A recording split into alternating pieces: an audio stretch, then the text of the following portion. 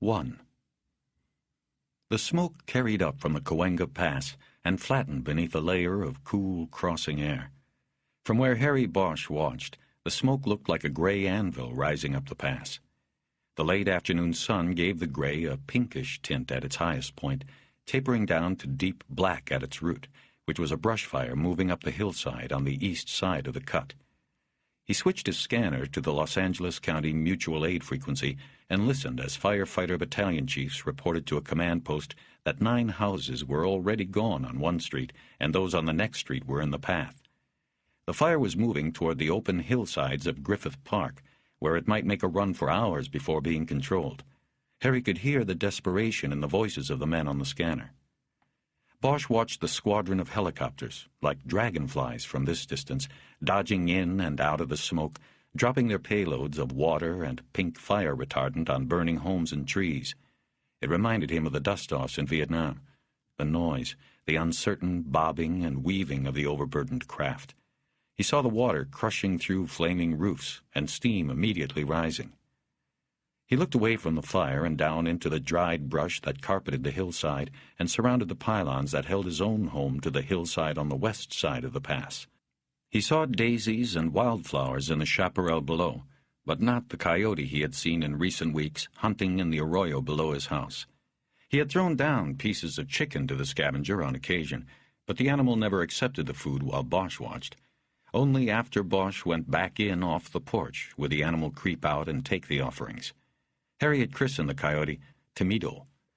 Sometimes late at night he heard the coyote's howl echoing up the pass. He looked back out at the fire just as there was a loud explosion and a concentrated ball of black smoke rotated up within the gray anvil. There was excited chatter on the scanner, and a battalion chief reported that a propane tank from a barbecue had ignited.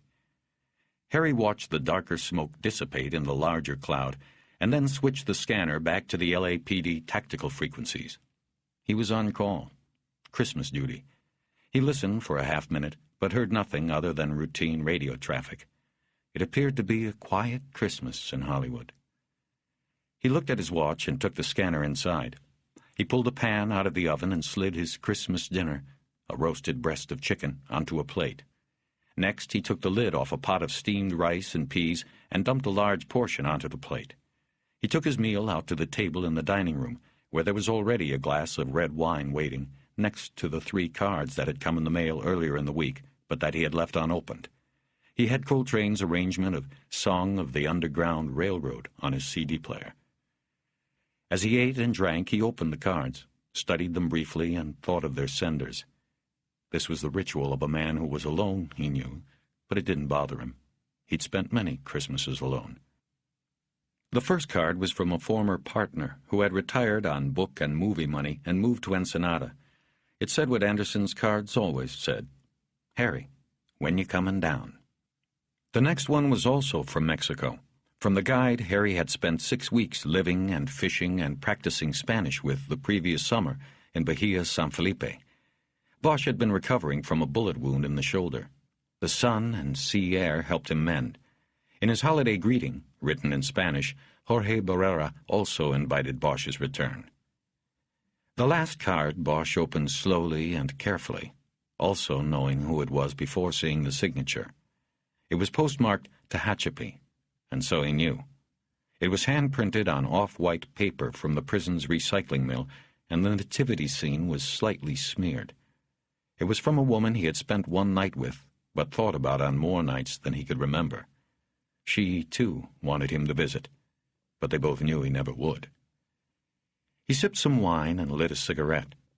Coltrane was now into the live recording of Spiritual, captured at the Village Vanguard in New York when Harry was just a kid.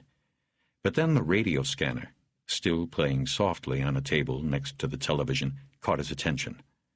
Police scanners had played for so long as the background music of his life that he could ignore the chatter, concentrate on the sound of a saxophone, and still pick up the words and codes that were unusual. What he heard was a voice saying, 1K12, Staff 2 needs your 20. Bosch got up and walked over to the scanner, as if looking at it would make his broadcast more clear. He waited 10 seconds for a reply to the request. 20 seconds. Staff 2 location is the Hideaway, Western, south of Franklin, room 7. Staff 2 should bring a mask. Bosch waited for more, but that was it. The location given, Western and Franklin, was within Hollywood Division's boundaries. 1K12 was a radio designation for a homicide detective out of the downtown headquarters Parker Center, the Robbery Homicide Division. And Staff 2 was the designation for an assistant chief of police. There were only 3 ACs in the department, and Bosch was unsure which one was Staff 2, but it didn't matter. The question was, what would one of the highest-ranking men in the department be rolling out for on Christmas night? A second question bothered Harry even more. If RHD was already on the call, why hadn't he, the on-call detective in Hollywood Division, been notified first? He went to the kitchen, dumped his plate in the sink, dialed the station on Wilcox, and asked for the watch commander. A lieutenant named Kleinman picked up. Bosch didn't know him. He was new, a transfer out of Foothill Division. "What's going on?" Bosch asked. "I'm hearing on the scanner about a body at Western and Franklin, and nobody's told me a thing, and that's funny, 'cause I'm on call out today." Kleinman said, "Don't worry about it. The Hats have got it all squared away." Kleinman must be an old-timer, Bosch figured. He hadn't heard that expression in years. Members of RHD wore straw bowlers in the 1940s. In the 50s, it was gray fedoras. Hats went out of style after that. Uniformed officers called RHD detectives suits now, not hats. But not homicide special cops. They still thought they were the tops, up there high like a cat's ass. Bosch had hated that arrogance, even when he'd been one of them. One good thing about working Hollywood, the city's sewer, nobody had any airs. It was police work, plain and simple. "What's the call?" Bosch asked. Kleinman hesitated a few seconds and then said, "We've got a body in a motel room on Franklin. It's looking suicide, but RHD is going to take it. I mean, they've already taken it. We're out of it. That's from on high, Bosch." Bosch said nothing. He thought a moment. RHD coming out on a Christmas suicide? It didn't make much... Then it flashed to him. Calexico Moore. "How old is this thing?" he asked. "I heard them tell Staff 2 to bring a mask." "Well, it's ripe. They said it'd be a real potato head. Problem is, there isn't much head left. Looks like he smoked both barrels of a shotgun. At least that's what I'm picking up on the RHD freak." Bosch's scanner did not pick up the RHD frequency. That was why he had not heard any of the early radio traffic on the call. The suits had apparently switched freaks only to notify Staff 2's driver of the address. If not for that, Bosch would not have heard about the call until the following morning when he came into the station. This angered him, but he kept his voice steady. He wanted to get what he could from Kleinman. "It's Moore, isn't it?" "Looks like it. His shield is on the bureau there, wallet. But like I said, nobody's going to make a visual ID from the body, so nothing is for sure." "How did this all go down?" "Look, Bosch, I'm busy here. You know what I mean? This doesn't concern you. RHD has it." "No, you're wrong, man. It does concern me. I should have gotten first call from you. I want to know how it went down so I understand why I didn't." "All right, Bosch. It went like this. We get a call out from the owner of the dump, says he's got a stiff in the bathroom of room 7. We send a unit out, and they call back and say, yeah, we got the stiff. But they called back on a landline, no radio, because they saw the badge and the wallet on the bureau and knew it was Moore, or at least thought it was him. Anyway, I called Captain Grupa at home, and he called the AC. The Hats were called in, and you were not. That's the way it goes. So if you have a beef, it's with Grupa or maybe the AC, not me. I'm clean." Bosch didn't say anything. He knew that sometimes when he was quiet, the person he needed information from would eventually fill the silence. "It's out of our hands now. Shit, the TV and Times are out there, daily news. They figure it's more like everybody else. It's a big mess. You'd think the fire up on the hill would be enough to keep them occupied? No way. They're out there lined up on Western. I gotta send another car over for media control. So, Bosch, you should be happy you aren't involved. It's Christmas, for Christ's sake." But that wasn't good enough. Bosch should have been called, and then it should have been his decision when to call out RHD. Someone had taken him out of the process altogether, and that still burned him. He said goodbye and lit another cigarette. He got his gun out of the cabinet above the sink and hooked it to the belt on his blue jeans. Then he put on a light tan sport coat over the army green sweater he was wearing. It was dark outside now, and through the sliding glass door he could see the fire line across the pass. It burned brightly on the black silhouette of the hill. It was a crooked devil's grin moving to the crest. From out in the darkness below his house he heard the coyote, howling at the rising moon, or the fire, or maybe just at himself for being alone and in the dark. 2. Bosch drove down out of the hills into Hollywood, traveling mostly on deserted streets until he reached the boulevard. On the sidewalks there were the usual groupings of runaways and transients. There were strolling prostitutes. He saw one with a red Santa hat on. Business is business, even on Christmas night. There were elegantly made-up women sitting on bus benches who were not really women and not really waiting for buses. The tinsel and Christmas lights strung across the boulevard at each intersection added a surreal touch to the neon glitz and grime. Like a whore with too much makeup, he thought, if there was such a thing. But it wasn't the scene that depressed Bosch. It was Cal Moore. Bosch had been expecting this for nearly a week, since the moment he heard that Moore had failed to show up for roll call. For most of the cops at Hollywood Division, it wasn't a question of whether Moore was dead. It was just a question of how long before his body turned up. Moore had been a sergeant heading up the division's street narcotics unit. It was a night job, and his unit worked the boulevard exclusively. It was known in the division that Moore had separated from his wife and replaced her with whiskey. Bosch had found that out firsthand the one time he had spent time with the narc. He had also learned that there might be something more than just marital problems and early burnout plaguing him. Moore had spoken obliquely of internal affairs and a personnel investigation. It all added up to a heavy dose of Christmas depression. As soon as Bosch heard they were starting a search for Cal Moore, he knew. The man was dead. And so did everyone else in the department, though nobody said this out loud. Not even the media said it. At first, the department tried to handle it quietly.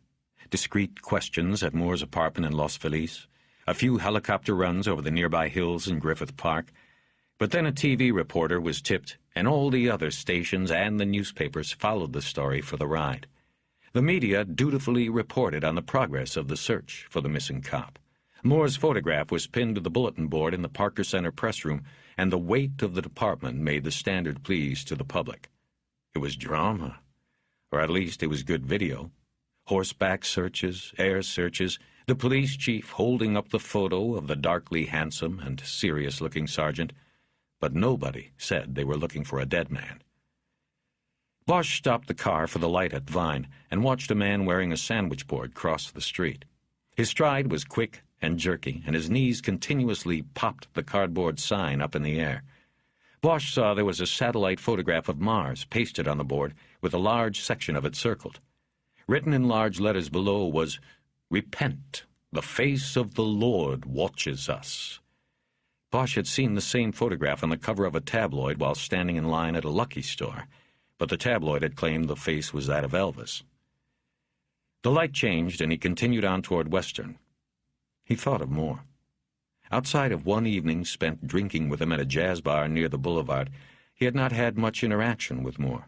When Bosch had been transferred to Hollywood Division from RHD the year before, there had been hesitant handshakes and glad to know yous from everyone in the division, but people generally kept their distance. It was understandable, since he had been rolled out of RHD on an IAD beef, and Bosch didn't mind. Moore was one of those who didn't go out of his way to do much more than nod when they passed in the hall or saw each other at staff meetings, which was also understandable, since the homicide table where Bosch worked was in the first-floor detective bureau, and Moore's squad, the Hollywood Bang, short for Boulevard Anti-Narcotics Group, was on the second floor of the station. Still, there had been the one encounter. For Bosch, it had been a meeting to pick up some background information for a case he was working. For Moore, it had been an opportunity to have many beers and many whiskeys. Moore's Bang Squad had the kind of slick, media-grabbing name the department favored, but in reality was just 5 cops working out of a converted storage room and roaming Hollywood Boulevard at night, dragging in anybody with a joint or better in his pocket. Bang was a numbers squad, created to make as many arrests as possible in order to help justify requests for more manpower, equipment, and, most of all, overtime in the following year's budget. It did not matter that the DA's office handed out probation deals on most of the cases and kicked the rest. What mattered were those arrest statistics.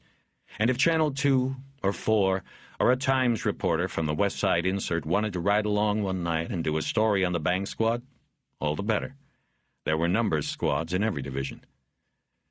At Western, Bosch turned north, and ahead he could see the flashing blue and yellow lights of the patrol cars and the lightning-bright strobes of TV cameras. In Hollywood, such a display usually signaled the violent end of a life or the premiere of a movie. But Bosch knew nothing premiered in this part of town except 13-year-old hookers. Bosch pulled to the curb a half-block from the hideaway and lit a cigarette. Some things about Hollywood never changed. They just came up with new names for them. The place had been a rundown dump 30 years ago when it was called the El Rio. It was a rundown dump now. Bosch had never been there, but he had grown up in Hollywood and remembered.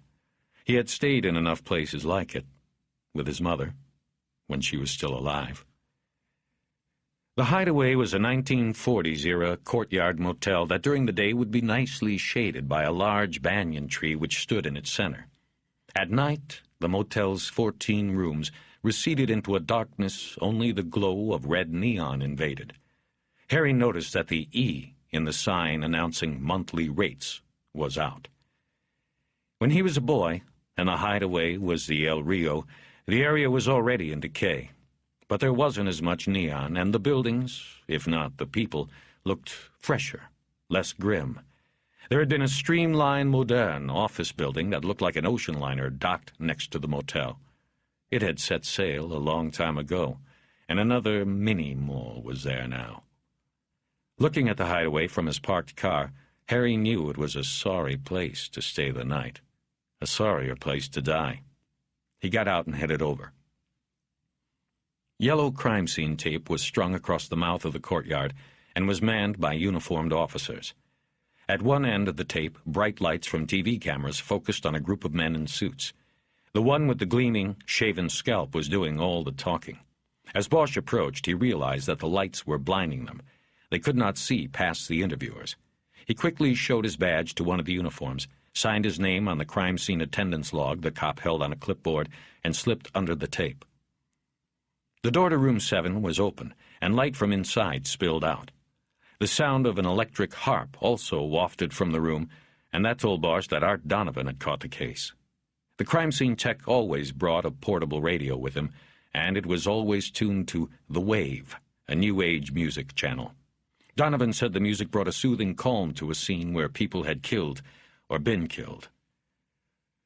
Harry walked through the door, holding a handkerchief over his mouth and nose. It didn't help.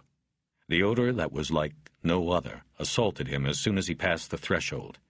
He saw Donovan on his knees dusting fingerprint powder onto the dials of the air conditioner unit in the wall below the room's front and only window. "Cheers," Donovan said. He was wearing a painter's mask to guard against the odor and the intake of the black powder. "In the bathroom." Bosch took a look around, quickly, since it was likely he would be told to leave as soon as the suits discovered him. The room's queen-sized bed was made with a faded pink coverlet. There was a single chair with a newspaper on it. Bosch walked over and noted that it was The Times, dated 6 days earlier. There was a bureau and mirror combination to the side of the bed. On the top of it was an ashtray with a single butt pressed into it after being half-smoked. There was also a .38 Special in a nylon boot holster, a wallet, and a badge case. These last 3 had been dusted with the black fingerprint powder. There was no note on the bureau, the place Harry would have expected it to be. No, he said, more to himself than Donovan. "Nope, nothing in the bathroom either. Have a look. That is, if you don't mind losing your Christmas dinner." Harry looked down the short hallway that went to the rear off the left side of the bed. The bathroom door was on the right, and he felt reluctance as he approached. He believed there wasn't a cop alive who hadn't thought at least once of turning his own hand cold. He stopped at the threshold. The body sat on the dingy white floor tile, its back propped against the tub. The first thing to register on Bosch was the boots, gray snakeskins with bulldog heels. Moore had worn them the night they had met for drinks. One boot was still on the right foot, and he could see the manufacturer's symbol, an S like a snake, on the worn rubber heel. The left boot was off and stood upright next to the wall. The exposed foot, which was in a sock, had been wrapped in a plastic evidence bag. The sock had once been white, Bosch guessed, but now it was grayish, and the limb was slightly bloated. On the floor next to the door jamb was a 20-gauge shotgun with side-by-side barrels. The stock was splintered along the bottom edge. A 4-inch-long sliver of wood lay on the tile and had been circled with a blue crayon by Donovan or one of the detectives. Bosch had no time to deliberate on these facts. He just tried to take it all in. He raised his eyes the length of the body. Moore was wearing jeans and a sweatshirt.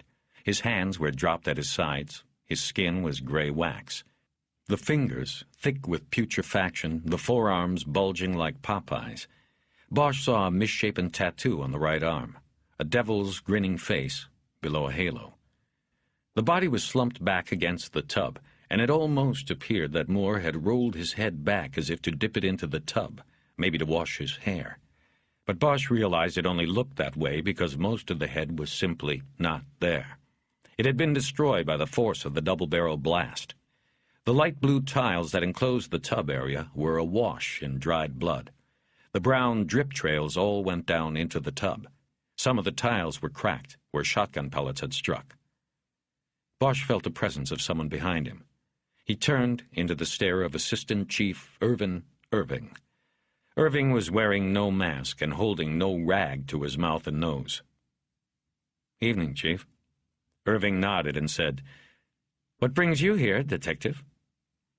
Bosch had seen enough to be able to put together what had happened. He stepped away from the threshold, moved around Irving, and walked toward the front door. Irving followed. They passed 2 men from the medical examiner's office who were wearing matching blue jumpsuits. Outside the room, Harry threw his handkerchief into a trash can brought to the scene by the cops.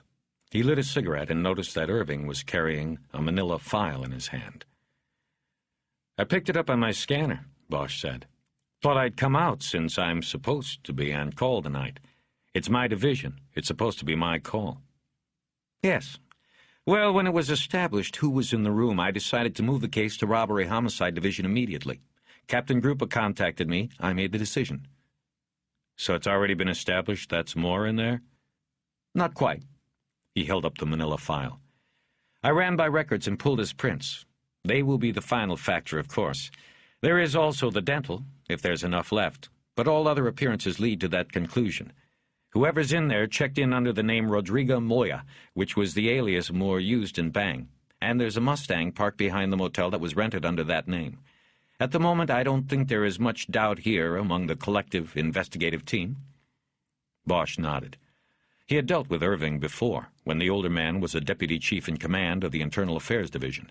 Now he was an AC, one of the top 3 men in the department, and his purview had been extended to include IAD, Narcotics Intelligence and Investigation, and all detective services.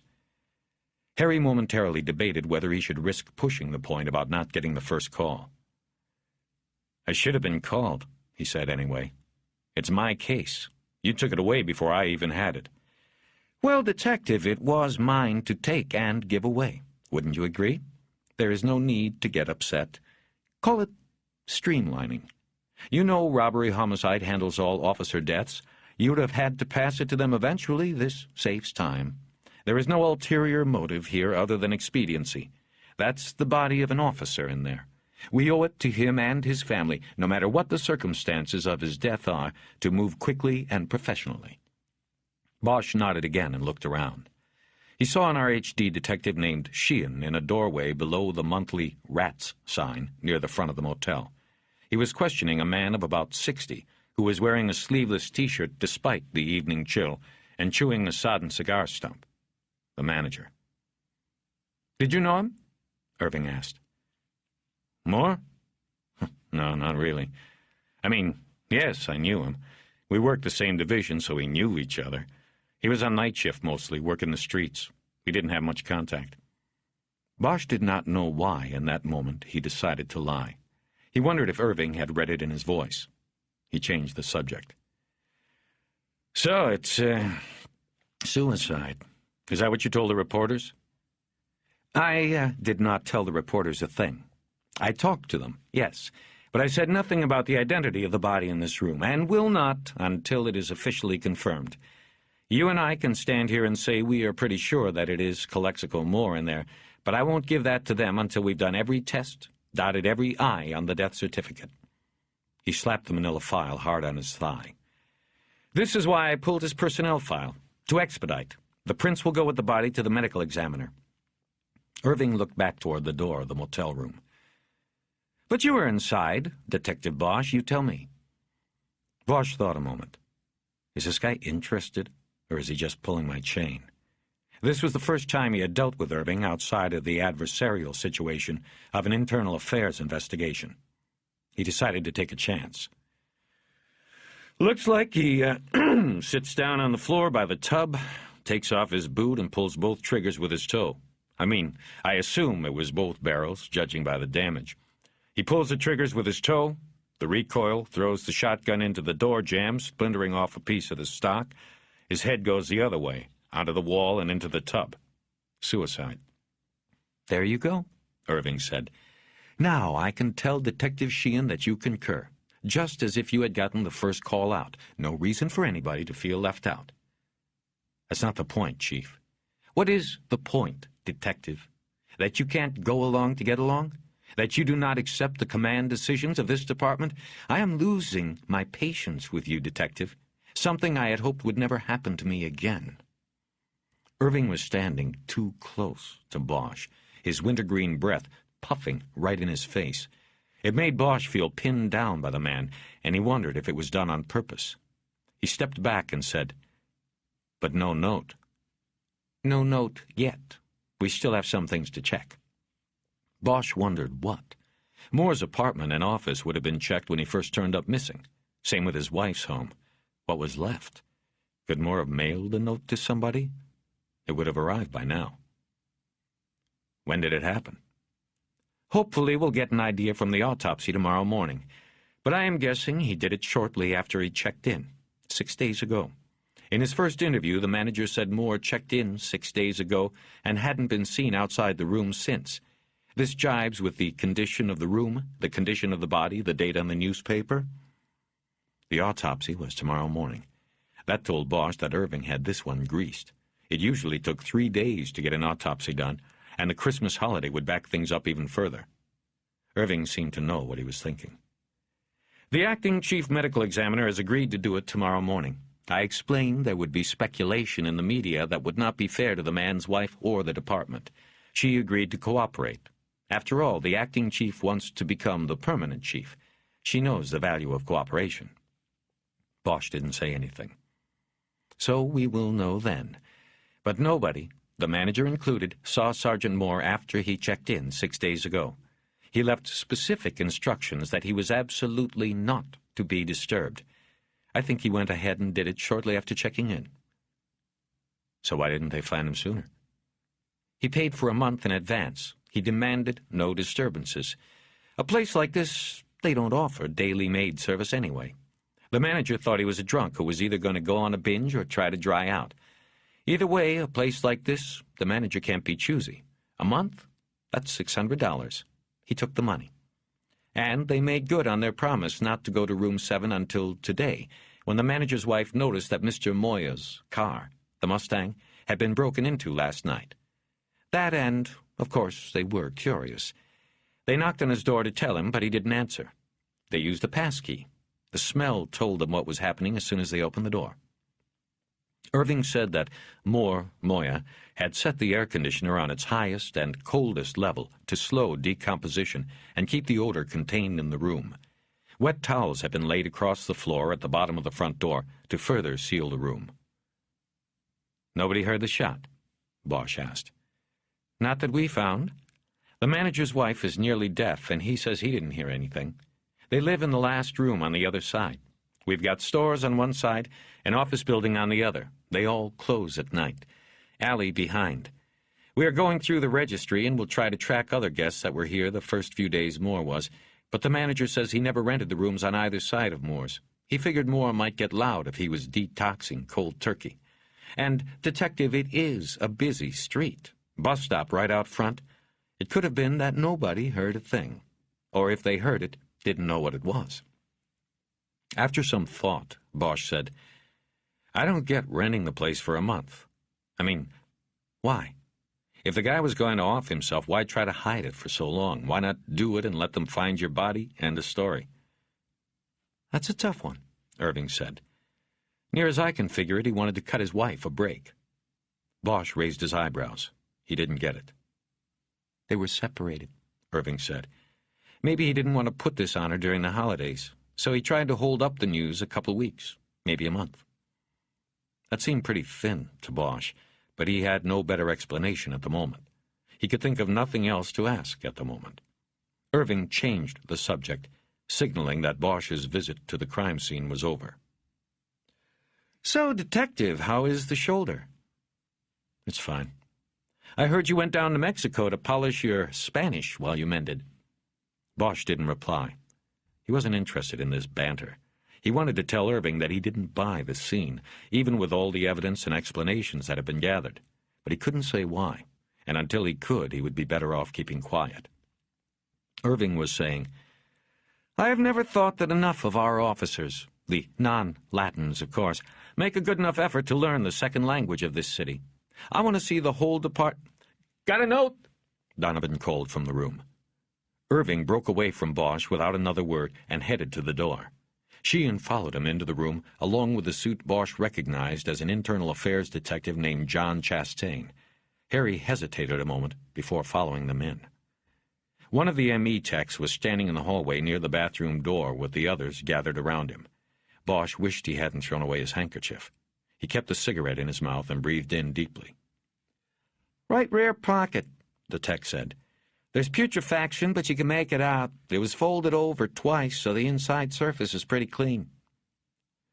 Irving backed out of the hallway, holding a plastic evidence bag up and looking at the small piece of paper inside it. The others crowded around him, except for Bosch. The paper was gray, like Moore's skin. Bosch thought he could see one line of blue writing on the paper. Irving looked over at him as if seeing him for the first time. Bosch, you will have to go. Harry wanted to ask what the note said, but knew he would be rejected. He saw a satisfied smirk on Chastain's face.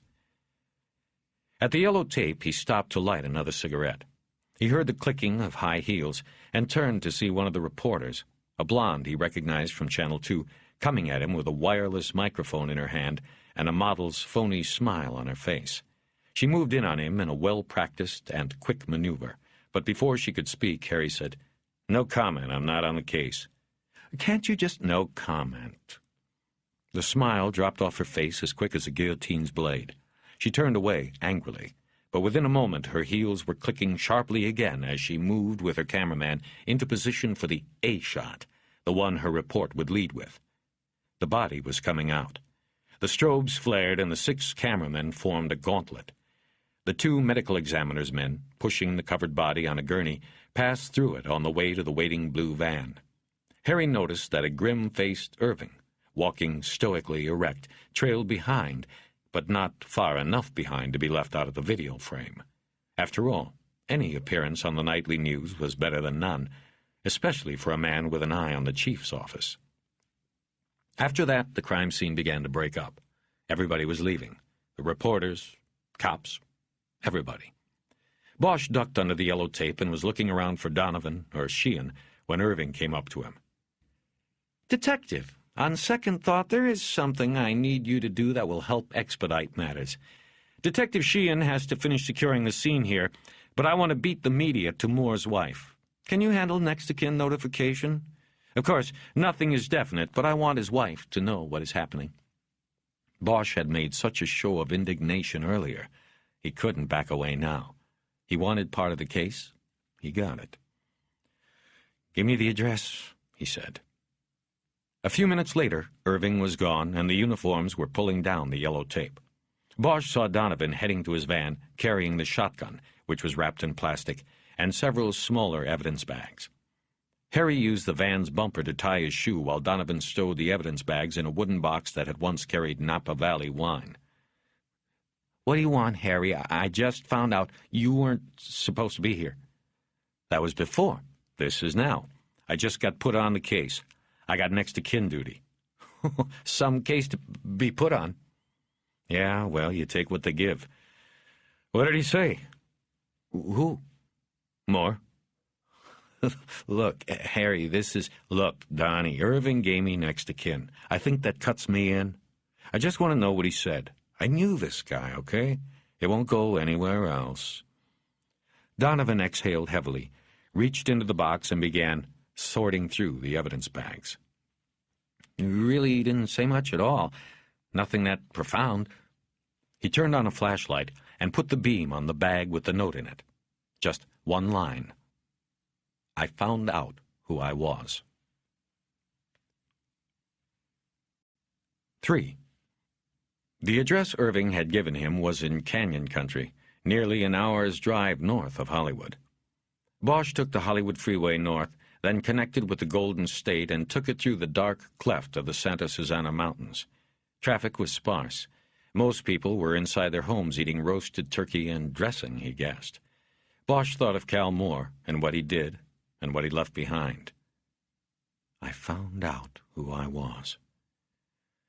Bosch had no clue to what the dead cop had meant by the one line, scratched on a small piece of paper and placed in the back pocket. Harry's single experience with Moore was all he had to go on. And what was that? A couple of hours drinking beer and whiskey with a morose and cynical cop. There was no way to know what had happened in the meantime, to know how the shell that protected him had corroded. He thought back on his meeting with Moore.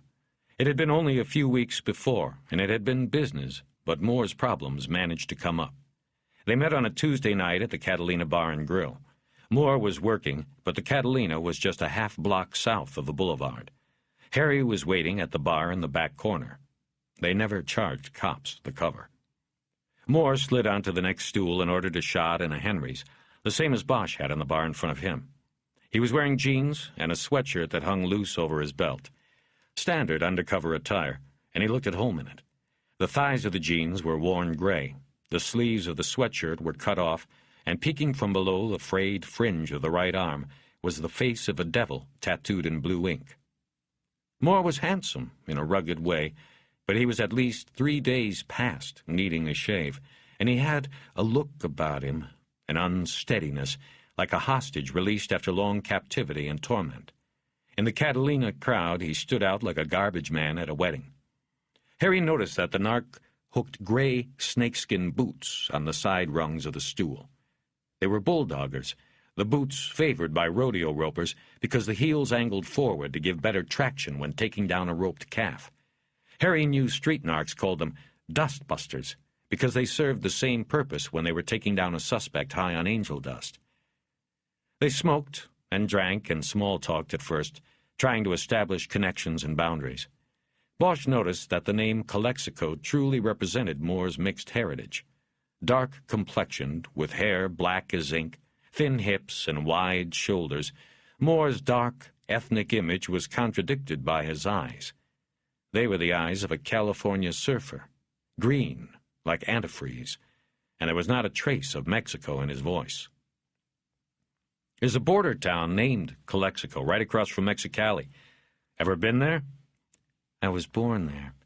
That's how come I got the name. I've never been. Don't worry, you haven't missed much. Just a border town like all the rest. I still go on down every now and then. Family? Nah, not anymore. Moore signaled the bartender for another round, then lit a cigarette off the one he had smoked down to the filter. I thought you had something to ask about, he said. Yeah, I do. I got a case. The drinks arrived, and Moore threw his shot back in one smooth movement. He had ordered another before the bartender had finished writing on the tab. Bosch began to outline his case. He had caught it a few weeks earlier, and so far had gotten nowhere. The body of a 30-year-old male, later identified through fingerprints as James Kapalani of Oahu, Hawaii, was dumped beneath the Hollywood freeway crossing over Gower Street. He had been strangled with an 18-inch length of baling wire with wooden dowels at the ends, the better to grip the wire with after it had been wrapped around somebody's neck. Very neat and efficient job. Kapalani's face was the bluish-gray color of an oyster. The Blue Hawaiian, the acting chief medical examiner had called him when she did the autopsy. By then, Bosch knew through NCIC and DOJ computer runs that in life he had also been known as Jimmy Caps, and that he had a drug record that printed out about as long as the wire somebody had used to take his life. So it wasn't too big a surprise when the ME cut him open and found 42 rubbers in his gut, Bosch said. What was in them? This Hawaiian shit called glass. A derivative of ice, I am told. I remember when ice was a fad a few years back. Anyway, this Jimmy Caps was a courier. He was carrying this glass inside his stomach, had probably just gotten off the plane from Honolulu when he walks into the baling wire. I hear this glass is expensive stuff, and the market for it is extremely competitive. I guess I'm looking for some background, maybe shake an idea loose here, because I got nothing on this. No ideas on who did Jimmy Caps. Who told you about glass? Major narcs downtown. Not much help. Nobody really knows shit, that's why. They tell you about black ice? A little. That's the competition, they said. Comes from the Mexicans. That's about all they said. Moore looked round for the bartender, who was down at the other end of the bar, and seemed to be purposely ignoring them. It's all relatively new, he said. Basically, black ice and glass are the same thing. Same results. Glass comes from Hawaii and black ice comes from Mexico. The drug of the 21st century, I guess you'd call it. If I was a salesman, I'd say it covers all the demographics. Basically, somebody took coke, heroin, and PCP and rocked them all up together. A powerful little rock. It's supposed to do everything. It's got a crack high, but the heroin also gives it legs. I'm talking about hours, not minutes. Then it's got just a pinch of dust, the PCP, to give it a kick toward the end of the ride. Man, once it really takes hold on the streets, they get a major market going, then shit, forget about it. There'll be nothing but a bunch of zombies walking around. Bosch said nothing. Much of this he already knew, but Moore was going good, and he didn't want to knock him off track with a question. He lit a cigarette and waited. Started in Hawaii, Moore said. Oahu. They were making ice over there. Just plain ice, they called it. That's rocking up PCP and coke. Very profitable. Then it evolved. They added heroin. Good stuff, too, Asian white. Now they call it glass. I guess that was their motto or something, smooth as glass. But in this business, there is no lock on anything. There is only price and profit. He held up both hands to signify the importance of these two factors. The Hawaiians had a good thing, but they had trouble getting it to the mainland. You got boats and you got planes, and these can be regulated to a good degree, or at least to some degree. I mean, they can be checked and watched. So they end up with couriers like this Caps who swallow the shit and fly it over. But even that is harder than it seems. First of all, you got a limited quantity that you can move. What, 42 balloons in the sky? What was that, about 100 grams? That's not much for the trouble. Plus, you got the DEA. They got people in the planes, airports. They're looking for people like Caps. They call them rubber smugglers. They got a whole shakedown profile. You know, a list of what to look for. People sweating, but with dry lips, licking their lips. The anti-diuretic does that kaopectate shit. The rubber smugglers swig that shit like it's Pepsi. It gives them away. Anyway, what I am saying is that the Mexicans got it a whole hell of a lot easier. Geography is on their side.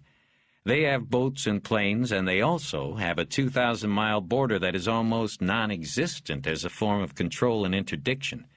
They say the feds stop 1 pound of coke for every 10 that gets by them. Well, when it comes to black ice, they aren't even getting an ounce at the border. I know of not one single black ice bust at the border. He paused to light a cigarette. Bosch saw a tremor in his hand as he held the match.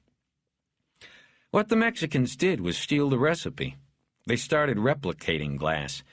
Only they're using homegrown brown heroin, including the tar.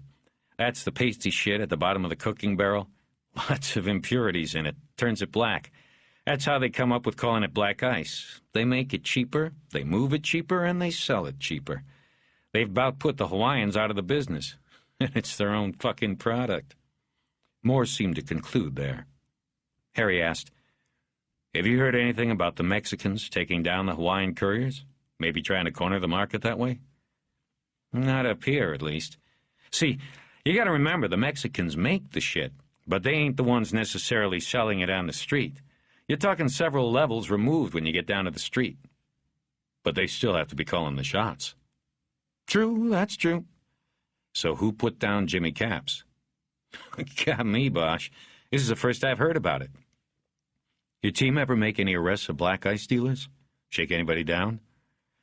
"A few, but you're talking about the lowest rungs on the ladder. White boys. Rock dealers on the boulevard are usually white boys. It's easier for them to do business. Now, that doesn't mean it isn't Mexicans giving it to them. It also doesn't mean it ain't South Central gangs giving it, so the arrests we've made probably wouldn't help you any." He banged his empty beer mug on the bar until the bartender looked up and was signaled for another round. Moore seemed to be getting morose, and Bosch hadn't gotten much help from him. "I need to go further up the ladder. Can you give me anything? I don't have shit on this, and it's 3 weeks old. I've got to come up with something or drop it and move on." Moore was looking straight ahead at the bottles that lined the rear wall of the bar. "Look, I'll see what I can do," he said. "But you gotta remember, we don't spend time on black ice. Coke and dust, some reefer, that's what we deal in and day out, not the exotics. We're a numbers squad, man. But I got a connection at DEA. I'll talk to him." Bosch looked at his watch. It was near midnight, and he wanted to go. He watched Moore light a cigarette, though he still had one burning in the crowded ashtray. Harry still had a full beer and shot in front of him, but stood up and began digging in his pockets for money. "Thanks, man," he said. "See what you can do, and let me know." "Sure," Moore said. After a beat, he said, "Hey, Bosch?" "What?" "I know about you. You know, what's been said around the station. I know you've been in the bucket. I wonder, did you ever come up against an IAD suit named Chastain?" Bosch thought a moment. John Chastain was one of the best. In IAD, complaints were classified at the end as sustained, unsustained, or unfounded. He was known as Sustained Chastain. "I've heard of him," he said. "He's a 3, runs one of the tables." "Yeah, I know he's a detective 3rd grade. Shit, everybody knows that. What I mean is, is he one of them that came after you?" "No, it was always somebody else." Moore nodded. He reached over and took the shot that had been in front of Bosch. He emptied it, then said, "Chastain, from what you've heard, do you think he's good at what he does? Or is he just another suit with a shine on his ass?" "I guess it depends on what you mean by good. But no, I don't think any of them are good. Job like that, they can't be. But give them the chance, any one of them will burn you down and bag your ashes." Bosch was torn between wanting to ask what was going on and not wanting to step into it. Moore said nothing. He was giving Bosch the choice. Harry decided to keep out of it. He said, "If they've got a hard-on for you, there isn't much you can do. Call the union and get a lawyer. Do what he says and don't give the suits anything you don't have to." Moore nodded silently once more. Harry put down 2 $20 bills that he hoped would cover the tab and still leave something for the bartender. Then he walked out. He never saw Moore again. Bosch connected with the Antelope Valley Freeway and headed northeast. On the Sand Canyon overpass, he looked across the freeway and saw a white TV van heading south. There was a large 9 painted on its side. It meant Moore's wife would already know by the time Bosch arrived. And Bosch felt a slight twinge of guilt at that, mixed with relief that he would not be the one breaking the news. The thought made him realize that he did not know the widow's name. Irving had given him only an address, apparently assuming Bosch knew her name. As he turned off the freeway onto the Sierra Highway, he tried to recall the newspaper stories he had read during the week. They had carried her name. But it didn't come to him. He remembered that she was a teacher, an English teacher, he thought, at a high school in the valley. He remembered that the reports said they had no children, and he remembered that she had been separated a few months from her husband. But the name, her name, eluded him. He turned on to Del Prado, watched the numbers painted on the curbs, and then finally pulled to a stop in front of the house that had once been Cal Moore's home. It was a common ranch-style home, the kind minted by the hundreds in the planned communities that fed the freeways to overflow each morning. It looked large, like maybe 4 bedrooms, and Bosch thought that was odd for a childless couple. Maybe there had been plans at one time. The light above the front door was not on. No one was expected. No one was wanted. Still, in the moonlight and shadow, Bosch could see the front lawn and knew that the mower was at least a month past due. The tall grass surrounded the post of the white Rittenbaugh Realty sign that was planted near the sidewalk. There were no cars in the driveway, and the garage door was closed, its 2 windows dark, empty sockets. A single dim light shone from behind the curtained picture window next to the front door. He wondered what she would be like, and if she would feel guilt or anger, or both. He threw his cigarette into the street and then got out and stepped on it. Then he headed past the sad-looking for sale sign to the door. 4. The mat on the porch below the front door said, "Welcome," but it was worn, and nobody had bothered to shake the dust off it in some time. Bosch noticed all of this because he kept his head down after knocking. He knew that looking at anything would be better than looking at this woman. Her voice answered after his second knock. "Go away. No comment." Bosch had to smile, thinking how he had used that one himself tonight. "Hello, Mrs. Moore. I'm not a reporter. I'm with the L.A. police." The door came open a few inches, and her face was there, backlit and hidden in shadow. Bosch could see the chain lock stretching across the opening. Harry was ready with his badge case already out and opened. "Yes?" "Mrs. Moore?" "Yes." "I'm Harry Bosch. I'm a detective, LAPD, and I've been sent out. Could I come in? I need to ask you a few questions and inform you of some developments in—" "You're late.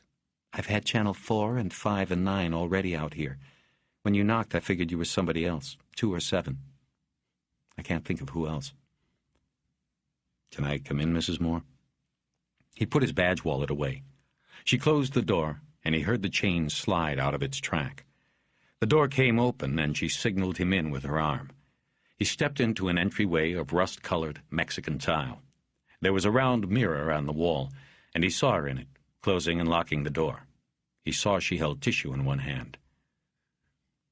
"Will this take long?" she asked. He said no, and she led him to the living room, where she took a seat on an overstuffed chair covered in brown leather. It looked very comfortable, and it was next to the fireplace. She motioned him toward a couch that faced the fireplace. This was where the guests always sat. The fireplace had the glowing remnants of a dying fire. On the table next to where she sat, he saw a box of tissues and a stack of papers. More like reports or maybe scripts. Some were in plastic covers. "Book reports," she said, having noticed his gaze. "I assigned books to my students with the reports due before the Christmas vacation. It was going to be my first Christmas alone, and I guess I wanted to make sure I had something to keep me busy." Bosch nodded. He looked around the rest of the room. In his job, he learned a lot about people from their rooms, the way they lived. Often the people could no longer tell him themselves. So he learned from his observations and believed that he was good at it. The room in which they sat was spare, not much furniture. It didn't look like a lot of entertaining of friends or family happened here. There was a large bookshelf at one end of the room that was filled by hardback novels and oversized art books. No TV, no sign of children. It was a place for quiet work or fireside talks. But no more. In the corner opposite the fireplace was a 5-foot Christmas tree with white lights and red balls, a few homemade ornaments that looked as if they might have been passed down through generations. He liked the idea that she had put up the tree by herself. She had continued her life and its routines amidst the ruins of her marriage. She had put the tree up for herself. It made him feel her strength. She had a hard shell of hurt and maybe loneliness, but there was a sense of strength, too. The tree said she was the kind of woman who would survive this, would make it through, on her own. He wished he could remember her name. "Before you start," she said, "can I ask you something?" The light from the reading lamp next to her chair was low wattage, but he could clearly see the intensity of her brown eyes. "Sure." "Did you do that on purpose? Let the reporters come up here first so you wouldn't have to do the dirty work? That's what my husband used to call it, telling families. He called it the dirty work, and he said the detectives always tried to get out of it." Bosch felt his face grow warm. There was a clock on the fireplace mantel that now seemed to be ticking very loudly in the silence. He finally managed to say, "I was told only a short time ago to come here. I had a little trouble finding it. He stopped. She knew. "I'm sorry. I guess you're right. I took my time." "It's okay. I shouldn't put you on the spot. It must be a terrible job." Bosch wished he had a fedora like the ones the detectives in the old movies always had. That way he could hold it in his hands and fiddle with it and let his fingers trace its brim, give him something to do. He looked at her closely now and saw the quality of damaged beauty about her. Mid-30s, he guessed, with brown hair and blonde highlights. She seemed agile, like a runner, clearly defined jawline above the taut muscles of her neck. She had not used makeup to try to hide the lightly etched lines that curved under her eyes. She wore blue jeans and a baggy white sweatshirt that he thought might have been her husband's once. Bosch wondered how much of Calexico Moore she still carried in her heart. Harry actually admired her for taking the shot at him about the dirty work. He knew he deserved it. In the 3 minutes he had known her, he thought she reminded him of someone, but he wasn't sure who. Someone from his past, maybe. There was a quiet tenderness there beside her strength. He kept bringing his eyes back to hers. They were magnets. "Anyway, I'm Detective Harry Bosch," he began again, hoping she might introduce herself. "Yes, I've heard of you. I remember the newspaper articles, and I'm sure my husband spoke of you. I think it was when they sent you out to Hollywood Division, a couple of years ago. He said before that one of the studios had paid you a lot of money to use your name and do a TV movie about a case. He said you bought one of those houses on stilts up in the hills." Bosch nodded reluctantly and changed the subject.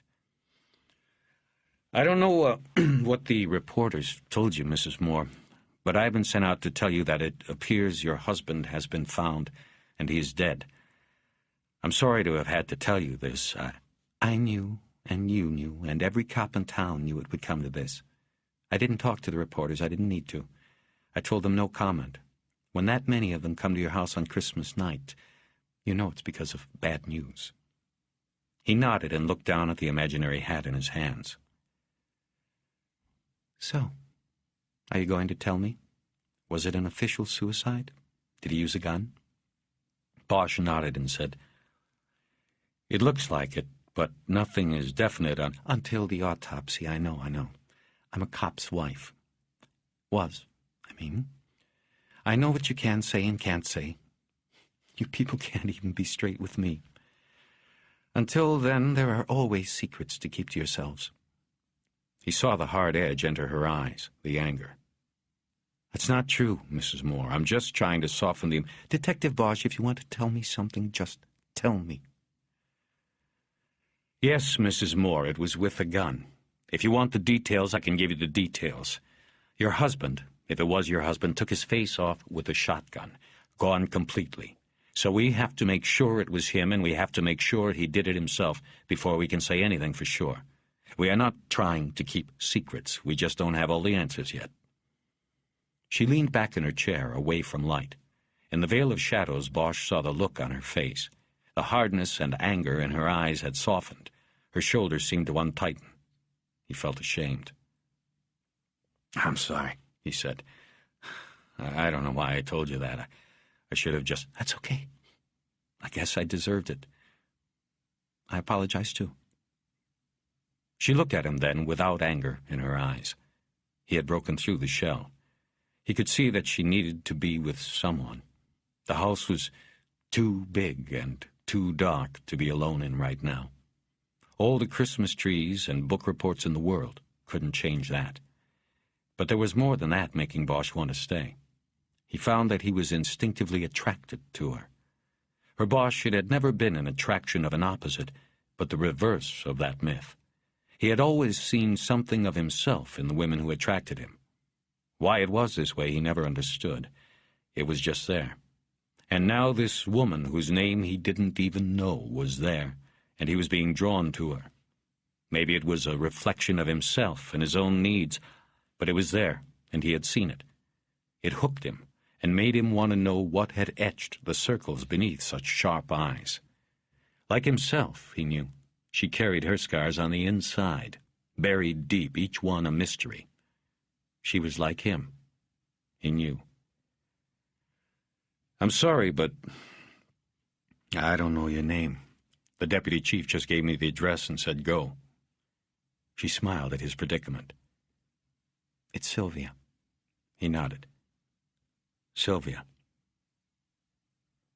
Is that coffee I smell by any chance?" "Yes. Would you like a cup?" "That would be great if it's not too much trouble." "Not at all." She got up, and as she passed in front of him, so did his doubts. "Listen, I'm sorry. Maybe I should go. You have a lot to think about, and I'm intruding here. Please stay. I could use the company." She didn't wait for an answer. The fire made a popping sound as the flames found the last pocket of air. He watched her head toward the kitchen. He waited a beat, took another look around the room, and stood up and headed toward the lighted doorway of the kitchen.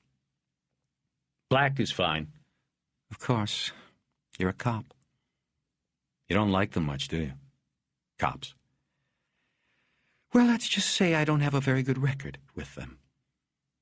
Her back was to him, and she put 2 mugs on the counter and poured coffee from a glass pot. He leaned against the doorway next to the refrigerator. He was unsure what to say, whether to press on with business or not. "You have a nice home?" "No, it's a nice house, not a home. We're selling it. I guess I should say, I'm selling it now." She still hadn't turned around. "You know you can't blame yourself for whatever he did." It was a meager offering, and he knew it. "Easier said than done." "Yeah." There was a long moment of silence then before Bosch decided to get on with it. "There was a note." She stopped what she was doing, but still did not turn. "I found out who I was." That's all he said. She didn't say anything. One of the mugs was still empty. "Does it mean anything to you?" She finally turned to him. In the bright kitchen light, he could see the salty tracks that tears had left on her face. It made him feel inadequate, that he was nothing and could do nothing to help heal her. "I don't know. My husband, he was caught on the past." "What do you mean?" He was always going back. He liked the past better than the present or the hope of the future. He liked to go back to the time he was growing up. He couldn't let things go. He watched tears slide into the grooves below her eyes. She turned back to the counter and finished pouring the coffee. "What happened to him?" he asked. "What happens to anybody?" For a while after that, she didn't speak, then said, "I don't know. He wanted to go back. He had a need for something back there." Everybody has a need for their past, Bosch thought. Sometimes it pulls harder on you than the future. She dried her eyes with tissue and then turned and gave him a mug. He sipped it. "Once he told me he lived in a castle," she said. "That's what he called it, at least." "In Calexico?" he asked. "Yes, but it was for a short while. I don't know what happened. He never told me a lot about that part of his life. There was his father. At some point, he wasn't wanted anymore by his father. He and his mother had to leave Calexico, the castle, or whatever it was, and she took him back across the border with her. He liked to say he was from Calexico, but he really grew up in Mexicali. I don't know if you've ever been there. Just to drive through, never stopped. That's the general idea, don't stop. But he grew up there. She stopped and he waited her out. She was looking down at her coffee, an attractive woman who looked weary of this. She had not yet seen that this was a beginning for her, as well as an end. It was something he never got over. The abandonment. He often went back there to Calexico. I didn't go, but I know he did, alone. I think he was watching his father, maybe seeing what could have been.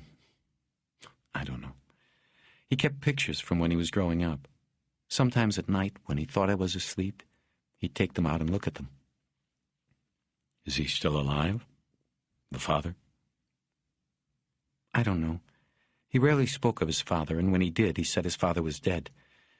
But I don't know if that was metaphorically dead, or that he actually was dead. He was dead as far as Cal went. That was what mattered. It was a very private thing with Cal. He still felt the rejection all these years later. I could not get him to talk about it. Or when he would just lie, say the old man meant nothing and that he didn't care, but he did. I could tell. After a while, after years, I have to say that I stopped trying to talk with him about it. And he would never bring it up. He'd just go down there, sometimes for a weekend, sometimes a day. He'd never talk about it when he came back. Do you have the photos? No. He took them when he left. He'd never leave them. Bosch sipped some coffee to give himself time to think. It seems, he began, I don't know, it seems like, could this have had anything to do with, I don't know. All I can tell you is that it had a lot to do with us. It was an obsession with him. It was more important to him than me. It's what ended it for us. What was he trying to find? I don't know. In the last few years, he shut me out. And I have to say that after a while, I shut him out. That's how it ended. Bosch nodded and looked away from her eyes. What else could he do? Sometimes his job took him too far inside people's lives, and all he could do was stand there and nod. He was asking questions he felt guilty asking because he had no right to the answers. He was just the messenger boy here. He wasn't supposed to find out why somebody would hold a double-barrel shotgun up to his face and pull the triggers. Still, the mystery of Cal Moore and the pain on her face wouldn't let him go. She was captivating in a way that went beyond her physical beauty.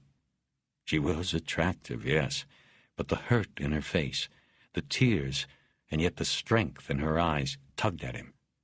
The thought that occurred to him was that she did not deserve this. How could Cal Moore have fucked up so badly? He looked back at her. There was something he told me once. I've had some experience with IED. That's internal. I know what it is. Yeah. Well, he asked me for some advice. Asked me about if I knew somebody that was asking questions about him. Name of Chastain. Did Cal tell you about this? What it was about? No, he didn't. Her demeanor was changing. Bosch could actually see the anger welling up from inside again. Her eyes were very sharp. He had struck a nerve. But you knew about it, right? Chastain came here once. He thought I would cooperate with whatever it was he was doing. He said I made a complaint about my husband, which was a lie. He wanted to go through the house, and I told him to leave. I don't want to talk about this. When did Chastain come? I don't know, a couple of months ago. You warned Cal? She hesitated and then nodded. Then Cal came to the Catalina and asked me for advice, Harry realized. You sure you don't know what it was about? We were separated by then. We didn't talk. It was over between us. All I did was tell Cal that this man had come out and that he had lied about who made the complaint. Cal said that was all they do. Lie. He said, don't worry about it. Harry finished his coffee but held the mug in his hand. She had known her husband had somehow fallen, had betrayed their future with his past, but she had stayed loyal. She had warned him about Chastain. Bosch couldn't fault her for that. He could only like her better. "What are you doing here?" she asked. "What?" "If you're investigating my husband's death, I would assume you already know about IAD. You are either lying to me, too, or don't know. If that's the case, what are you doing here?" He put the mug down on the counter. It gave him a few extra seconds. "I was sent out by the assistant chief to tell you what was the dirty work." "Right. I got stuck with the dirty work. But like I said, I sort of knew your husband, and I don't think it's a mystery you can solve, Detective Bosch." He nodded, the old standby. "I teach English and Lit at Grant High in the Valley," she said. "I assign my students a lot of books written about L.A. so they can get a feel for the history and character of their community. Lord knows, few of them were born here. Anyway, one of the books I assign is The Long Goodbye. It's about a detective." "I've read it." "There's a line. I know it by heart. There is no trap so deadly as the trap you set for yourself." Whenever I read that, I think of my husband. And me. She started to cry again, silently, never taking her eyes off Bosch. This time he didn't nod. He saw the need in her eyes and crossed the room and put his hand on her shoulder. It felt awkward, but then she moved into him and leaned her head against his chest. He let her keep crying until she pulled away. An hour later, Bosch was home. He picked up the half-filled glass of wine and the bottle that had been sitting on the table since dinner. He went out on the back porch and sat and drank and thought about things until early into the morning hours. The glow of the fire across the pass was gone, but now something burned within himself. Calexico Moore had apparently answered a question that all people carried deep within themselves, that Harry Bosch, too, had longed to answer. I found out who I was. And it had killed him. It was a thought that pushed a fist into Bosch's guts, into the most secret folds of his heart. 5. Thursday, the morning after Christmas, was one of those days the postcard photographers pray for. There was no hint of smog in the sky. The fire in the hills had burned out, and the smoke had long been blown over the hills by Pacific breezes. In its stead, the Los Angeles basin basked under a blue sky and puffy, cumulus clouds. Bosch decided to take the long way down out of the hills, driving on Woodrow Wilson until it crossed Mulholland, and then taking the winding route through Nichols Canyon. He loved the views of the hills, covered with blue wisteria and violet ice plants, topped with aging, million-dollar homes that gave the city its aura of fading glory. As he drove, he thought of the night before, and how it had made him feel to comfort Sylvia Moore. It made him feel like a cop in a Rockwell painting, like he had made a difference. Once he was out of the hills, he took Genesee to Sunset and then cut over to Wilcox. He parked behind the station and walked past the fenced windows of the drunk tank into the detective bureau. The gloom in the squad room was thicker than cigarette smoke in a porno theater. The other detectives sat at their tables with their heads down, most talking quietly on the phone or with their faces buried in the paperwork that haunted their lives with its never-ceasing flow. Harry sat down at the homicide table and looked across at Jerry Edgar, his some-of-the-time partner. There were no permanently assigned partners anymore. The Bureau was short-handed, and there was a departmental hiring and promotion freeze because of budget cuts. They were down to 5 detectives on the homicide table. The Bureau commander, Lieutenant Harvey, 98 pounds, managed this by working detectives solo except on key cases, dangerous assignments, or when making arrests. Bosch liked working on his own anyway, but most of the other detectives complained about it. "What's going on?" Bosch asked Edgar. "More?" Edgar nodded. They were alone at the table. Shelby Dunn and Karen Moschito usually came in after 9, and Lucius Porter was lucky if he was sober enough to get in by 10. A little while ago, 98 came out of the box and said they got the fingerprints match. It was more. He blew his own shit away. They were silent for a few minutes after that. Harry scanned the paperwork on his desk, but couldn't help thinking about more. He imagined Irving or Sheehan or maybe even Chastain calling Sylvia Moore to tell her the identification was confirmed. Harry could see his slim connection to the case disappearing like smoke. Without having to turn, he realized someone was standing behind him. He looked around to see Pounds looking down at him. "Harry, come on in." An invitation to the glass box. He looked at Edgar, who raised his eyes in a "who knows" gesture. Harry got up and followed the lieutenant into his office at the head of the squad room. It was a small room with windows on 3 sides that enabled Pounds to look out on his charges but limit his actual contact with them. He didn't have to hear them or smell them or know them. The blinds that were often used to cut off his sight of them were open this morning. "Sit down, Harry. I don't have to tell you not to smoke."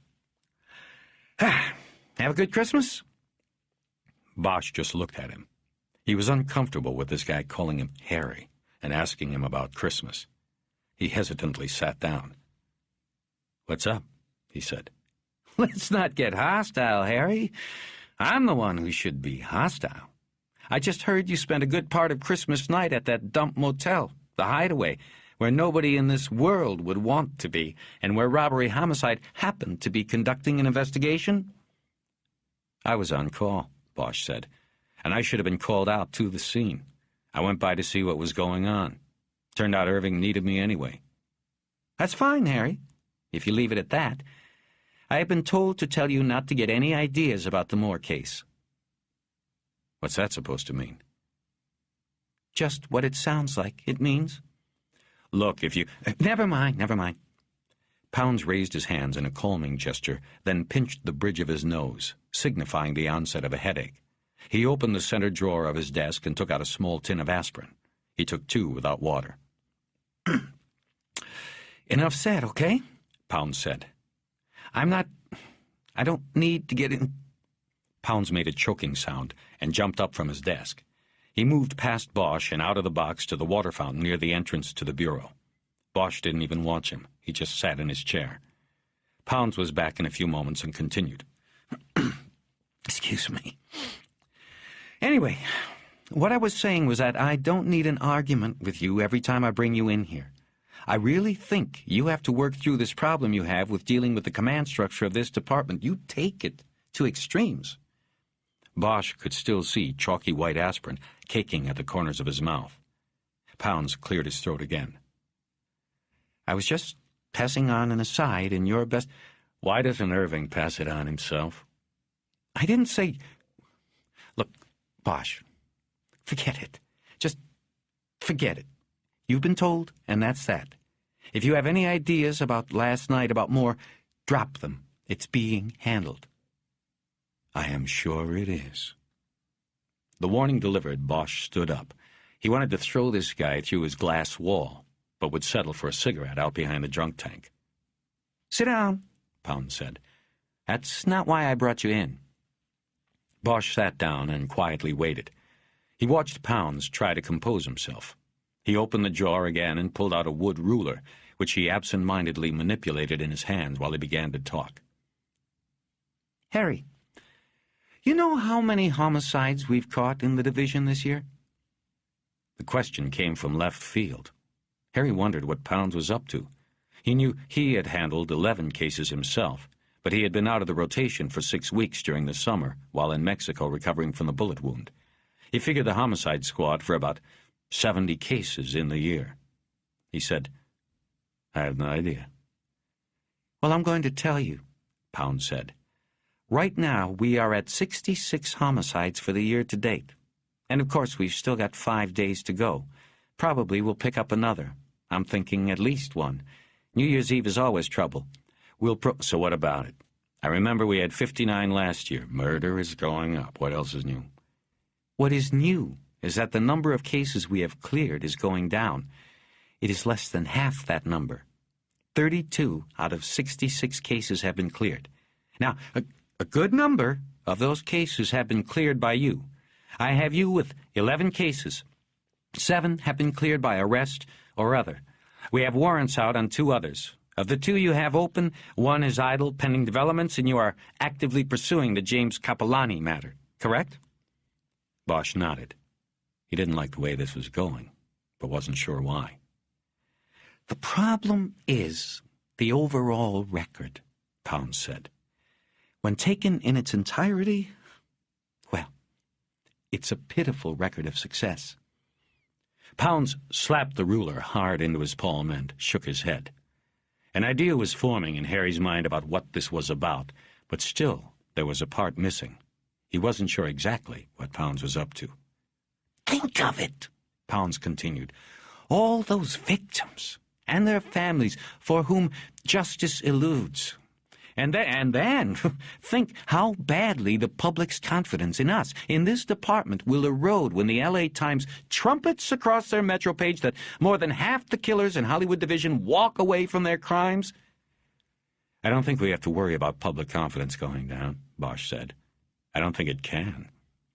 Pounds rubbed the bridge of his nose again and quietly said, This is not the time for your unique, cynical view of the job, Bosch.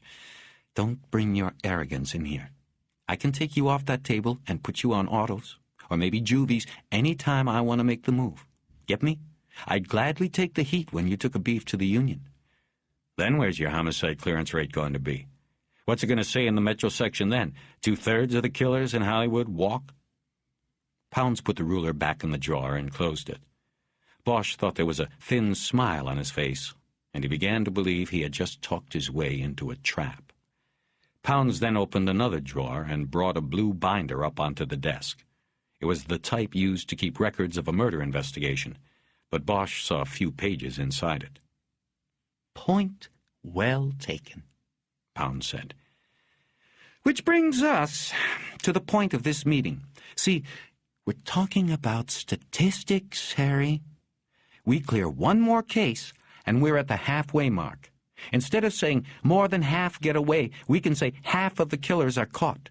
If we clear 2 more, we can say more than half are cleared. Get me? Pounds nodded when Bosch said nothing. He made a show of straightening the binder on his desk. Then he looked directly at Bosch.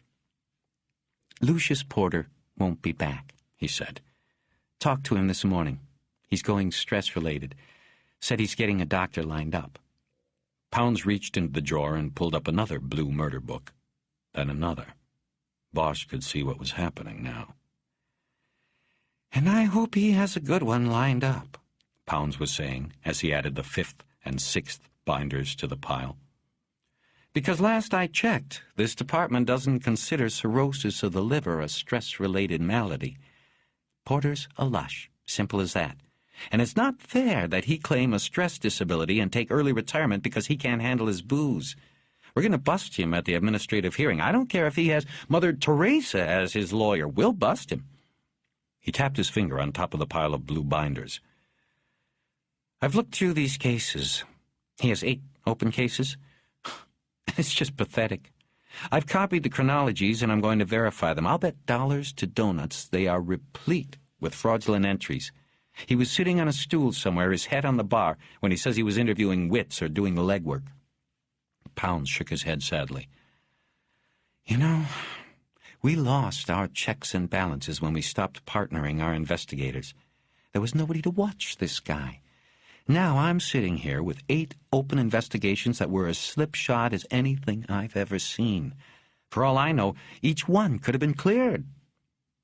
And whose idea was it to make detectives work solo, Bosch wanted to say, but didn't. Instead, he said, You ever hear this story about when Porter was in uniform about 10 years back? He and his partner stopped one time to write up a citation for some shitbag they saw sitting on a curb, drinking in public. Porter was driving. It was routine, just a Miss D write-up, so he stayed behind the wheel. He's sitting there when the shitbag stands up and caps his partner in the face. Standing there, both hands on his cite book, takes it right between the eyes, and Porter sat there watching. Pounds looked exasperated. "I know that story, Bosch," Pounds said. "They reenact it for every class of recruits that goes through the academy. A lesson in what not to do, how not to fuck up. But it's ancient history. If he wanted to stress out, he should have taken it then." That's the point, man. He didn't take it then when he could have. He tried to make it through. Maybe he tried for 10 years, and then he just went down in the flood of all the shit in the world. What do you want him to do, take the same out Cal Moore took? You get a star in your file for saving the city the pension? Pounds did not speak for a few seconds, then said, "Very eloquent, Bosch. But in the long run, it is none of your business what happens to Porter. I should not have brought it up, but I did so you would understand what I have to say now." He went through his housekeeping trick of making sure all the corners were aligned on the stack of blue binders. Then he pushed the stack across the desk toward Bosch. "You are taking Porter's caseload. I want you to shelve the Capellani matter for a few days. You're not getting anywhere at the moment. Put it down until after the first and dive into this. I want you to take Porter's 8 open cases and study them. Do it quickly. I want you to look for the one you think you can do something with quickly, and then hit it with everything you've got for the next 5 days, until New Year's Day. Work the weekend. I'll approve the overtime. If you need one of the others on the table to double up with you, no problem. But put somebody in jail, Harry. Go get me an arrest. We need to clear one more case to get to that halfway mark. The deadline is midnight, New Year's Eve." Bosch just looked at him over the stack of binders. He had the full measure of this man now. Pounds wasn't a cop anymore. He was a bureaucrat. He was nothing. He saw crime, the spilling of blood, the suffering of humans, as statistical entries in a log. And at the end of the year, the log told him how well he did. Not people, not the voice from within. It was the kind of impersonal arrogance that poisoned much of the department and isolated it from the city, its people. No wonder Porter wanted out. No wonder Cal Moore pulled his own plug. Harry stood up and picked up the stack of binders and stared at Pounds with a look that said, "I know you." Pounds turned his eyes away. At the door, Bosch said, "You know, if you bust Porter down, he'll just get sent back here to the table. Then where will you be? Next year, how many cases will there still be open?" Pounds's eyebrows went up as he considered this. "If you let him go, you'll get a replacement. A lot of sharp people on the other tables. Meehan over on the juvenile table is good. You bring him over to our table, and I bet you'll see your stats go up. But if you go ahead and bust Porter and bring him back, we might be doing this again next year." Pounds waited a moment to make sure Bosch was done before speaking. "What is it with you, Bosch? When it comes to investigations, Porter couldn't carry your lunch, yet you're standing there trying to save his ass. What's the point?" "There is no point, Lieutenant. I guess that's the point. Get me?" He carried the binders to his spot at the table and dropped them on the floor next to his chair. Edgar looked at him. So did Dunn and Moschito, who had recently arrived. "Don't ask," Harry said.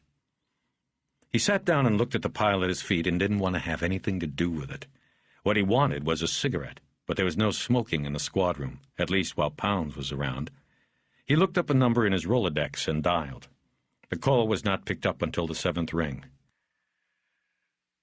"What now?" "Lou?" "Who is it?" "Bosch." "Oh, yeah, Harry. Sorry, I didn't know who was calling. What's going on? You hear I'm going for a stress out?" "Yeah, that's why I'm calling. I got your cases. Pounds gave them to me. And I want to try to turn one real quick, like by the end of the week. I was wondering if you had any idea. You think you might know which one I should hit? I'm starting from scratch." There was a long silence on the phone. "Harry, shit," he finally said, and for the first time Bosch realized he might already be drunk. "Damn. I didn't think that cocksucker would dump it all on you. Harry, I didn't do too good on..." Hey, Lou, it's no biggie, you know. My decks were cleared. I'm just looking for a place to start. If you can't point me, that's okay. I'll just look through the stuff. He waited and realized the others at the table had been listening to him and not even acting like they weren't. Fuck it. Fuck it. I don't know, Harry. I haven't been on it, you know what I mean? I've been kind of falling apart here. You hear about more? Shit. I saw the news last night. Yeah, it's too bad. Listen, Lou, don't worry about it, okay? I'll look through the stuff. I got the murder books here and I'll look through them. Nothing. Lou? Okay, Harry. Give me a call back if you want. Maybe later I'll think of something. Right now, I'm not too fucking good. Bosch thought a few moments before saying anything else. In his mind, he pictured Porter on the other end of the line, standing in total darkness, alone. Listen, he said in a low voice. You have to watch out for Pounds on your application. He might ask the suits to check you out, you know what I mean? Put a couple guys on you. You gotta stay out of the bars. He might try to bust your application, understand? After a while, Porter said he understood. Bosch hung up then and looked at the others at the table. The squad room always seemed loud until he had to make phone calls he didn't want anyone to hear. He got out a cigarette. 98 dumped Porter's whole caseload on you, Edgar asked. That's right. That's me, the Bureau garbage man. Yeah? Then what's that make us, chopped liver? Bosch smiled. He could tell Edgar didn't know whether to be happy he avoided the assignment or mad because he was passed over. Well, Jed, if you want, I'll hustle back into the box and tell 98 that you're volunteering to split this up with me. I'm sure the pencil-pushing prick will... He stopped because Edgar had kicked him under the table.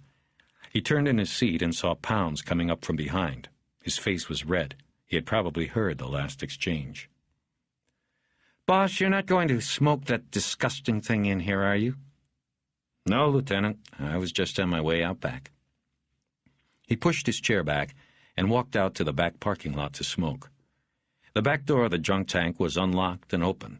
The Christmas night drunks had already been loaded into the jail bus and hauled to arraignment court to make their pleas.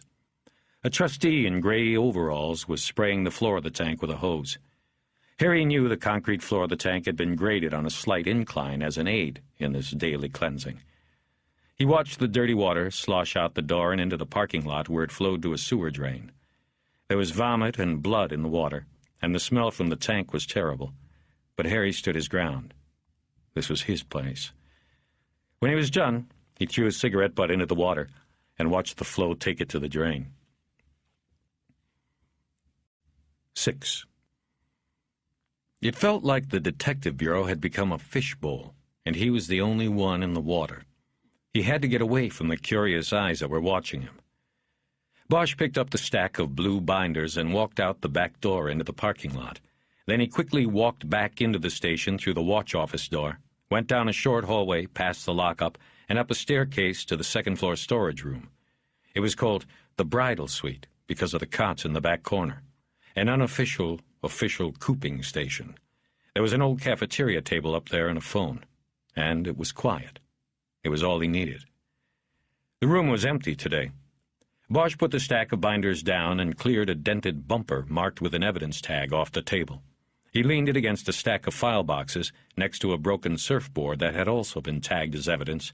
Then he got down to work. Harry stared at the foot-high stack of binders. Pounds said the division had 66 homicides so far in the year. Figuring the rotation, and including Harry's 2-month absence while recovering from the bullet wound, Porter had probably caught 14 of the cases. With 8 still open, that meant he had cleared 6 others. It wasn't a bad record, considering the transient nature of homicide in Hollywood. Nationwide, the vast majority of murder victims know their killer. They are the people they eat with, drink with, sleep with, live with. But Hollywood was different. There were no norms. There were only deviations, aberrations. Strangers killed strangers here. Reasons were not a requirement. The victims turned up in alleys, on freeway shoulders, along the brushy hillsides in Griffith Park, in bags dropped like garbage into restaurant dumpsters. One of Harry's open files was the discovery of a body and parts, one on each of the fire escape landings of a 6-story hotel on Gower. That one didn't raise too many eyebrows in the Bureau. The joke going around was that it was a lucky thing that the victim hadn't stayed at the Holiday Inn. It was 15 stories. The bottom line was that in Hollywood a monster could move smoothly in the flow of humanity. Just one more car on the crowded freeway. And some would always be caught, and some would always be untraceable, unless you counted the blood they left behind. Porter had gone 6-8 before punching out. It was a record that wouldn't get him any commendations, but still, it meant 6 more monsters were out of the flow. Bosch realized he could balance Porter's books if he could clear one of the 8 open cases. The broken-down cop would at least go out with an even record. Bosch didn't care about pounds, and his desire to clear one more case by midnight on New Year's Eve. He felt no allegiance to pounds, and believed the annual tabulating, charting, and analyzing of lives sacrificed added up to nothing. He decided that if he was to do this job, he would do it for Porter. Fuck pounds. He pushed the binders to the back of the table so he would have room to work. He decided to quickly scan each murder book and separate them into 2 piles. One stack for possible quick turns, another for the cases he did not think he could do anything with in a short time. He reviewed them in chronological order, starting with a Valentine's Day strangulation of a priest in a stall at a bathhouse on Santa Monica. By the time he was done, 2 hours had passed, and Harry had only 2 of the blue binders in his stack of possibilities. One was a month old. A woman was pulled from a bus stop bench on Las Palmas into the darkened entranceway of a closed Hollywood memorabilia store and raped and stabbed. The other was the 8-day-old discovery of the body of a man behind a 24-hour diner on Sunset near the Directors Guild building. The victim had been beaten to death. Bosch focused on these 2 because they were the most recent cases, and experience had instilled in him a firm belief that cases became exponentially more difficult to clear with each day that passes. Whoever strangled a priest was as good as gold. Harry knew the percentages showed that the killer had gotten away. Bosch also saw that the 2 most recent cases could quickly be cleared if he caught a break.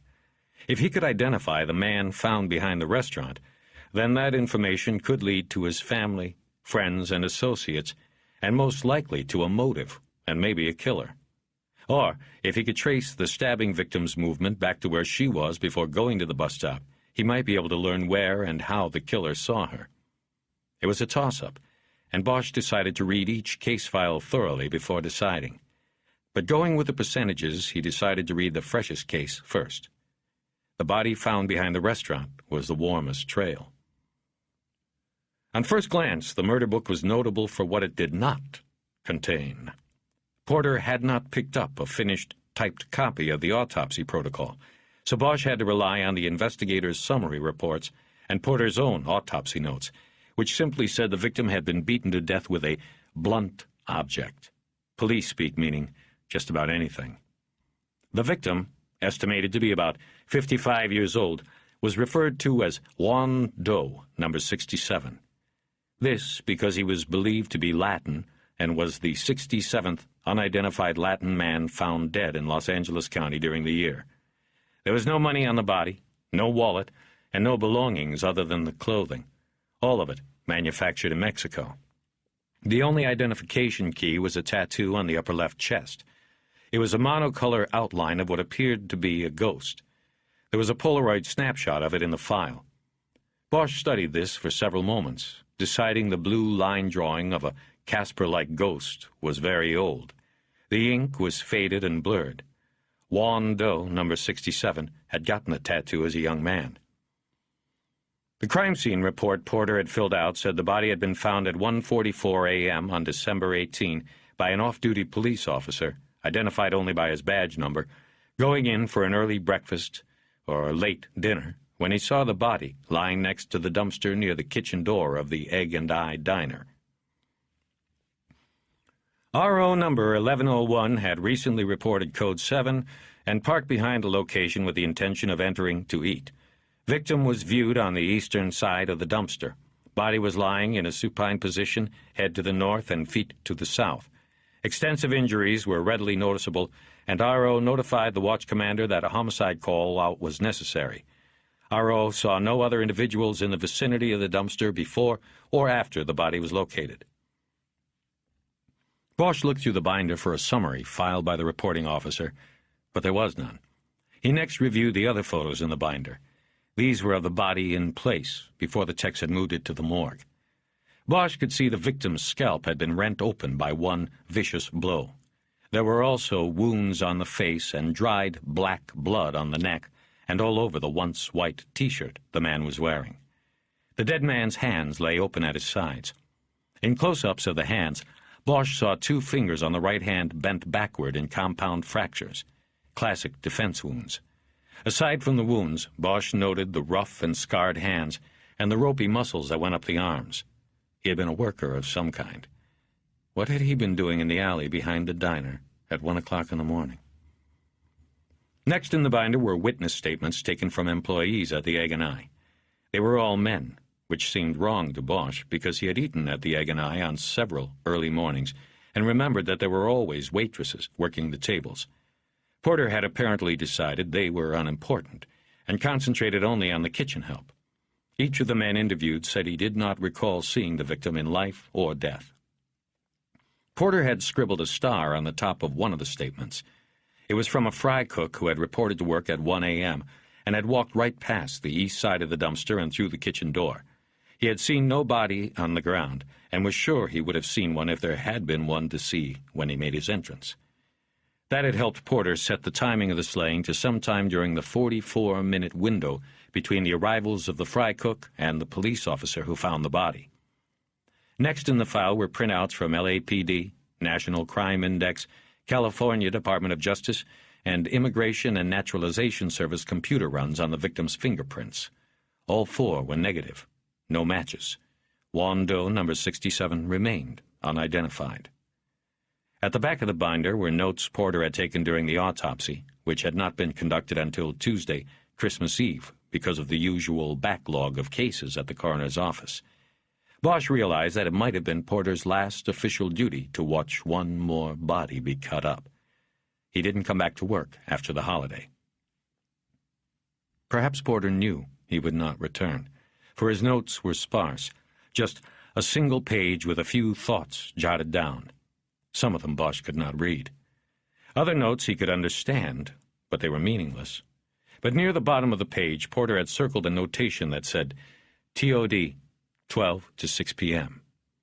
Bosch knew the notation meant that, based on the rate of decrease in liver temperature and other appearances of the body, the time of death was likely to have been between noon and 6 p.m., but no later than 6 p.m. This did not make sense, Bosch thought at first. That put the time of death at least 7.5 hours before the discovery of the body. It also did not jibe with the fry cook not seeing any body by the dumpster at 1 a.m. These contradictions were the reason Porter had circled the notation. It meant Juan Doe number 67 had not been killed behind the diner. It meant he was killed somewhere else, nearly half a day earlier, and then dumped behind the diner.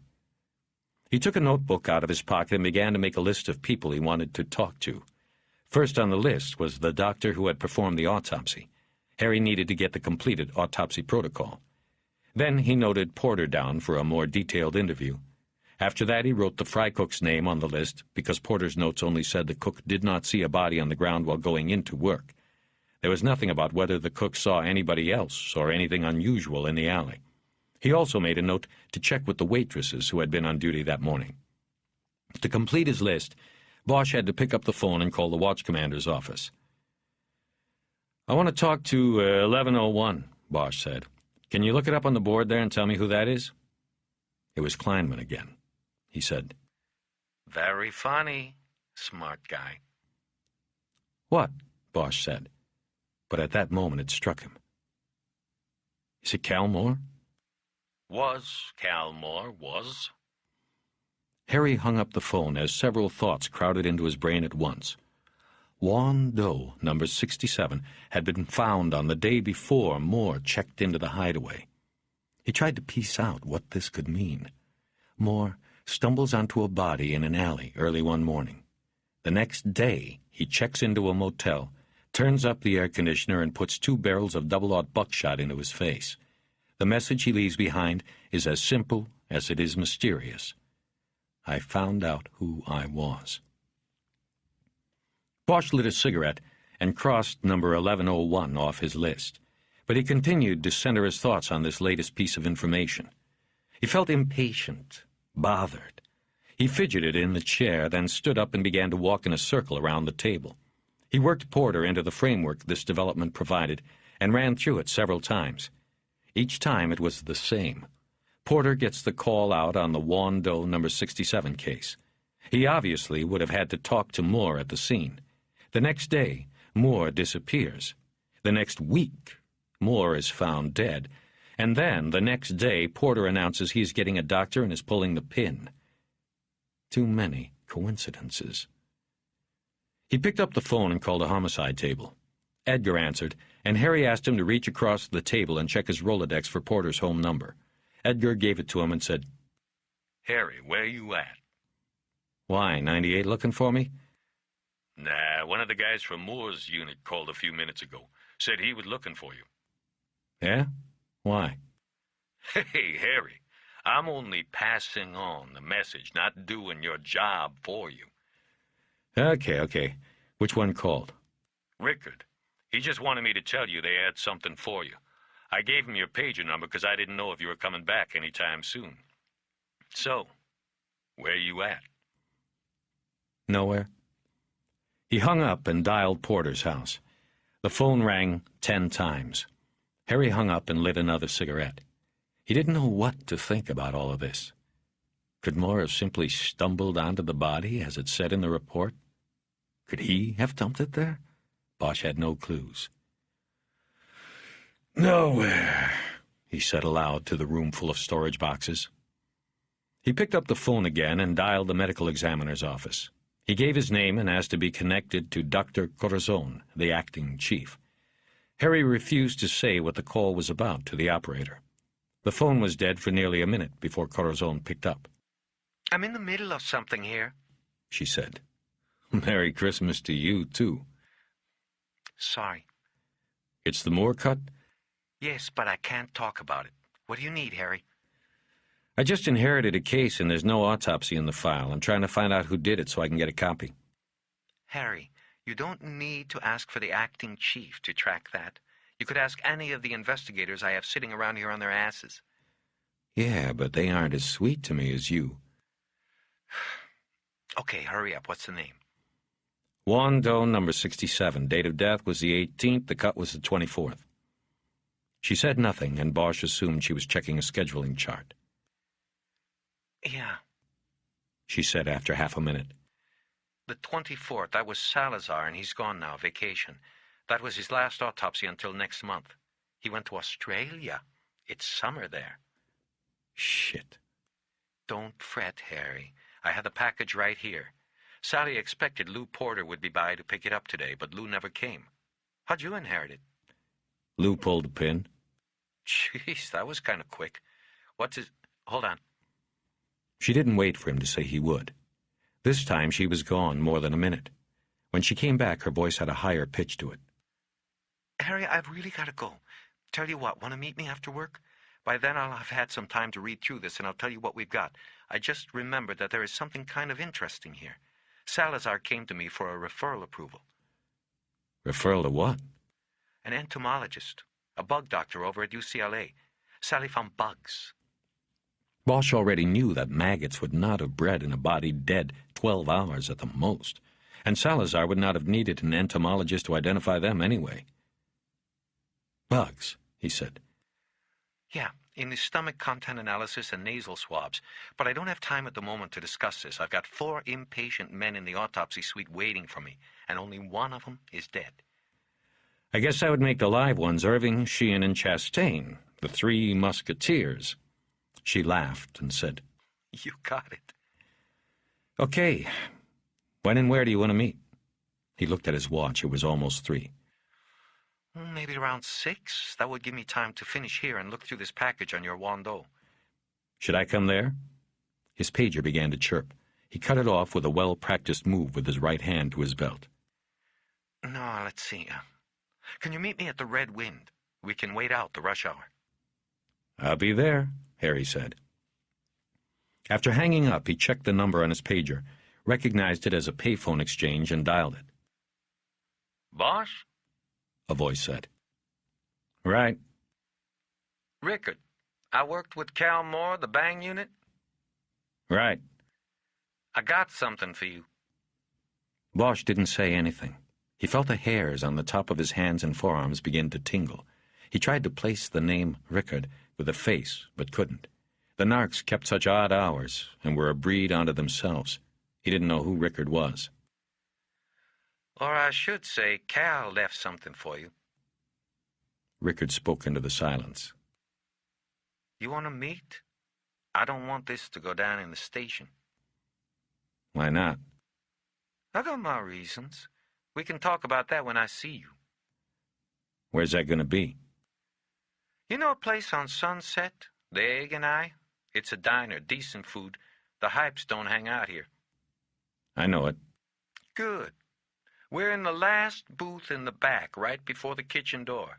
The table with the only black guy in the place. That's me. There's parking in the back, in the alley. I know. Who's we? Cal's whole crew is here. That where you guys always hang out? Yeah, before we hit the street. See you soon. 7. The restaurant's sign had been changed since the last time he had been there. It was now the All-American Egg and I, which meant it had probably been sold to foreigners.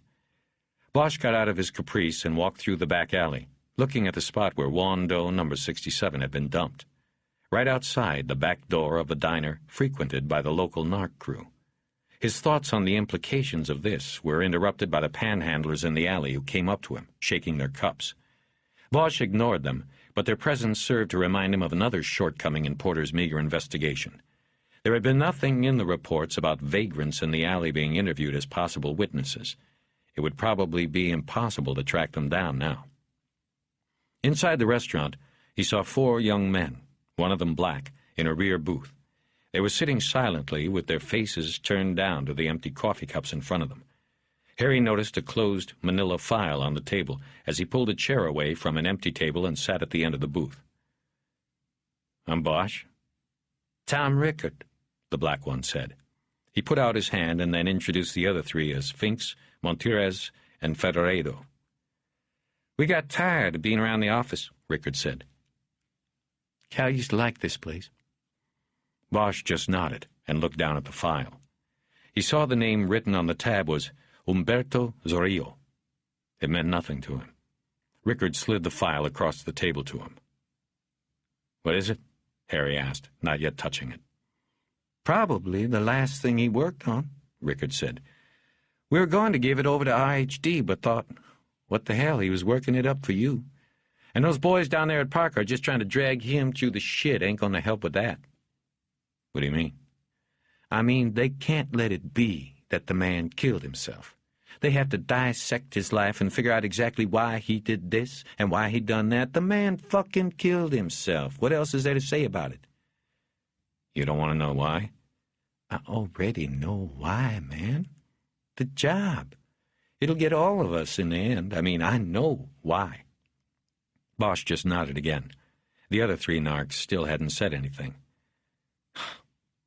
I'm just letting off steam, Rickard said. Been one of those days. Longest fucking day of my life. Where was this? Harry asked, pointing to the file. Didn't RHD already go through his desk? Yeah, they did, but that file wasn't in it. See, Cal left it in one of the bang cars, one of those undercover pieces of shit we use, in the pocket behind the front seat. We never noticed it during the week he was missing because today was the first time any of us rode in the back of the car. We usually take 2 cars out on operations. But today we all jumped in one for a cruise on the boulevard after we came in and heard the news. I saw it shoved down into the pocket. It's got a little note inside. It says to give it to you. We knew he was working on something for you because of that night he peeled off early to go meet with you at the Catalina." Bosch still hadn't opened the file. Just looking at it gave him an uneasy feeling. "He told me that night at the Catalina that the shoo-flies were on him. You guys know why?" "No, man. We don't know what was going down.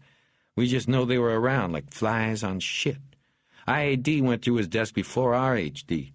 They took files, his phone book, even took the fucking typewriter off the desk. That's the only one we had. But what it was about, we don't know. The guy had a lot of years in, and it burns my ass that they were gunning for him. That's what I meant before about the job doing him in. It'll get all of us." "What about outside the job? His past, his wife said..." "I don't want to hear about that shit. She's the one who put the suits on him, made up some story when he walked out and dropped a dime on him. She just wanted to bring him down, you ask me." "How do you know it was her?" "Cal told us, man. Said the shoo-flies might come around asking questions. Told us it came from her."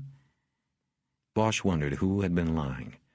Moore to his partners, or Sylvia to himself. He thought about her for a moment and couldn't see it, couldn't see her dropping the dime. But he didn't press it with the 4 narcs. He finally reached down and picked up the file. Then he left. He was too curious to wait. He knew that he should not even have the file, that he should pick up a phone and call Frankie Sheehan at RHD. But he unconsciously took a quick look around the car to make sure he was alone, and began to read. There was a yellow post-it note on the first page.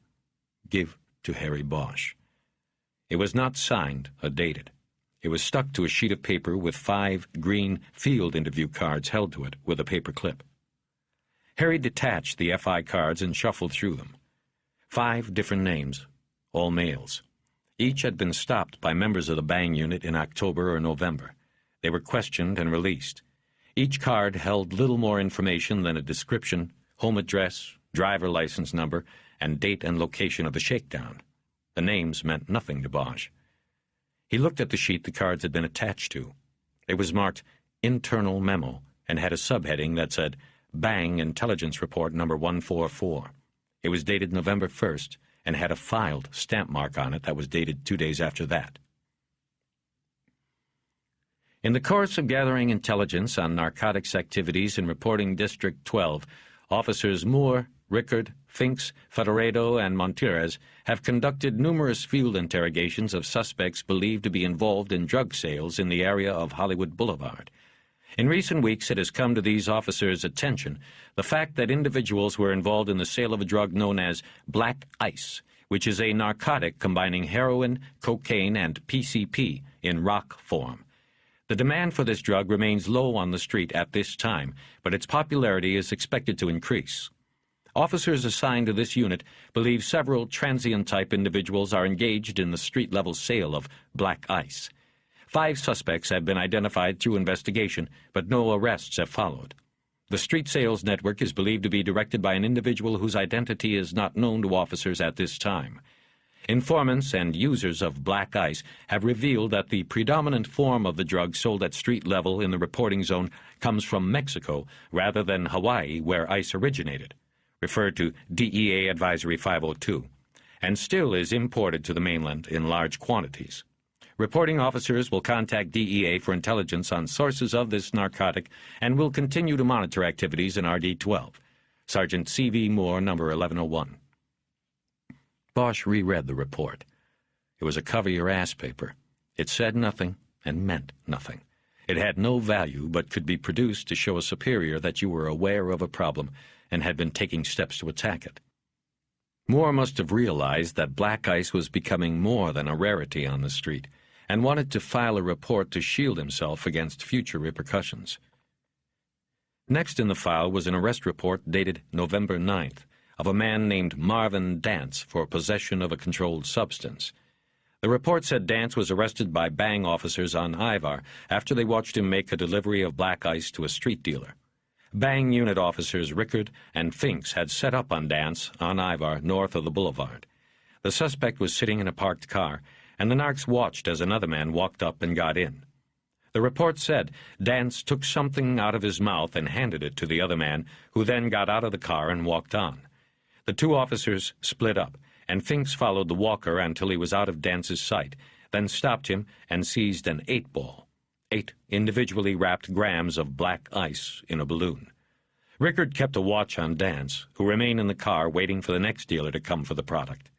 After Finks radioed that he had made his bust, Rickard moved in to take down Dance. But Dance swallowed whatever else was in his mouth. While he sat cuffed on the sidewalk, Rickard searched the car and found no drugs. But in a crumpled McDonald's cup in the gutter by the car door, the narc found 6 more balloons, each containing an 8-ball. Dance was arrested for sales and possession with intent to sell.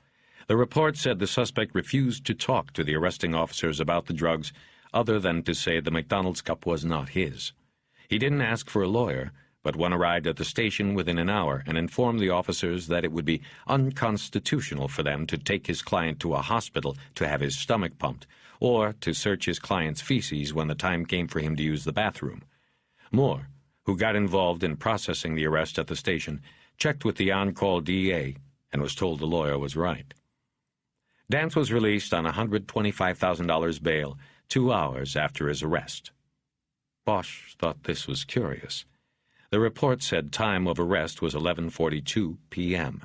That meant that in 2 hours, in the middle of the night, Dance had come up with a lawyer, bail bondsman, and the 10% cash, $12,500, needed to make bail. And no charges were ever filed against Dance. The next page of the file was a rejection slip from the DA's office. The filing deputy who reviewed the case determined that there was insufficient evidence linking Dance to the McDonald's cup that was in the gutter, 3 feet from his car. So, no possession charge. Next, the sales charge was scuttled because the narcs saw no money change hands when Dance gave the 8-ball to the man who had gotten in the car. His name was Glenn Drusen.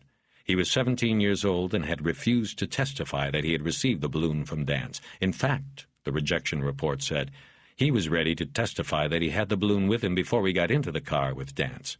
If called, he would testify that he had tried to sell it to Dance, but Dance was not interested.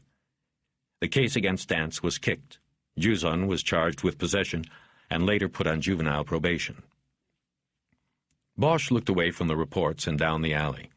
He could see the circular, copper-and-glass Directors Guild building rising at the end.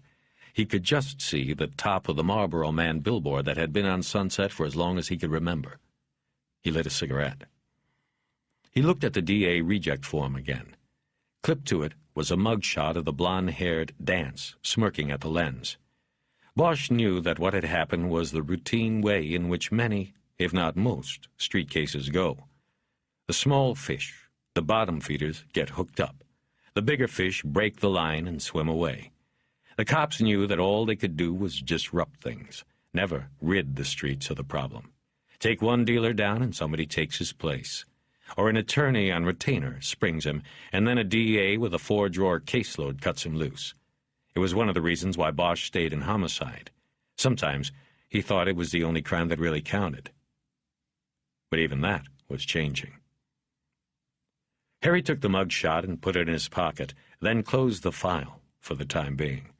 He was bothered by the Dance arrest.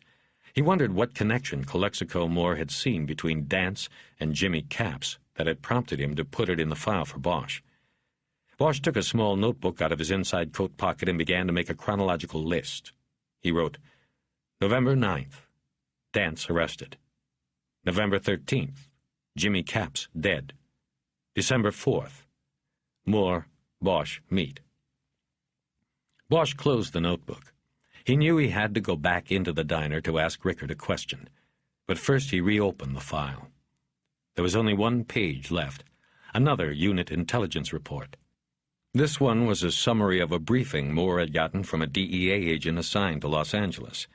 This was dated December 11th, meaning it had been put together by Moore a week after he and Bosch had met at the Catalina. Harry tried to figure how this played with everything else and what, if anything, it meant. At their meeting, Moore had withheld information, but afterward had gone to the DEA to request information. It was as if he were playing both sides of the fence. Or, possibly, Moore was trying to hot-dog Bosch's case, trying to put it together on his own. Bosch began reading the report slowly, unconsciously bending the top corners of the file with his fingers. Information provided this date by DEA Assistant Special Agent in Charge Rene Corvo, Los Angeles Bureau Operations, indicates origin of black ice is primarily Baja California. Target 44Q3, Humberto Zorrillo, 11-11-54, believed operating a clandestine lab in the Mexicali zone that is producing Mexican ice for distribution in the U.S. Subject lives on a 6,000-acre bull ranch southwest Mexicali. State Judicial Police has not moved against Zorrillo for political reasons. Mode of transport used by this operation is unknown. Air surveillance shows no airstrip on ranch property. It is DEA opinion, based on experience, that the operation uses vehicle routes through Calexico or possibly San Isidro. However, no shipments intercepted at those crossings at this time. It is believed that subject enjoys support and cooperation of officers with the SJP. He is widely known and revered as a hero in the barrios of southwest Mexicali. Subject support is based in part on generous donations of jobs, med supplies, barrio dwellings, and cook camps in the poor neighborhoods he grew up in. Some of the residents in southwest neighborhoods refer to Zorrillo as El Papa de Mexicali. Additionally, Zorrillo's rancho remains under heavy guard 24 hours. El Papa, the Pope, is rarely seen outside of the rancho. Exception is weekly trips to observe bulls bred on the ranch at bull rings in Baja. SJP authorities advise at this time that their cooperation in any DEA action that focuses on Zorrillo would be impossible. Sergeant C.V. Moore, number 1101. Bosch stared for a few moments at the file after closing it. He had a jumble of differing thoughts. He was a man who didn't believe in coincidences, and so he had to wonder about how Cal Moore's presence had come to throw a shadow across everything on his own plate. He looked at his watch and saw it would soon be time to get going to meet Teresa Corazon. But finally, all the movement in his mind could not distract him from the thought that was pushing through. Frankie Sheehan at RHD should have the information in the Zorrillo file. Bosch had worked with Sheehan at RHD. He was a good man and a good investigator. If he was conducting a legitimate investigation, he should have the file. If he wasn't, then it didn't matter. He got out of the car and headed back to the diner. This time he walked in through the kitchen door on the alley. The bang crew was still there, the four young narcs sitting as quietly as if they were in the back room at a funeral home. Bosch's chair was still there, too. He sat down again. "What's up?" Rickard said. "You read this, right? Tell me about the dance bust." "What's to tell?" Rickard said. "We kick ass, the DA kicks the case. What's new? It's a different drug, man, but it's the same old thing." "What made you set up on Dance? How'd you know he was making deliveries there?" "Heard it around." "Look, it's important. It involves more." "How?" "I can't tell you now. You have to trust me until I put a few things together. Just tell me who got the tip. That's what it was, right?" Rickard seemed to weigh the choices he had. "Yeah, it was a tip. It was my snitch." "Who was it?" "Look, man, I can't—" "Jimmy Capps. It was Jimmy Capps, wasn't it?" Rickard hesitated again, and that confirmed it for Bosch. It angered him that he was finding this out almost by accident, and only after a cop's death. But the picture was clearing. Capps snitches off Dance as a means of knocking out some of the competition. Then he flies back to Hawaii, picks up a bellyful of balloons, and comes back. But Dance isn't in lockup anymore, and Jimmy Capps gets taken down before he can sell even one of his balloons. "Why the fuck didn't you come talk to me when you heard Capps got put down? I've been trying to get a line on this and all the—" "What are you talking about, Bosch? Moore met you that night on the Capps thing. It became apparent to everyone at the table that Moore had not told Bosch everything he knew that night at the Catalina. The silence fell heavy on them. If they hadn't known it before, they knew it now. Moore had been up to something. Bosch finally spoke. "Did Moore know your snitch was Capps?"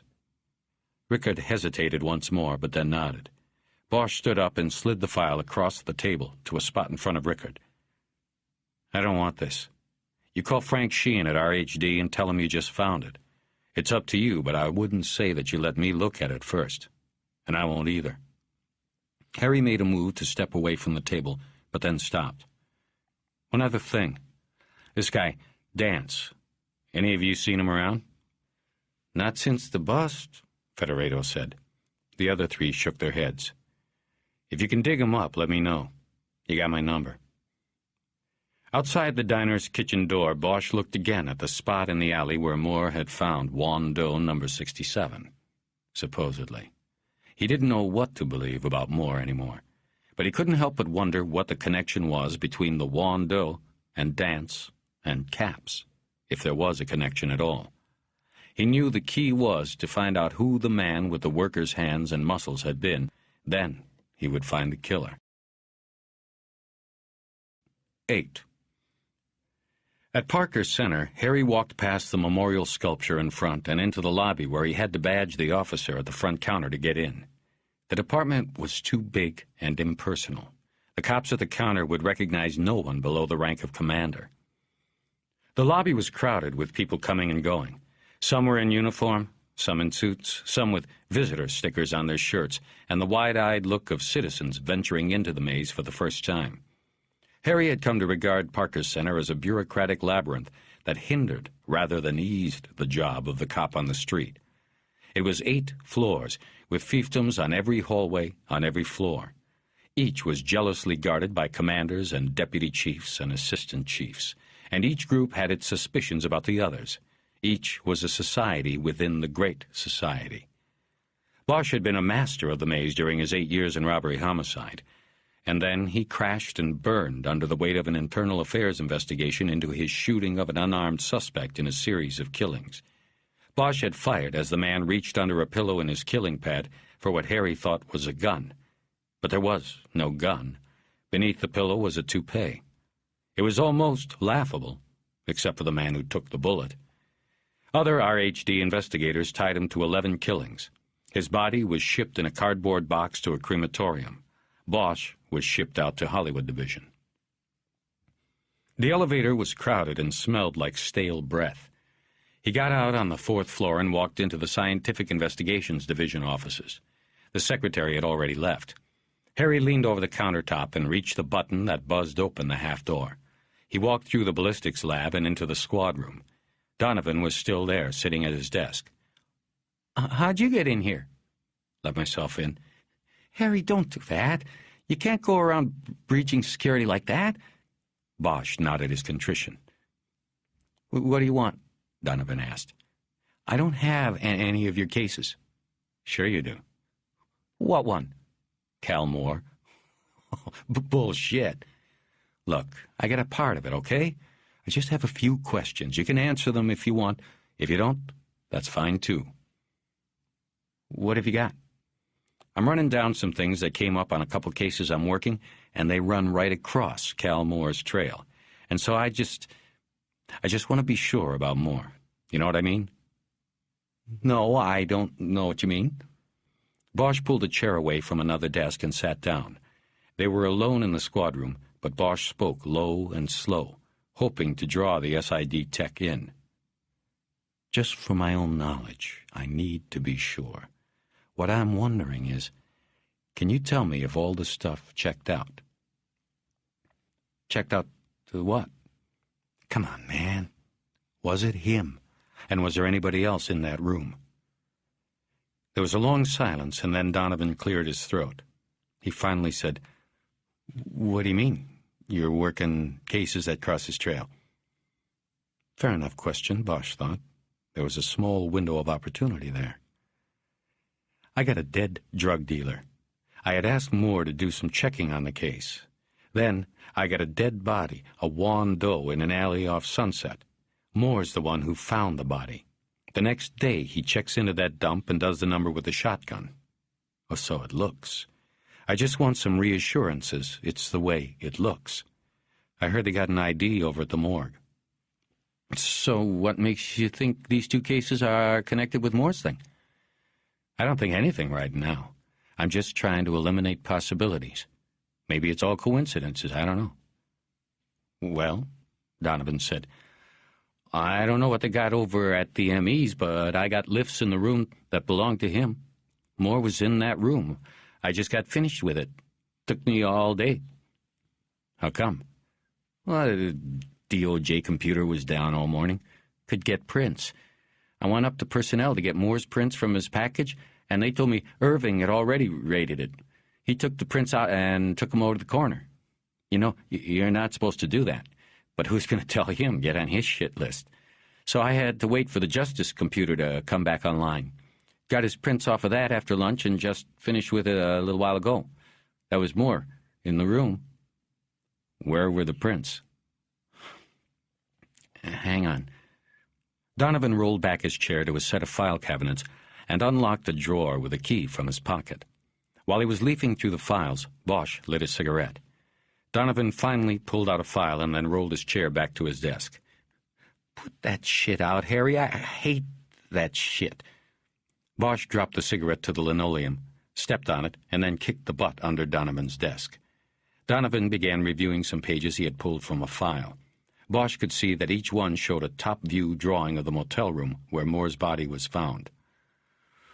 Okay, then, Donovan said. The prints in the room came back to Moore. All of them. I did the You said that. I'm getting to it. Let's see. We have a thumb, 14 points. On the stock of the weapon, that, I guess, was the bell ringer, the 14. Harry knew that only 5 matching points in a fingerprint comparison were needed for an identification to be accepted in court. A 14-point match of a print on a gun was almost as good as having a photo of the person holding the gun. Then we had 4 3-pointers on the barrels of the weapon. I think these kind of got smudged when it kicked out of his hand, so we got nothing real clear there. What about the triggers? Nope, nothing there. He pulled the triggers with his toe, and he was still wearing a sock, remember? What about the rest of the place? I saw you dusting the air conditioner. Yeah, but I didn't get anything there on the dial.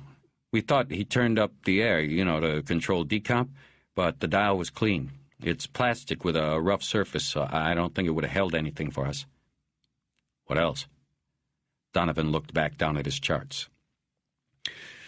I got a lift off his badge, index and thumb, 5 and 7 points respectively. The badge was on the bureau with the wallet, but nothing on the wallet, only smears. On the gun on the bureau, I only got a bunch of smears, but a clear thumb on the cartridge. Then, let's see, I got the whole hand, just about palm, thumb, and 3 fingers on the left cabinet door under the bathroom sink. I figure he must have put his hand on it to steady himself when he was getting on the floor there. What a way to go, man. Yeah. That's it? Yeah. No, on the newspaper? There's a newspaper on the chair. I got a big match there. Thumb again and 3 fingers. And the shells? Well, only smudges. Couldn't get anything on the shells. What about the note? Nothing on it. Somebody checked the handwriting? Well, actually, it was printing, but Sheehan had it checked by somebody in suspicious documents. He said it matched.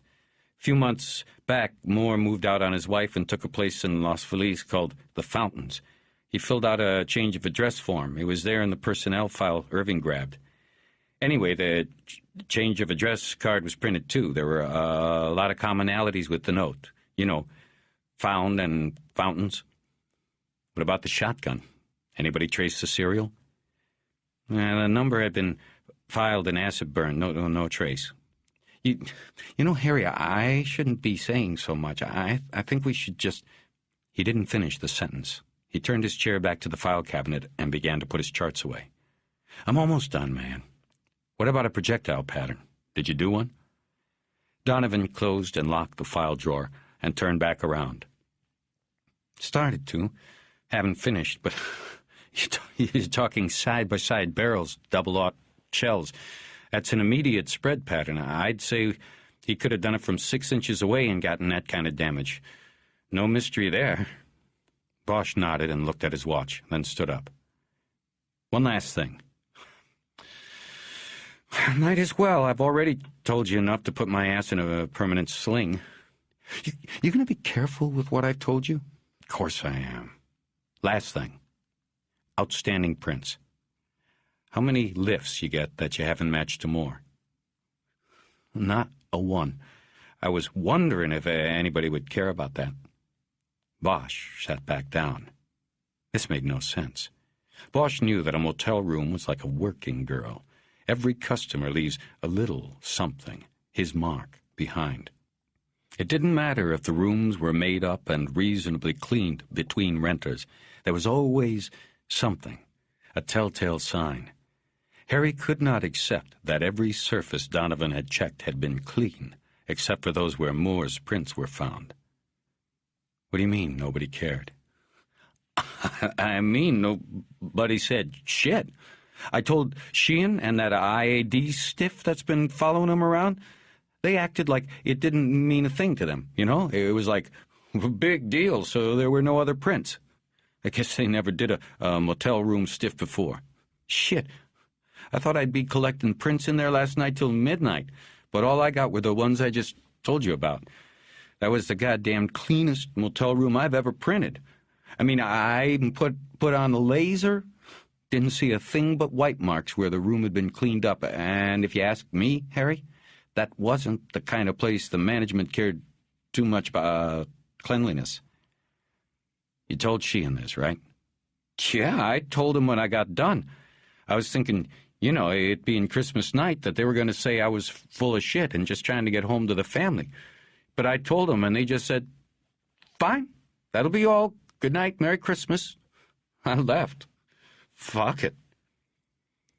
Bosch thought about Sheehan and Chastain and Irving. Sheehan was a competent investigator, but with those two hovering over him, he could have made a mistake. They had gone into the motel room 100% sure it was a suicide. Bosch would have done the same. They even found a note.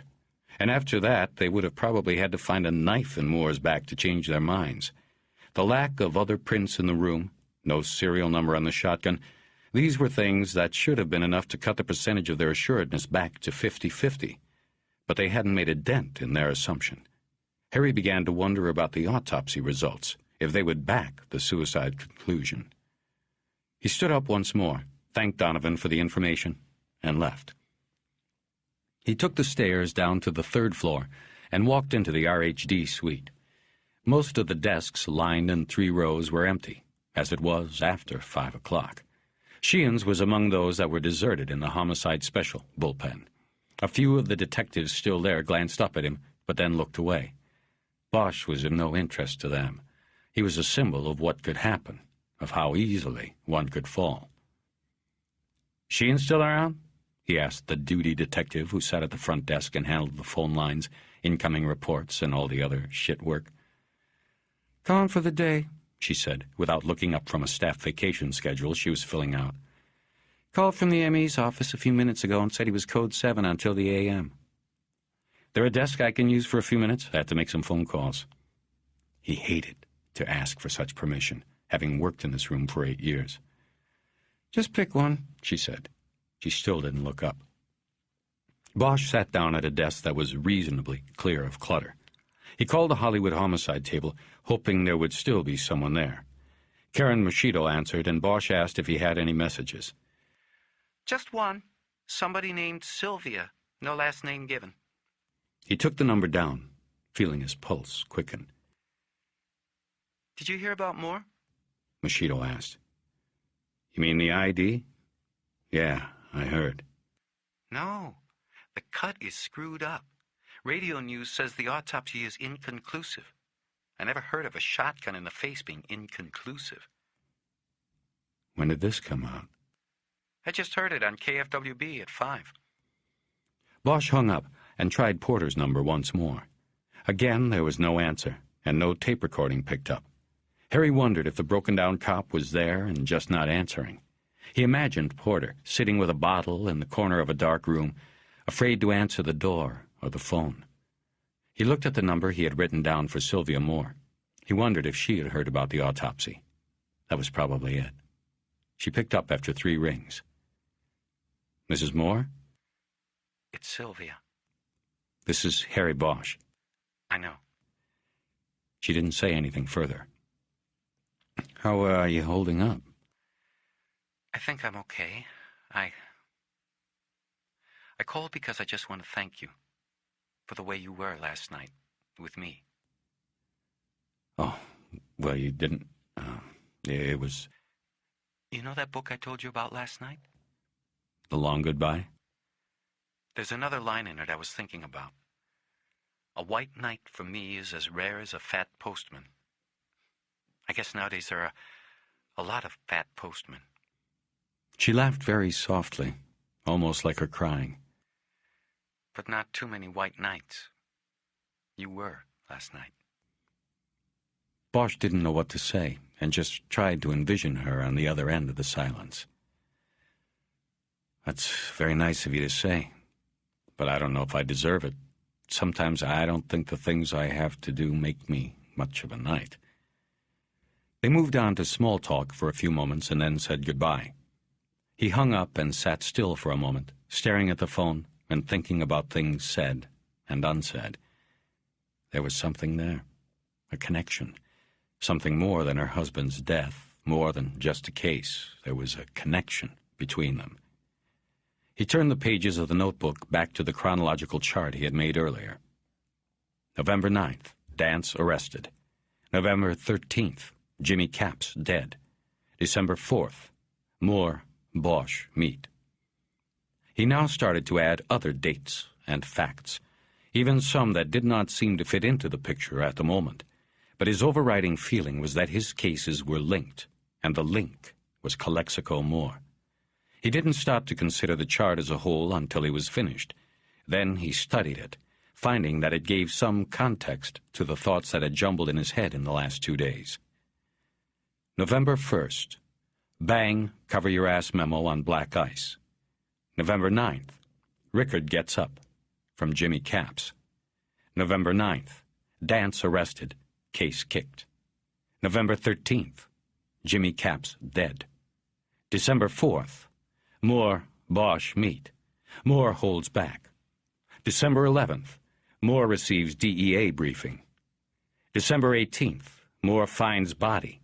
Juan Doe, number 67. December 18th, Porter assigned Juan Doe case. December 19th, Moore checks in hideaway. Suicide? December 24th, Juan Doe, number 67, autopsy. Bugs? December 25th, Moore's body found. December 26th, Porter pulls pin. December 26th, Moore autopsy. Inconclusive? But he couldn't study it too long without thinking of Sylvia Moore. 9. Bosch took Los Angeles Street to 2nd and then up to the Red Wind. In front of St. Vibiana's, he saw an entourage of bedraggled, homeless men leaving the church. They had spent the day sleeping in the pews and were now heading to the Union Street Mission for dinner.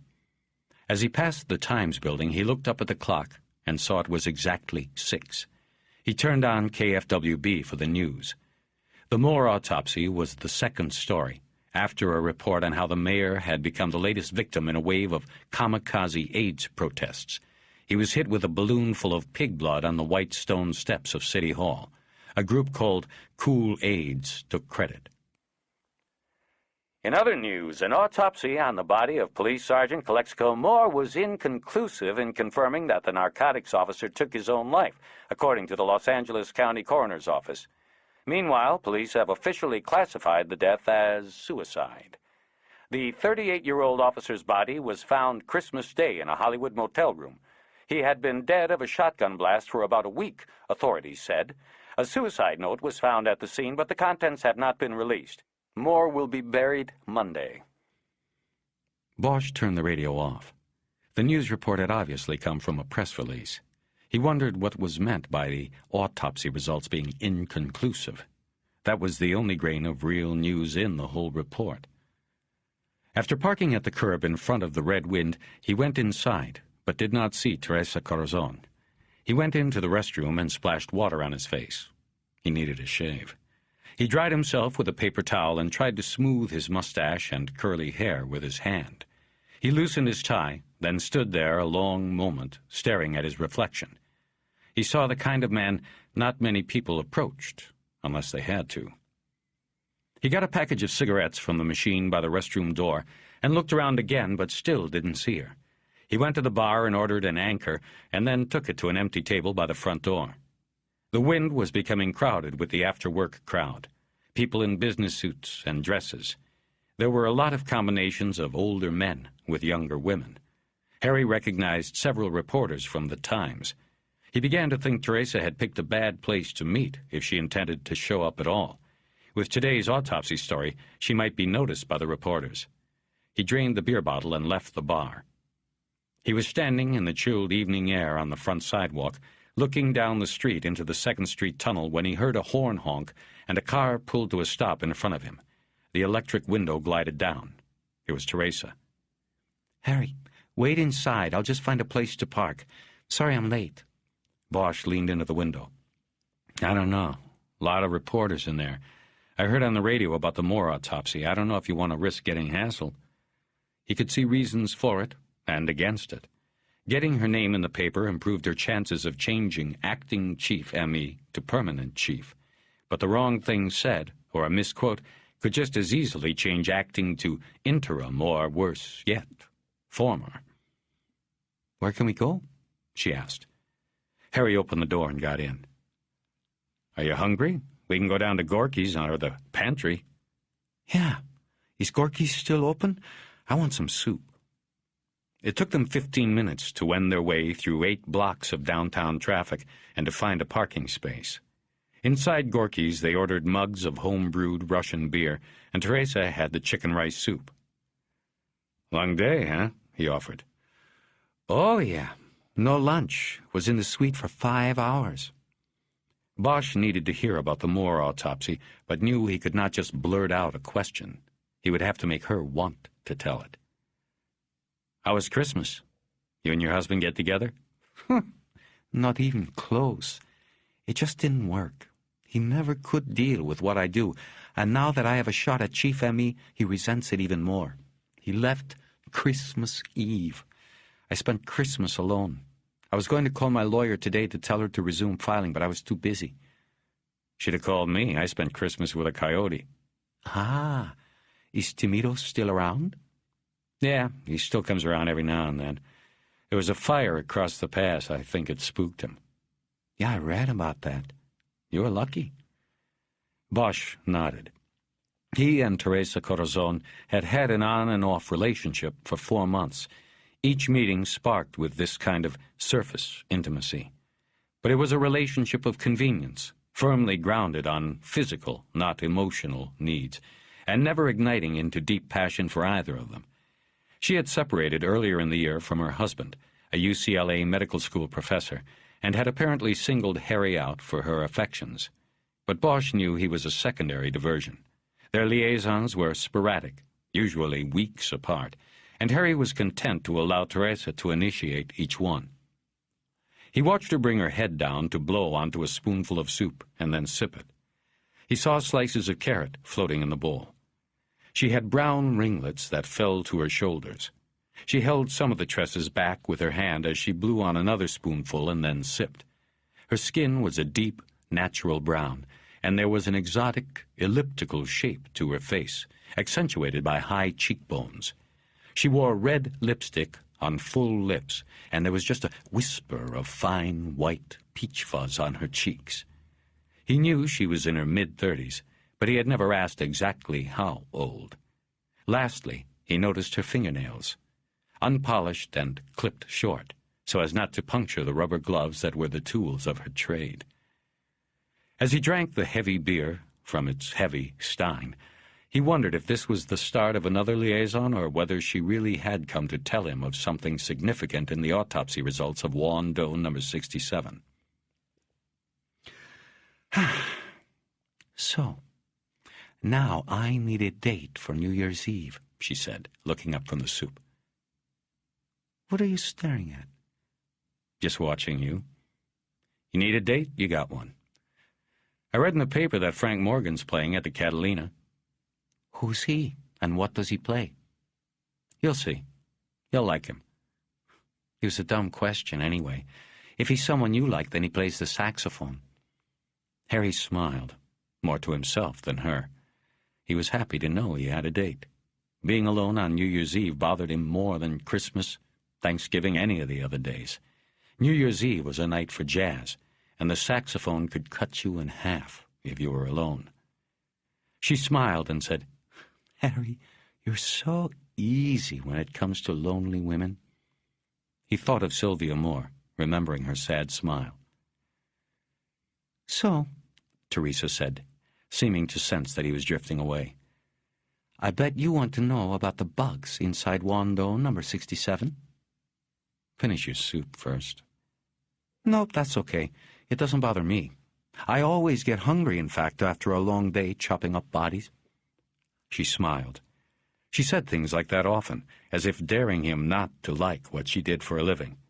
He knew she was still hooked by her husband. It didn't matter what she said. He understood.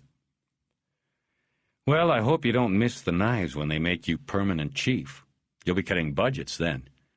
"No, I'd be a hands-on chief. I'd handle the specials, like today. But after today, I don't know if they'll ever make me permanent."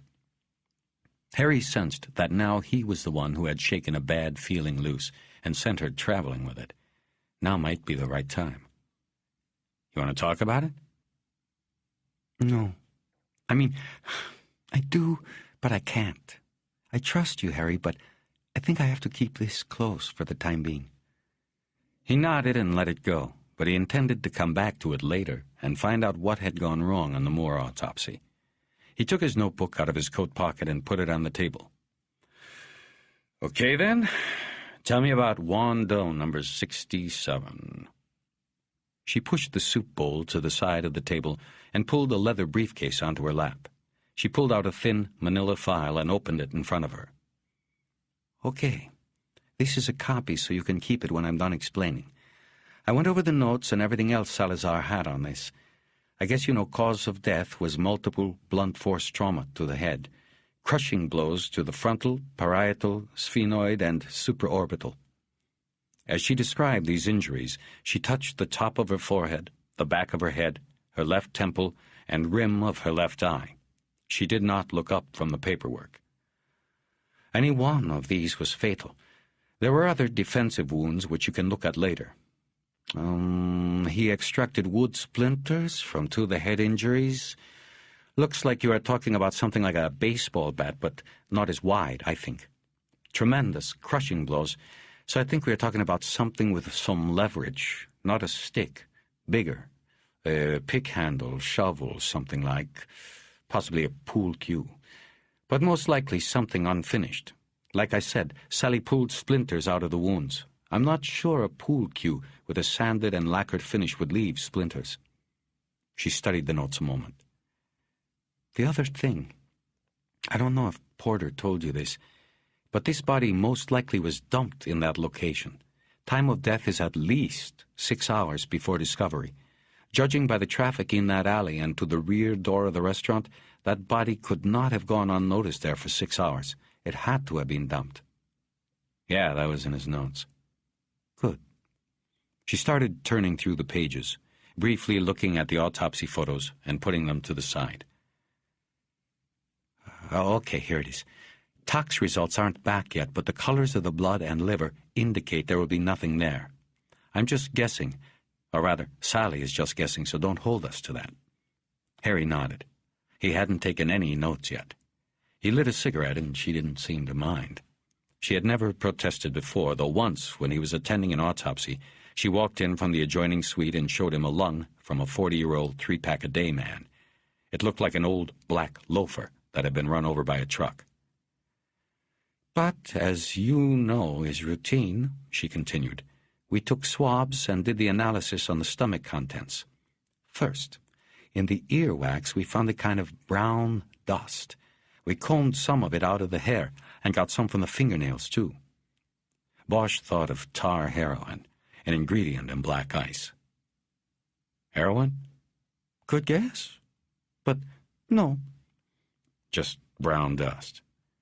Bosch was writing in his notebook now. Yeah, we put it on some slides and blew it up, and as near as we can tell, it's wheat. Wheat dust. It apparently is pulverized wheat. Like cereal? He had cereal in his ears and hair? A waiter in a white shirt and black tie with a brush mustache and his best dour Russian look came to the table to ask if they wanted anything else. He looked at the stack of photos next to Teresa. On top was one of Juan Doe number 67, naked, on a stainless steel table. Teresa quickly covered it with the file, and Harry ordered 2 more beers. The man walked slowly away from the table. "You mean some kind of wheat cereal?" Bosch asked again. "Like the dust at the bottom of the box or something?" Not exactly. Keep that thought, though, and let me move on. It will all tie up. He waved her on. On the nasal swabs and stomach content, 2 things came up that are very interesting. It's kind of why I like what I do, despite other people not liking it for me. She looked up from the file and smiled at him. Anyway, in the stomach contents, Salazar identified coffee and masticated rice, chicken, bell pepper, various spices, and pig intestine. To make a long story short, it was chorizo, Mexican sausage. The intestine used as sausage casing leads me to believe it was some kind of homemade sausage, not manufactured product. He had eaten this shortly before death. There had been almost no breakdown in the stomach yet. He may have even been eating when he was assaulted. I mean, the throat and mouth were clear, but there was still debris in the teeth. And, by the way, they were all original teeth, no dental work at all. Ever. You getting the picture that this man was not from around here? Bosch nodded, remembering Porter's notes said all of Juan Doe number 67's clothing was made in Mexico. He was writing in the notebook. She said, "There was also this in the stomach." She slid a Polaroid photograph across the table. It was of a pinkish insect with one wing missing and the other broken. It looked wet, as indeed it would be, considering where it had been found. It lay on a glass culture dish next to a dime.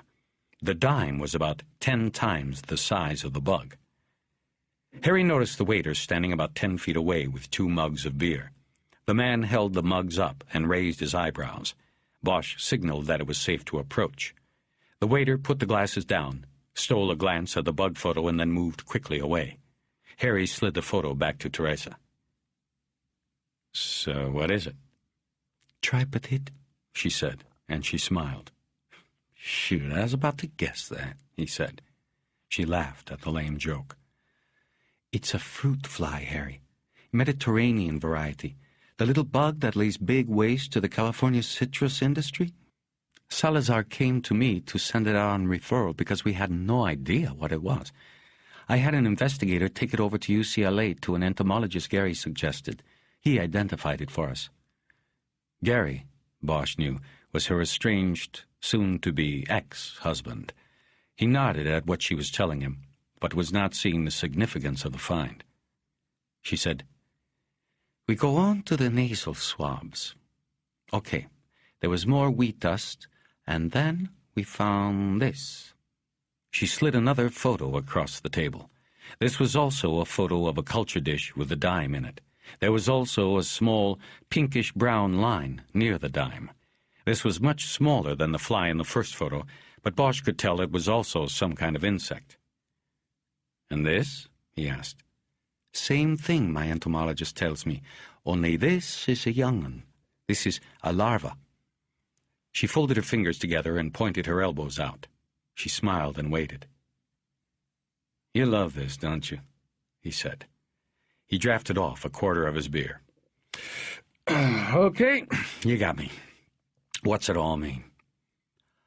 "Well, you have a basic understanding of the fruit fly, right? It chews up the citrus crop, can bring the entire industry to its knees, umpty-ump, millions lost, no orange juice in the morning, etc., the decline of civilization as we know it, right?" He nodded, and she went on, talking very quickly.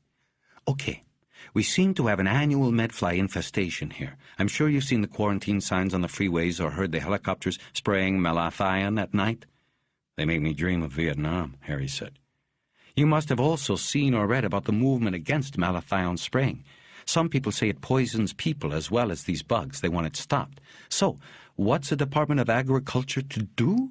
Well, one thing is to step up the other procedure they use to get these bugs.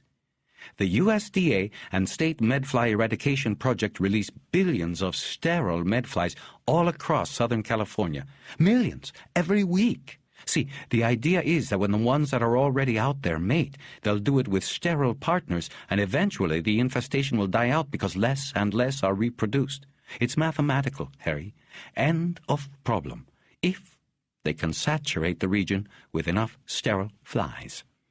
She stopped there, but Bosch still didn't get it. Geez, this is all really fantastic, Teresa. But does it get to a point eventually, or are we just... I'm getting there. Just listen. You are a detective. Detectives are supposed to listen. You once told me that solving murders was getting people to talk and just listening to them. Well, I'm telling it. He held his hands up. She went on.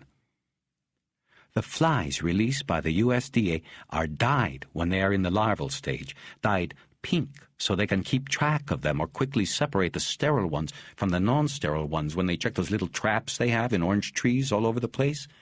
After the larvae are dyed pink, they are irradiated to make them sterile. Then they get released. Harry nodded. It was beginning to sound interesting. My entomologist examined the 2 samples taken from Wando number 67, and this is what he found. She referred to some notes in the file. The adult fly obtained from the deceased's stomach was both dyed and sterilized, female. Okay, nothing unusual about that. Like I said, they release something like 300 million of these a week, billions over the year, and so it would seem probable that one might be accidentally swallowed by our man if he was anywhere in, say, Southern California. That narrows it down, Bosch said. What about the other sample?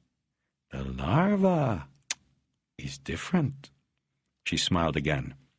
Dr. Braxton, that's the bug doctor, said the larval specimen was dyed pink as to USDA specifications, but it had not yet been irradiated, sterilized, when it went up our Wando's nose. She unfolded her hands and put them down at her sides. Her factual report was concluded. Now it was time to speculate, and she was giving him the first shot. So, inside his body he has 2 dyed flies, one sterilized and one not sterilized, Bosch said. That would lead me to conclude that shortly before his death, our boy was at the location where these flies are sterilized. Millions of flies around. 1 or 2 could have gotten in his food. He could have breathed one in through the nose, anything like that. She nodded. What about the wheat dust in the ears and hair? The wheat dust is the food, Harry. Braxton said that is the food used in the breeding process. He said, so I need to find where they where they breed these sterile flies. They might have a line on Wando. Sounds like he was a breeder or something. She smiled and said, why don't you ask me where they breed them? Where do they do it, Teresa? Well, the trick is to breed them where they are already a part of the natural insect population or environment, and therefore not a problem in case some happen to slip out the door before getting their dose of radiation. And so, the USDA contracts with breeders in only 2 places, Hawaii and Mexico. In Hawaii, there are 3 breeding contractors on Oahu. In Mexico, there is a breeder down near Zihuatanejo, and the largest of all 5 is located near Mexicali. Harry, how did you know? Did you already know all of this and let me... It was just a guess. It fits with something else I've been working on. She looked at him oddly, and for a moment he was sorry he had spoiled her fun. He drained his beer mug and looked around for the squeamish waiter. 10. She drove him back to get his car near the Red Wind and then followed him out of downtown and up to his home in the hills. She lived in a condo in Hancock Park, which was closer, but she said she had been spending too much time there lately and wanted a chance to see or hear the coyote. He knew her real reason was that it would be easier for her to extricate herself from his place than to ask him to leave hers. Bosch didn't mind, though. The truth was, he felt uncomfortable at her place. It reminded him too much of what L.A. was coming to. It was a fifth-floor loft with a view of downtown in a historic residence building called the Warfield. The exterior of the building was still as beautiful as the day in 1911 it was completed by George Allen Hancock. Beaux-Arts architecture with a blue-gray terracotta facade. George hadn't spared the oil money, and from the street, the Warfield with its fleur-de-lis and cartouches showed it. But it was the interior, the current interior, that is, that Bosch found objectionable. The place had been bought a few years back by a Japanese firm and completely gutted, then retrofitted, renovated, and revamped. The walls in each apartment were knocked down, and each place was nothing but a long, sterile room with fake wood floors, stainless steel counters, and track lighting. Just a pretty shell, Bosch thought. He had a feeling George would have thought the same. At Harry's house, they talked while he lit the hibachi on the porch and put an orange roughy fillet on the grill. He had bought it Christmas Eve, and it was still fresh and large enough to split. Teresa told him the county commission would probably informally decide before New Year's on a permanent chief medical examiner. He wished her good luck, but privately wasn't sure he meant it. It was a political appointment, and she would have to toe the line. Why get into that box? He changed the subject. So, if this guy, this Juan Doe, was down in Mexicali, near where they make those fruit flies, how do you think his body got all the way up here? That's not my department, Teresa said. She was at the railing, staring out over the valley. There were a million lights glinting in the crisp, cool air. She was wearing his jacket over her shoulders. Harry glazed the fish with a pineapple barbecue sauce and then turned it over. It's warm over here by the fire, he said. He dawdled a bit over the fillet and then said, I think what it was is that maybe they didn't want anybody checking around that USDA contractor's business, you know? They didn't want that body connected to that place, so they take the guy's body far away. Yeah, but all the way to L.A.? Maybe they were... Well, I don't know. That is pretty far away. They were both silent with their thoughts for a few moments. Bosch could hear and smell the pineapple sizzling as it dripped on the coals. He said, How do you smuggle a dead body across the border? Oh, I think they've smuggled larger things than that across, don't you? He nodded. Ever been down there, Harry? To Mexicali?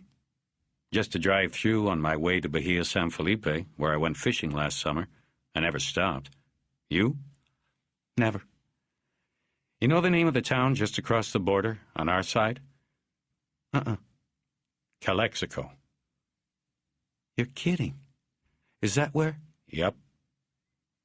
The fish was done.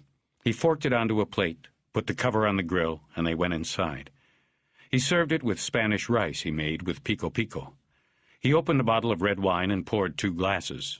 Blood of the gods. He didn't have any white.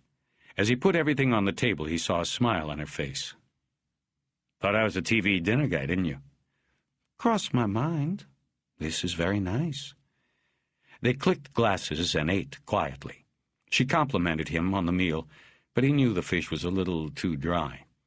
They descended into small talk again. The whole time he was looking for the opening to ask her about the Moore autopsy. It didn't come until they were finished. What will you do now?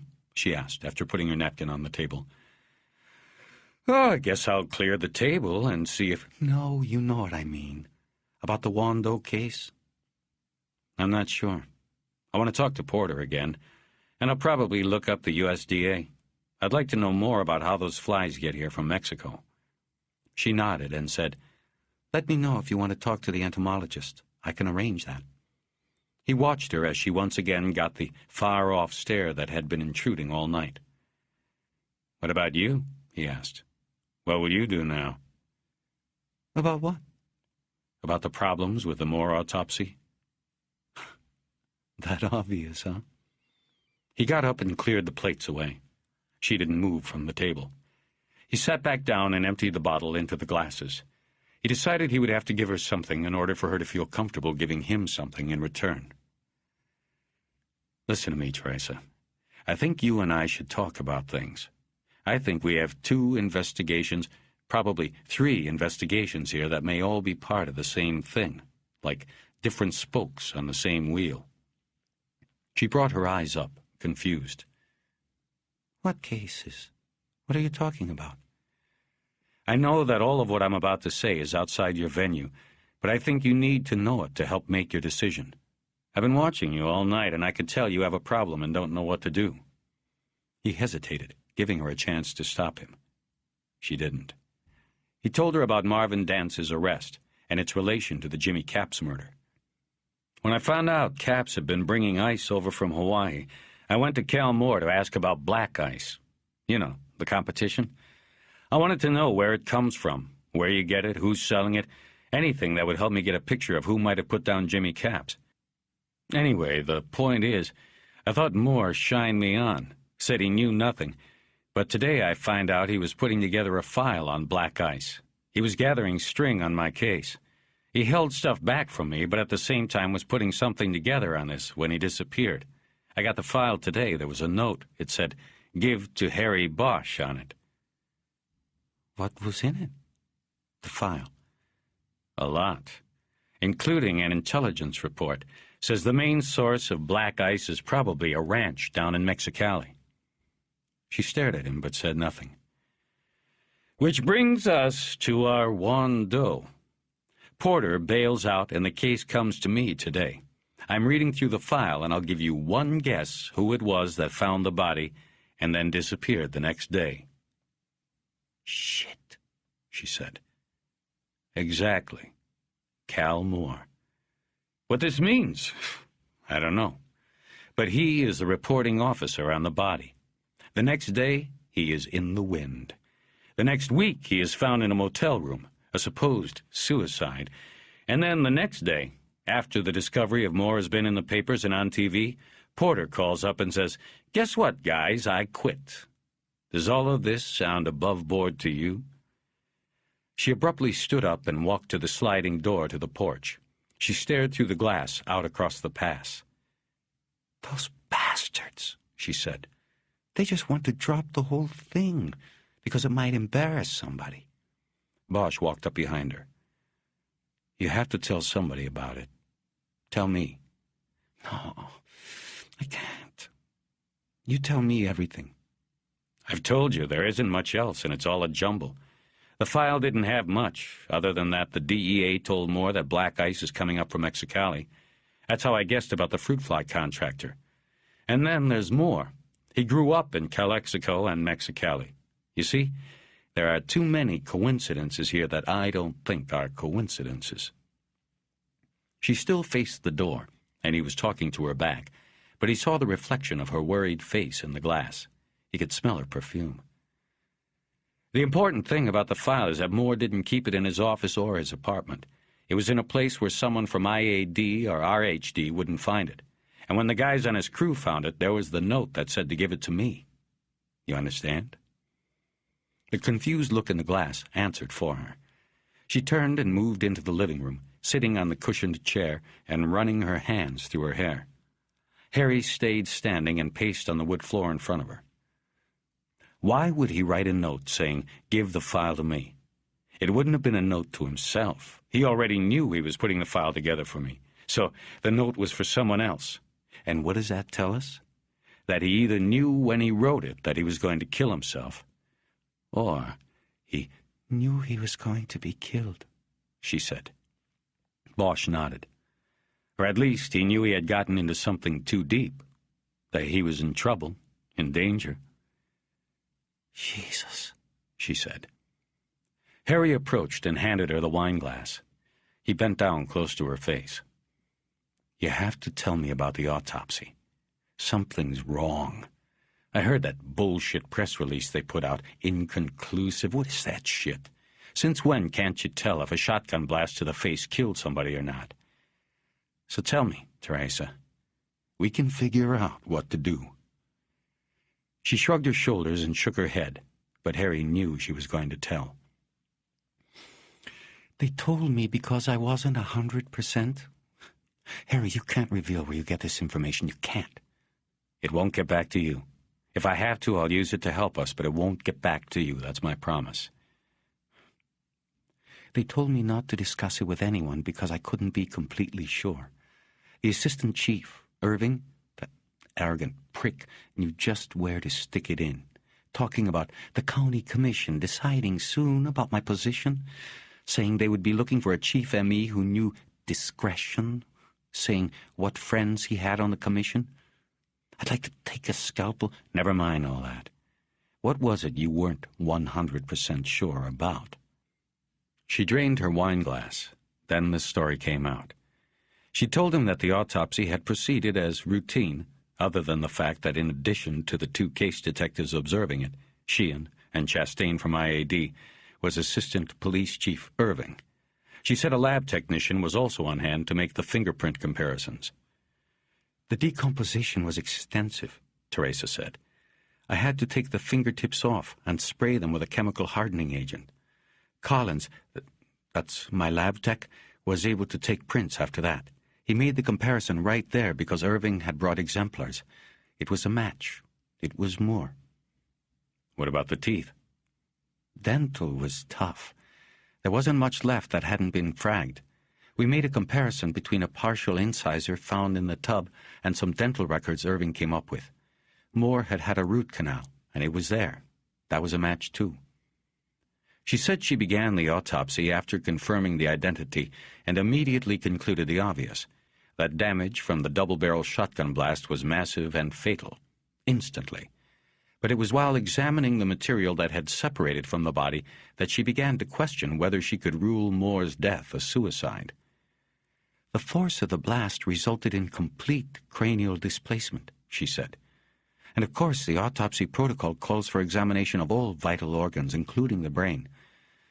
Problem was, the brain was mostly unmasked due to the wide projectile pattern. I believe I was told the pellets came from a double-barrel side-by-side configuration. I could see that. The projectile pattern was very wide. Nevertheless, a large portion of the frontal lobe and corresponding skull fragment were left largely intact, though it had been separated. You know what I mean?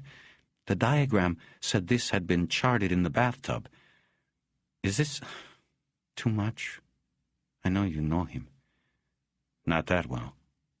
Go on. So, I examined this piece, not really expecting anything more than what I was seeing earlier. But I was wrong.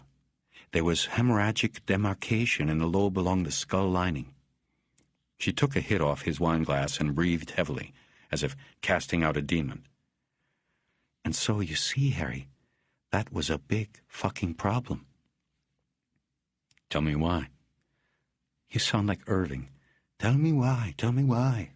Well, it should be obvious, for two reasons. First of all, you don't have that much hemorrhage on instant death like that. There is not much bleeding in the brain lining when the brain has been literally disconnected from the body in a split second.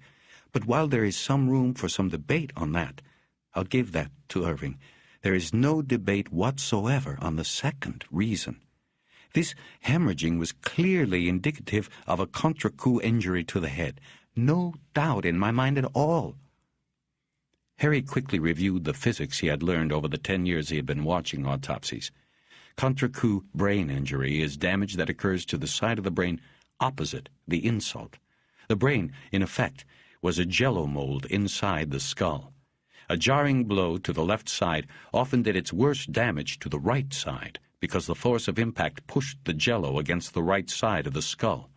Harry knew that for Moore to have the hemorrhage Teresa described to the front of the brain, he would have to be struck from behind. A shotgun blast to the face would not have done it. Is there any way...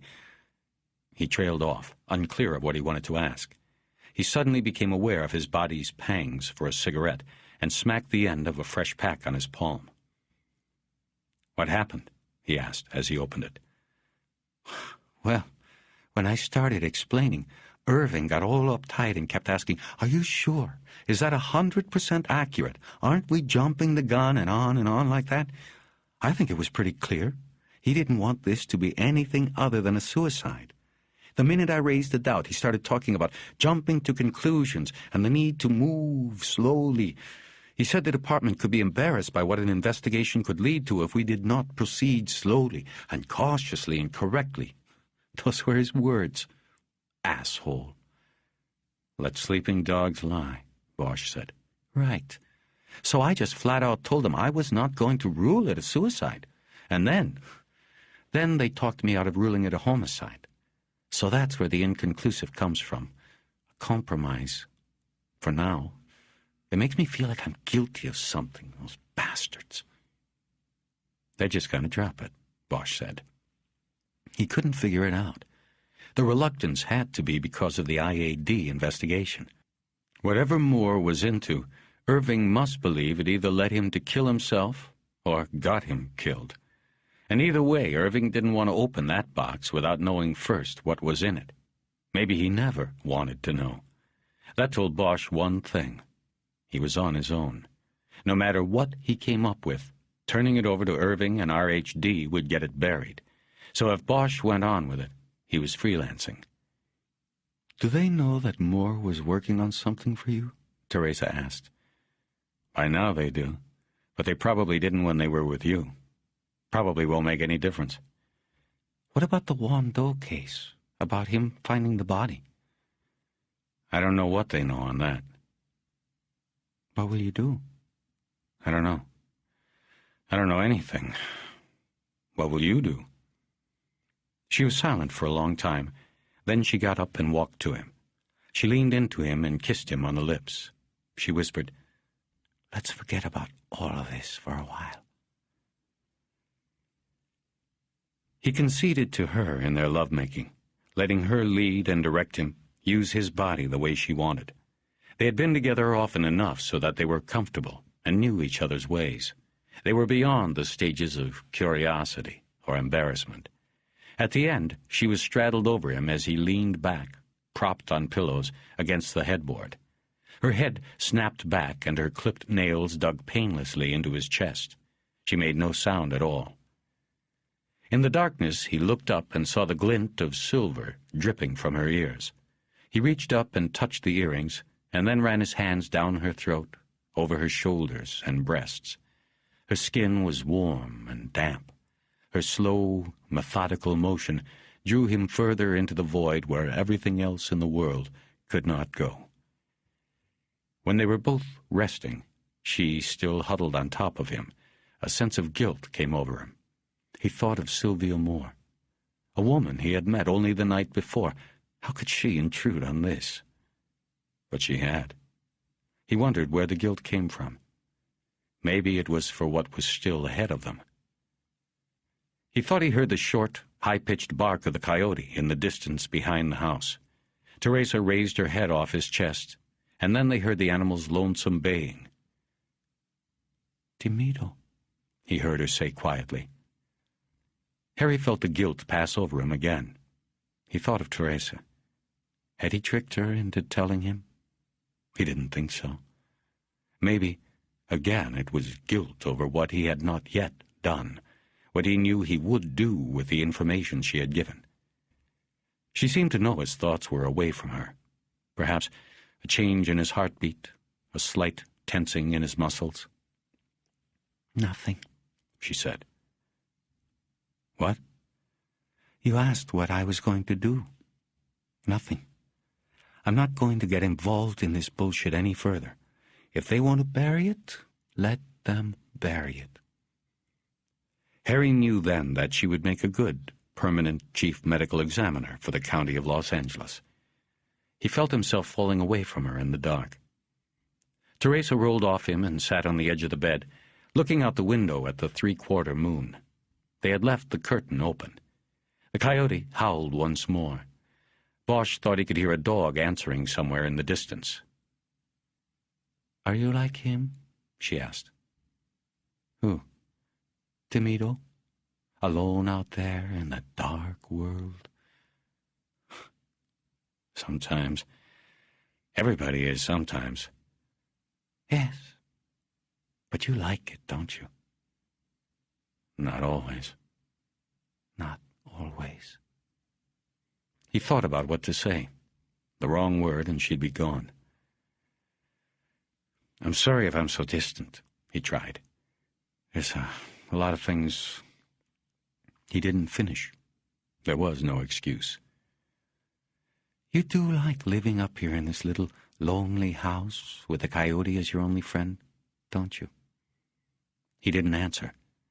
The face of Sylvia Moore inexplicably came back into his mind. But this time he felt no guilt. He liked seeing her there. I have to go, Teresa said. Long day tomorrow. He watched her walk naked into the bathroom, picking her purse up off the night table as she went. He listened as the shower ran. He imagined her in there, cleaning old traces of him off and out of her, and then splashing on the all-purpose perfume she always carried in her purse to cover up any smells left on her from her job. He rolled to the side of the bed, to the pile of his clothes on the floor, and got out his phone book. He dialed while the water still ran. The voice that answered was dulled with sleep. It was near midnight. You don't know who this is, and I never talked to you. There was silence while Harry's voice registered. Okay, got it, I understand. There's a problem on the Cal Moore autopsy. Shit, I know that, man. Inconclusive. You don't have to wake me up to... No, you don't understand. You are confusing the autopsy with the press release on the autopsy. Two different things. Understand now? Yeah, I think I do. So what's the problem? The assistant chief of police and the acting chief M.E. don't agree. One says suicide, the other homicide. Can't have both. I guess that's what you call inconclusive in a press release. There was a low whistling sound on the phone. Oh, this is good. But why would the cops want to bury a homicide? Especially one of their own. I mean, suicide makes an apartment look like shit as it is. Why bury a murder unless it means there's something... Right, Bosch said, and he hung up the phone. A minute later, the shower was turned off, and Teresa came out, drying herself with a towel. She was totally unabashed about her nakedness with him, and Harry found he missed that shyness. It had eventually left all the women he became involved with before they eventually left him. He pulled on blue jeans and a T-shirt while she dressed. Neither spoke. She looked at him with a thin smile, and then he walked her out to her car. So, we still have a date for New Year's Eve? She asked, after he opened the car door for her. Of course, he said, though he knew she would call with an excuse to cancel it. She leaned up and kissed him on the lips, then slipped into the driver's seat. Goodbye, Teresa, he said, but she had already closed the door. It was midnight when he came back inside. The place smelled of her perfume and his own guilt.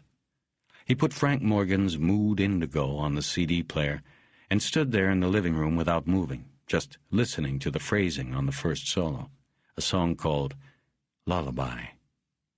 Bosch thought he knew nothing truer than the sound of a saxophone. 11. Sleep was not a possibility. Bosch knew this. He stood on the porch, looking down on the carpet of lights, and let the chill air harden his skin and his resolve. For the first time in months, he felt invigorated. He was in the hunt again. He let everything about the cases pass through his mind and made a mental list of people he had to see and things he had to do.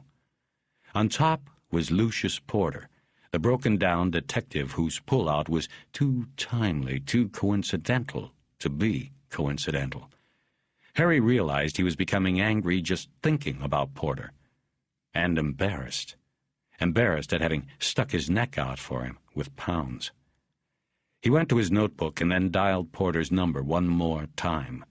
He was not expecting an answer, and he wasn't disappointed. Porter had at least been reliable in that respect. He checked the address he had written down earlier and headed out. Driving down out of the hills, he did not pass another car until he reached Cahuenga. He headed north and got on the Hollywood freeway at Barham. The freeway was crowded, but not so that traffic was slow. The cars moved northward at a steady clip, a sleekly moving ribbon of lights. Out over Studio City, Bosch could see a police helicopter circling, a shaft of white light cast downward on a crime scene somewhere. It almost seemed as if the beam was a leash that held the circling craft from flying high and away. He loved the city most at night. The night hid many of the sorrows. It silenced the city, yet brought deep undercurrents to the surface. It was in this dark slipstream that he believed he moved most freely. Behind the cover of shadows, like a rider in a limousine, he looked out, but no one looked in. There was a random feel to the dark. The quirkiness of chance played out in the blue neon night. So many ways to live and to die. You could be riding in the back of a studio's black limo or just as easily the back of the coroner's blue van. The sound of applause was the same as the buzz of a bullet spinning past your ear in the dark. That randomness. That was L.A. There was flash fire and flash flood, earthquake, mudslide. There was the drive-by shooter and the crack-stoked burglar, the drunk driver and the always curving road ahead. There were killer cops and cop killers. There was the husband of the woman you were sleeping with, and there was the woman. At any moment, on any night, there were people being raped, violated, maimed, murdered, and loved. There was always a baby at his mother's breast, and sometimes a baby alone in a dumpster. Somewhere. Harry exited on Van Owen in North Hollywood and went east toward Burbank. Then he turned north again into a neighborhood of run-down apartments. Bosch could tell by the gang graffiti it was a mostly Latino neighborhood. He knew Porter had lived here for years. It was all he could afford after paying alimony and for his booze.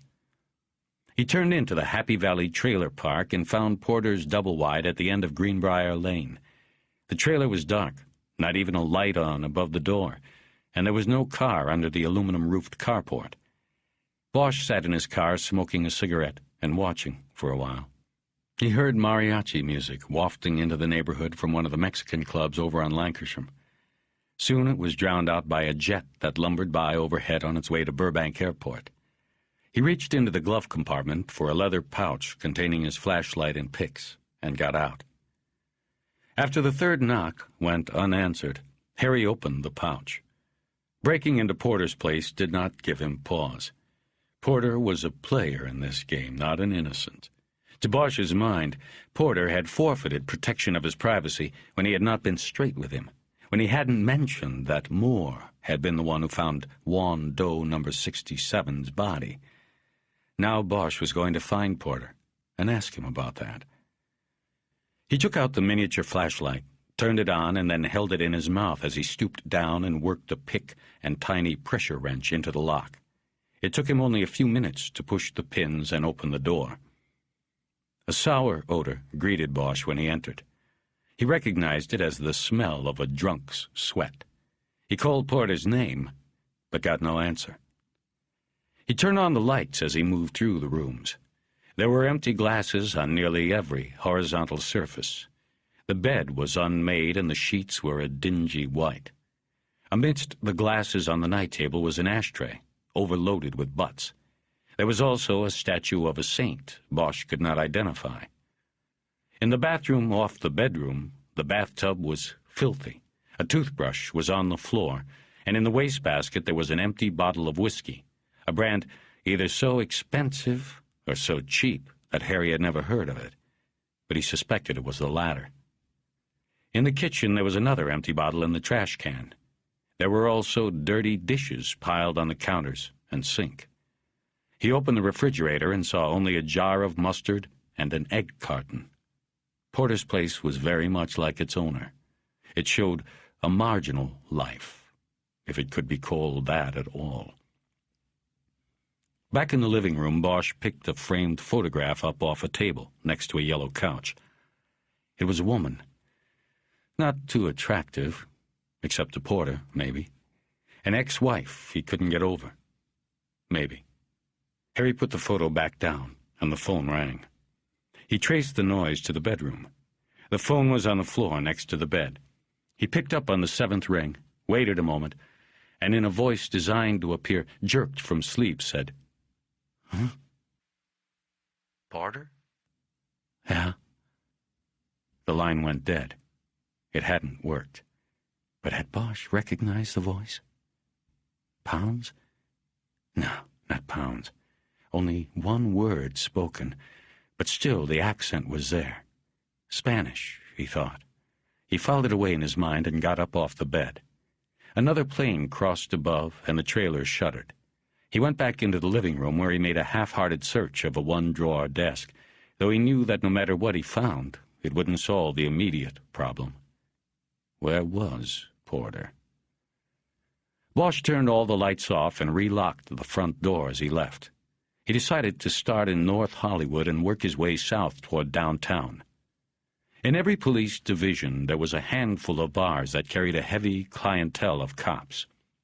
Then, after 2, when they closed, there were the all-night bottle clubs.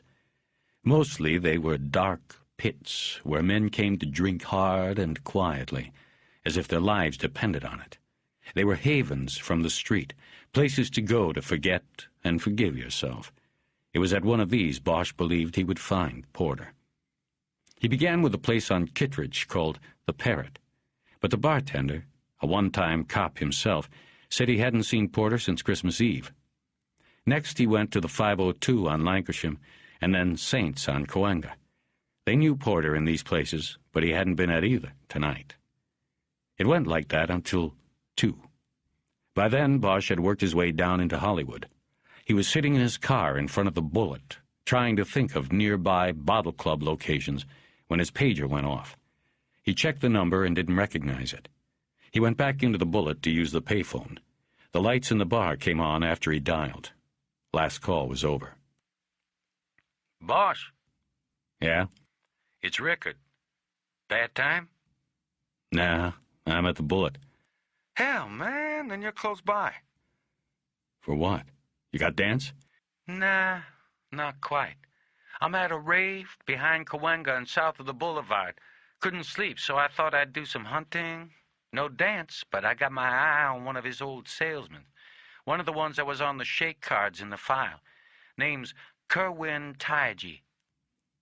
Bosch thought a moment. He remembered the name. He was one of the juvies the bang team had stopped and checked out, tried to scare off the street. His name was on one of the file cards in the ice file Moore had left behind. What's a rave? "An underground. They got a warehouse off this alley, a fly-by-night party. Digital music. They'll run all night till about 6. Next week it'll be somewhere else." How'd you find it? Very easy to find. The record stores and Melrose put out the phone numbers. You call the number, get on the list. $20 to get in, get stoned, and dance till dawn. You selling black ice? Nah, he's selling sherms out front. A sherm was a cigarette dipped in liquid PCP. Went for $20 a dip and would leave its smoker dusted all night. Taiji apparently was no longer working for dance. I figure we can make a righteous bust. After that, we might squeeze Dance out of his ass. I think Dance is blown, but the kid might know where. It's up to you. I don't know how important Dance is to you. Where do you want me? Bosch asked. Come west on the boulevard, and just when you pass Cahuenga, come south at the very next alley, the one that comes down behind the porno shops. It's dark, but you'll see the blue neon arrow. That's the place. I'm about a half block north in a red piece-of-shit Camaro, Nevada plates. I'll be waiting. Have to figure out a scam or something to grab him with the shit. You know where the dip is? Yeah, He's got it in a beer bottle in the gutter. Keeps going in and out, brings his clients outside. I'll think of something by the time you get here." Bosch hung up and went back out to the car. It took him 15 minutes to get there because of all the cruisers on the boulevard. In the alley, he parked illegally behind the red Camaro. He could see Rickard sitting low in the driver's seat. "Top of the morning to you," the narc said when Bosch slipped into the Camaro's passenger seat. "Same. Our boy still around?" "Oh, yeah. Seems like he's having a good night, too. He's selling Shermans like they're the last thing on earth. Too bad we got to spoil his fun." Bosch looked down the dark alley. In the intervals of blue light cast by a blinking neon arrow, he could see a grouping of people in dark clothes in front of a door in the brick siding of the warehouse.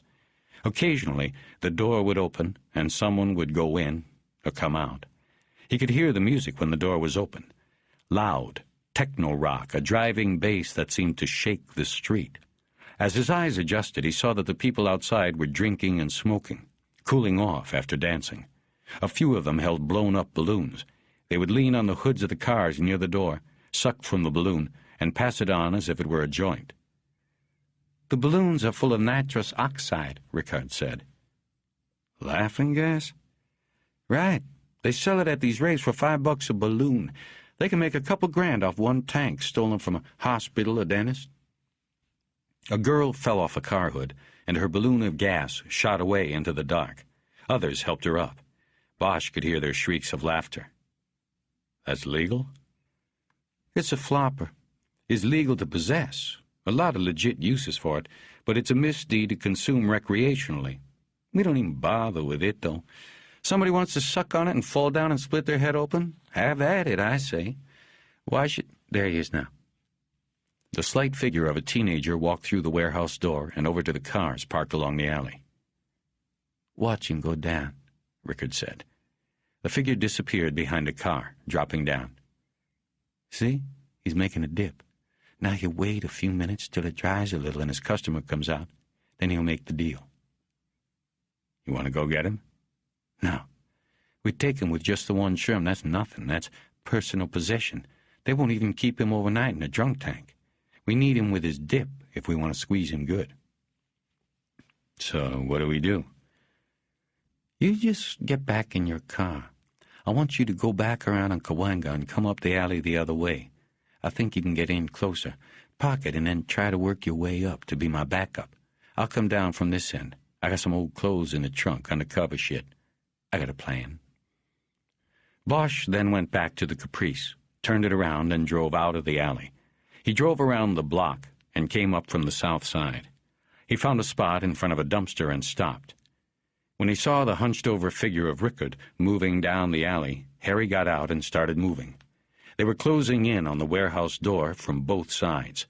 But while Bosch remained in the shadows, Rickard, now wearing a grease-stained sweatshirt and carrying a bag of laundry, was walking down the center of the alley, singing. Because of the noise from the warehouse, Bosch wasn't sure, but he thought it was Percy Sledge's "When a Man Loves a Woman," delivered in a drunken slur. Rickard had the undivided attention of the people standing outside the warehouse door. A couple of the stoned girls cheered his singing. The distraction allowed Bosch to move within 4 cars of the door, and about 3 cars from the spot where Taiji had his dip. As he passed the spot, Rickard stopped his song in mid-chorus and acted as if he had just spotted a treasure. He ducked between the 2 parked cars and came up with the beer bottle in hand. He was about to place it in his bag when the boy moved quickly between the cars and grabbed the bottle. Rickard refused to let go and spun so that the boy's back was now to Bosch. Harry started moving. "It's mine, man!" Rickard yelled. "I put it there, bro. Let it go before it spills. Go get your own, man. It's here mine. Let it go. You sure it's yours? It's mine." Bosch hit the boy forcefully from behind. He let go of the bottle and doubled over the trunk of the car. Bosch kept him pinned there, pushing his forearm against the boy's neck. The bottle stayed in Rickard's hand. None of it spilled. "Well, if you say so, I guess it's yours," the narc said. "And I guess that makes you under arrest." Bosch pulled his cuffs off his belt and hooked the boy up, and then pulled him off the trunk. Some of the others were gathering around now. "Fuck off, people," Rickard said loudly. "Go back inside and sniff your laughing gas. Go get deaf. This here don't concern you unless you want to go along with this boy to the shit can." He bent down to Taiji's ear and said, "Right, bro?" When nobody in the crowd moved, Rickard took a menacing step toward them, and they scattered. A couple of the girls ran back into the warehouse. The music drowned out Rickard's laugh. He then turned around and grabbed Taiji by the arm. "Let's go. Harry, let's take your wheels." They drove in silence for a while toward the station on Wilcox. They hadn't discussed it earlier, but Harry was going to let Rickard make the play. Rickard was riding in the back with the boy. In the mirror, Harry saw he had greasy, unkempt brown hair that fell to his shoulders. About 5 years earlier, he should have had braces put on his teeth, but one look at him and Bosch could tell he came from a home where things like that were not a consideration. He had a gold earring and an uninterested look on his face, but the teeth were what got to Bosch. Crooked and protruding, they, more than anything else, showed the desperation of his life. "How old are you now, Kerwin?" Rickard said. "And don't bother lying. We got a file on you at the station. I can check." 18. And you can wipe your ass with the file. I don't give a shit." "Woo-hoo-hoo!" Rickard yelped. 18 looks like we got ourselves an adult here, Harry. No holding hands all the way to the juvie hall. We'll go put this kid in 7,000. See how quick he starts keeping house with one of the heavies." 7,000 was what most cops and criminals called the County Adult Detention Center, on account of the phone number for inmate information, 555-7000.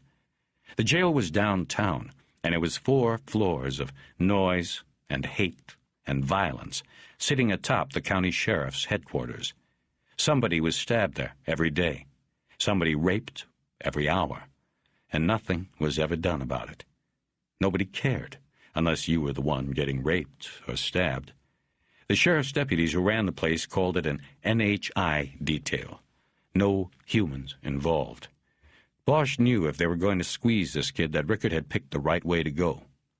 "We got you bagged and tagged, Cohen," Rickard said. "There's at least, 2 ounces in here. Got you cold for possession with intent to sell, dude. You're gone." "Fuck you." The kid drew each word out with sarcasm. He was going to go down fighting. Bosch noticed that Rickard was holding the green beer bottle outside the window so the fumes wouldn't fill the car and give them headaches. "That's not nice, Kerwin, especially when the man driving here is willing to do a deal. Now, if it was me, I'd just let you make your deals with the brothers in 7,000. Couple days there, you'll be shaving your legs, walking around in pink underwear they dipped into Hawaiian punch. Fuck off, pig. Just give me to a phone." They were on Sunset, coming up to Wilcox. Almost there, and Rickard hadn't even gotten around to what they wanted. It didn't look as if the kid was going to deal no matter what they wanted. "You get a phone when we feel like giving you a phone. You're tough now, white boy, but it don't last. Everybody gets broken down inside, you'll see. Unless you want to help us out. We just want to talk to your pal, Dance." Bosch turned on to Wilcox. The station was 2 blocks away. The kid said nothing, and Rickard let the silence go for a block before giving another try. "What do you say, kid? Give an address. I'd dump this shit right now. Don't be one of those fools who think 7,000 makes them the man like it's some fucking rite of passage. It ain't, kid. It's just the end of the line. That what you want?" "I want you to die." Bosch pulled into the driveway that led to the station's rear parking lot. They would have to process the arrest here first, book the evidence, then take the kid downtown. Harry knew they would have to go through with it. The kid wasn't talking. They had to show him that they weren't bluffing. 12. Bosch didn't get back to his search for Porter until 4 in the morning. By then he had had 2 cups of coffee in the station and was holding his third. He was back in the Caprice, alone and roaming the city. Rickard had agreed to ferry Kerwin Taiji downtown. The kid had never talked. His shell of hardened rejection, cop hate, and misguided pride never cracked. At the station, it had become a mission for Rickard to break the kid. He renewed the threats, the questions, with a zeal that Bosch found disturbing. He finally told Rickard that it was over. He told the narc to book the kid, and they'd try again later. After stepping out of the interview room, the two decided to meet at 7000 at 2 p.m. That would give the kid about a 10-hour taste of the big house, enough time to make a decision. Now Bosch was cruising the bottle clubs, the after-hour joints where members brought their own bottles and were charged for the setups. The setups, of course, were a rip-off, and some clubs even charged a membership fee. But some people just couldn't drink at home alone, and some people didn't have much of a home. At a stoplight on Sunset at Western, a blur passed the car on the right, and a figure lunged over the passenger side of the hood. Bosch instinctively drew his left hand up to his belt and almost dropped his coffee, but then realized the man had begun to rub a newspaper on the windshield. 4:30 in the morning, and a homeless man was cleaning his windshield. Badly. The man's efforts only smudged the glass. Bosch pulled $1 out of his pocket and handed it out the window to the man when he came around to do the driver's side. He waved him away. "Don't worry about it, partner," he said, and the man silently walked away. Bosch headed off, hitting bottle clubs in Echo Park near the police academy, and then Chinatown. No sign of Porter. He crossed over the Hollywood freeway into downtown, thinking of the kid as he passed the county lockup. He'd be on 7, the narco module, where the inhabitants were generally less hostile. He'd probably be okay. He saw the big blue trucks pulling out of the garage on the Spring Street side of the Times building, heading off with another morning's cargo of news. He tried a couple of bottle clubs near Parker Center, then one near Skid Row. He was scratching bottom now, getting near the end of the line and running out of places to check. The last place he stopped was Poe's, which was centrally located on 3rd Avenue near Skid Row, the Los Angeles Times, St. Vibiana's, and the glass bank towers of the financial district, where alcoholics were manufactured wholesale. Poe's did a good business in the morning hours before downtown came alive with hustle and greed. Poe's was on the first floor of a pre-war brick walk-up that had been tagged for demolition by the Community Redevelopment Agency. It had not been earthquake-proofed, and retrofitting it would cost more than the building was worth.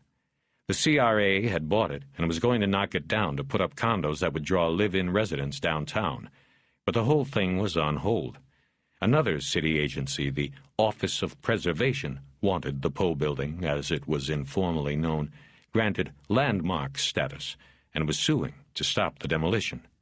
So far, they had held up the plan 4 years. Poe's was still open. The 4 floors above it were abandoned. Inside, the place was a black hole, with a long, warped bar and no tables. Poe's wasn't a place to sit in a booth with friends. It was a place to drink alone.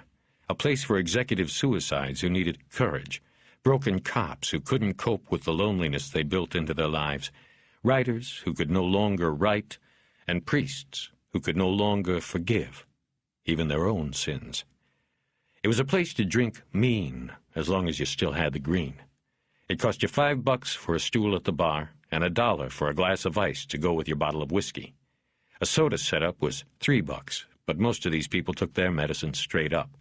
It was cheaper that way, and more to the point. It was said that Poe's was not named after the writer, but for the general philosophy of its clientele. Piss on everything. Even though it was dark outside, stepping into Poe's was like walking into a cave. For a moment, Bosch was reminded of that first moment after dropping into a VC tunnel in Vietnam. He stood utterly still by the door until his eyes focused in the dim light, and he saw the red leather padding on the bar. The place smelled worse than Porter's trailer.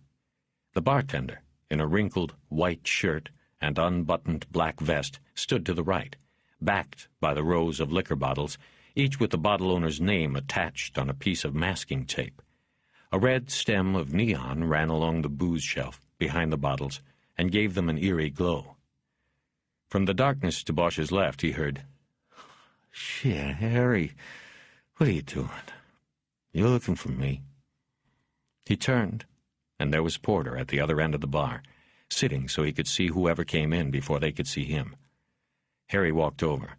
He saw a shot glass in front of Porter, along with a half-filled water glass and a third-filled bottle of bourbon. There was a 20 and 3 ones fanned out on the bar as well, and a package of Camels. Bosch felt anger rising in his throat as he approached and came up on Porter's back. "Yeah, I'm looking for you." "What's up?" Bosch knew he had to do what he had to do before any sympathy could crack through his anger. He yanked Porter's sport coat down over his shoulders so his arms were caught at his sides.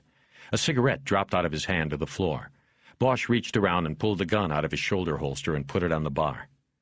"What are you still carrying for, Lou? You pulled the pin, remember? What, you scared or something?" "Harry, what's going on? Why are you doing this?" The bartender started walking down behind the bar to the aid of his club member, but Bosch fixed him with a cold stare, held up his hand like a traffic cop, and said, "Cool it. It's private." "Damned right. It's a private club, and you ain't a member." "It's okay, Tommy," Porter spoke up. "I know him. I'll take care of it." A couple of men who had been sitting a few stools from Porter got up and moved to the other end of the bar with their bottles and drinks. A couple of other drunks were already down there watching, but nobody left, not with booze still in their jars and it not quite being 6 o'clock yet. There would be no place else to go. Bars wouldn't open until 7, and the hour or so until then could last a lifetime. No, they weren't going anywhere.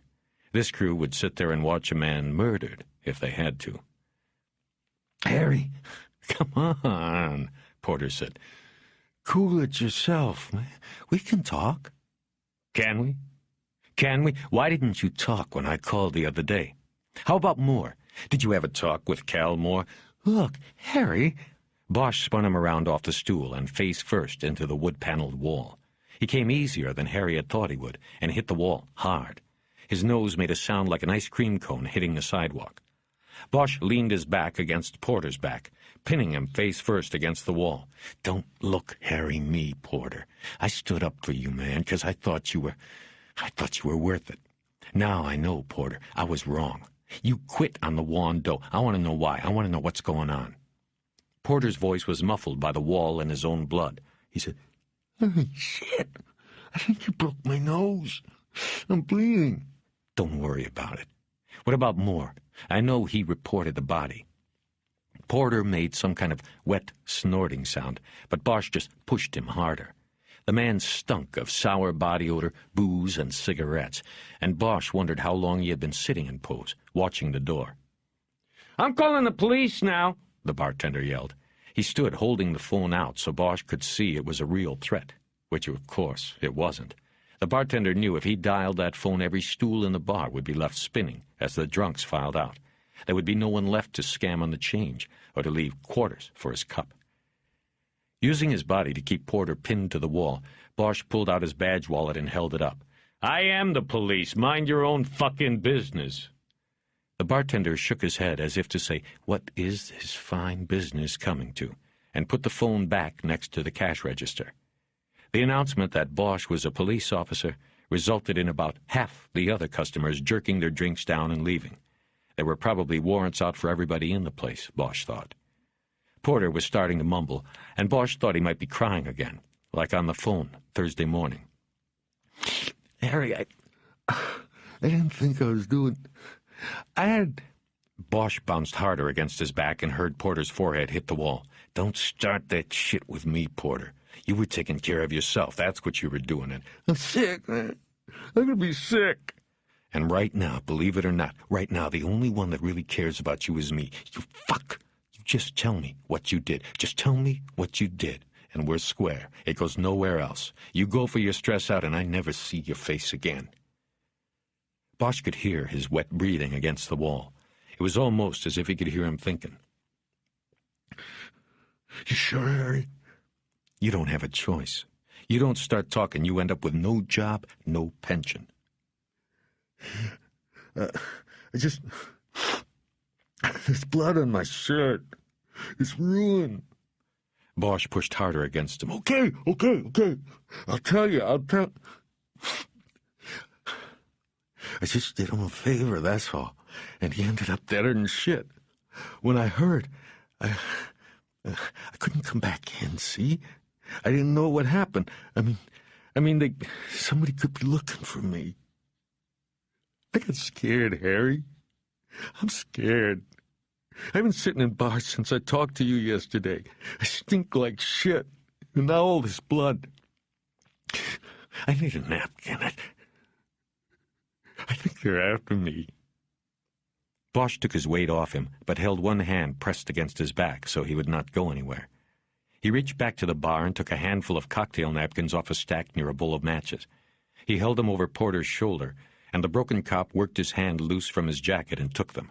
He turned his head away from the wall to press the napkins to his swelling nose. Harry saw tears on his face and looked away. The door to the bar opened then, and the dawn's early gray light shot into the bar. A man stood there, apparently adjusting to the darkness of the bar as Bosch had done. Bosch saw he was dark-complexioned with ink-black hair. 3 tattooed tears dripped down his cheek from the corner of his left eye. Harry knew he was no banker or lawyer who needed a double Scotch breakfast to start the day. He was some kind of player, maybe finishing a night collecting for the Italians or Mexicans and needing something to smooth out the edges. The man's eyes finally fell on Bosch and Porter, then to Porter's gun, which was still on the bar. The man sized up the situation and calmly and wordlessly backed out through the door. Fucking great! The bartender yelled. Would you get the hell out of here? I'm losing customers. The both of you, get the fuck out! There was a sign that said toilet and an arrow pointing down a darkened hallway to Bosch's left. He pushed Porter that way. They turned a corner and went into the men's room, which smelled worse than Porter. There was a mop and a bucket of gray water in the corner, but the cracked tile floor was dirtier than the water. He pushed Porter toward the sink. Clean yourself up, Bosch said. What was the favor? You said you did something for more. Tell me about it. Porter was looking at his blurred reflection in a piece of stainless steel that was probably put in when the management got tired of replacing broken mirrors. It won't stop bleeding, Harry. I think it's broke. Forget your nose. Tell me what you did. Look, all he did was tell me that he knew some people that would appreciate it if the stiff behind the restaurant didn't get ID'd for a while. Just string it out, he said, for a week or two. Christ, there was no ID on the body anyway. He said I could do the computer runs on the prints because he knew they wouldn't bring a match. He said, just take my time with it. Oh. And that these people, the ones he knew would take care of me. He said I'd get a nice Christmas present, so I went through the motions last week. I wouldn't have gotten anywhere with it anyway. You saw the file, no ID, no wits, no nothing. The guy'd been dead at least 6 hours before he got dumped there. So what spooked you? What happened Christmas? Porter blew his nose into a bouquet of paper towels, and this brought more tears to his eyes. Oh, man, yeah, it's broke. I'm not getting any air through. I gotta go to a clinic, get it set. Anyway, well, nothing happened Christmas. That's the thing. I mean, Board'd been missing for almost a week, and I was getting pretty nervous about the whole thing. On Christmas, Moore didn't come. Nobody did. Then when I'm walking home from the Lucky, my neighbor in the trailer next door says to me about how real sorry she was about that dead cop they found. I said thanks and went inside and put on the radio. I hear it's Moore, and that scares me shitless, Harry. It did. Porter soaked a handful of towels and began stroking his blood-stained shirt in a manner that Bosch thought made him look more pathetic than he was. Bosch saw his empty shoulder holster and remembered he had left the gun on the bar. He was reluctant to go back and get it while Porter was talking. See, I knew Moore wasn't no suicide. I don't care what they're putting out at Parker. I know he didn't do himself like that. He was into something. So I decided that was enough. I called the union and got a lawyer. I'm out of here, Harry. I'm going to get cleaned up and go to Vegas, maybe get in with casino security. Millie's out there with my boy. I want to be close by. Right, Bosch thought, and always be looking over your shoulder. He said, "You're bleeding again. Wash your face. I'm going to get some coffee. I'm taking you out of here." Bosch moved through the door, but Porter stopped him. Harry, you going to take care of me on this? Bosch looked at his damaged face a long moment before saying, "Yeah, I'll do what I can." He walked back out to the bar and signaled the bartender, who was standing all the way down at the other end, smoking a cigarette. The man, about 50, with faded blue tattoos webbing both forearms like extra veins, took his time coming over. By then, Bosch had a $10 bill on the bar. "Give me a couple coffees to go, black. Put a lot of sugar in one of them." "About time you got out of here." The bartender nodded at the $10 bill. "And I'm taking out for the napkins, too. They're not for cops who go around beating on people. That ought to about cover it. You can just leave that on the bar." He poured coffee that looked like it had been sitting in the glass pot since Christmas into foam cups. Bosch went to Porter's spot at the bar and gathered up the Smith 38 and the $23. He moved back to his $10 bill and lit a cigarette. Not realizing Bosch was now watching, the bartender poured a gagging amount of sugar into both coffees. Bosch let it slide. After snapping plastic covers on the cups, the bartender brought them over to Bosch and tapped one of the tops, a smile on his face that would make a woman frigid. "This is the one with no—" "Hey, what is this shit?" The 10 Bosch had put down on the bar was now a 1. Bosch blew smoke in the bartender's face as he took the coffees and said, "That's for the coffee. You can shove the napkins." "Just get the fuck out of here," the bartender said. Then he turned and started walking down to the other end of the bar, where several of the patrons were impatiently holding their empty glasses up. They needed more ice to chill their plasma. Bosch pushed the door to the restroom open with his foot, but didn't see Porter. He pushed the door to the only stall open, and he wasn't there either. Harry left the room and quickly pushed through the women's restroom door. No Porter. He followed the hallway around another corner and saw a door marked Exit. He saw drops of blood on the floor. Regretting his play with the bartender and wondering if he'd be able to track Porter by calling hospitals and clinics, he hit the door's push bar with his hip. It opened only an inch or so. There was something on the other side holding it closed. Bosch put the coffees down on the floor and put his whole weight on the door. It slowly moved open as the blockage gave way. He squeezed through and saw a dumpster had been shoved against the door. He was standing in an alley behind Poe's, and the morning light, flowing down the alley from the east, was blinding. There was an abandoned Toyota, its wheels, hood, and one door gone, sitting dead in the alley. There were more dumpsters, and the wind was blowing trash around in a swirl, and there was no sign of Porter. 13. Bosch sat at the counter at the original pantry, drinking coffee, picking at a plate of eggs and bacon, and waiting for a second wind to come. He hadn't bothered with trying to follow Porter. He knew that there would be no chance. Knowing Bosch wanted him, even a broken-down cop like Porter would know enough to stay away from the likely places Harry would look. He would stay in the wind. Harry had his notebook out and opened to the chronological chart he had constructed the day before, but he could not concentrate on it. He was too depressed. Depressed that Porter had run from him, that he hadn't trusted him. Depressed that it seemed clear that Moore's death was connected to the darkness that was out there at the outer edge of every cop's vision. Moore had crossed over, and it had killed him. I found out who I was. The note bothered him, too. If Moore wasn't a suicide, where did it come from? It made him think about what Sylvia Moore had said about the past, about how her husband had been snared in a trap he had set for himself. He then thought of calling her to tell her what he had learned, but discarded the idea for the time being. He did not have the answers to questions she would surely ask. Why was Calexico Moore murdered? Who did it? It was just after 8 o'clock. Bosch left money on the counter and walked out. Outside, Two homeless men shook cups in front of him, and he acted like they weren't even there. He drove over to Parker's Center and got into the lot early enough to get a parking space. He first checked the Robbery-Homicide Division offices on the 3rd floor, but Sheehan wasn't in yet. Next, he went up to the 4th, to Fugitives, to pick up where Porter would have if he hadn't made his deal with Moore. Fugitives also handled missing persons reports, and Bosch always thought there was something symbiotic about that.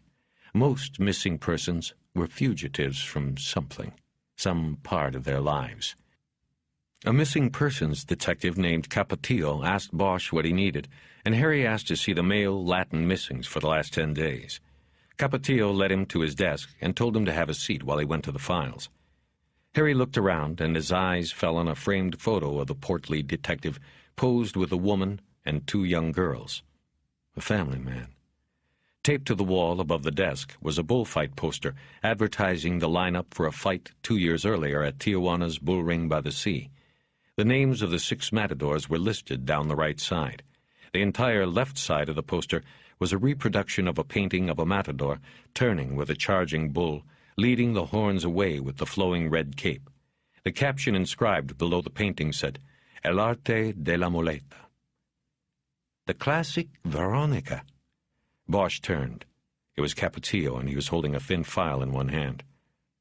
"Excuse me," Bosch said. "The Veronica. Do you know anything about the Corrida de Toros, the bullfights?" "Never been." "Magnificent. I go at least 4 times a year. Nothing compares to it. Football, basketball, nothing. The Veronica is that move. He slyly leads the horns away. In Mexico, the bullfight is called the Brave Festival, you know." Bosch looked at the file in the detective's hand. Capatillo opened it and handed Bosch a thin stack of papers. "That's all we have in the last 10 days, Capatillo said. "Your Mexicans, Chicanos, well, a lot don't report their missings to police. A cultural thing. Most just don't trust the cops. A lot of times when people don't turn up, they just figure they went south. A lot of people are here illegally. They won't call the cops." Bosch made it through the stack in 5 minutes. None of the reports fit the description of Juan Doe number 67. "What about telexes, inquiries from Mexico?" "Well, that's something different. We keep official correspondence separate. I could look. Why don't you tell me what you're pushing?"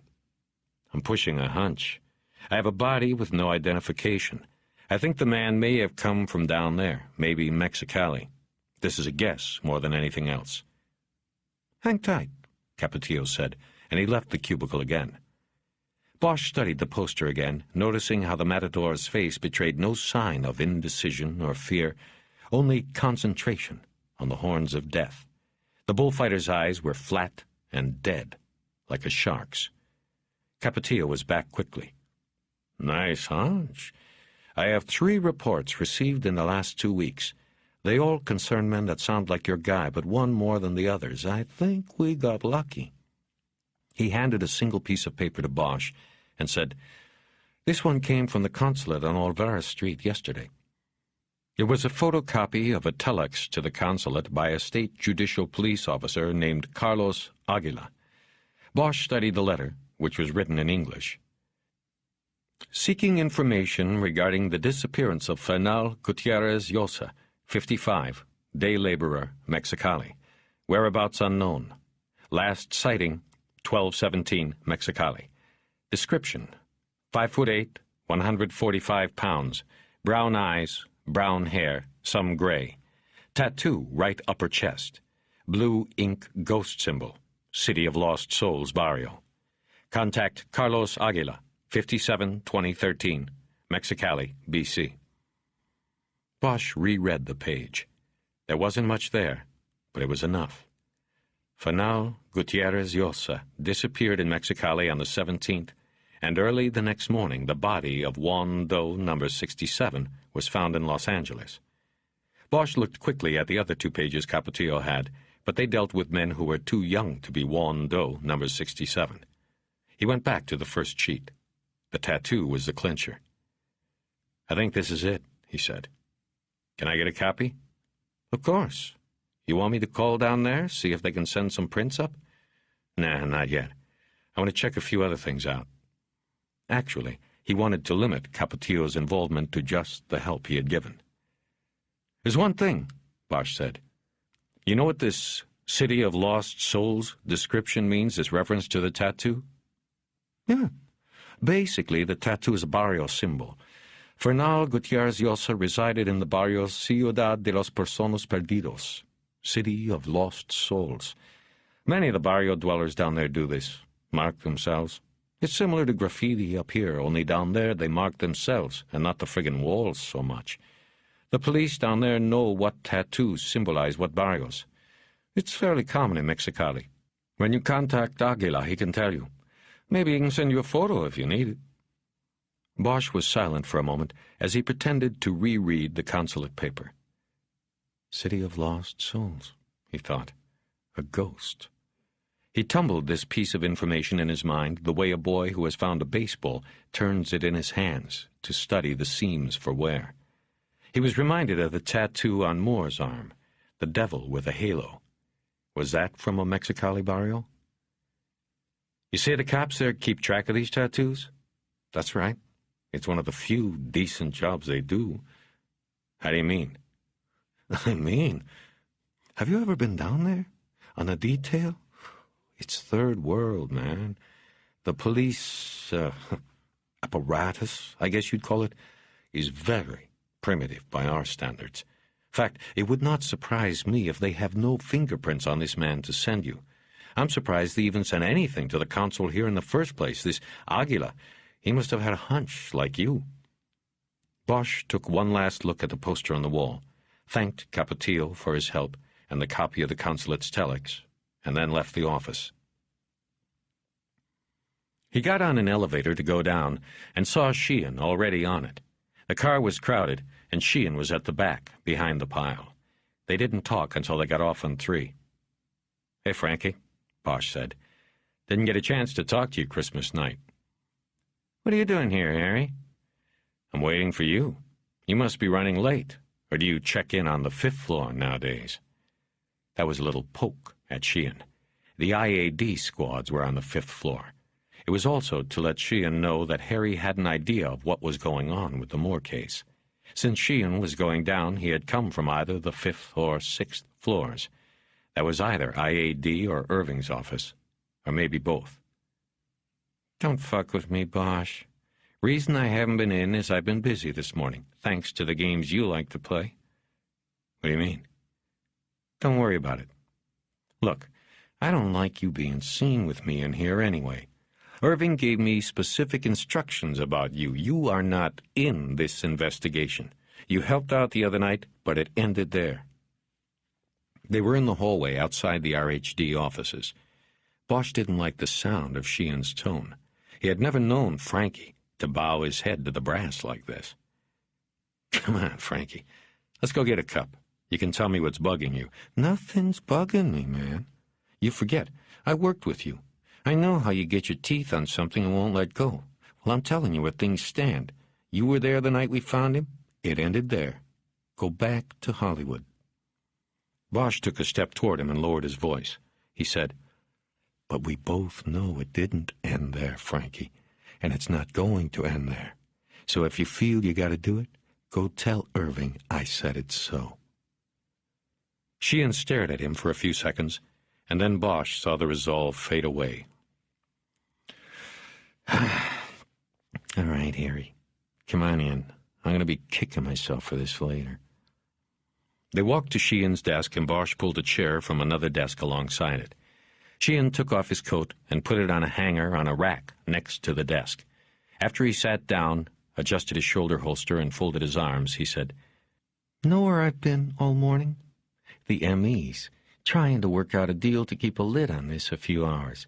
Seems overnight we sprang a leak, and already this morning Irving's getting calls that we are sitting on a homicide of one of our own officers. You wouldn't know anything about this, would you? Harry said, Only thing I know is I've been thinking about the scene out at the motel and the autopsy being inconclusive, like they say, and I'm not thinking suicide anymore. You're not thinking anything. You're not on it, remember? And what about this? He opened a drawer and brought a file up. It was the Zorio file Rickard had shown him the day before. "Don't bother telling me you haven't seen this before, because then I might take it over to SID and have them run prints on it. I'd bet my wife's diaphragm I'd find yours." "You'd lose, Frankie." "Then I'd have more kids. But I wouldn't lose, Harry." Bosch waited a beat for him to settle down. "All this huffing and puffing at me tells me one thing. You don't see a suicide either, so quit with the bullshit." "You're right, I don't. But I got an assistant chief sitting on my ass, and he's gotten the bright idea of sticking me with an IAD suit on this, so it's like I got both my feet in buckets of shit before I even start off." "You saying they don't want this to go anywhere?" "No, I am not saying that." "What are they going to tell the Times?" "Press conference this afternoon. Irving's going to give it to everybody. He'll say we are looking at the possibility of homicide. Fuck giving it to the Times." "Who said it was the Times making the noise, anyway?" "Lucky, I guess." "Yeah. Be careful, Bosch. You slip like that with Irving and he'll fry your ass. He'd love to, with your record and all the history going back with you. I already have to figure out about this file. You told Irving you didn't know the guy, and now we have a file that shows he was doing some digging for you." Bosch realized he had forgotten to remove the post-it tag Moore had placed on the file. "Tell Irving whatever you want. Think I care?" Bosch looked down at the file. "What do you think?" "About this file? I think nothing out loud. Come on, Frankie. I ask Moore to look around on this dope killing, and he ends up in a motel with his head in the tub in small pieces. It was a very smooth job, right down to not a single lift belonging to anybody else being found in that room." "So what if it was smooth and there's no other prints? In my book, some guys deserve what they got coming, you know?" There was the break in Sheehan's defense. Whether intentional or not, he was telling Bosch that Moore had crossed. "I need more than that," Bosch said in a very low voice. "You got the weight on you, but I don't. I'm a free agent, and I'm going to put it together. Moore might have crossed, yeah, but nobody should have put him down on the tiles like that. We both know that. Besides, there are other bodies." Harry could see this had grabbed Sheehan's attention. "We can trade," Bosch said quietly. Sheehan stood up and said, "Yeah, let's go get that coffee." 5 minutes later, they were at a table in the second-floor cafeteria, and Bosch was telling him about Jimmy Capps and Juan Doe, number 67. He outlined the connections between Moore and Juan Doe and Mexicali, Mexicali and Humberto Zorio, Zorio and Black Ice and Jimmy Capps. On and on it went. Sheehan asked no questions and took no notes until Harry was done. "So what do you think?" he asked then. "I think what you think," Bosch said. "That Moore had crossed. Maybe he was fronting up here for Zorio, the Iceman, and got so deep he couldn't get out. I don't know how it all ties up yet, but I still have some ideas I'm playing with. I'm thinking a number of things. Maybe he wanted out, and the Iceman whacked him. Maybe he was working that file, going to give me something, and they whacked him."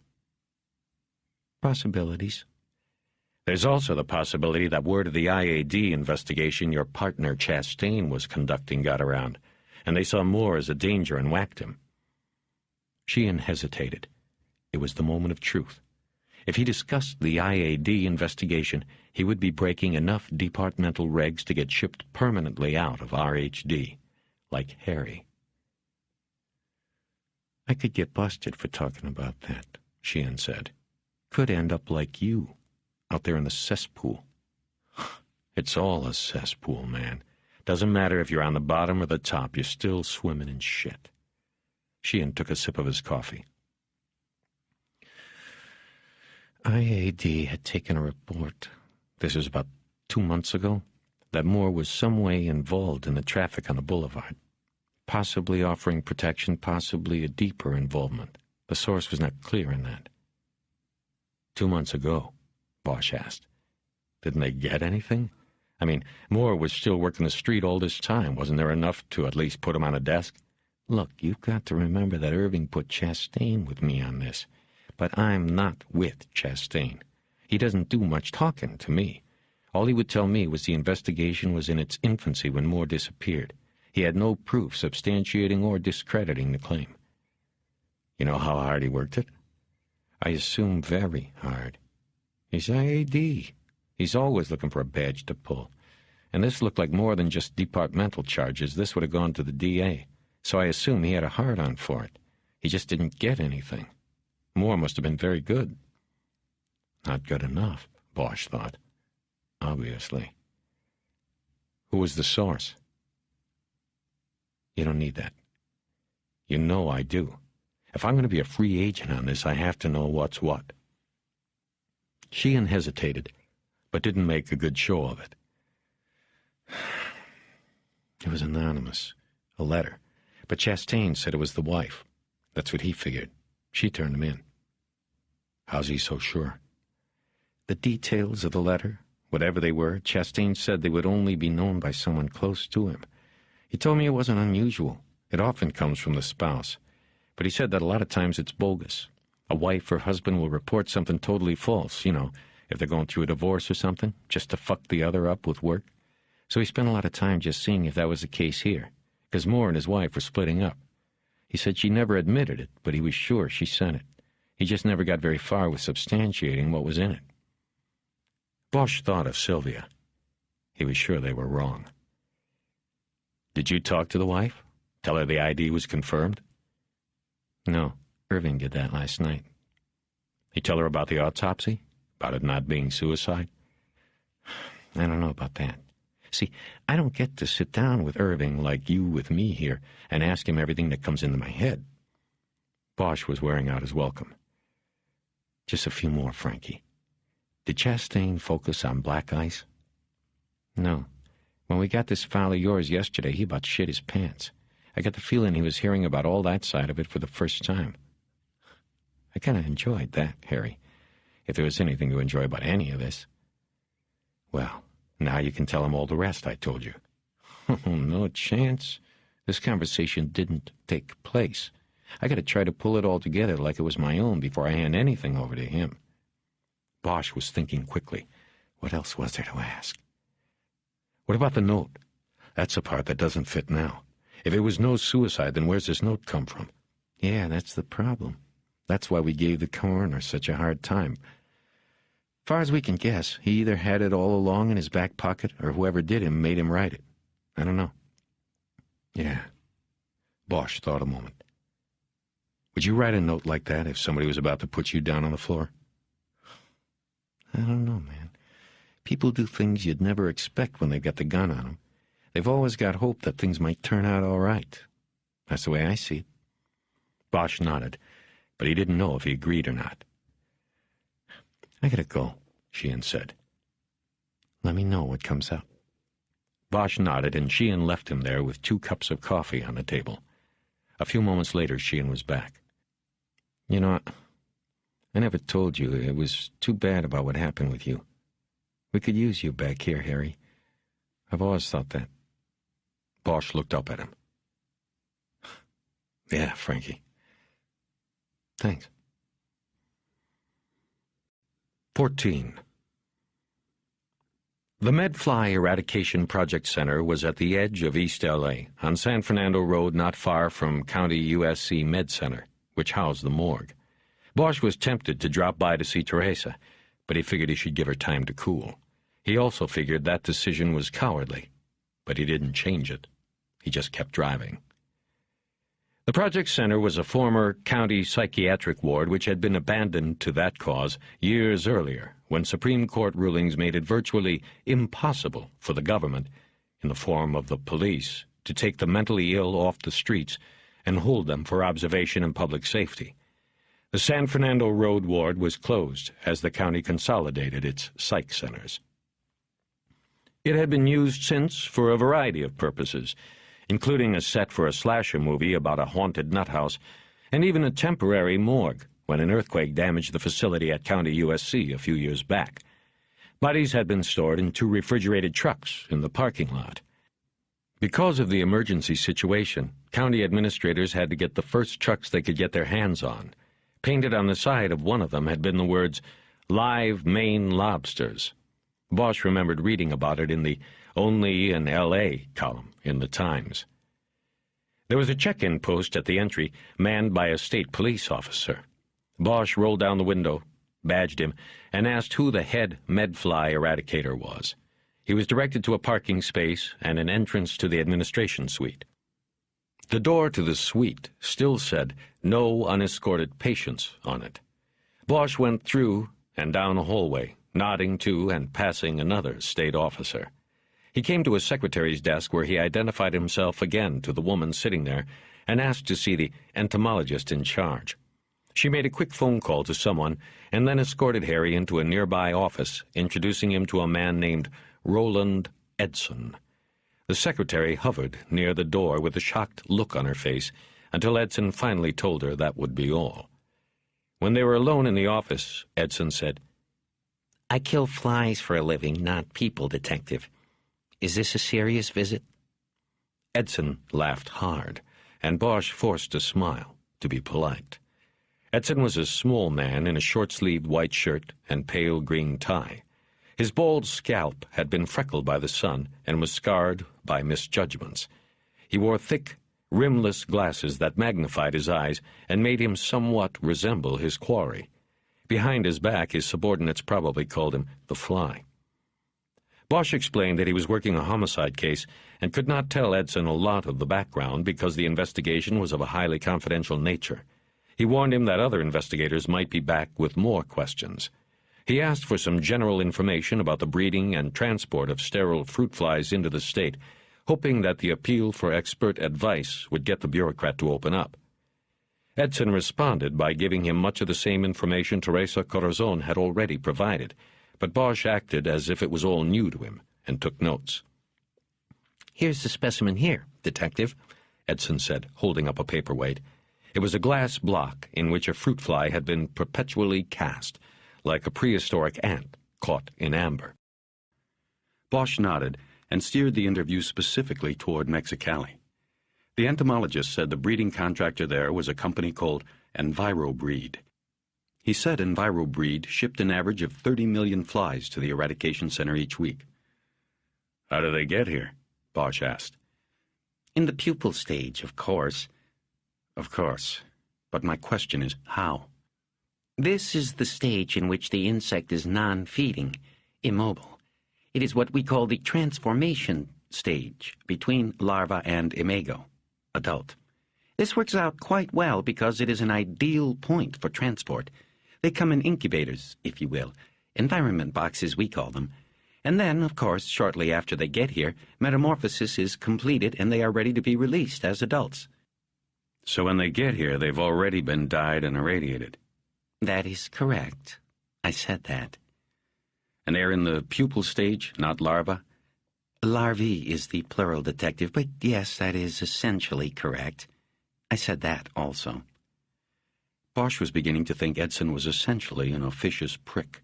He was sure they definitely called him the Fly around here. "Okay," Harry said. "So what if, here in L.A., I found a larva, that was dyed but not irradiated? Is that possible?" Edson was silent a moment. He didn't want to speak too soon and be wrong. Bosch was getting the idea that he was the type of guy who watched Jeopardy on the tube each night and barked out the answers ahead of the contestants, even if he was alone. "Well, Detective, any given scenario is possible. I would, however, say the example you just gave is highly unlikely. As I said, our suppliers send the pupae packages through an irradiation machine before they are shipped here. In these packages, we often find larvae mixed with the pupae because it would generally be impossible to completely separate the two. But these larvae samplings have been through the same irradiation as the pupae, so no, I don't see it." So if I had a person who on their body carried a single pupa that had been dyed but not irradiated, that person would not have come from here, right? "Yes, that would be my answer." "Would?" "Yes, Detective, that is my answer." Then where would this person have come from? Edson gave it some thought first. He used the eraser end of a pencil he had been fiddling with to press his glasses up on the bridge of his nose. I take it this person is dead, you having introduced yourself as a homicide detective and obviously being unable to ask the person this question yourself. You should be on jeopardy, Mr. Edson. It's Doctor. Anyway, I couldn't begin to guess where the person would have picked up this specimen you speak of. He could have been from one of the breeders you mentioned, down in Mexico or over in Hawaii, couldn't he? Yes, that's a possibility, one of them. And what's another? Well, Mr. Bosch, you saw the security we have around here? Frankly, there are some people who are not happy with what we are doing. Some extremists believe nature should take its course. If the medfly comes to Southern California, who are we to try to eradicate it? Some people believe we have no business being in this business. There have been threats from some groups. Anonymous, but nevertheless, threats to breed non-sterile medflies and release them, causing a massive infestation. Now, if I were going to do that, I might dye them to obfuscate my opponent. Edson was pleased with himself on that one, but Bosch didn't buy it. It did not fit with the facts. But he nodded, indicating to Edson that he would give it some consideration and thought. Then he said, Tell me, how do these deliveries from the breeders get here? For example, how do they get here from the place down in Mexicali you deal with? Edson said that at the breeding facility, thousands of pupae were packed into plastic tubes resembling 6-foot-long sausages. The tubes were then strung in cartons complete with incubators and humidifiers. The environment boxes were sealed at the EnviroBreed lab under the scrutiny of a USDA inspector and then trucked across the border and north to Los Angeles. The deliveries from EnviroBreed came 2 to 3 times a week, depending on availability of supply. The cartons are not inspected at the border? Bosch asked. They are inspected, but not opened. It could endanger the product if the cartons were opened. Each carton contains a carefully controlled environment, you understand? But as I said, the cartons are sealed under the eye of government inspectors, and each carton is re-inspected upon the breaking of such seals at the Eradication Center to make sure there has been no tampering. At the border patrol checks the seal numbers and cartons against the driver's bill of lading and our separate notification of transport crossing. It's very thorough, Detective Bosch. The system was all hashed out at the highest levels. Bosch said nothing for a while. He wasn't going to debate the security of the system, but he wondered who designed it at the highest levels, the scientists or the Border Patrol. If I was to go down there, to Mexicali, could you get me into EnviroBreed? Impossible, Edson said quickly. You have to remember, these are private contractors. We get all our bred flies from privately owned facilities. Though we have a state USDA inspector at each facility and state entomologists, such as myself, make routine visits, we cannot order them to open their doors to an inquiry by police or anyone for that matter without showing notice of an infraction of our contract. In other words, Detective Bosch, tell me what they did, and I will tell you if I can get you in there. Bosch didn't answer. He wanted to tell Edson as little as possible. He changed the subject.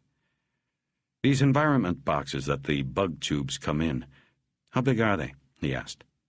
Oh, they're a pretty decent size. We generally use a forklift when unloading deliveries. Can you show me one? Edson looked at his watch and said, I suppose that is possible. I don't know what has come in, if anything. Bosch stood up to force the issue. Edson finally did too. He led Harry out of the office and down another hallway past more offices and labs that had once been the holding pens for the insane, the addicted, and the abandoned.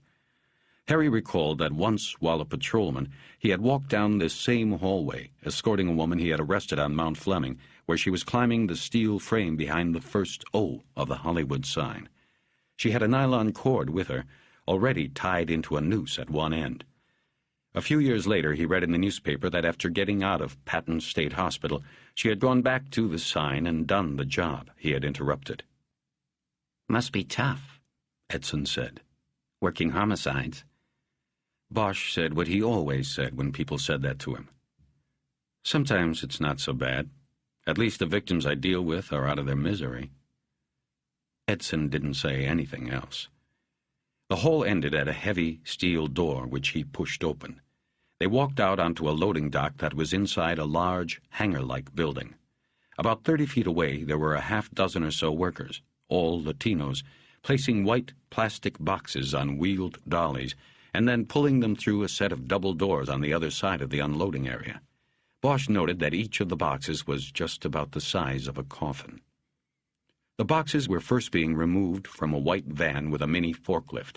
On the side of the van, the word EnviroBreed was painted in blue. The driver's door was open, and a white man stood watching the work. Another white man with a clipboard was at the end of the truck, bending down to check numbers on the seals of each of the boxes and then making notes on the clipboard. "We're in luck," Edson said. "A delivery in process. The environment boxes are taken into our lab where the M&M process, that's what we call metamorphosis around here, is completed." Edson pointed through the open garage doors to a row of 6 orange pickup trucks parked outside in the lot. "The mature flies are placed in covered buckets, and we use our fleet to take them to the attack areas. They are released by hand. Right now, the attack zone is about 100 square miles. We are dropping 50 million sterile flies a week. More, if we can get them. Ultimately, the steriles will overwhelm the wild fly population and breed it out of existence." There was a note of triumph in the entomologist's voice. "Would you like to speak with the EnviroBreed driver?" Edson said. "I am sure he would be No," Bosch said. "I just wanted to see how it's done. I'd appreciate it, Doctor, if you kept my visit confidential." As he said this, Bosch noticed the EnviroBreed driver was looking right at him. The man's face was deeply lined and tanned, and his hair was white. He wore a straw plantation hat and smoked a brown cigarette. Bosch returned the stare, knowing full well that he had been made. He thought he saw a slight smile on the driver's face. Then the man finally broke away his stare and went back to watching the unloading process. "Then is there anything else I can do for you, Detective?" Edson said. "No, Doc. Thanks for your cooperation." "I'm sure you know your way out." Edson turned and went back in through the steel door. Harry put a cigarette in his mouth but left it unlit. He waved a nattering of flies, probably pink medflies, he thought, away from his face, went down the loading dock stairs, and walked out through the garage door. Driving back toward downtown, Bosch decided to get it over with and face Teresa. He pulled into the county USC parking lot and spent 10 minutes looking for a spot big enough to put the Caprice in.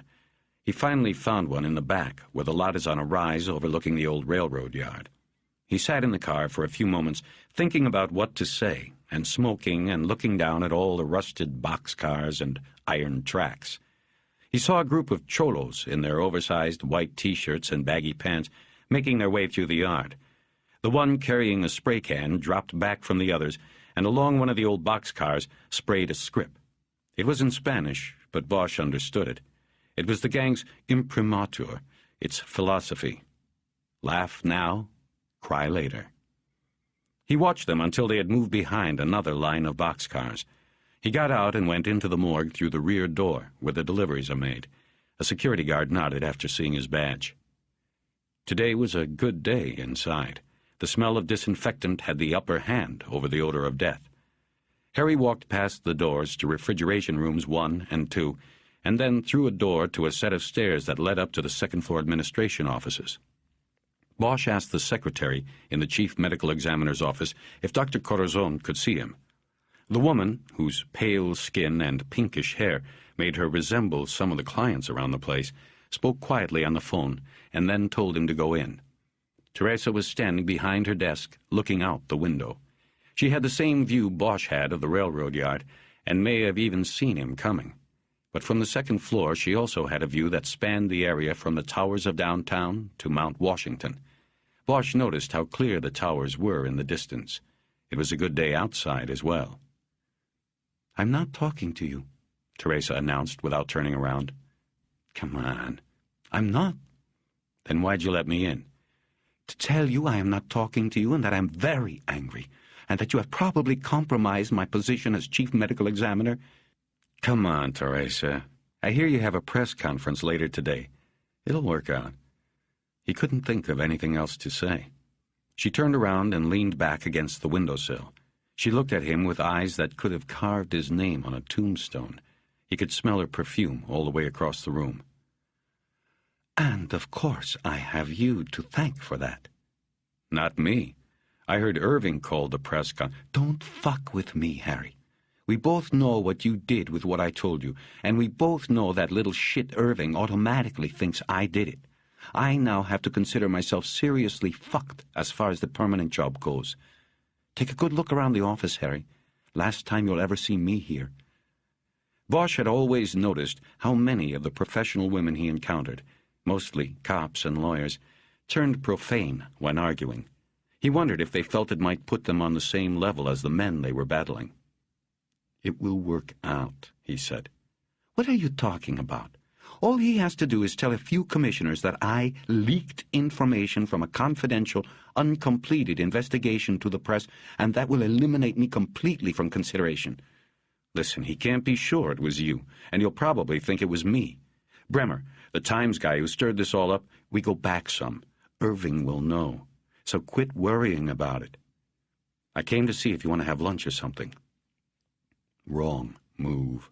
He saw her face turn red with pure anger. "Lunch or something? Are you kidding? Are you... You just told me we are the two likely suspects on this leak, and you want me to sit with you in a restaurant. Do you know what could—" "Hey, Teresa, have a nice press conference," Bosch cut in. He turned around and headed to the door. On the way into downtown, his pager went off, and Bosch noticed the number was 98's direct line. He must be worried about his statistics, Harry thought. He decided to ignore the page. He also turned the Motorola radio in the car off. He stopped at a Marisco's truck parked on Alvarado and ordered 2 shrimp tacos. They were served on corn tortillas, Baja style, and Bosch savored the heavy cilantro in the salsa. A few yards from the truck stood a man reciting scripture verses from memory. On top of his head was a cup of water that nestled comfortably in his 70s styles afro and did not spill. He reached up for the cup and took a drink from time to time, but never stopped bouncing from book to book of the New Testament. Before each quote, he gave his listeners the chapter and verse numbers as a reference. At his feet was a glass fishbowl, half full of coins. When he was done eating, Bosch ordered a Coke to go, and then dropped the change into the fishbowl. He got a "God bless you" back. 15. The Hall of Justice took up an entire block across from the Criminal Courts building. The first 6 floors housed the Sheriff's Department, and the top 4 the county jail. Anyone could tell this from the outside, not just because of the bars behind the windows, but because the top 4 floors looked like an abandoned, burned-out shell, as if all the hate and anger held in those un-air-conditioned cells had turned to fire and smoke and stained the windows and concrete balustrades forever black. It was a turn-of-the-century building, and its stone-block construction gave it an ominous, fortress-like appearance. It was one of the only buildings in downtown that still had human elevator operators. An old black woman sat on a padded stool in the corner of each of the wood-paneled cubicles and pulled the doors open and worked the wheel that leveled the elevator with each floor it stopped at. 7,000, Bosch said to the operator as he stepped on. It had been some time since he had been in the hall, and he could not remember her name, but he knew she had been working the elevators here since before Harry was a cop. All of the operators had. She opened the door on the 6th floor, where Bosch saw Rickard as soon as he stepped out. The narc was standing at the glass window at the check-in counter, putting his badge case into a slide drawer. "Here you go," Bosch said, and quickly put his badge in the drawer. "He's with me," Rickard said into the microphone. The deputy behind the glass exchanged the badges for 2 visitor clearance badges and slid them out. Bosch and Rickard clipped them to their shirts. Bosch noticed they were cleared to visit the high-power block on the 10th floor. High power was where the most dangerous criminal suspects were placed while awaiting trial or to be shipped out to state prisons following guilty verdicts. They began walking down a hall to the jail elevator. "You got the kid in high power?" Bosch asked. "Yeah, I know a guy. Told him one day that's all we needed. The kid's going to be shitless. He's going to tell you everything he knows about dance. They took the security elevator up, this one operated by a deputy. Bosch figured it had to be the worst job in law enforcement. When the door opened on 10, they were met by another deputy who checked their badges and had them sign in. Then they moved through 2 sets of sliding steel doors to an attorney's visiting area, which consisted of a long table with benches running down both sides of it. There was also a foot-high divider running lengthwise down the table. At the far end of the table, a female attorney sat on one side, leaning toward the divider and whispering to a client, who cupped his ears with his hands to hear better. The muscles on the inmate's arms bulged and stretched the sleeves of his shirt. He was a monster.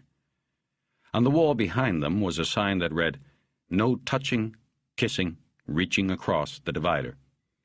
There was also another deputy at the far end, leaning against the wall, his own massive arms folded, and watching the lawyer and her client. As they waited for the deputies to bring out Taiji, Bosch became aware of the noise. Through the barred door behind the visiting table, he could hear 100 voices competing and echoing in a metallic din. There were steel doors banging somewhere, and occasionally an unintelligible shout. A deputy walked up to the barred door and said, "It'll be a few minutes, fellas. We have to get him out of medical."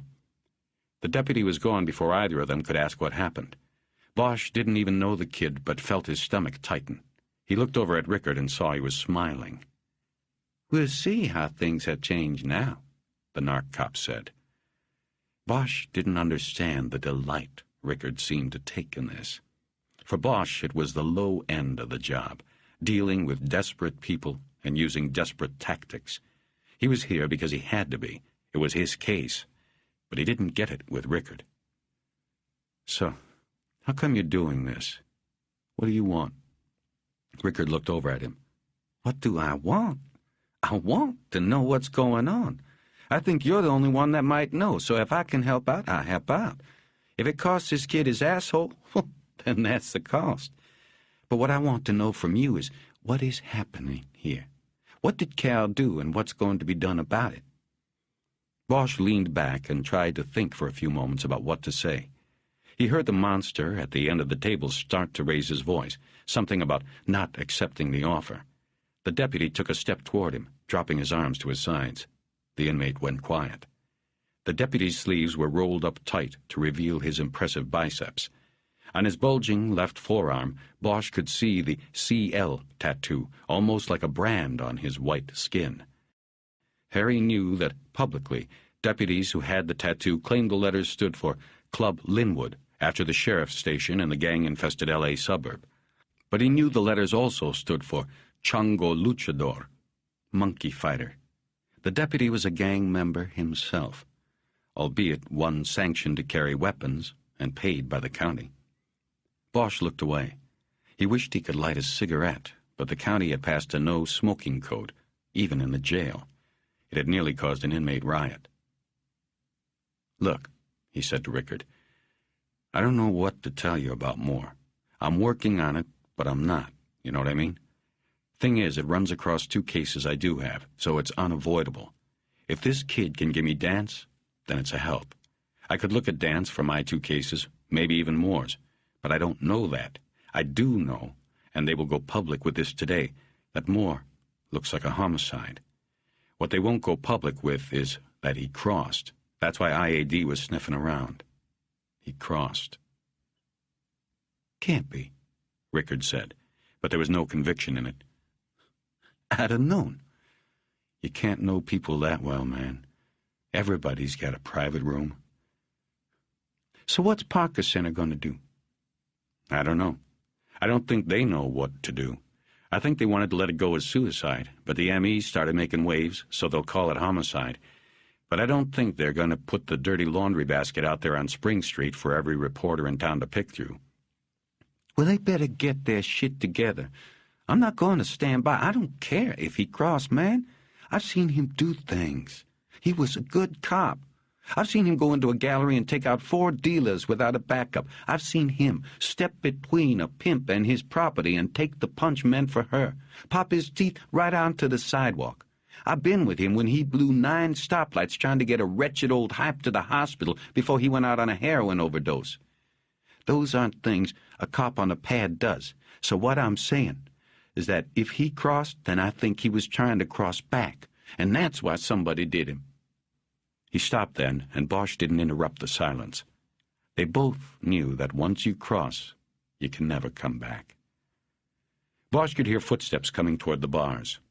Rickard said, "They better show me something down there at Parker, not let this thing go, or I'll show them something." Bosch wanted to say something, but the deputy was at the door with Taiji. He looked like he had aged 10 years in the last 10 hours. Now he had a distance in his eyes that reminded Bosch of men he had seen and known in Vietnam. There was also a bruise high on his left cheekbone. The door was slid open by means of unseen electronics, and the man, walked to the bench after the deputy pointed the way. He sat down tentatively and seemed purposely to keep his eyes away from Rickard. "How's it hanging, Kerwin?" Rickard asked. Now the boy looked at Rickard, and his eyes made Bosch's stomach knot. He remembered the first night he had spent in McLaren Youth Hall as a boy, the pure fear and screaming loneliness. And there he had been surrounded by kids, most of them nonviolent. This boy had been surrounded for the last 12 hours by wild animals. Bosch felt ashamed to be part of this, but said nothing. It was Rickard's show. "Look, my man, I know you're probably having a not-so-fun time in there. That's why we came by to see if you changed your mind any about what we discussed last night." Rickard was speaking very low so the monster at the end would not hear. When the boy said nothing, gave no indication that he even heard, Rickard pressed on. "Kerwin, you want out of here? Here's your man, Mr. Harry Bosch. He'll let me drop the whole thing, even though it was a righteous bust, if you talk to us about this cat dance. Here, look-a here." Rickard unfolded a piece of white paper from his shirt pocket. It was a standard case-filing form from the district attorney's office. "Man, I have 48 hours to file a case on you. 'Cause of the weekend, that puts it over till Monday. This here is the paperwork about you. I haven't done nothing with it because I wanted to check with you one more time and see if you wanted to help yourself out. If you don't, then I'll go file it, and this will be your home for the next, well, probably you're looking at a year with good time." Rickard waited, and nothing happened. "Whew, a year? What do you think you'll be like after a year back in there, Kerwin?" The boy looked down for a moment, and then the tears rolled down his cheeks. "Go hell," he managed to say in a strangled voice.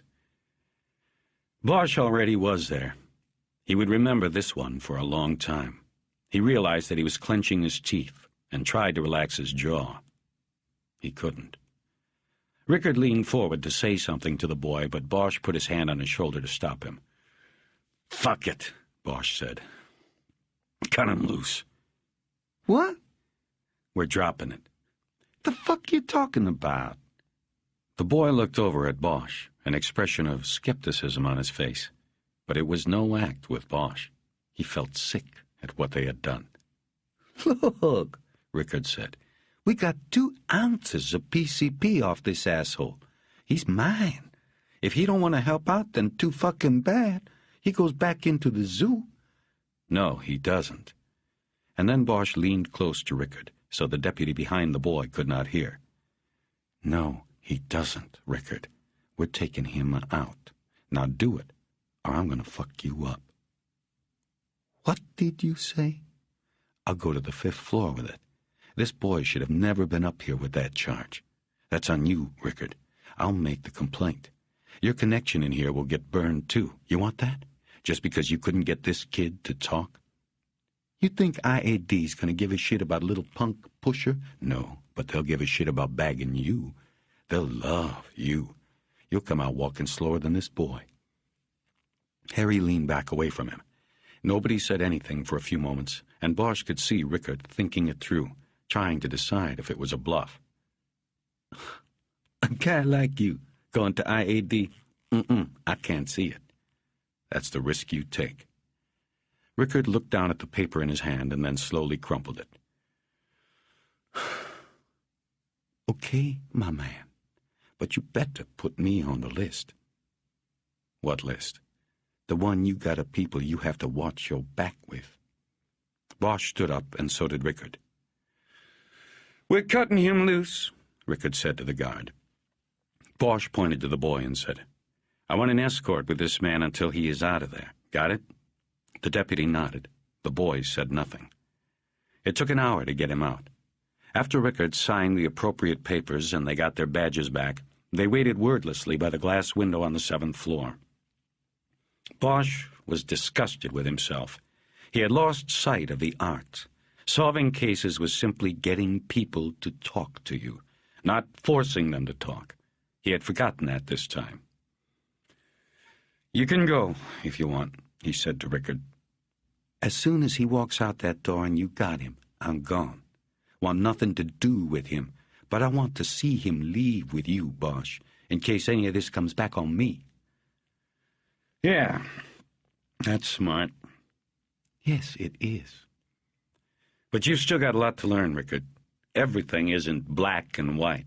Not everybody has to be ground into the sidewalk. You take a kid like that and spare me the lesson, Bosch. I might have a lot to learn, but it won't be from you. You're a Class A fuck-up. Think the only thing you could teach me is how to climb down the ladder. No thanks." "Sure," Bosch said, and walked to the other side of the room, where there was a bench. He sat down, and 15 minutes later the boy came out. He walked between Rickard and Bosch to the elevator. Outside the Hall of Justice, Rickard headed off to his car, after simply saying to Bosch, "Fuck you." "Right," Bosch said. He stood on the sidewalk, lit a cigarette, and offered one to the boy. He declined. "I'm not telling you anything," the boy said. "I know. That's cool. You want me to take you anywhere? A real doctor? A lift back to Hollywood?" "Hollywood's fine." They walked to Bosch's car, which was parked 2 blocks away at Parker Center, and he took 3rd Street toward Hollywood. They were halfway there before either one spoke. "You have a place? Where do you want me to drop you?" "Anywhere." "No place?" "No." "Family?" "Nope." "What will you do?" "Whatever." Harry turned north on Western. They were silent for another 15 minutes or so, until Bosch pulled to a stop in front of the hideaway. "What's this?" "Sit tight, I'll only be a minute." Inside the office, the manager tried to rent Bosch room 7, but Harry flipped him his badge and told him, "Try again." The manager, who was still wearing a dingy, sleeveless T-shirt, gave him the key to room 13.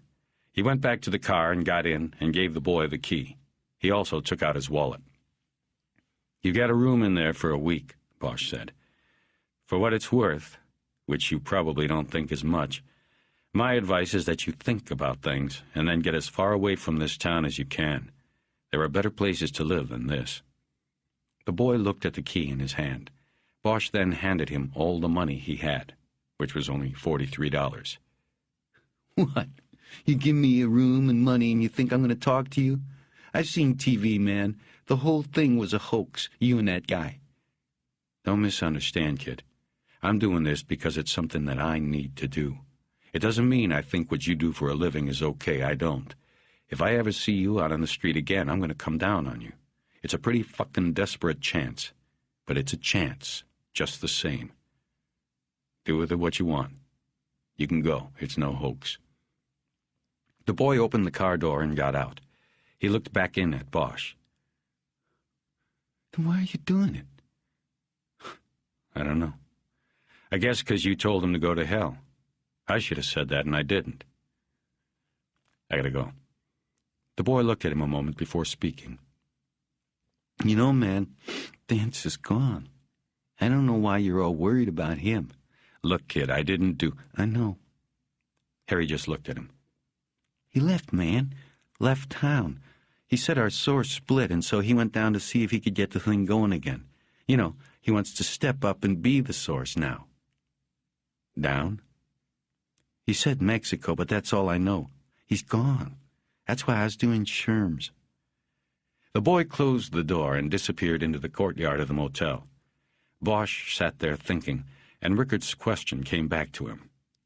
Where would the boy be in a year? Then he thought of himself staying in rundown motels so many years ago. Bosch had made it through, had survived. There was always the chance. He restarted the car and pulled out. 16. Talking to the kid sealed it. Bosch knew he was going to Mexico. All the spokes on the wheel pointed to the hub. The hub was Mexicali. But then he'd known that all along. He drove to the station on Wilcox, trying to determine a strategy. He knew he would have to contact Aguila, the state judicial police officer who had sent the letter identifying Juan Doe number 67 to the consulate. He would also have to contact the DEA, which had provided the intelligence report to Moore. He would have to get the trip cleared by Pounds, but he knew that might end it right there. He would have to work around that. In the bureau, the homicide table was empty. It was after 4 on a Friday, and a holiday week as well. With no new cases, the detectives would clear out as soon as possible to go home to families and lives outside the cop shop. Harry could see Pounds in his glass booth. His head was down and he was writing on a piece of paper, using his ruler to keep his sentences on a straight line. Bosch sat down and checked through a pile of pink message slips at his spot. Nothing needed an immediate return. There were 2 from Bremer at the Times, but he had left the name John Marcus, a code they had once worked out so it would not become known that the reporter was calling for Bosch. There were a couple from DAs who were prosecuting cases Harry had worked and needed information or the location of evidence. There was a message that Teresa had called, but he looked at the time on the note and saw that he had seen her since then. He guessed that she had called to tell him that she wasn't talking to him. There was no message from Porter and no message from Sylvia Moore. He took out the copy of the inquiry from Mexicali that the missing persons detective Capetillo had given him and dialed the number Carlos Aguila had provided. The number was a general exchange for the SJP office.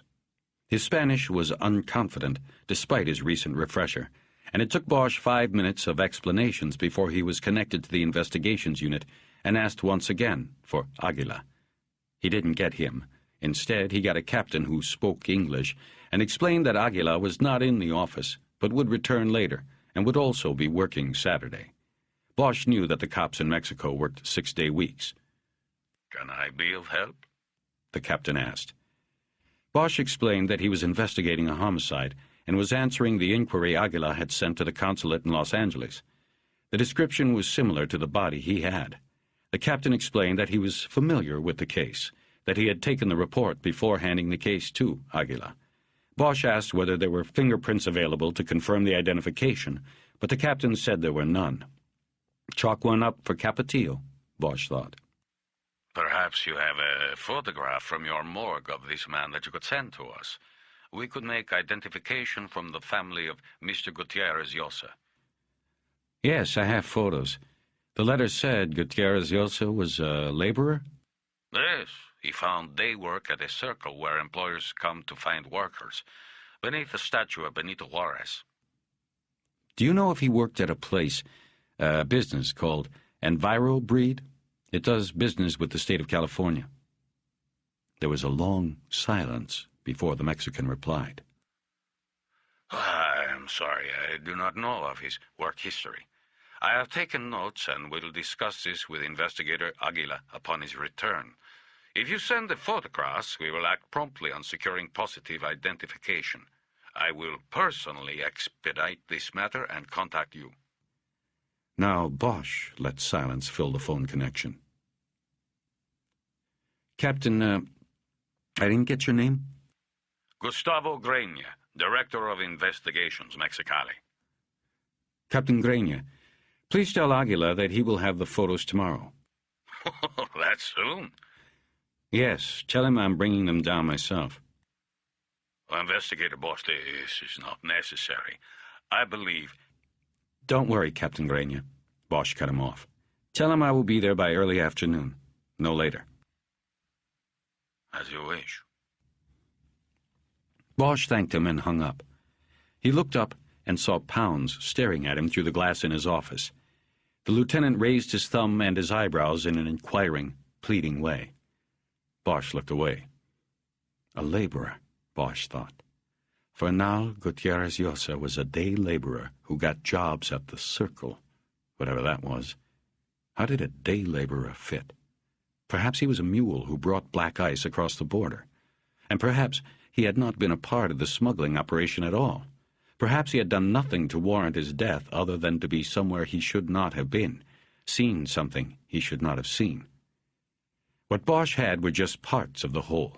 What he needed was the glue that would correctly hold them together. When he had first received his gold shield, he had a partner on the robbery table in Van Nuys who told him that facts weren't the most important part of an investigation. The glue was. He said the glue was made of instinct, imagination, sometimes guesswork, and most times just plain luck. 2 nights earlier, Bosch had looked at the facts that lay inside a rundown motel room and from them extrapolated a cop's suicide. He now knew he'd been wrong. He considered the facts again, along with everything else he had collected, and this time he saw a cop's murder as one of several connected murders. If Mexicali was the hub of the wheel with so many spokes, then Moore was the bolt that held the wheel on. He took out his notebook and looked up the name of the DEA agent who was listed on the intelligence report Moore had put in the surreal file. He then got the DEA's local number out of his Rolodex and dialed it. The man who answered asked who was calling when Bosch asked for Corvo. "Tell him it's the ghost of Calexico Moore." 1 minute later, a voice said, Who's this? "Corvo?" Look, you want to talk? Give me an ID, otherwise I hang up. Bosch identified himself. What's with the ruse, man?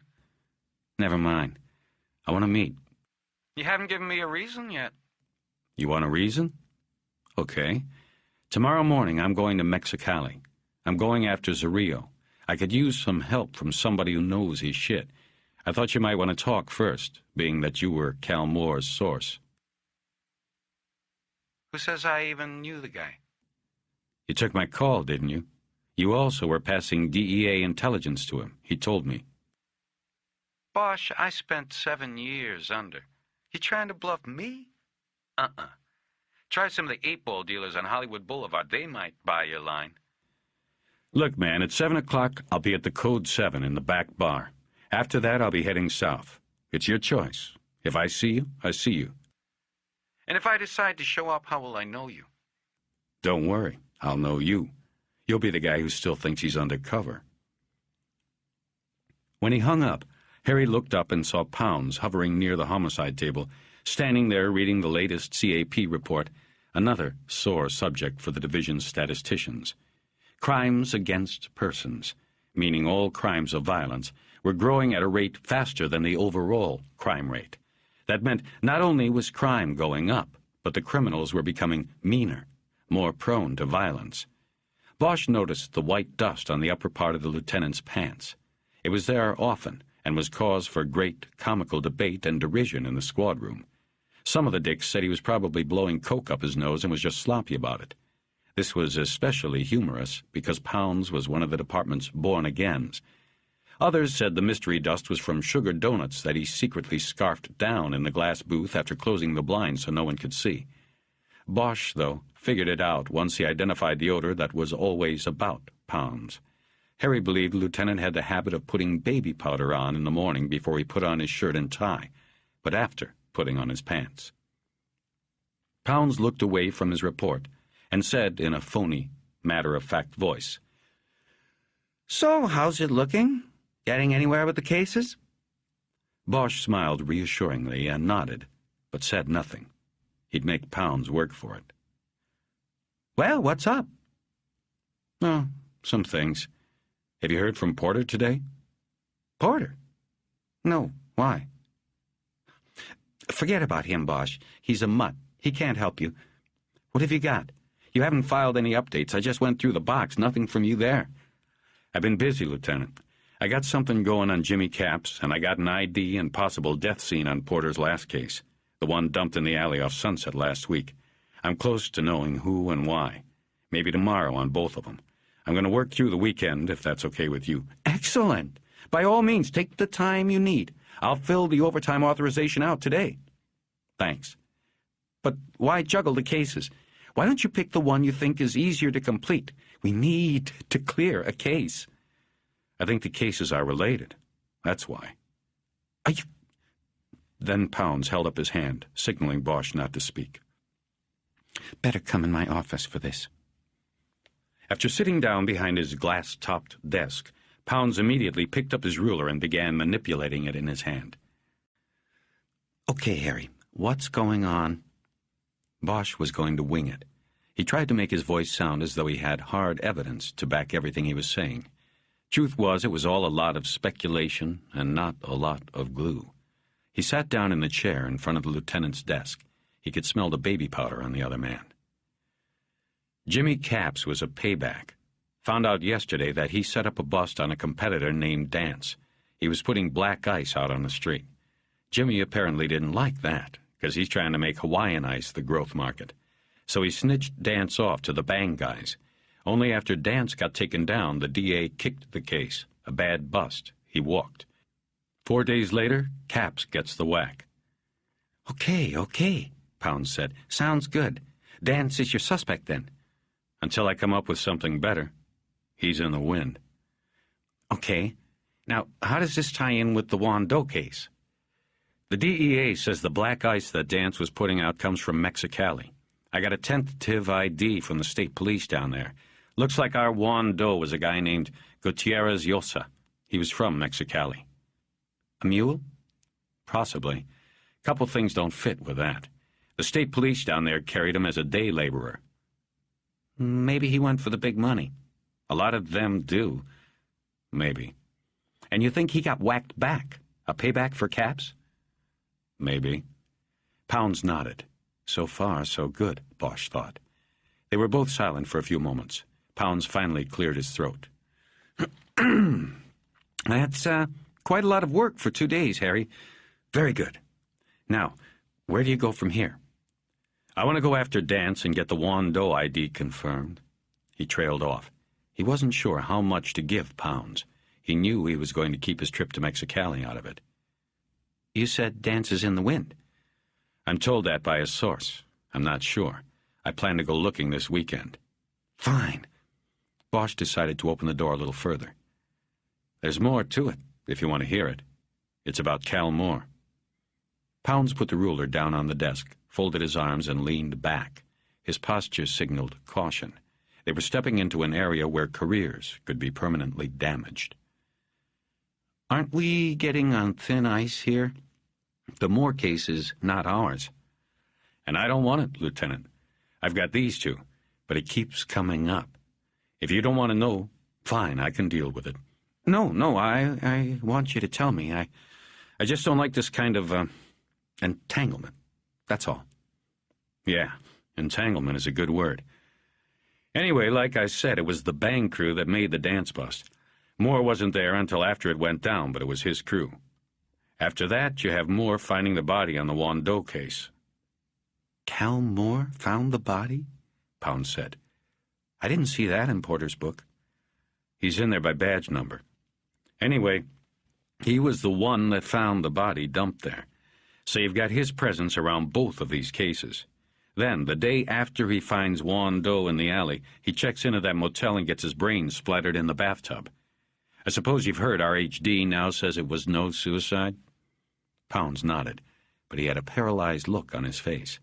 He had thought he was going to get a summary of a couple of case investigations, not this. Somebody whacked him, too, Bosch continued. So now you have 3 cases.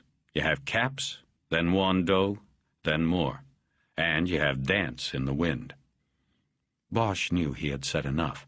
He could now sit back and watch Pounds's mind go to work. He knew that the lieutenant knew that he should probably pick up the phone and call Irving to ask for assistance, or at least direction. But Pounds knew that a call like that would result in RHD taking jurisdiction over the Capps and Wando cases, and the RHD dicks would take their sweet-ass time about it. Pounds wouldn't see any of the cases closed out for weeks. What about Porter? What's he say about all of this? Bosch had been doing his best to keep Porter clear. He didn't know why. Porter had fallen and had lied, but somewhere inside Bosch still felt something. Maybe it was that last question. Harry, You going to take care of me on this?" "I haven't found Porter," Bosch lied. "No answer on his phone. But I don't think he'd had much time to put all of this together." Pounds shook his head disdainfully. "Of course not. He probably was on a drunk." Bosch didn't say anything. It was in Pounds's court now. "Listen, Harry, you're being straight with me here, right? I can't afford to have you running around like a loose cannon. I've got it all, right?" Bosch knew that what he meant was he wanted to know how badly he could be fucked if this went to shit. Bosch said, "You know what I know. There are 2 cases, probably 3, including more, out there to be cleared. You want them cleared in 6, 8 weeks? Then I'll write up the paper and you can ship it to Parker Center. If you want to get them cleared by the 1st, like you said, then let me have the 4 days." Pounds was staring off somewhere above Bosch's head and using the ruler to scratch himself behind the ear. He was making a decision. "Okay," he finally said. "Take the weekend and see what you can do. We'll see where things stand Monday. We might have to call in RHD then. Meantime, I want to hear from you tomorrow and Sunday. I want to know your movements, what's happening, what progress has been made." "You got it," Bosch said. He stood up and turned to leave. He noticed that above the door was a small crucifix. He wondered if that had been what Pounds had been staring at. Most said he was a political born-again. There were a lot in the department. They all joined a church up in the valley because one of the assistant chiefs was a lay preacher there. Bosch guessed they all went there Sunday mornings and gathered around him, told him what a great guy he was. "I'll talk to you tomorrow, then," Pounds said from behind. "Right, tomorrow." A short while after that, Pounds locked his office and went home. Bosch hung around the office alone, drinking coffee and smoking and waiting for the 6 o'clock news. There was a small black-and-white television on top of the file cabinet behind the autos table. He turned it on and played with the rabbit ears until he got a reasonably clear picture. A couple of the uniforms walked down from the watch office to watch. Cal Moore had finally made the top of the news. Channel 2 led with a report on the press conference at Parker Center, in which Assistant Chief Irvin Irving revealed new developments. The tape showed Irving at a cluster of microphones. Teresa stood behind him. Irving credited her with finding new evidence during the autopsy that pointed to homicide. Irving said a full-scale homicide investigation was underway. The report ended with a photograph of Moore and a voiceover from the reporter. "Investigators now have the task, and they say the personal obligation, to dig deep into the life of Sergeant Calexico Moore to determine what it was that led him to the beat-up motel room where someone executed him. Sources tell me the investigators do not have much to start with, but they do start with a debt of thanks to the acting chief medical examiner who discovered a murder that had been written off as a cop's lonely suicide." The camera zoomed in closer on Moore's face here, and the reporter ended it. "And so the mystery begins." Bosch turned the TV off after the report. The uniforms went back down the hall, and he went back to his spot at the homicide table and sat down. The picture they had shown of Moore had been taken a few years back, Harry guessed. His face was younger, the eyes clearer. There was no portent of a hidden life. Thinking about it brought to mind the other photographs, the ones Sylvia Moore had said her husband had collected over his life and looked at from time to time. What else had he saved from the past? Bosch didn't have one photo of his mother. He hadn't known his father until the old man was on his deathbed. What baggage did Cal Moore carry with him? It was time for him to head for the Code 7. But before heading out to the car, Harry walked down the hall to the watch office. He picked up the clipboard that hung on the wall next to the wanted flyers and carried the station's duty roster clipped to it. He doubted that it would have been updated in the last week, and he was correct. He found Moore's name and address in Los Feliz on the page listing sergeants. He copied the address into his notebook and then headed out. 17. Bosch dragged deeply on a cigarette and then dropped the butt into the gutter. He hesitated before pulling the billy club that was the door handle of the Code 7. He stared across First Street to the grass square that flanked City Hall and was called Freedom Park. Beneath the sodium lights, he saw the bodies of homeless men and women sprawled asleep in the grass around the war memorial. They looked like casualties on a battlefield, the unburied dead. He went inside, walked through the front restaurant, and then parted the black curtains that hid the entrance to the bar like a judge's robes. The place was crowded with lawyers and cops, and blue with cigarette smoke. They had all come to wait out the rush hour, and either gotten too comfortable or too drunk. Harry went down to the end of the bar where the stools were empty and ordered a beer and a shot. It was 7 on the dot, according to the Miller clock over the bar. He scanned the room in the mirror behind the bar, but saw nobody he could assume was the DEA agent Corvo. He lit another cigarette and decided he would give it until 8. The moment he decided that, he looked back in the mirror and saw a short, dark man with a full black beard split the curtain and hesitate as his eyes focused in the dim bar. He wore blue jeans and a pullover shirt. Bosch saw the pager on his belt and the bulge the gun made under his shirt. The man looked around until their eyes met in the mirror, and Harry nodded once. Corvo came over and took the stool next to him. "So, you made me," Corvo said. "And you made me. I guess we both need to go back to the academy. You want a beer?" "Look, Bosch, before you start getting friendly on me, I gotta tell you, I don't know about this. I don't know what this is about. I haven't decided whether to talk to you." Harry took his cigarette from the ashtray and looked at Corvo in the mirror. "I haven't decided if search is a breath mint or a candy." Corvo slid back off his stool. "Have a good one." "Come on, Corvo, have a beer, why don't you? Relax, man." "I checked you out before I came over. The line on you is that you're just another head case. You're on the fast track to nowhere, RHD to Hollywood, the next stop probably riding shotgun in a Wells Fargo truck."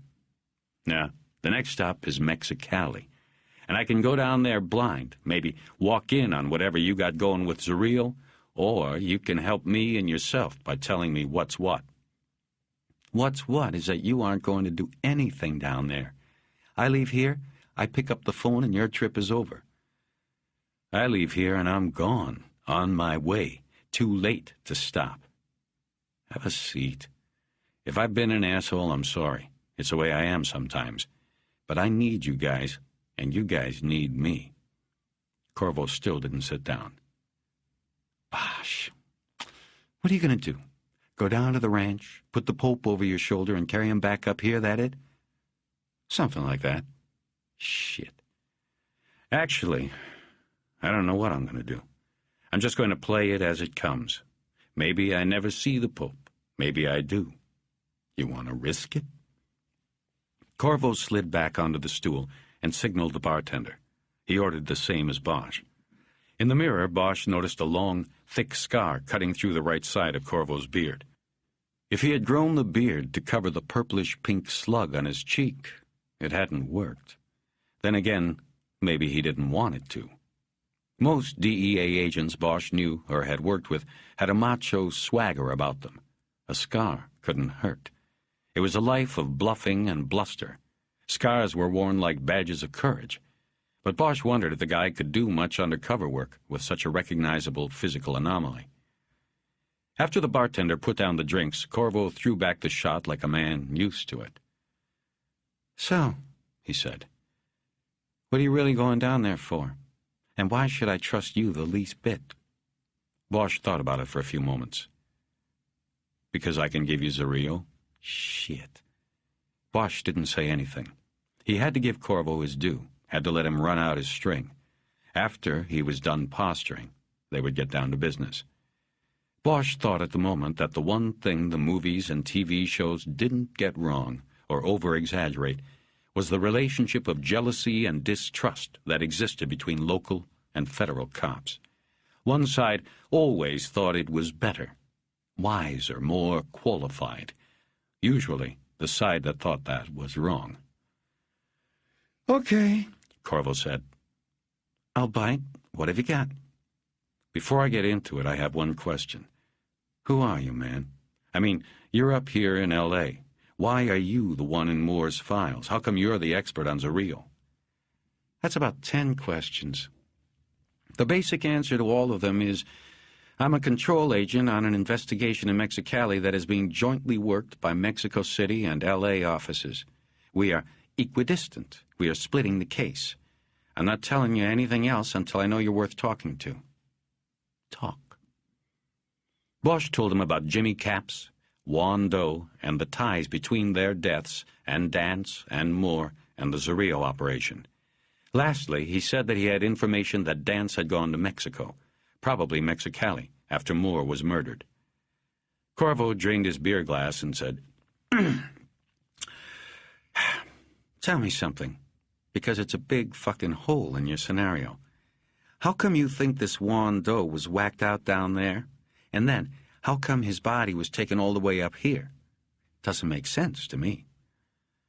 The autopsy puts his death 6 to 8 hours before Moore found it, or said he found it, up here. There were things about the autopsy that tie it to Mexicali, to a specific location in Mexicali. I think they wanted to get it out of Mexicali to make sure it was not connected to that location. It got sent to L.A. because there was already a truck heading this way. It was convenient. You're talking jigsaws, Bosch. What location are we talking about? We aren't talking. That's the problem. I'm talking. You haven't said shit, but I'm here to trade. I know your record. You guys haven't taken down one of Zorrillo's shipments. I can give you Zorrillo's pipeline. What can you give me? Corvo laughed and shot a peace sign at the bartender. He brought 2 more beers. Know something? I like you. Believe it or not. I did check you out, but I do like what I know of you. But something tells me you don't have shit worth trading for. You ever check out a place down there called EnviroBreed? Corvo looked down at the beer placed in front of him and seemed to be composing his thoughts. Bosch had to prompt him. Yes or no? EnviroBreed is a plant down there. They make these sterile fruit flies to set loose around here. It's a government contractor. They have to breed the bugs down there because I know all of that. How come you know? The only reason is that I was involved in setting plans on our operation down there. We wanted a ground observation point on the target's ranch. We went into the industrial parks that border the ranch to look for candidates. EnviroBreed was obvious. American-managed. It was a government contractor. We went to see if we could set up an OP, maybe on the roof or an office or something. The ranch property starts just across the street. But they said no. No, actually they said yes. We said no. How come? Radiation. Bugs. They got those damn flies buzzing all over the goddamn place. But most of all, the view was obscured. We went up on the roof and we could see the ranch all right, but the barn and stables, the whole bull breeding facility, was in line between EnviroBreed and the main ranch facilities. We couldn't use the place. We told the guy there, thanks, but no thanks. What was your cover? Or did you just come out and say DEA? No, we cooked something up. Said we were from the National Weather Service on a project tracking desert and mountain wind systems. Some bullshit like that. The guy bought it. Right. Corvo wiped his mouth with the back of his hand. So, how does EnviroBreed figure into it from this end? My Juan Doe. He had those bugs you were talking about in his body. I think he was probably killed there.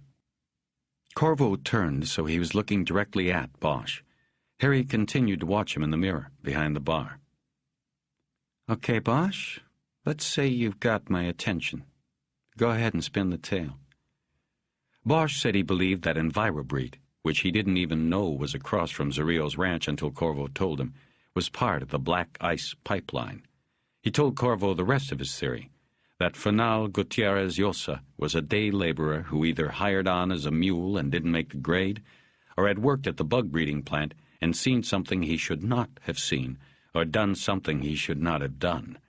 Either way, he was beaten to death, his body put in one of the white environment boxes and taken with a shipment of fruit flies to Los Angeles. His body was then dumped in Hollywood and reported by Moore, who probably handled everything on this end. They had to get the body out of there because they couldn't bring an investigation into the plant. There's something there. At least, something that was worth killing an old man for. Corvo had his arm up on the bar and his face in the palm of his hand. He said, What did he see? I don't know. I do know that EnviroBreed has a deal with the feds not to have their shipments across the border bothered with. Opening those boxes could damage the goods. Who have you told this to? Nobody. Nobody? You have told no one about EnviroBreed? I've made some inquiries. I haven't told anyone the story I just told you. Who have you made inquiries with? You called the SJP? Yeah, they put out a letter to the consulate on the old man. That's how I put it together. I still have to make a formal ID of the body when I'm down there. Yeah, but did you bring up EnviroBreed? I asked if they ever heard of him working at EnviroBreed. Corvo spun back toward the bar with an exasperated sigh. Who did you talk to there? A captain named Grania. I don't know him, but you probably spoiled your lead. You just don't go to the locals with this sort of thing. They pick up the phone, tell Zarillo what you just said, and then pick up a bonus at the end of the month. Maybe it's spoiled, maybe it isn't. Grania brushed me off and may think that's it. At least I didn't go walking into the bug place and ask to set up a weather station. Neither spoke, each one thinking about what the other had said so far. I'm going to get down on this right away, Corvo said after a while. You have to promise me you won't go fucking around with it when you get down there. I'm not promising anything. And so far I've done all the giving here. You haven't said shit. What do you want to know? About Zarillo? All you really got to know is that we've wanted his ass for a long time. This time Bosch signaled for 2 more beers. He lit a cigarette and saw the smoke blur his reflection in the mirror. Only thing you have to know about Zarillo is that he is one smart fucker. And like I said, it wouldn't surprise me in the least if he already knows you're coming. Fucking SJP. We only deal with the federales. Even them you can trust about as much as an ex-wife. Bosch nodded meaningfully, just hoping Corvo would continue. If he doesn't know now, he'll know before you get there. So you've got to watch your ass. And the best way of doing that is not to go. With you, I know that isn't an option. The second best way is to skip the SJP altogether. You can't trust them. The Pope has people inside there, okay? Bosch nodded at him in the mirror. He decided to stop nodding all the time. Now I know everything I just said went in your ears and out your asshole, Corvo said. So what I'm willing to do is put you with a guy down there. Work it from there. Name's Ramos. You go down, say your howdy-doos with the local SJPs, act like everything is nice, and then hook up with Ramos. If this EnviroBreed thing pans out and you make a move on Zarillo, I want to be there. You will. Just hang with Ramos, okay? Bosch thought it over a few moments and said, Yeah. Now tell me about Zarillo. You keep going off on other shit. Zarillo's been around a long time. We've got intelligence on him going back to the 70s at least. A career doper. One of the bouncers on the trampoline, I guess you'd call him. Bosch had heard the term before, but was confident Corvo would get around to explaining it anyway. Black ice is just his latest thing. He was a marijuanito when he was a kid. Pulled out of the barrio by someone like himself today. He took backpacks of grass over the fence when he was 12, made the truck runs when he was older, and just worked his way up. By the 80s, when we had most of our efforts concentrated on Florida, the Colombians contracted with the Mexicans. They flew cocaine to Mexico, and the Mexicans took it across the border, using the same old pot trails.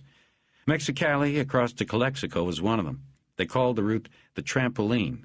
The shit bounces from Colombia to Mexico and then up to the States. And Zarillo became a rich man.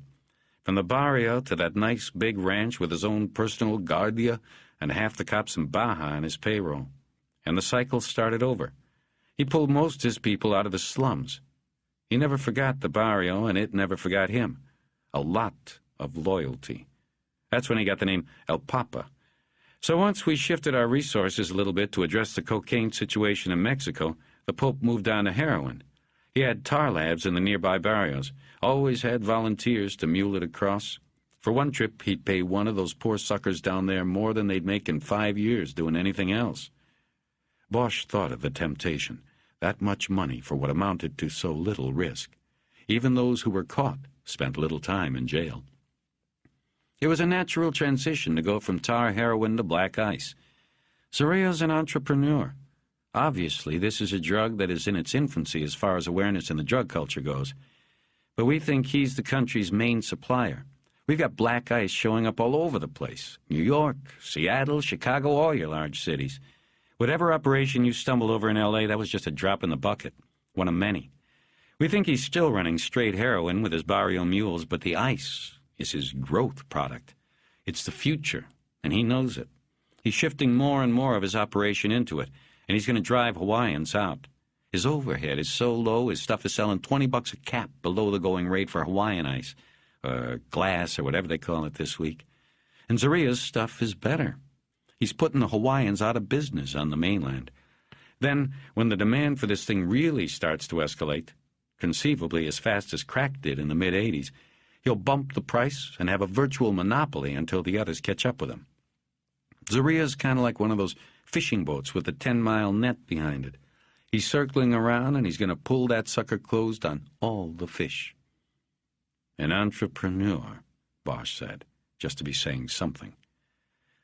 Yeah, that's what I'd call him. You remember a couple years ago the Border Patrol found the tunnel in Arizona? Went from a warehouse on one side of the border to a warehouse on the other, in the Nogales? Well, we think that he was an investor in that. One of them, at least. It was probably his idea. But the bottom line is you've never touched him. Nope. Whenever we'd get close, somebody'd end up dead. I guess you'd say he's a violent sort of entrepreneur. Bosch envisioned Moore's body in the dingy motel bathroom. Had he been planning to make a move? To go against Zarillo? Zarillo's tied in with the Amy, Corvo said. Word is he can have anybody, anywhere whacked out. Supposedly, back in the 70s, there was all kinds of slaughter going on for control of the pot trails. Zarillo emerged on top. It was like a gang war, barrio against barrio. He's since united all of them, but back then his was the dominant clan. Saints and sinners. A lot of the Amy came out of that. The Amy was the Mexican Mafia, a Latino gang with control over inmates in most of Mexico's and California's prisons. Bosch knew little about them and had had few cases that involved members. He did know that allegiance to the group was strictly enforced. Infractions were punishable by death. How do you know all of that? He asked. Informants over the years, the ones that lived to talk about it. We've got a whole history on our friend the Pope. I even know he's got a velvet painting of Elvis in his office at the ranch. Did his barrio have a sign? What do you mean, a sign? A symbol. Yeah, it's the devil with a halo. Bosch emptied his beer and looked around the bar. He saw a deputy district attorney he knew was part of a team that rubber-stamped investigations of police shootings. He was sitting alone at a table with a martini. There were a few cops Bosch recognized huddled at other tables. They all were smoking. Dinosaurs, all. Harry wanted to leave, to go somewhere he could think about this information. The devil with a halo. Moore had it tattooed on his arm. He had come from the same place as Zarillo. Harry could feel his adrenaline kicking up a notch. How will I get together with Ramos down there? He'll come to you. Where are you staying? I don't know. Stay at the De Anza in Calexico. It's safer on our side of the border. Water's better for you, too. Okay, I'll be there. Another thing is you can't take a weapon across. I mean, it's easy enough to do. You flash your badge at the crossing and nobody's going to check your trunk. But if something happens down there, the first thing that'll be checked is whether you checked your gun in at the police station in Calexico. He nodded meaningfully at Bosch. They have a gun locker at Calexico PD where they check weapons for crossing cops. They keep a log, you get a receipt, professional courtesy. So, check a weapon. Don't take it across, and then think you can say you left it up here at home. Check it in down there. Get it on the log. Then you don't have a problem. Comprende? It's like having an alibi for your gun, in case something happens. Bosch nodded. He knew what Corvo was telling him. Corvo took out his wallet and gave Bosch a business card. Call any time, and if I'm not in the office, they will locate me. Just tell the operator it's you. I'll leave your name and word that you are to be put through. Corvo's speech pattern had changed. He was talking faster. Bosch guessed this was because he was excited about the EnviroBreed tip. The DEA agent was anxious to get on it. Harry studied him in the mirror. The scar on his cheek seemed darker now, as if it had changed color with his mood. Corvo looked at him in the mirror. Knife fight, he said, fingering the scar. "Si Watanaho. I was under, working a case, carrying my piece in my boot. Guy got me here before I could get to the boot. Down there, they don't have hospitals for shit. They did a bad job on it, and I ended up with this. I couldn't go under anymore, too recognizable." Bosch could tell he liked telling the story. He was stoked with bravado as he told it. It was probably the one time he had come close to his own end. Bosch knew what Corvo was waiting for him to ask. He asked anyway. "And the guy who did it? What did he get?" "A state burial. I put him down once I got to my piece." Corvo had found a way to make killing a man who brought a knife to a gunfight sound heroic, at least to his own ears. He probably told the story a lot, every time he caught someone new looking at the scar. Bosch nodded respectfully and slipped off his stool and put money on the bar. "Remember our deal. You don't move on Zorrillo without me. Make sure you tell Ramos." "Oh, we've got a deal," Corvo said. "But I'm not guaranteeing it'll happen when you're down there. We aren't going to rush anything. Besides, we've lost Zorrillo. Temporarily, I'm sure." "What are you talking about, you've lost him?" "I mean, we haven't had a bona fide sighting in about 10 days or so. We think he's there on the ranch, though. He's just laying low, changing his routine." "Routine?" "The Pope is a man who likes to be seen. He likes to taunt us. Usually he rides the ranch in a jeep, hunting coyotes, shooting his Uzi, admiring his bulls. There's one bull in particular, a champion that once killed a matador. El Temblar, he's called. Zorrillo often goes out to watch this bull. It's like him, I guess, very proud. Anyway, Zorrillo has not been seen on the ranch or the Plaza de Toros, which was his Sunday custom. He hasn't been seen cruising the barrios, reminding himself of where he came from. He's a well-known figure in the mall. He gets off on this Pope of Mexicali shit." Bosch tried to imagine Zorrillo's life, a celebrity in a town that celebrated nothing. He lit a cigarette. He wanted to get out of there. "So when was the last bona fide?" "If he's still there, he hasn't come out of the compound since December 15th. That was a Sunday. He was at the plaza watching his bulls. That's the last bona fide. After that, we have some informants who moved that up to the 18th. They say they saw him at the compound dicking around outside, but that's it. He's either split or he's laying low, like I said." "Maybe because he ordered a cop blown away." Corvo nodded. Bosch left alone after that. Corvo said he was going to use the payphone. Harry stepped out of the bar, felt the brisk night air, and took the last drag on his cigarette. He saw movement in the darkness of the park across the street. Then one of the crazies moved into the cone of light beneath a streetlight. It was a black man, high-stepping and making jerking movements with his arms. He made a crisp turn and began moving back into the darkness. He was a trombone player in a marching band in a world somewhere else. 18. The apartment building where Cal Moore had lived was a 3-story affair that stuck out on Franklin about the same way cabs do at the airport. It was one of the many stuccoed post-World War II jobs that lined the streets in that area. It was called the Fountains, but they had been filled in with dirt and made into planters.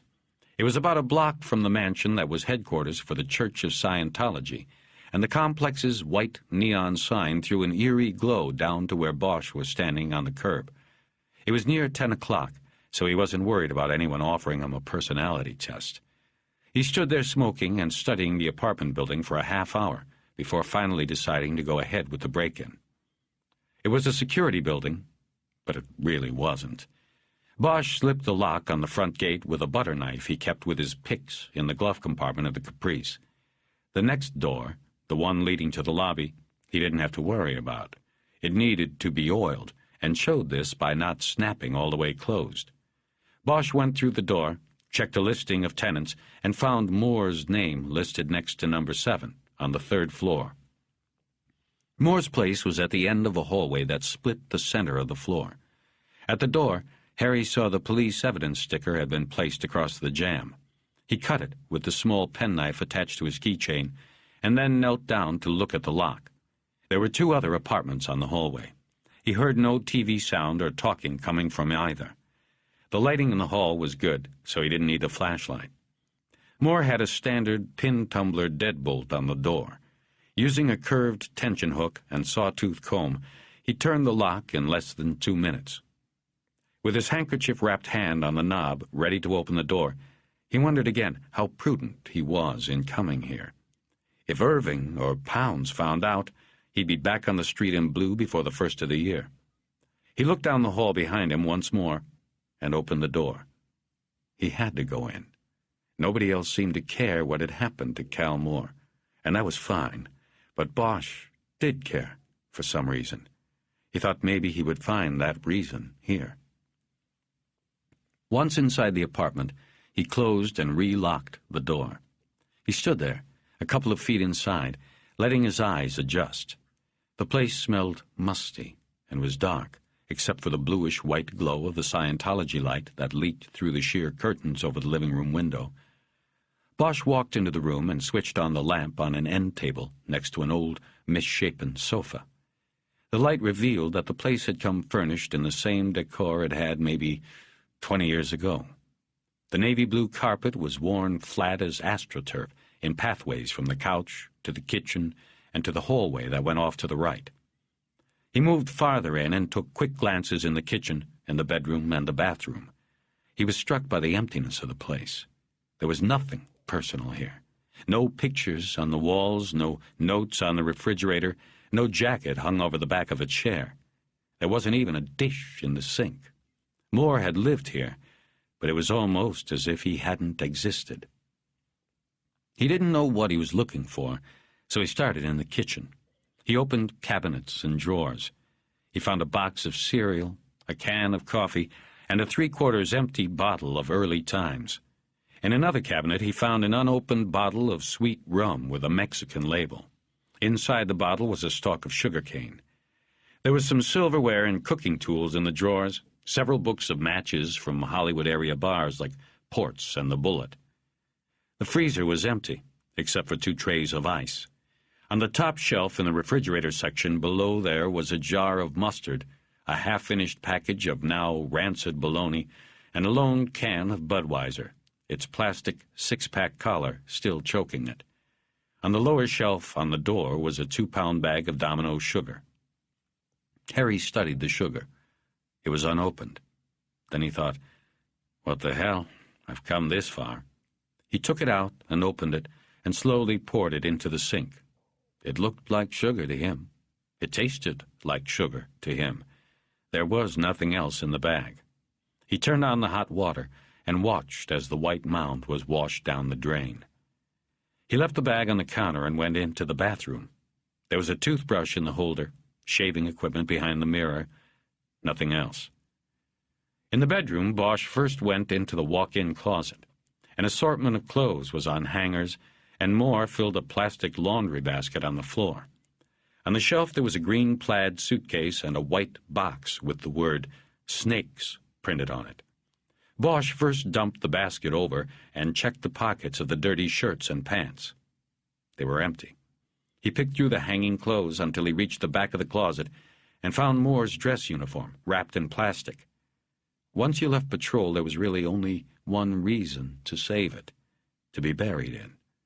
Bosch thought saving it was a bad omen, a lack of confidence.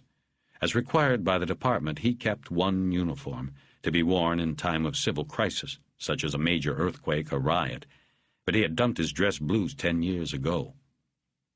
He brought down the suitcase. It was empty and smelled musty. It had not been used for some time. He pulled down the boot box, but could tell it was empty before he opened it. There was some tissue paper inside it. Bosch put it back up on the shelf, remembering how he had seen Moore's one boot standing upright on the tile in the bathroom at the hideaway. He wondered if Moore's killer had had difficulty pulling it off to complete the suicide scene, or had he ordered Moore to take it off first? Probably not. The blow to the back of the head that Teresa found meant Moore probably hadn't known what hit him. Bosch envisioned the killer, his identity cloaked in shadow, coming up from behind and swinging the stock of the shotgun against the back of Moore's head. Moore goes down. The killer pulls off the boot, drags him into the bathroom, props him against the tub and pulls both triggers.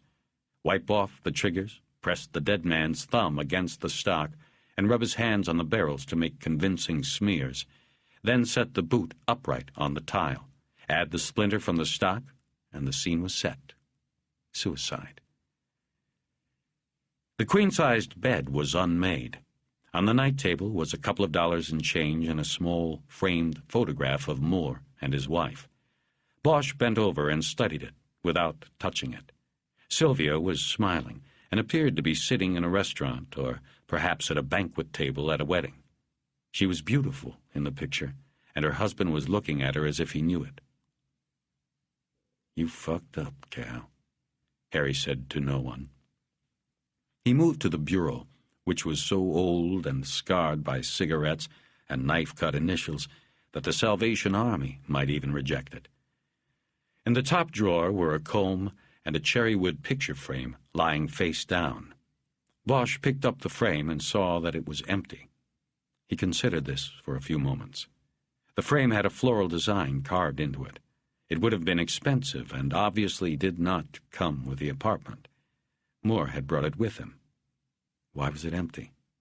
He would have liked to be able to ask Sheehan if he or anybody else had taken a photograph from the apartment as part of the investigation, but he couldn't without revealing he had been here.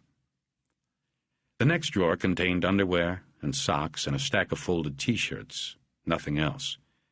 There were more clothes in the third drawer, all having been neatly folded at a laundry. Beneath a stack of shirts was a skin magazine which announced on the cover that nude photos of a leading Hollywood actress were provided inside. Bosch leafed through the magazine, more out of curiosity than belief there would be a clue inside. He was sure the magazine had been pawed over by every dick in blue suit who had been in the apartment during the investigation into Moore's disappearance. He put the magazine back after seeing that the photos of the actress were dark, grainy shots in which it could just barely be determined that she was bare-breasted. He assumed they were from an early movie, made before she had enough clout to control the exploitation of her body. He imagined the disappointment of the men who bought the magazine, only to discover those shots were the payoff on the cover's lurid promise. He imagined the actress's anger and embarrassment, and he wondered what they did for Cal Moore. A vision of Sylvia Moore flashed in his head. He shoved the magazine under the shirts and closed the drawer. The last drawer of the bureau contained two things: a folded pair of faded blue jeans and a white paper bag that was crumpled and soft with age and contained a thick stack of photographs. It was what he had come for. Bosch instinctively knew this when he picked the bag up. He took it out of the bedroom, hitting the switch, turning off the ceiling light as he went through the door. Sitting on the couch next to the light, he lit a cigarette and pulled the stack of photos from the bag. Immediately, he recognized that most of them were faded and old. These photographs somehow seemed more private and invasive than even those in the skin mag. They were pictures that documented Cal Moore's unhappy history. The photos seemed to be in some kind of chronological order. Bosch could tell this because they moved from faded black and white to color. Other benchmarks, like clothing and cars, also seemed to prove this. The first photo was a black and white shot of a young Latina in what looked like a white nurse's uniform. She was dark and lovely and wore a girlish smile and a look of mild surprise as she stood next to a swimming pool, her arms behind her back. Bosch saw the edge of a round object behind her and then realized she was holding a serving tray behind her back. She had not wanted to be photographed with the tray. She wasn't a nurse. She was a maid, a servant. There were other photographs of her in the stack, extending over several years. Age was kind to her, but it still exacted its toll. She retained an exotic beauty, but worry lines formed and her eyes lost some of their warmth. In some of the photographs Bosch leafed through, she held a baby. Then she posed with a little boy. Bosch looked closely, and even with the print being black and white, he could see that the boy with dark hair and complexion had light-colored eyes. Green eyes, Bosch thought. It was Calexico Moore and his mother. In one of the photos, the woman and the small boy stood in front of a large white house with a Spanish tile roof. It looked like a Mediterranean villa. Rising behind the mother and boy, but unclear because of the focus, was a tower. Two darkly blurred windows, like empty eyes, were near the top. Bosch thought about what Moore had said to his wife about growing up in a castle. This was it. In another of the photos, the boy stood rigidly next to a man, an Anglo with blonde hair and darkly tanned skin. They stood next to the sleek form of a late-50s Thunderbird. The man held one hand on the hood and one on the boy's head. They were his possessions, the photo seemed to say. The man squinted into the camera. But Bosch could see his eyes. They were the same green eyes of his son. The man's hair was thinning on top, and by comparing photos of the boy with his mother taken at about the same time, Bosch guessed that Moore's father had been at least 15 years older than his mother. The photo of the father and son was worn around the edges from handling, much more worn than any of the others in the stack. The next grouping of photos changed the venue. They were pictures from what was probably Mexicali. There were fewer photos to document a longer period of time. The boy was growing by leaps, and the backgrounds of the photos had a third-world quality to them. They were shot in the barrio. More often than not, there were crowds of people in the background, all Mexicans, all having that slight look of desperation and hope Bosch had seen in the ghettos of L.A. And now there was another boy. He was the same age or slightly older. He seemed stronger, tougher. He was in many of the same frames with Cal. A brother, maybe, Bosch thought. It was in this grouping of photos that the mother began to show clearly the advance of age. The girl who hid the servant's tray was gone. A mother, used to the harshness of life, had replaced her. The photos now took on a haunting quality. It bothered Harry to study them, because he believed that he understood the hold the pictures had on Moore.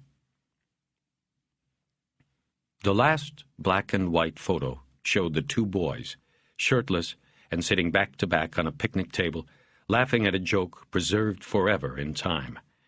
Calexico was a young teenager with a guileless smile on his face. The other boy, maybe a year or two older, looked like trouble. He had a hard, sullen look in his eyes. In the picture, Cal had his right arm cocked and was making a muscle for the photographer. Bosch saw the tattoo was already there. The devil with a halo. Saints and sinners. In the photos after that, the other boy never appeared again.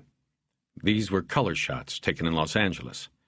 Bosch recognized City Hall shooting up in the background of one of them, and the fountain in Echo Park in another. Moore and his mother had come to the United States. Whoever the other boy was, he had been left behind. Toward the end of the stack, the mother dropped out of the photos as well.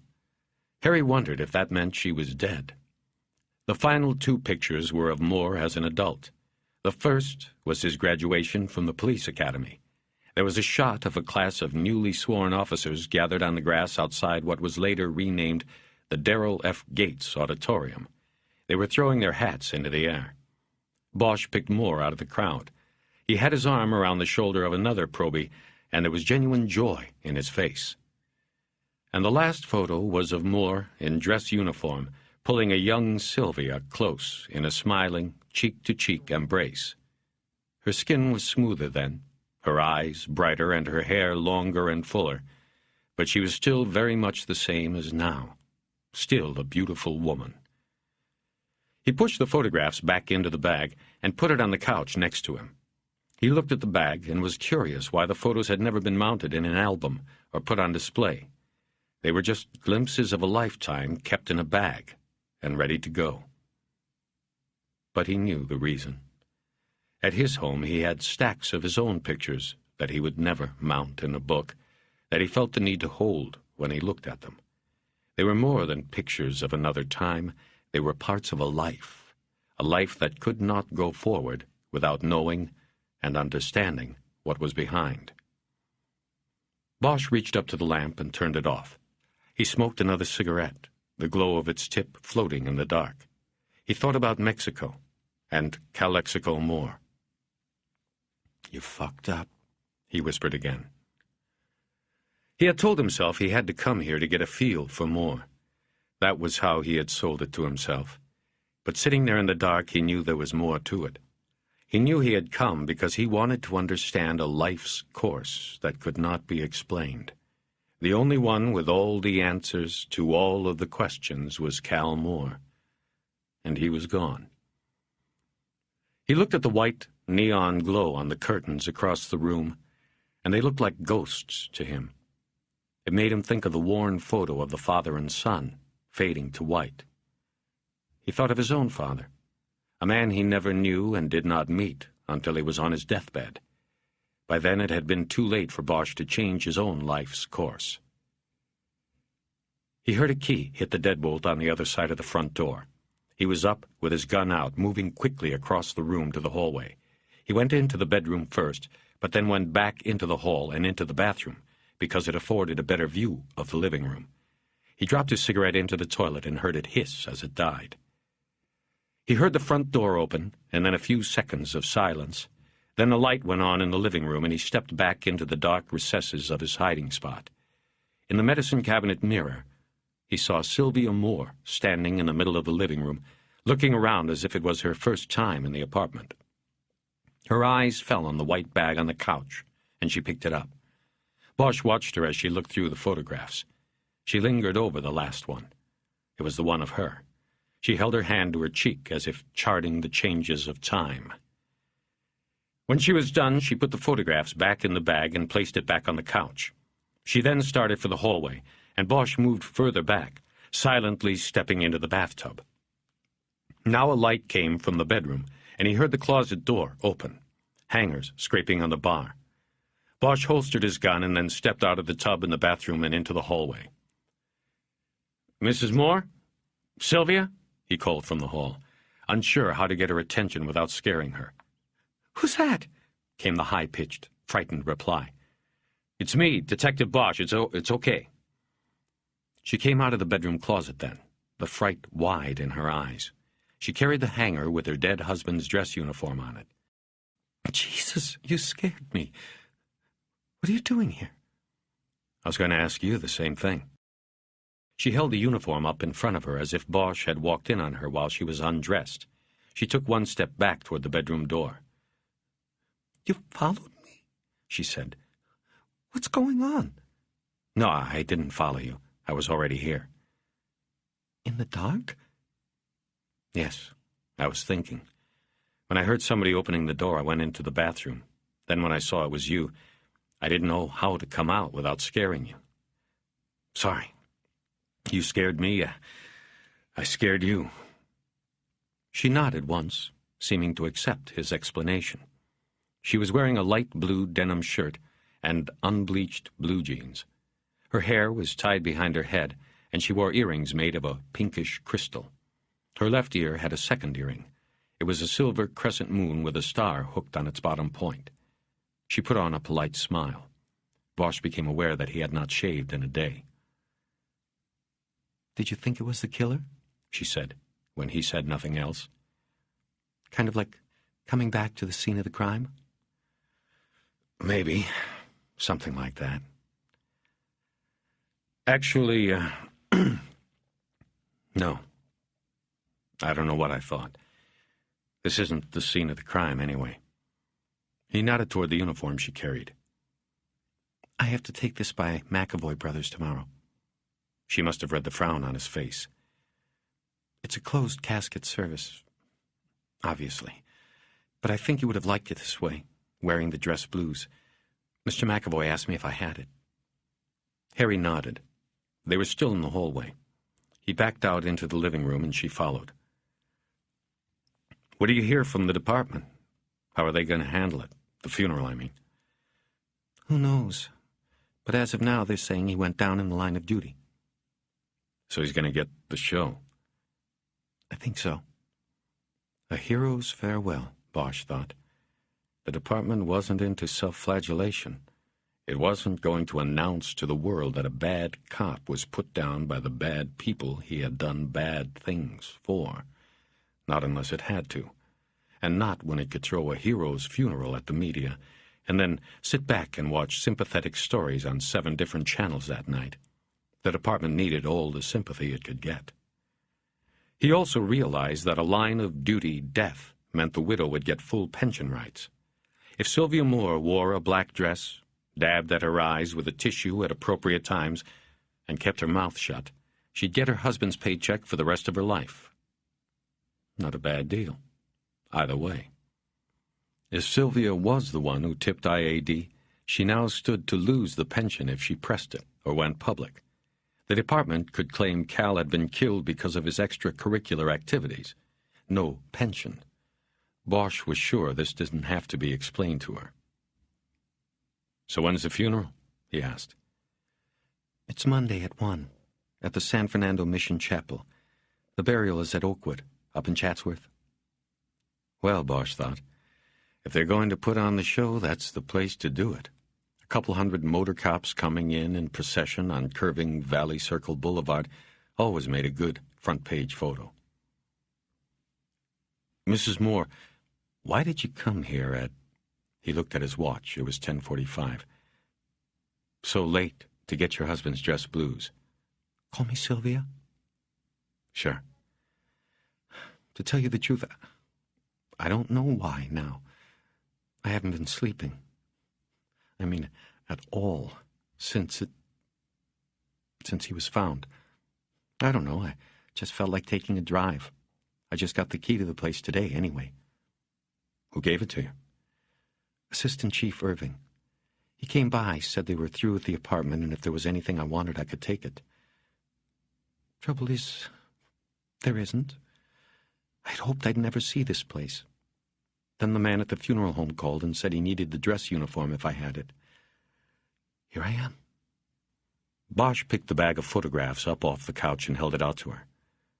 "What about these? You want them?" "I don't think so." "Ever see them before?" "I think some of them.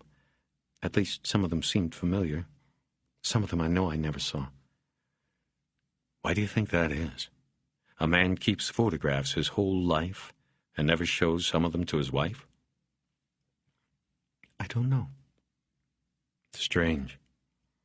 He opened the bag, and while he was looking through the photos, said, "What happened to his mother? Do you know?" "She died before I knew him. Had a tumor in her head. He was about 20, he said." "What about his father?" "He told me he was dead. But I told you, I don't know if that was true, because he never said how or when. When I asked, he said he didn't want to talk about it. We never did." Bosch held up the photo of the two boys on the picnic table. "Who's this?" She stepped close to him and looked at the photo. He studied her face. He saw flecks of green in her brown eyes. There was a light scent of perfume. "I don't know who it is. A friend, I guess." "He didn't have a brother?" "Not one he ever told me about. He told me when we got married. He said I was his only family. He said he was alone, except for me." Now Bosch looked at the photo. "Kinda looks like him to me." She didn't say anything. "What about the tattoo?" "What about it?" "He ever tell you where he got it? What it means?" "He told me he got it in the village he grew up in. He was a boy. Actually, it was a barrio, I guess. They called it Saints and Sinners. That's what the tattoo means, saints and sinners. He said that was because the people that lived there didn't know which they were, which they would be." He thought of the note found in Cal Moore's back pocket. "I found out who I was." He wondered if she realized the significance of this in terms of the place he grew up, where each young boy had to find out who he was, a saint or a sinner. Sylvia interrupted his thoughts. "You know, you didn't really say why you were already here, sitting in the dark thinking. You had to come here to do that?" "I came to look around, I guess. I was trying to shake something loose, get a feel for your husband." "That sounds stupid." "Not to me." "Good." "And did you? Did you shake something loose?" "I don't know yet. Sometimes it takes a little while." "You know, I asked Irving about you. He said you weren't on the case. He said you only came out the other night because the other detectives had their hands full with the reporters and the body." Like a schoolboy, Bosch felt a tingling of excitement. She had asked about him. It didn't matter that now she knew he was freelancing on the case. She had made inquiries about him. "Well," he said, "that's true to a degree. Technically, I am not on the case, but I have other cases that are believed to be tied in with the death of your husband." Her eyes never left his. He could see she wanted to ask what cases, but she was a cop's wife. She knew the rules.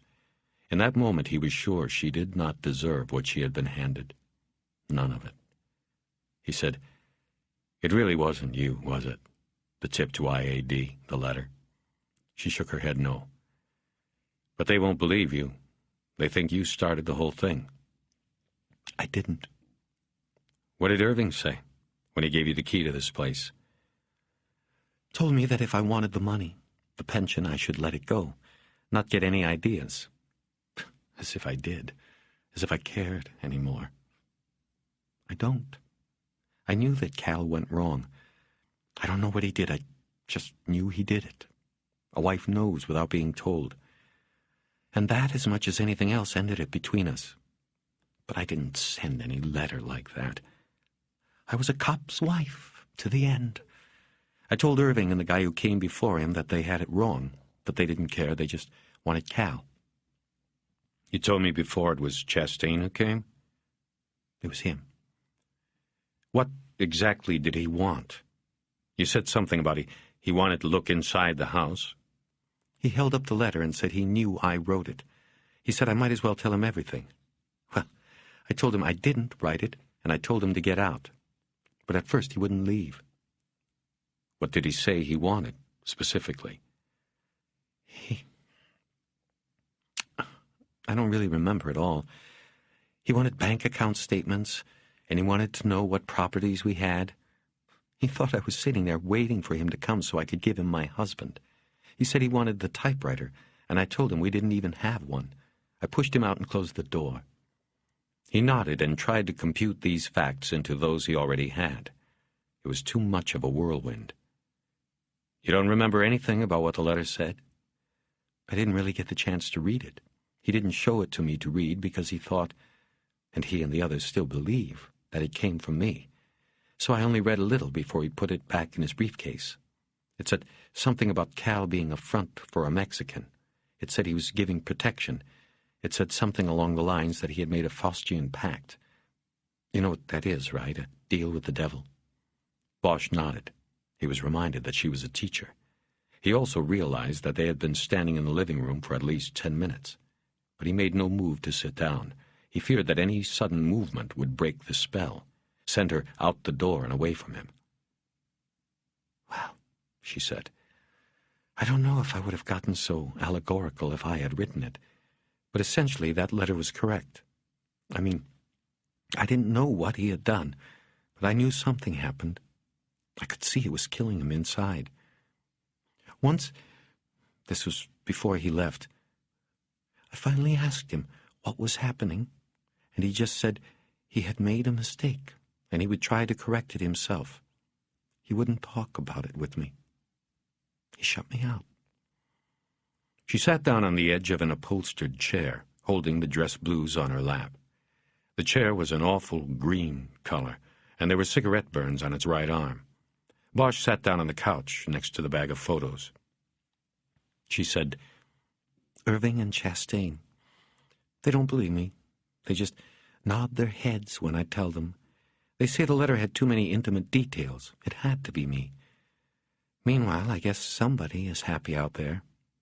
Their little letter brought him down." Bosch thought of Capps and wondered if he could have known enough details about Moore to have written the letter. He had set up Dance. Maybe he had tried to set up Moore first. It seemed unlikely. Maybe the letter had come from Dance because he wanted to move up the ladder and Moore was in the way. Harry thought of the coffee can he had seen in the kitchen cabinet and wondered if he should ask her if she wanted some. He didn't want the time with her to end. He wanted to smoke, but didn't want to risk having her ask him not to. "You want any coffee? There's some in the kitchen I could make." She looked toward the kitchen as if its location or cleanliness had a role in her answer. Then she said no, she wasn't planning to stay that long. "I'm going to Mexico tomorrow," Bosch said. Mexicali? Yes. It's the other cases? Yes. Then he told her about them. About Black Ice and Jimmy Capps and Juan Doe, number 67. And he told her of the ties to both her husband and Mexicali. It was there he hoped to unravel the whirlwind. He finished the story by saying, "As you can tell, people like Irving, they want this to go by. They don't really care who killed Cal because he had crossed. They write him off like a bad debt. They're not going to pursue it because they don't want it to blow up in their faces. Do you understand what I'm saying?" I was a cop's wife, remember? Right. So you know. The thing about this is, I care. Your husband was putting a file together for me. A file on Black Ice. It makes me think like maybe he was trying to do something good. He might have been trying to do the impossible, to cross back. It might have been what got him killed. And if it is, then I'm not letting it go by. They were quiet a long time after that. Her face looked pained, but her eyes remained sharp and dry. She pulled the suit up higher on her lap. Bosch could hear a police helicopter circling somewhere in the distance. It wouldn't be L.A. without police helicopters and spotlights circling at night. "Black Ice," she said after a while in a whispery voice. "What about it?" "It's funny, that's all."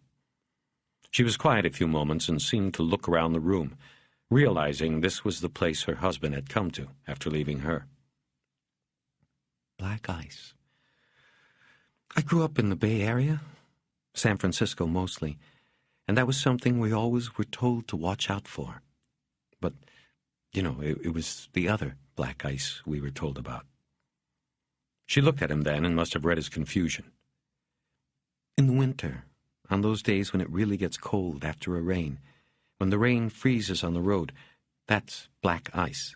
It's there on the road, on the black asphalt, but you can't see it. I remember my father teaching me to drive, and he was always saying, "Watch out for the black ice, girl. You don't see the danger until you're in it. Then it's too late. You're sliding out of control." She smiled at the memory and said, "Anyway, that was the black ice I knew, at least while I was growing up. Just like Coke used to be a soda. The meaning of things can change on you." He just looked at her. He wanted to hold her again, touch the softness of her cheek with his own. "Didn't your father ever tell you to watch out for the black ice?" she asked. I didn't know him. I sort of taught myself to drive. She nodded and didn't say anything, but didn't look away. It took me about 3 cars to learn. By the time I finally got it down, nobody would dare lend me a car. Nobody ever told me about the black ice either. Well, I did. Thank you. Are you hung up on the past too, Harry? He didn't answer. I guess we all are. What's that saying? Through studying the past, we learn our future? Something like that. You seem to me to be a man still studying, maybe. Her eyes seemed to look into him. They were eyes with great knowledge, and he realized that for all of his desires the other night, she did not need to be held or healed of pain. In fact, she was the healer. How could Cal Moore have run from this?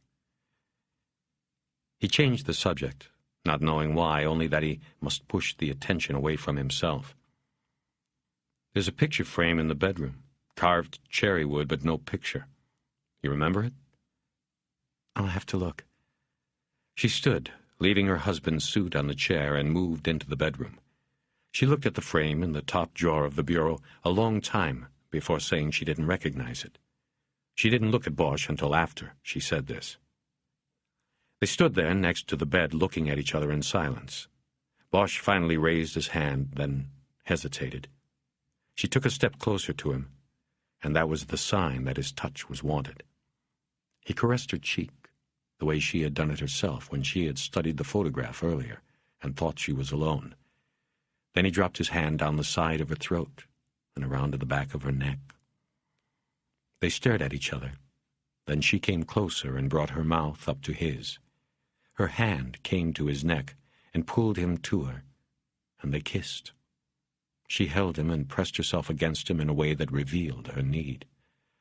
He saw her eyes were closed now, and at that moment Bosch realized she was his reflection in a mirror of hunger and loneliness.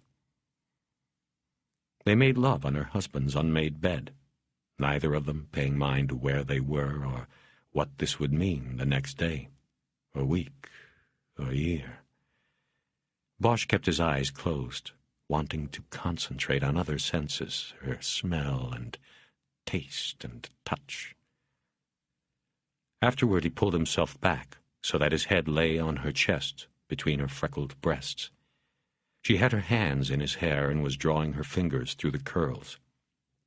He could hear her heart beating in rhythm with his.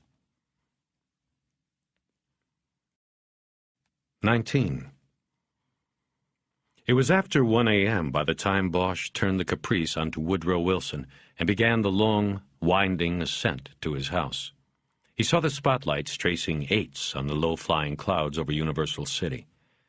On the road, he had to navigate his way around cars double-parked outside holiday parties and a discarded Christmas tree, a few strands of lonely tinsel still clinging to its branches that had blown into his path. On the seat next to him were the lone Budweiser from Cal Moore's refrigerator and Lucius Porter's gun. All his life he believed he was slumming towards something good, that there was meaning. In the youth shelter, the foster homes, the Army and Vietnam, and now the department, he always carried the feeling that he was struggling towards some kind of resolution and knowledge of purpose, that there was something good in him, or about him. It was the waiting that was so hard. The waiting often left a hollow feeling in his soul, and he believed people could see this, that they knew when they looked at him that he was empty. He had learned to fill that hollowness with isolation and work, sometimes drink and the sound of the jazz saxophone, but never people. He never let anyone in all the way. And now he thought he had seen Sylvia Moore's eyes, her true eyes, and he had to wonder if she was the one who could fill him.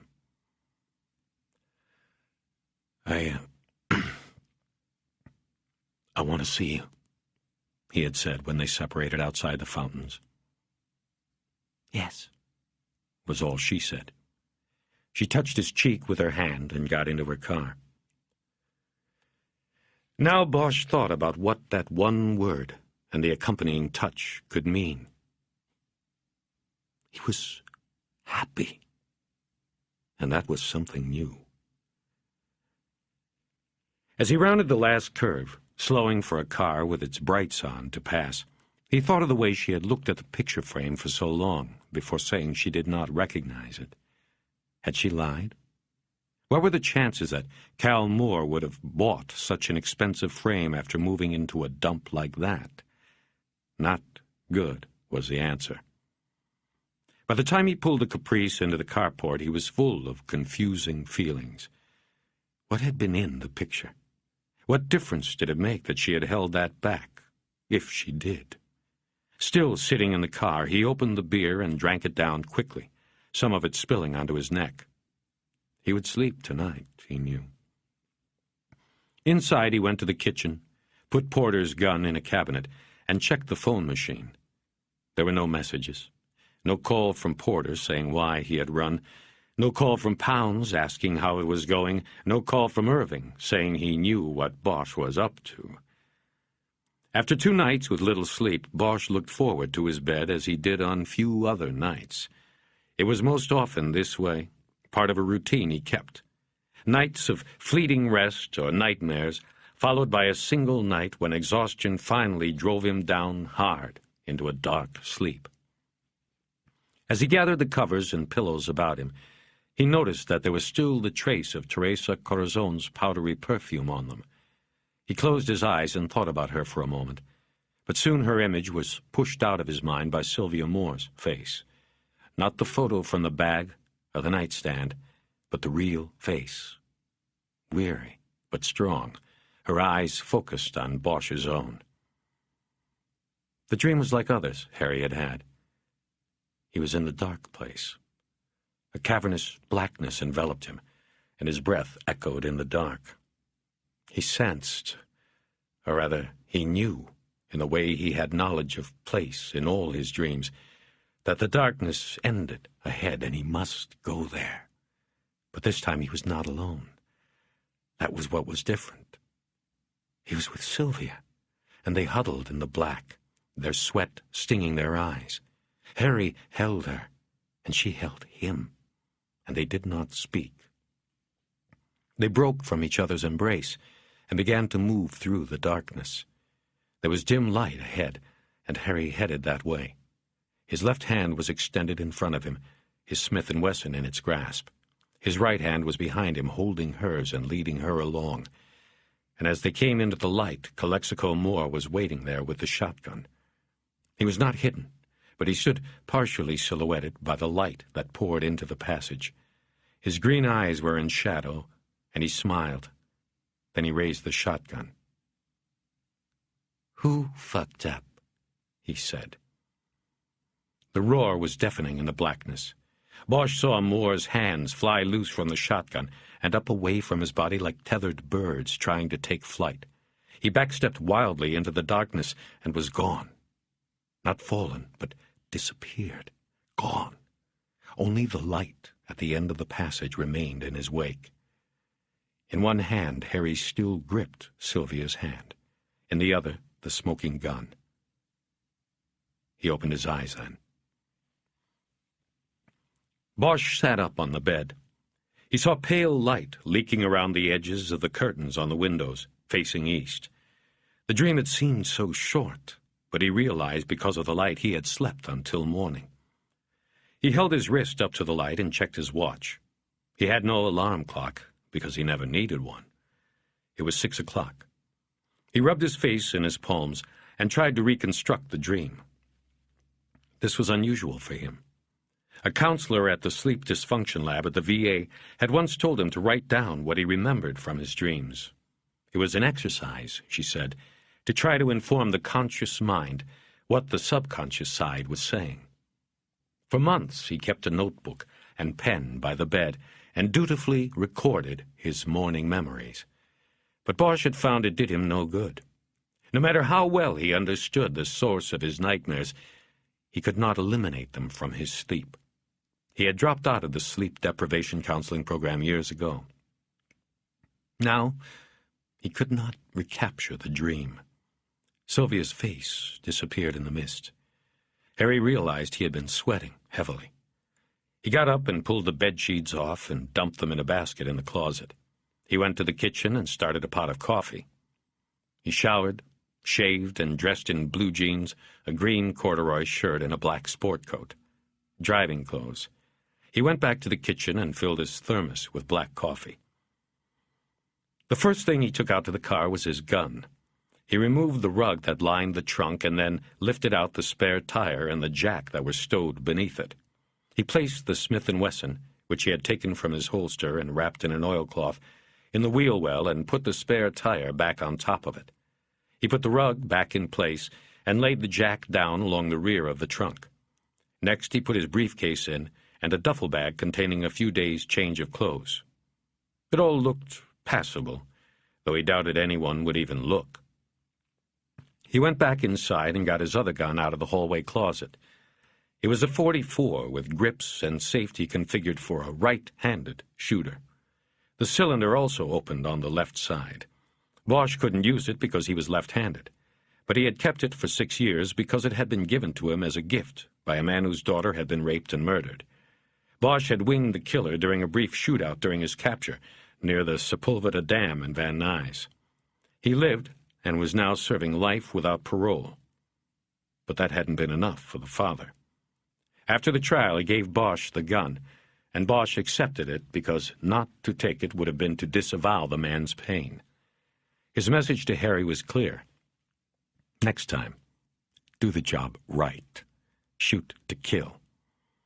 Harry took the gun, and he could have taken it to a gunsmith and had it reconfigured for left-hand use. But to do that would be to acknowledge the father had been right. Harry wasn't sure he was ready to do that. The gun had sat on a shelf in the closet for 6 years. Now he took it down, checked its action to make sure it was still operable, and loaded it. He put it in his holster and was ready to go. On his way out, he grabbed his thermos in the kitchen and bent over the phone machine to record a new message. "It's Bosch. I'll be in Mexico for the weekend. If you want to leave a message, hang on. If it's important and you want to try to reach me, I'll be at the De Anza Hotel in Calexico." It was still before 7 as he headed down the hill. He took the Hollywood freeway until it skirted around downtown, the office towers opaque behind the early morning mixture of fog and smog. He took the transition road to the San Bernardino freeway and headed east, out of the city. It was 250 miles to the border town of Calexico and its sister city, Mexicali, just on the other side of the fence. Harry would be there before noon. He poured himself a cup of coffee without spilling any, and began to enjoy the drive. The smog from L.A. didn't clear until Bosch was past the Yucaipa turnoff in Riverside County. After that, the sky turned as blue as the oceans on the maps he had next to him on the seat. It was a windless day. As he passed the windmill farm near Palm Springs, the blades of the hundreds of electric generators stood motionless in the morning desert mist. It was eerie, like a cemetery, and Harry's eyes didn't linger. Bosch drove through the plush desert communities of Palm Springs and Rancho Mirage without stopping, passing streets named after golfing presidents and celebrities. As he passed Bob Hope Drive, Bosch recalled the time he saw the comedian in Vietnam. He had just come in from 13 days of clearing Charlie's tunnels in the Cu Chi province and thought the evening of watching Hope was hilarious. Years later, he had seen a clip of the same show on a television retrospective on the comedian. This time the performance made him feel sad. After Rancho Mirage, he caught Route 86 and was heading directly south. The open road always presented a quiet thrill to Bosch, the feeling of going someplace new coupled with the unknown. He believed he did some of his best thinking while driving the open road. He now reviewed his search of Moore's apartment and tried to look for hidden meanings or messages. The ragged furniture, the empty suitcase, the lonely skin mag, the empty frame. Moore left behind a puzzling presence. He thought of the bag of photos again. Sylvia had changed her mind and taken it. Bosch wished he had borrowed the photo of the 2 boys and the one of the father and son. Bosch had no photographs of his own father. He had told Sylvia that he hadn't known him, but that had been only partially true. He had grown up not knowing and not, at least outwardly, caring who he was. But when he returned from the war, he came back with a sense of urgency to know about his origins. It led him to seek out his father after 20 years of not even knowing his name. Harry had been raised in a series of youth shelters and foster homes after authorities took him from his mother's custody. In the dormitories at McLaren or San Fernando or the other halls, he was comforted by his mother's steady visits, except during the time she was in jail. She told him they couldn't send him to a foster home without her consent. She had a good lawyer, she said, trying to get him back. On the day the house mother at McLaren told him the visits were over because his mother was dead, he took the news unlike most boys of 11. Outwardly, he showed nothing. He nodded that he understood, and then walked away.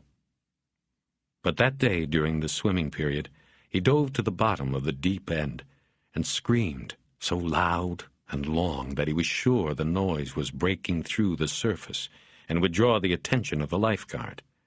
After each breath on top, he would go back down.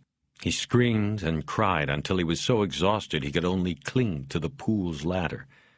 Its cold steel tubes, the arms that comforted him. Somehow he wished he could have been there. That was all. He somehow wanted to have protected her. He was termed ATA after that, available to adopt. He began to move through a procession of foster homes where he was made to feel as though he was on tryout. When expectations were not met, it was on to the next house and the next pair of judges. He was once sent back to McLaren because of his habit of eating with his mouth open. And once before he was sent to a home in the valley, the choosers, as they were called by the ATAs, took Harry and several other 13-year-olds out to the rec field to throw a baseball around. Harry was the one chosen. He soon realized it was not because he exhibited the sterling virtues of boyhood. It was because the man had been looking for a left-hander. His plan was to develop a pitcher, and left-handers were the premium. After 2 months of daily workouts, pitching lessons, and oral education on pitching strategies, Harry ran away from the home. It was 6 weeks before the cops later picked him up on Hollywood Boulevard. He was sent back to McLaren to await the next set of choosers. You always had to stand up straight and smile when the choosers came through the dorm. He began his search for his father at the county recorder's office. The 1950 birth records of Hieronymus Bosch at Queen of Angels Hospital listed his mother as Marjorie Phillips Lowe and his father's name as his own, Hieronymus Bosch. But Harry, of course, knew this was not the case. His mother had once told him he was the namesake of an artist whose work she admired. She said the painter's 500-year-old paintings were apt portraits of present L.A., a nightmarish landscape of predators and victims. She told him she would tell him his true father's name when the time was right. She was found dead in an alley off Hollywood Boulevard before that time came. Harry hired a lawyer to petition the presiding judge of the Juvenile Dependency Court to allow him to examine his own custody records. The request was granted, and Bosch spent several days in the County Hall of Records archive. The voluminous documents given to him chronicled the unsuccessful lengths his mother had gone to keep custody of him. Bosch found it spiritually reassuring, but nowhere in the files was the name of the father. Bosch was at a dead end, but wrote down the name of the lawyer who had filed all the papers in his mother's quest, J. Michael Haller. In writing it down, Bosch realized he knew the name. Mickey Haller had been one of L.A.'s premier criminal defense attorneys. He had handled one of the Manson girls. In the late 50s, he had won an acquittal for the so-called highwayman, a highway patrol officer accused of raping 7 women he had stopped for speeding on lonely stretches of the Golden State. What was J. Michael Haller doing on a child custody case? On nothing more than a hunch, Bosch went to the criminal courts building and ordered all of his mother's cases from archives. In sorting through them, he found that in addition to the custody battle, Haller had represented Marjorie P. Lowe on 6 loitering arrests between 1948 and 1961. That was well into Haller's time as a top trial lawyer. In his gut, Harry knew then. The receptionist in the 5-name law office on the top floor of a Pershing Square tower told Bosch that Haller had retired recently because of a medical condition. The phone book didn't list his residence, but the roll of registered voters did. Haller was a Democrat, and he lived on Cannon Drive in Beverly Hills. Bosch would always remember the rose bushes that lined the walkway to his father's mansion. They were perfect roses. The maid who answered the door said Mr. Haller was not seeing visitors. Bosch told the woman to tell Mr. Haller it was Marjorie Lowe's son, come to pay his respects. 10 minutes later, he was led past members of the lawyer's family, all of them standing in the hallway with strange looks on their faces. The old man had told them to leave his room and send Bosch in alone. Standing at the bedside, Harry figured him for maybe 90 pounds now, and he didn't need to ask what was wrong because he could tell cancer was eating away at him from the inside out. "I guess I know why you've come," he rasped. "I just wanted to... I don't know." He stood there in silence for quite a time, watching how it wore the man out just to keep his eyes open. There was a tube from a box on the bedside that ran under the covers. The box beeped every once in a while as it pumped pain-killing morphine into the dying man's blood. The old man studied him silently. "I don't want anything from you," Bosch finally said. "I don't know. I think I just wanted to let you know I made it by okay. I'm all right, in case you ever worried." "Yeah. You have been to the war?"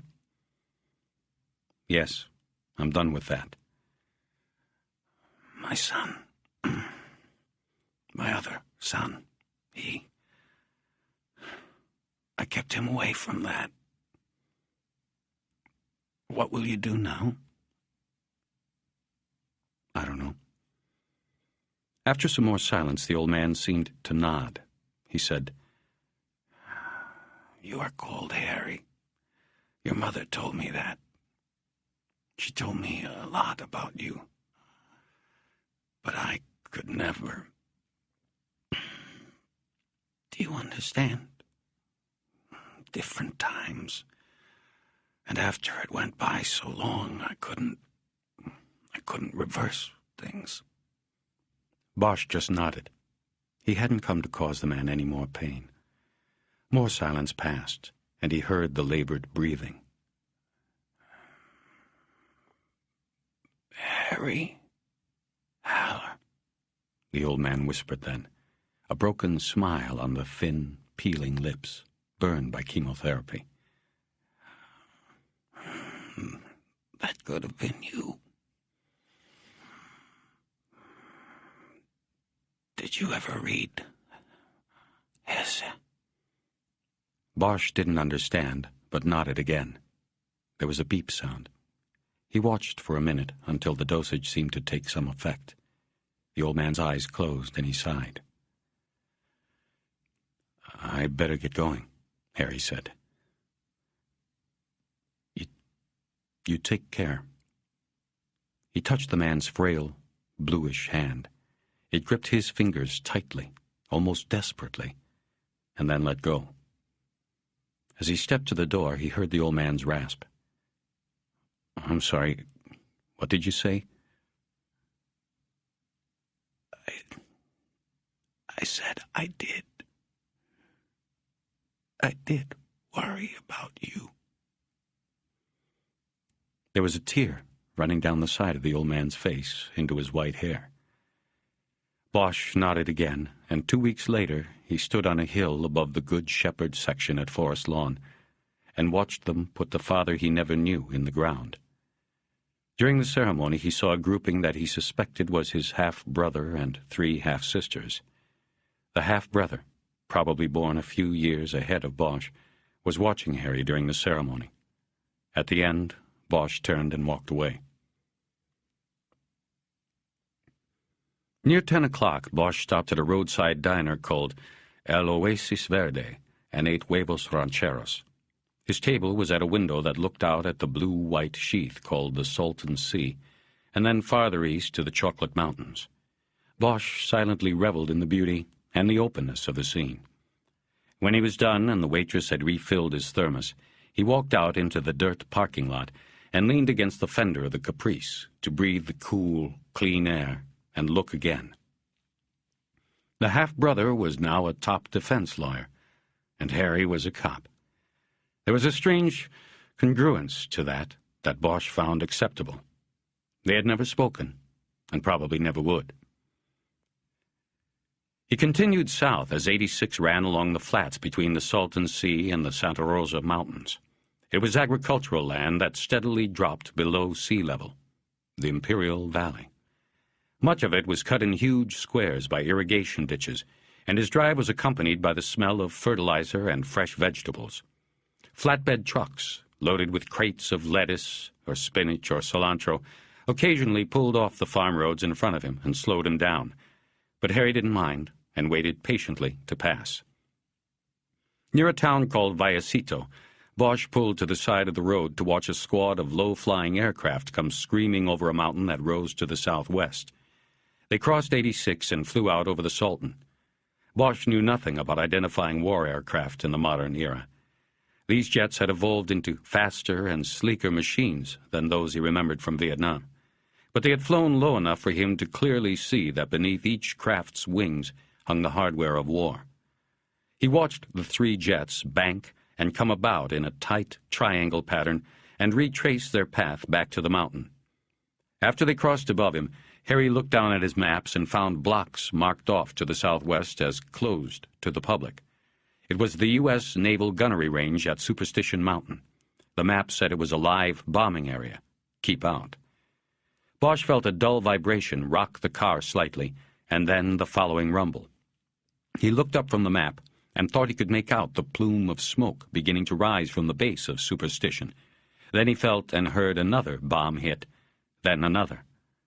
As the jets, the silvery skin of each reflecting a diamond of sunlight, passed overhead again to begin another run, Bosch pulled back onto the road behind a flatbed truck with two teenagers in the back.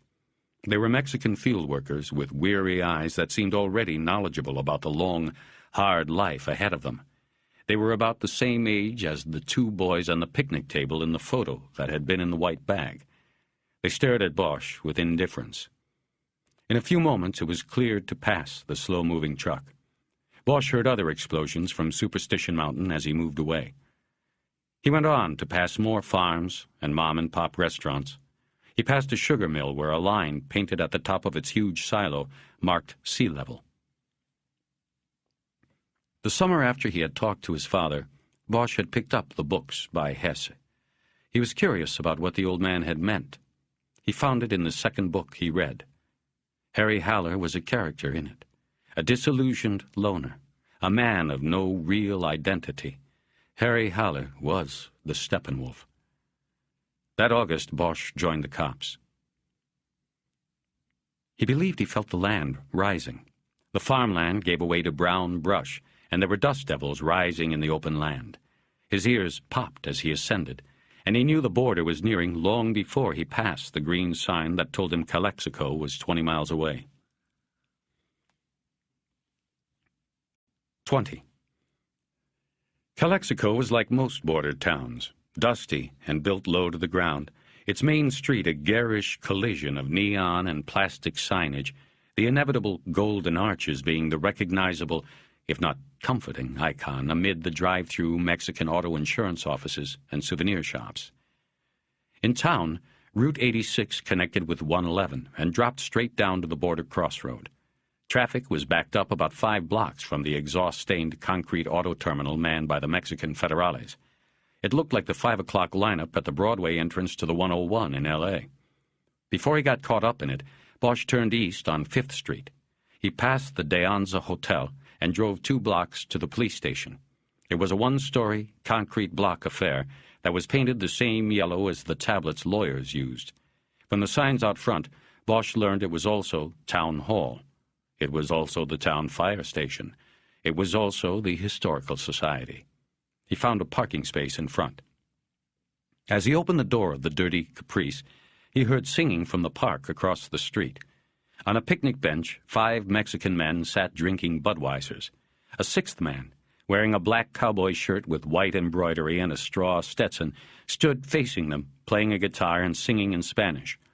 The song was sung slowly, and Harry had no trouble translating. I don't know how to love you.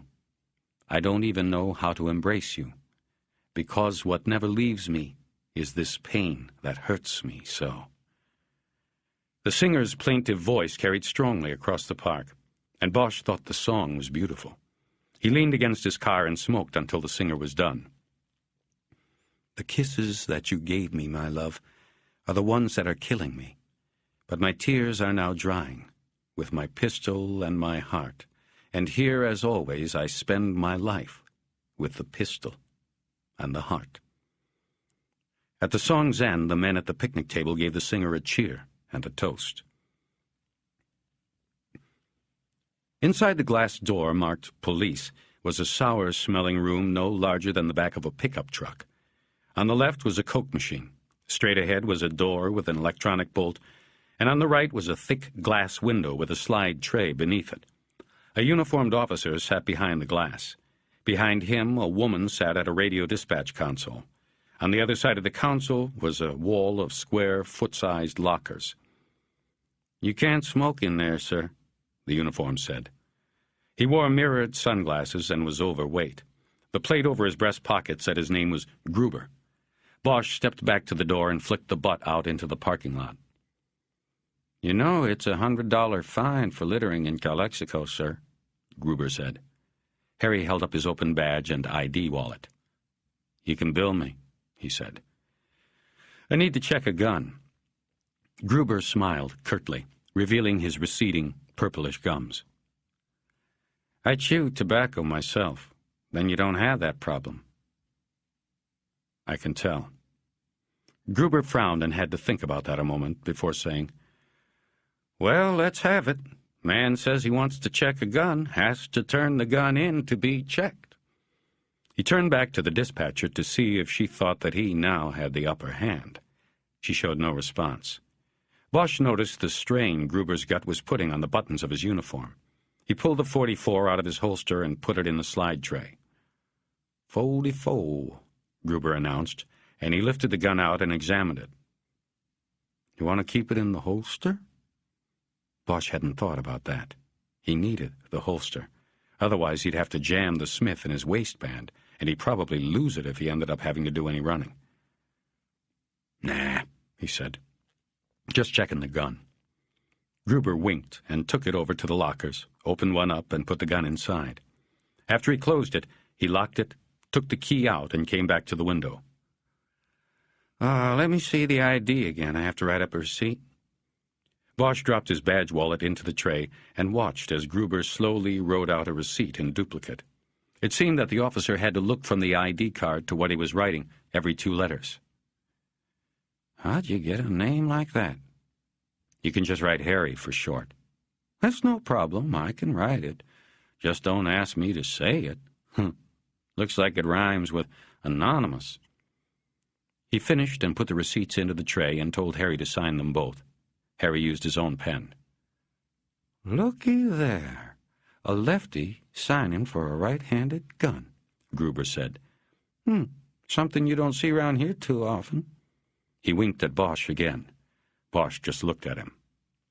"Just talking is all," Gruber said. Harry dropped one of the receipts into the tray, and Gruber exchanged it for the locker key. It was numbered. "Don't lose it now," Gruber said. As he walked back to the Caprice, he saw that the men were still at the picnic table in the park, but there was no more singing. He got into the Caprice and put the locker key in the ashtray. He never used it for smoking. He noticed an old man with white hair unlocking the door below the Historical Society sign. Bosch backed out and headed over to the De Anza. It was a 3-story, Spanish-style building with a satellite dish on the roof. Bosch parked in the brick drive up in front. His plan was to check in, drop his bags in his room, wash his face, and then make the border crossing into Mexicali. The man behind the front desk wore a white shirt and brown bow tie to match his brown vest. He could not have been much older than 20. A plastic tag on the vest identified him as Miguel, assistant front desk manager. Bosch said he wanted a room, filled out a registration card, and handed it back. Miguel said, "Oh, yes, Mr. Bosch. We have messages for you." He turned to a basket file and pulled out 3 pink message forms. 2 were from Pounds, 1 from Irving. Bosch looked at the times and noticed all 3 calls had come in during the last 2 hours. First Pounds, then Irving, then Pounds again. "Wait a minute," he said to Miguel. "Is there a phone?" "Around the corner, sir, to your right." Bosch stood there with a phone in his hand, wondering what to do. Something was up, or both of them wouldn't have tried to reach him. Something had made one or both of them call his house, and they heard the taped message. What could have happened? Using his Pac Bell card, he called the Hollywood homicide table, hoping someone was in and that he might learn what was going on. Jerry Edgar answered the call on the first ring. "Jed, what's up?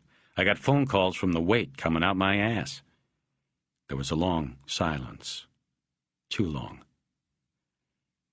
"Jed?" "Harry, where you at?" "I'm down south, man." "Where down south?" "What is it, Jed?" "Wherever you're at, Pounds is trying to recall you. He said if anybody talks to you to tell you to get your ass back here. He said..." "Why? What's going on?" "It's Porter, man. They found him this morning up at Sunshine Canyon. Somebody wrapped a wire around his neck so tight that it was the size of a watch band." Jesus. Bosch pulled out his cigarettes. Jesus. "Yeah." What was he doing up there? Sunshine, that's the landfill up in Foothill Division, right? Shit, Harry, he was dumped there. Of course. Bosch should have realized that. Of course. He wasn't thinking right. Right. What happened? What happened was that they found his body out there this morning. A rag picker come across it. He was covered in garbage and shit, but RHD traced some of the stuff. They got receipts from some restaurants, they got the name of the hauler the restaurants use, and they've got it traced to a particular truck and a particular route. It's a downtown run. Was made yesterday morning. Hollywood's working it with them. I'm fixing to go start canvassing on the route. We'll find the dumpster he came from and go from there. Bosch thought of the dumpster behind Poe's. Porter hadn't run out on him. He had probably been garroted and dragged out while Bosch was having his say with the bartender. Then he remembered the man with the tattooed tears. How had he missed it? He had probably stood 10 feet from Porter's killer. I didn't go out to the scene, but I hear he'd been worked over before they did him. His face was busted up, nose broke, stuff like that. A lot of blood, I hear. Man, what a pitiful way to go. It wouldn't be long before they came into Poe's with photos of Porter. The bartender would remember the face and would gladly describe Bosch as the man who had come in, said he was a cop, and attacked Porter. Bosch wondered if he should tell Edgar now and save a lot of legwork. A survival instinct flared inside him, and he decided to say nothing about Poe's. Why do Pounds and Irving want me? Don't know. All I know is first Moore gets it, then Porter. Think maybe they're closing ranks or something. I think they want everybody in where it's nice and safe. Word going round here is that those two cases are one. Word is those boys had some kind of deal going. Irving's already doubled them up. He's running a joint op on both of them, Moore and Porter. Bosch didn't say anything. He was trying to think. This put a new spin on everything. Listen to me, Jed. You haven't heard from me. We didn't talk, understand? Edgar hesitated before saying, You sure you want to play it that way? Yeah, for now. I'll be talking to you. Watch your back. Watch out for the black ice, Bosch thought, as he hung up and stood there for a minute, leaning against the wall. Porter. How had this happened? He instinctively moved his arm against his hip, but felt no reassurance. The holster was empty. He had a choice now. Go forward to Mexicali or go back to L.A. He knew if he went back it would mean the end of his involvement in the case. Irving would cut him out like a bad spot on a banana. Therefore, he realized he actually had no choice. He had to go on. Bosch pulled a $20 bill out of his pocket and went back to the front desk. He slid the bill across to Miguel. Yes, sir? I'd like to cancel my room, Miguel. No problem. There is no charge. You never got the room. No, that's for you, Miguel. I have a slight problem. I don't want anybody to know I was here. Understand? Miguel was young, but he was wise.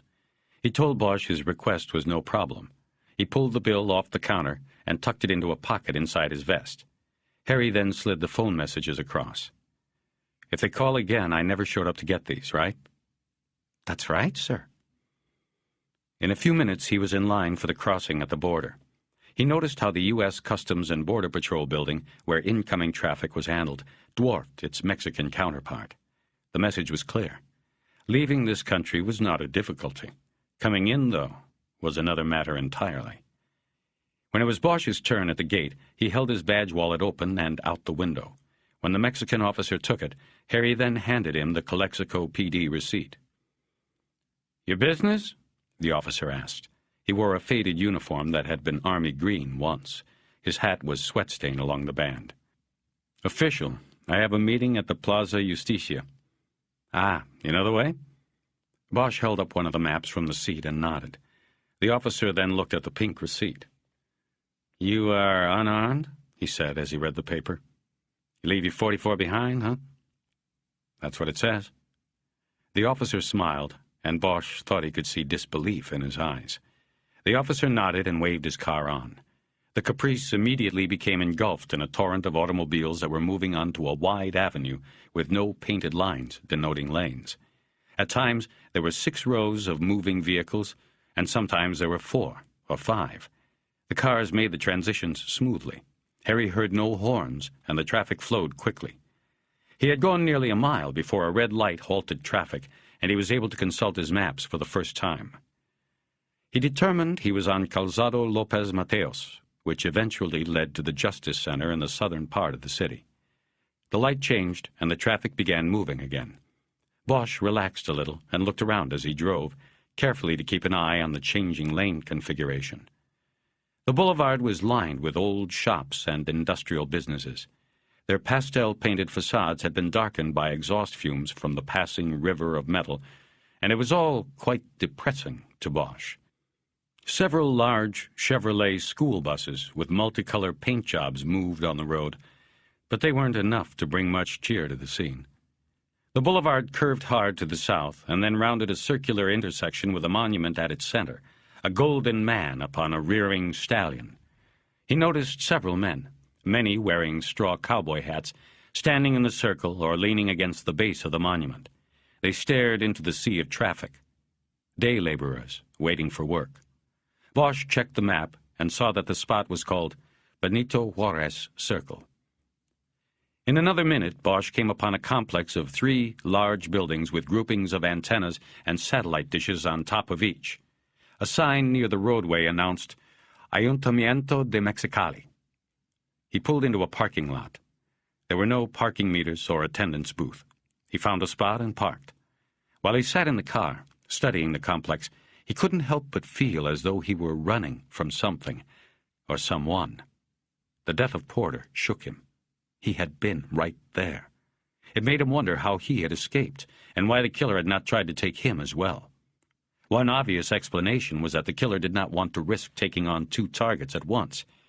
But another explanation was that the killer was simply following orders, a hired assassin instructed to take down Porter. Bosch had the feeling that if that were so, the order had come from here, in Mexicali. Each of the 3 buildings in the complex fronted one side of a triangular plaza.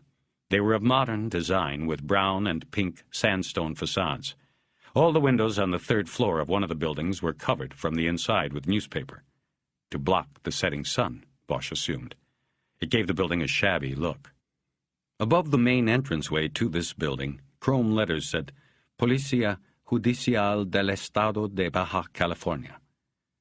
He got out of the car with his Juan Doe No. 67 file, locked the car door, and headed that way. Walking through the plaza, Bosch saw several dozen people and many vendors selling food and crafts, but mostly food. On the front steps of the police building, several young girls approached him with hands out, trying to sell him chewing gum or wristbands made of colorful threads. He said no thanks. As he opened the door to the lobby, a short woman balancing a tray on her shoulder that contained 6 pies almost collided with him. Inside, the waiting room contained 4 rows of plastic chairs that faced a counter on which a uniformed officer leaned. Almost every chair was taken, and every person watched the uniform intently. He was wearing mirrored glasses and reading a newspaper. Bosch approached him and told him in Spanish that he had an appointment with investigator Carlos Aguila. He opened his badge case and placed it on the counter. The man behind it did not seem impressed, but he slowly reached under the counter and brought up a phone. It was an old rotary job, much older than the building they were in, and it seemed to take him an hour to dial the number. After a moment, the desk officer began speaking rapid-fire Spanish into the phone. Harry could make out only a few words. Captain, Gringo, yes, LAPD investigator. He also thought he heard the desk man say, Charlie Chan.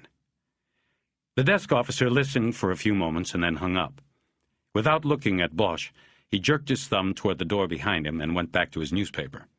Harry walked around the counter and through the door into a hallway that extended both right and left, with many doors each way. He stepped back into the waiting room, tapped the desk officer on the shoulder, and asked which way. To the end, last door, the officer said in English, and pointed to the hallway to the left. Bosch followed the directions and came to a large room where several men milled around standing, and others sat on couches. There were bicycles leaning on the walls where there was not a couch. There was a lone desk, at which a young woman sat typing while a man apparently dictated to her. Harry noticed the man had a Beretta 9mm wedged in the waistband of his double-knit pants. He then noticed that some of the other men wore guns in holsters or also in their waistbands. This was the detective bureau. The chatter in the room stopped when Bosch walked in. He asked the man closest to him for Carlos Aguila. This caused another man to call through a doorway at the back of the room. Again, it was too fast, but Bosch heard the word Chan and tried to think what it meant in Spanish. The man who had yelled then jerked his thumb toward the door, and Bosch went that way. He heard quiet laughter behind him, but didn't turn around. The door led to a small office with a single desk. Behind it, a man with gray hair and tired eyes sat smoking a cigarette. A Mexican newspaper, a glass ashtray, and a telephone were the only items on the desk. A man with mirrored aviator glasses, what else was new, sat in a chair against the far wall and studied Bosch, unless he was sleeping. "Buenos dias," the older man said. In English, he said, "I am Captain Gustavo Grania, and you are Detective Harry Bosch. We spoke yesterday." Bosch reached across the desk and shook his hand. Grania then indicated the man in the mirrors. "And Investigator Aguila is who you have come to see. What have you brought from your investigation in Los Angeles?" Aguila, the officer who had sent the inquiry to the Los Angeles consulate, was a small man with dark hair and light skin. His forehead and nose were burned red by the sun, but Bosch could see his white chest through the open collar of his shirt. He wore jeans and black leather boots. He nodded to Bosch, but made no effort to shake his hand. There was no chair to sit down on, so Harry walked up close to the desk and placed the file down. He opened it and took out morgue Polaroids of Juan Doe No. 67's face and the chest tattoo. He handed them to Grania, who studied them for a moment and then put them down. "You also look for a man, then? The killer, perhaps?" Grania asked. "There's a possibility that he was killed here and his body taken to Los Angeles. If that is so, then your department should look for the killer, perhaps." Grania put a puzzled look on his face. "I don't understand," he said. "Why?" "Why would this happen? I am sure you must be mistaken, Detective Bosch." Bosch shook his shoulders. He wasn't going to press it. Yet. "Well, I'd like to at least get the identification confirmed and then go from there." "Very well," Grania said. "I leave you with Investigator Aguila. But I have to inform you, the business you mentioned on the phone yesterday, EnviroBreed, I have personally interviewed the manager, and he has assured me that your Juan Doe did not work there. I have saved you that much time." Grania nodded, as if to say his efforts were no inconvenience at all. Think nothing of it. "How can they be sure when we don't have the ID yet?" Grania dragged on his cigarette to give him time to think about that one. He said, "I provided the name Fernão Gutierrez Llosa to him. No such employee at any time. This is an American contractor. We must be careful. You see, we do not wish to step on the toes of the international trade." Grania stood up, dropped his cigarette in the ashtray, and nodded to Aguila. Then he left the office. Bosch looked at the mirrored glasses and wondered if Aguila had understood a word of what had just been said. "Don't worry about the Spanish," Aguila said after Grania was gone. "I speak your language." 21. Bosch insisted that he drive, saying he did not want to leave the Caprice. It wasn't his, he explained, in the parking lot. What he didn't explain was that he wanted to be near his gun, which was still in the trunk. On their way through the plaza, they waved away the children with their hands out. In the car, Bosch said, "How are we going to make the ID without Prince?" Aguila picked the file up off the seat. "His friends and wife will look at the photos."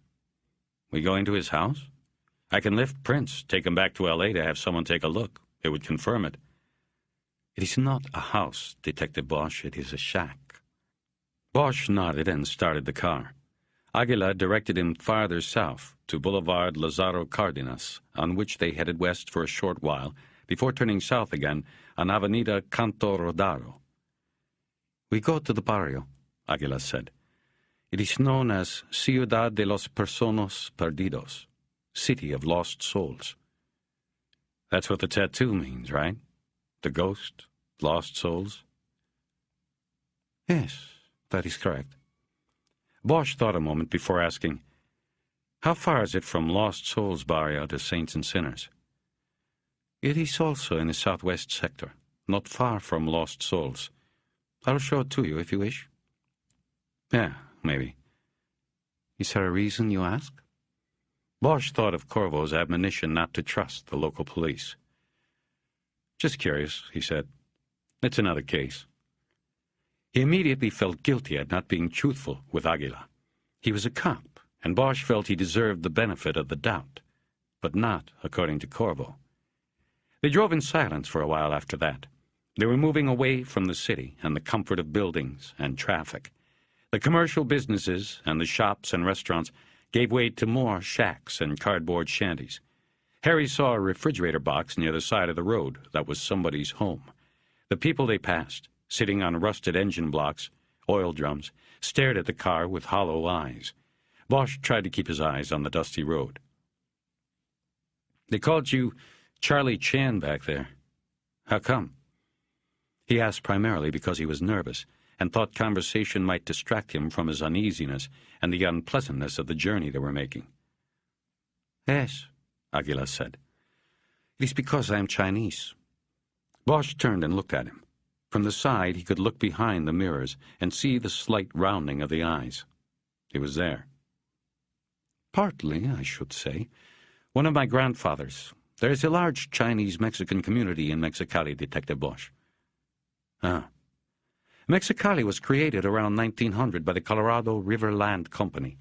They owned a huge stretch of land on both sides of the border, and they needed cheap labor to pick their cotton, their vegetables," Aguila said. "They established Mexicali, across the border from Calexico.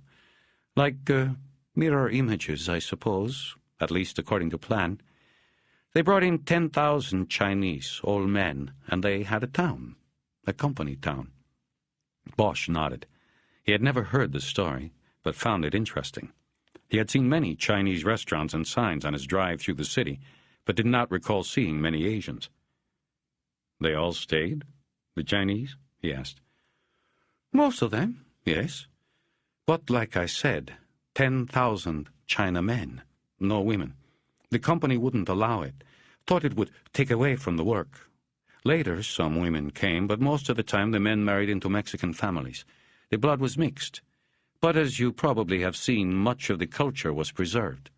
We will enjoy some Chinese food at siesta, okay?" "Sure, okay." Police work has largely remained the domain of the traditional Mexicans. There are not many like me in the state judicial police. For this reason, I am called Charlie Chan. I am considered an outsider by the others. I think I know how you feel. You will reach a point, Detective Bosch, where you will be able to trust me. I am comfortable waiting to discuss this other case you mentioned." Bosch nodded and felt embarrassed and tried to concentrate on his driving. Soon Aguila directed him onto a narrow, unpaved road that cut through the heart of a barrio. There were flat-roofed concrete block buildings with blankets hung in open doorways. Additions to these buildings were constructed of plywood and sheets of aluminum. There was trash and other debris scattered about. Haggard, gaunt-looking men milled around and stared at the caprice with California plates as it went by.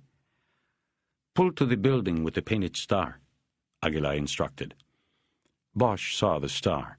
It was hand-painted on the block wall of one of the sad structures. Above the star was painted, "Personas Perdidos." Scrawled beneath it were the words, "Honorable Alcalde y Sheriff." Bosch parked the Caprice in front of the hovel and waited for instructions. "He's neither a mayor or sheriff, if that's what you may be thinking," Aguila said. "Arnolfo Muñoz de la Cruz is simply what you would call a peacekeeper here. To a place of disorder, he brings order, or tries. He's the sheriff of the City of Lost Souls. he brought the missing man to our attention. This is where Fernal Gutierrez Llosa lived. Bosch got out, carrying the Juan Doe file with him. As he walked around the front of the car, he again rubbed his hand against his jacket, where it hung over his holster. It was a subconscious move he made every time he got out of the car and was on the job. But this time, when the comforting feel of the gun beneath was not there, he became acutely aware that he was an unarmed stranger in a strange land. He could not retrieve his Smith from the trunk while in the presence of Aguila, at least not until he knew him better. Aguila rang a clay bell that hung near the doorway of the structure. There was no door, just a blanket that was draped over a wood slat hammered across the top of the passage. A voice inside called, "Abierto?" and they went inside. Munoz was a small man, deeply tanned and with gray hair tied in a knot behind his head.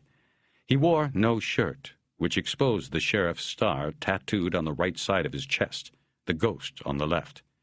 He looked at Aguila and then at Bosch, staring curiously at him. Aguila introduced Bosch and told Munoz why they had come. He spoke slowly enough so that Bosch could understand. Aguila told the old man that he needed to take a look at some photographs. This confused Munoz, until Bosch slipped the morgue shots out of the file, and he saw that the photographs were of a dead man. "Is it Fernal Gutierrez Llosa?" Aguila inquired after the man had studied the photographs long enough. "It is him." Munoz now looked away. Bosch looked around for the first time. The one-room shack was very much like a large prison cell. Just the necessities: a bed, a box of clothes, a towel hung over the back of an old chair, a candle and a mug with a toothbrush in it on top of a cardboard box next to the bed. It had a squalid smell, and he felt embarrassed that he had intruded. "Where was his place?" he asked Aguila in English. Aguila looked at Munoz and said, "I am sorry for the loss of your friend, Mr. Munoz. It will be my duty to inform his wife. Do you know if she is here?" Munoz nodded and said the woman was at her dwelling. "Would you like to come with us to help?" Munoz nodded again, picked a white shirt up off the bed and put it on. Then he went to the door, parted the curtain over the opening, and held it for them. Bosch first went to the trunk of the Caprice and got the print kit from his briefcase. Then they walked farther down the dusty street until they came to a plywood shack with a canvas canopy in front of it. Aguila touched Bosch on the elbow. "Senor Munoz and I will deal with the woman. We will bring her out here. You go in and collect the fingerprints you need and do whatever else you need to do." Munoz called out the name Marita, and a few moments later a small woman peeked through the white plastic shower curtain hung across the doorway. When she saw Munoz and Aguila, she came out. Bosch could tell by her face that she already knew the news that the men were there to deliver. Women were always that way. Harry thought of the first night he had seen Sylvia Moore. She knew. They all knew. Bosch handed the file to Aguila, in case the woman demanded to see the photos, and ducked into the room the woman and the Juan Doe had shared. It was a room with spare furnishings. No surprise there. A queen-sized mattress lay on top of a wooden pallet.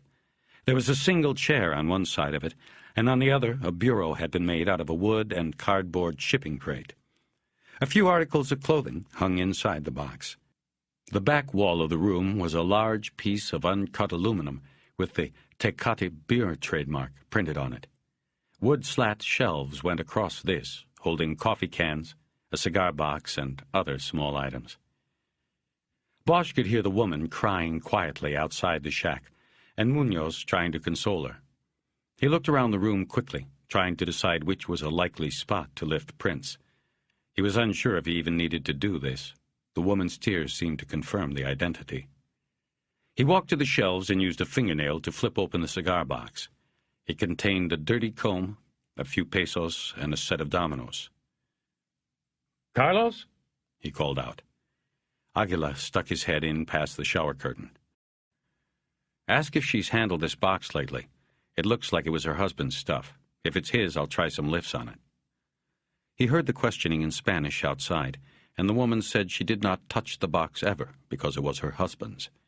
Using his nails, Harry put the box on top of the makeshift bureau.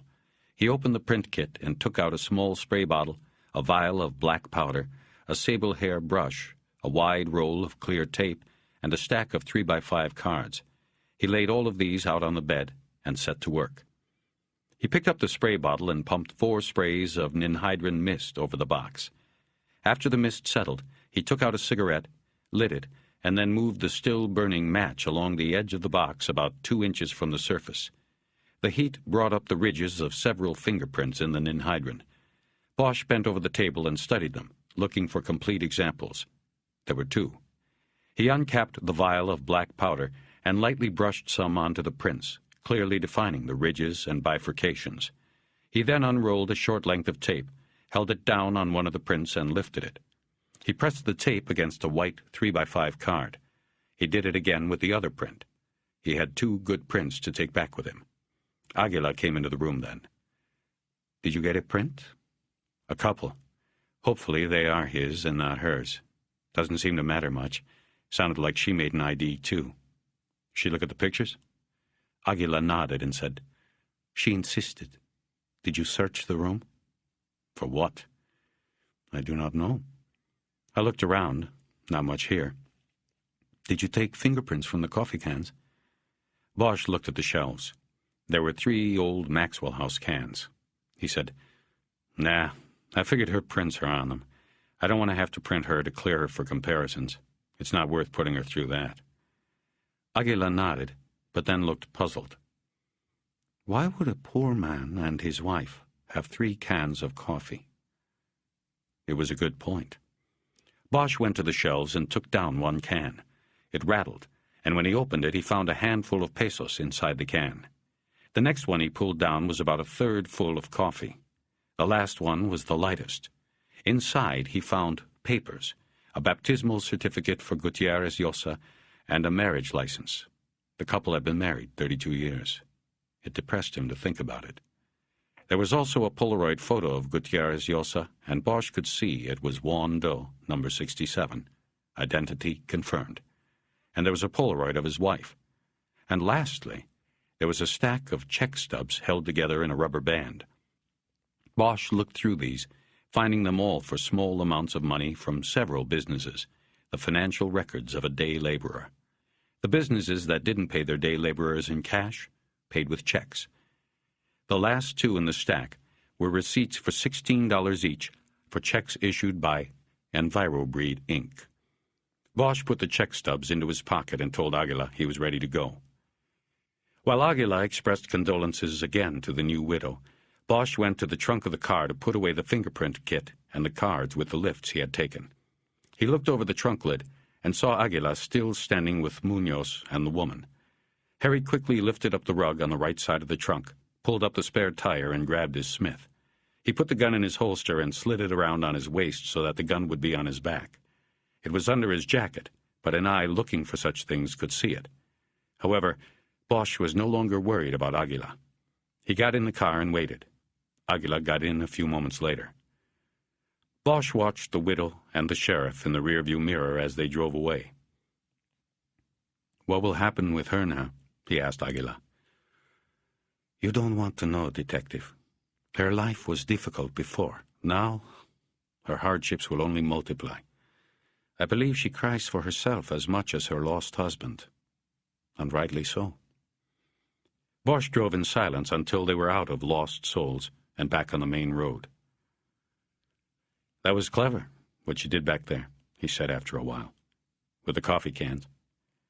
Aguila didn't say anything. He didn't have to. Bosch knew he had been in there before and had seen the Envirobreed stubs. Greno was scamming, and Aguila didn't like it or approve of it. Or maybe he was just unhappy because he hadn't been cut in on the deal. Whatever the reason, he was pointing Bosch in the right direction. Aguila wanted Bosch to find the stubs. He wanted Bosch to know Greno was a liar. "Did you go to Envirobreed? Check it out on your own?" "No," Aguila said. "This would be reported to my captain. I could not go there after he had made the appropriate inquiry. EnviroBreed is involved in international business. It holds contracts with government agencies in the United States. You must understand it is a delicate situation. Yes, that is true. I'm familiar with those. I understand. You can't buck Grania, but I can. Where is EnviroBreed? Not far from here.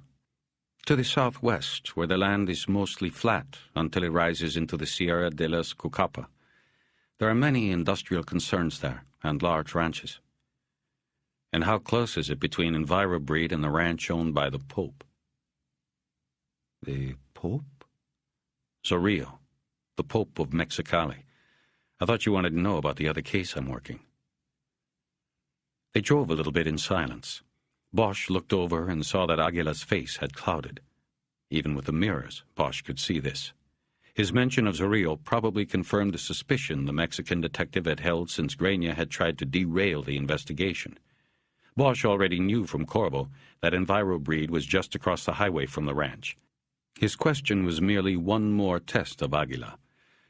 It was a while before Aguila finally answered. The ranch and EnviroBreed are very close, I'm afraid. Good. Show me. 22. Let me ask you a question, Bosch said.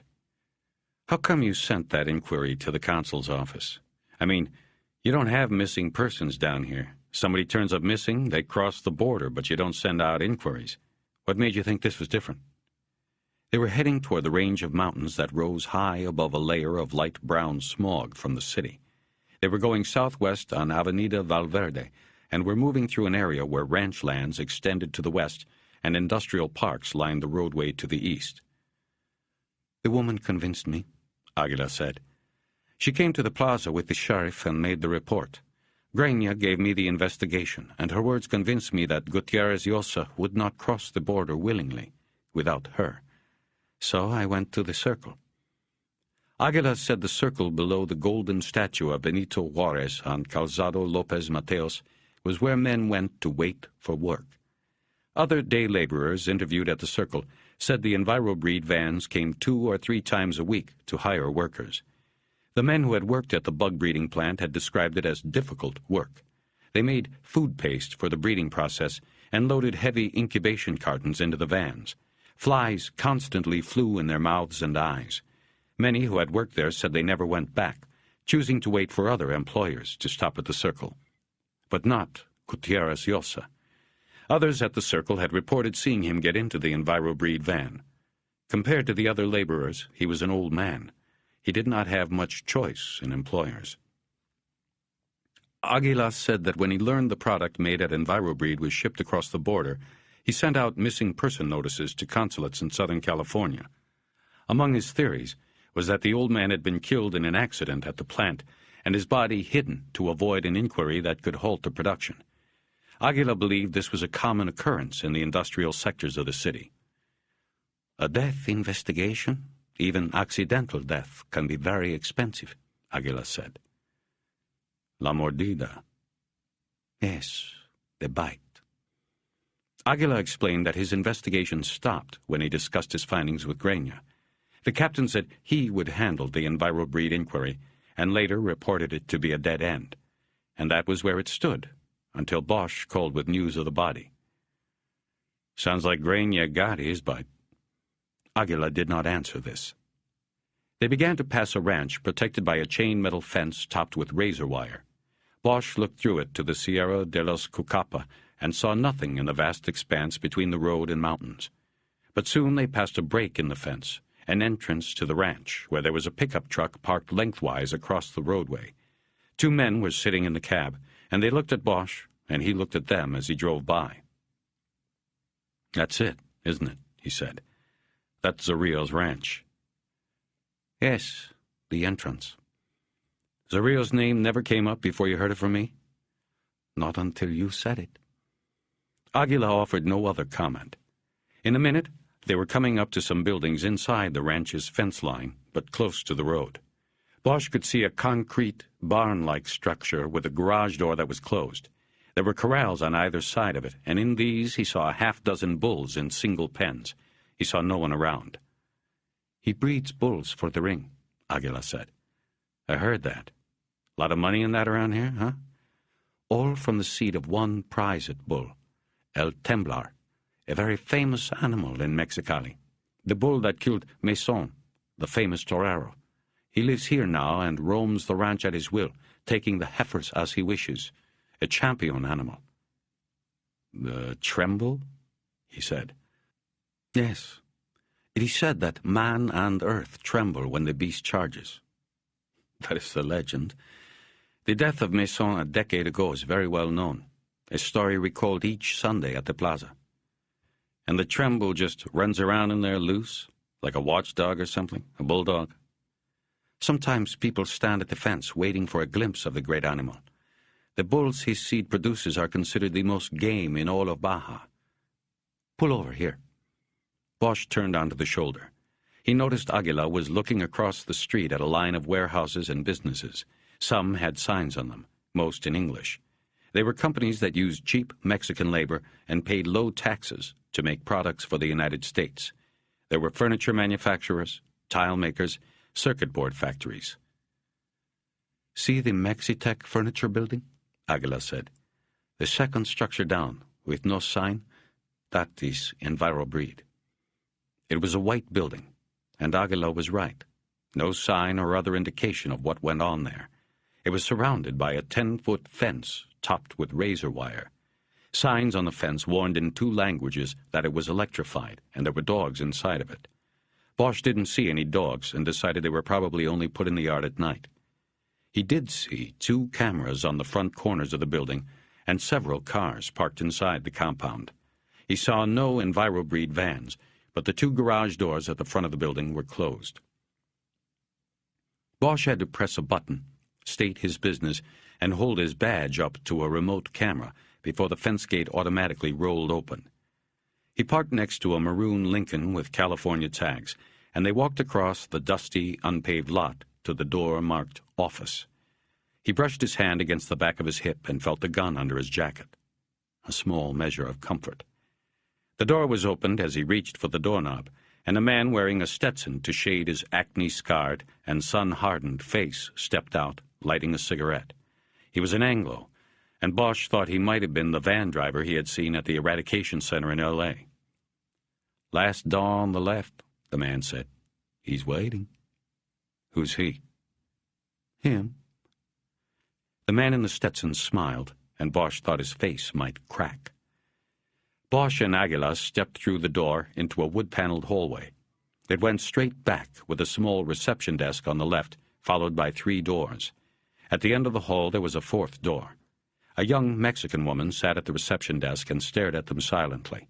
Bosch nodded, and they headed back. The first door they passed was closed, and letters on it said USDA. The next 2 doors had no letters. The one at the end of the hall had a sign that said, "Danger, radiation, no unauthorized admittance." Harry saw a hook next to the door that had goggles and breathing masks hanging on it.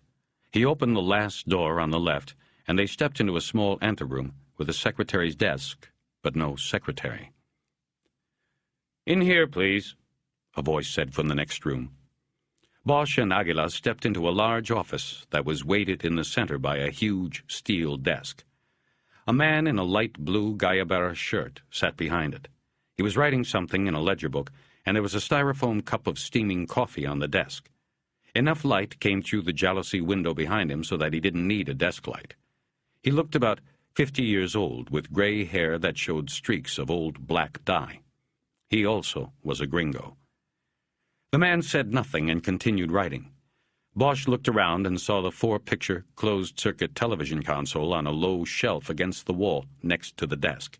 He saw the black and white images from the gate and front corners. The 4th image was very dark, and was an interior look at what Harry assumed was the cargo loading room. He saw a white van with its rear doors open, 2 or 3 men loading large white boxes into it. "Yes," the man said. He still hadn't looked up. "Quite a lot of security for flies." Now he looked up. "Excuse me?" Didn't know they were so valuable. What can I do for you? He threw his pen down on the desk to signal that the wheels of international commerce were grinding to a halt because of Bosch. Harry Bosch, Los Angeles. You said that at the gate. What can I do for you? I'm here to talk about one of your employees. Name? He picked up the pen again and went back to work on the ledger. You know something? I would think that if a cop had come 300 miles, crossed the border, just to ask you a few questions, then it might rate a little interest. But not with you. That bothers me. The pen went down harder this time and bounced off the desk into the trash can next to it. Officer, I don't care whether it bothers you or not. I have a shipment of perishable material I must get on the road by 4 o'clock. I can't afford to show the interest you seem to think you rate. Now, if you want to give me the employee's name, that is, if he was an employee, I will answer what I can. What do you mean, was an employee? What? You said was just then. So? So what's it mean? You said... You're the one who came in here with these questions. And your name is? What? What is your name? The man stopped, thoroughly confused, and drank from the cup. He said, You know, mister, you have no authority here. You said even if the guy was an employee, and I never said anything about was. Makes me think you already know we are talking about an individual that was, who is dead now. I just assumed, okay? A cop comes all the way down from L.A. I just assumed we were talking about a dead guy. Don't try to put words. You can't come in here with that badge that isn't worth the tin it's made of once you cross that border and start pushing me. I don't have... You want some authority? This is Carlos Aguila of the State Judicial Police here. You can consider that he is asking the same questions as me. Aguila nodded, but said nothing. That's not the point, the man behind the desk said. The point is this typical bullshit American imperialism you bring with you. I find it very distasteful. My name is Charles Ely. I am proprietor of EnviroBreed. I do not know anything about the man you said worked here. I didn't tell you his name. It doesn't matter. You understand now? You made a mistake. You played this game wrong. Bosch took the morgue photo of Gutierrez Llosa out of his pocket and slid it across the desk. Ely did not touch the photo, but looked down at it. He showed no reaction that Bosch could see. Then Bosch put down the pay stubs. Same thing. No reaction. Name is Fernel Gutierrez Llosa, Bosch said. A day laborer. I need to know when he worked here last, what he was doing. Ely retrieved his pen from the trash can and flicked the photo back toward Bosch with it. Afraid I can't help. Day laborers we don't carry records on. We pay them with paid-to-bearer checks at the end of each day. Different people all the time. I wouldn't know this man from Adam. And I believe we already answered questions about this man from the SJP, a Captain Grania. I guess I will have to call him now to see why that wasn't sufficient. Bosch wanted to ask whether he meant the payoff Ely had given Grania or the information wasn't sufficient. But he held back because it would come back on Aguila. Instead, he said, You do that, Mr. Ely. Meantime, somebody else around here might remember this man. I'm going to take a look around. Ely became immediately agitated. No, sir. You are not going to have free range of this facility. Portions of this building are used to irradiate material and are considered dangerous and off-limits to all but certified personnel. Other areas are subject to USDA monitoring and quarantine, and we cannot allow anyone access. Again, you have no authority here. Who owns EnviroBreed, Ely? Bosch asked. Ely seemed startled by the change in subject. Who? He sputtered. Who is the man, Ely? I don't have to answer that. You have no... The man across the street? Is the Pope the man? Ely stood up and pointed at the door. I don't know what you are talking about, but you're leaving, and I will be contacting both the SJP and the American and Mexican authorities. We will see if this is how they want police from Los Angeles to operate on foreign soil. Bosch and Aguila moved back into the hall and closed the door. Harry stood there for a moment and listened for the sound of a telephone or steps. He heard nothing, and then turned to the door at the end of the hall. He tried it, but it was locked. In front of the door marked USDA, he leaned his head forward and listened, but heard nothing. He opened the door without knocking, and a man with Bureaucrat written all over him looked up from behind a small wooden desk. The room was about a quarter the size of Ely's suite. The man wore a short-sleeved white shirt with a thin blue tie. He had close-cropped gray hair, a mustache that looked like the end of a toothbrush, and small, dead eyes that looked out from behind bifocals that squeezed against his pudgy pink temples. The plastic ink card in his pocket had his name printed on the flap. Jerry Dinsmore. He had a half-eaten bean burrito on his desk, sitting on oil-stained paper. "Can I help you?" he said, with a mouthful. Bosch and Aguila moved into the room. Bosch showed him his ID and let him have a good look at it. Then he put the morgue photo on the desk, next to the burrito. Dinsmore looked at it and folded up the paper around his half-finished meal and put it in a drawer.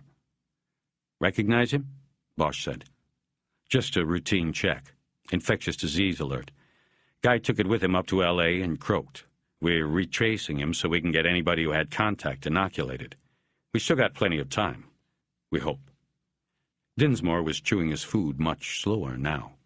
He looked down at the Polaroid and then up over his glasses at Bosch. Was he one of the men who worked around here?" "We think so. We're checking with all the regular employees. We thought you might recognize him. It depends on how close you got as far as whether you need to be quarantined." Well, I never get close to the laborers. I'm in the clear. But what is the disease you were talking about? I don't see why LAPD... This man looks like he was beaten." "I'm sorry, Mr. Dinsmore. That's confidential until we determine if you are at risk. If you are, well, then we have to put our cards on the table. Now, how do you mean you never get close to the laborers? Are you not the inspection officer for this facility?" Bosch expected Ely to burst in any moment. I am the inspector, but I'm only interested in the finished product. I inspect samples directly from the travel cases. Then I seal the cases. This is done in the shipping room. You have to remember this is a private facility, and consequently, I do not have free reign of the breeding or sterilization labs. Therefore, I do not interface with the workers." "You just said samples. So that means you don't look in all of the boxes." "Wrong. I don't look in all of the larvae cylinders in each of the transport cases, but I do inspect and seal the cases. I don't see what this has to do with this man. He didn't... I don't see it either. Never mind, you're in the clear." Dinsmore's small eyes widened slightly. Bosch winked at him to further confuse him. He wondered if Dinsmore was part of what was going on here, or whether, like a mole, he was in the dark. He told him to go back to his burrito, and then he and Aguila stepped back into the hall. Just at that moment, the door at the end of the hall opened, and through it stepped Ely. He pulled a breathing mask and goggles off his face and charged down the hall, coffee slopping over the sides of the styrofoam cup. "I want you two out of here unless you have a court order." He was right up to Bosch now, and anger was etching red lines on his face. It was the act he might have used to intimidate others, but Bosch was not impressed.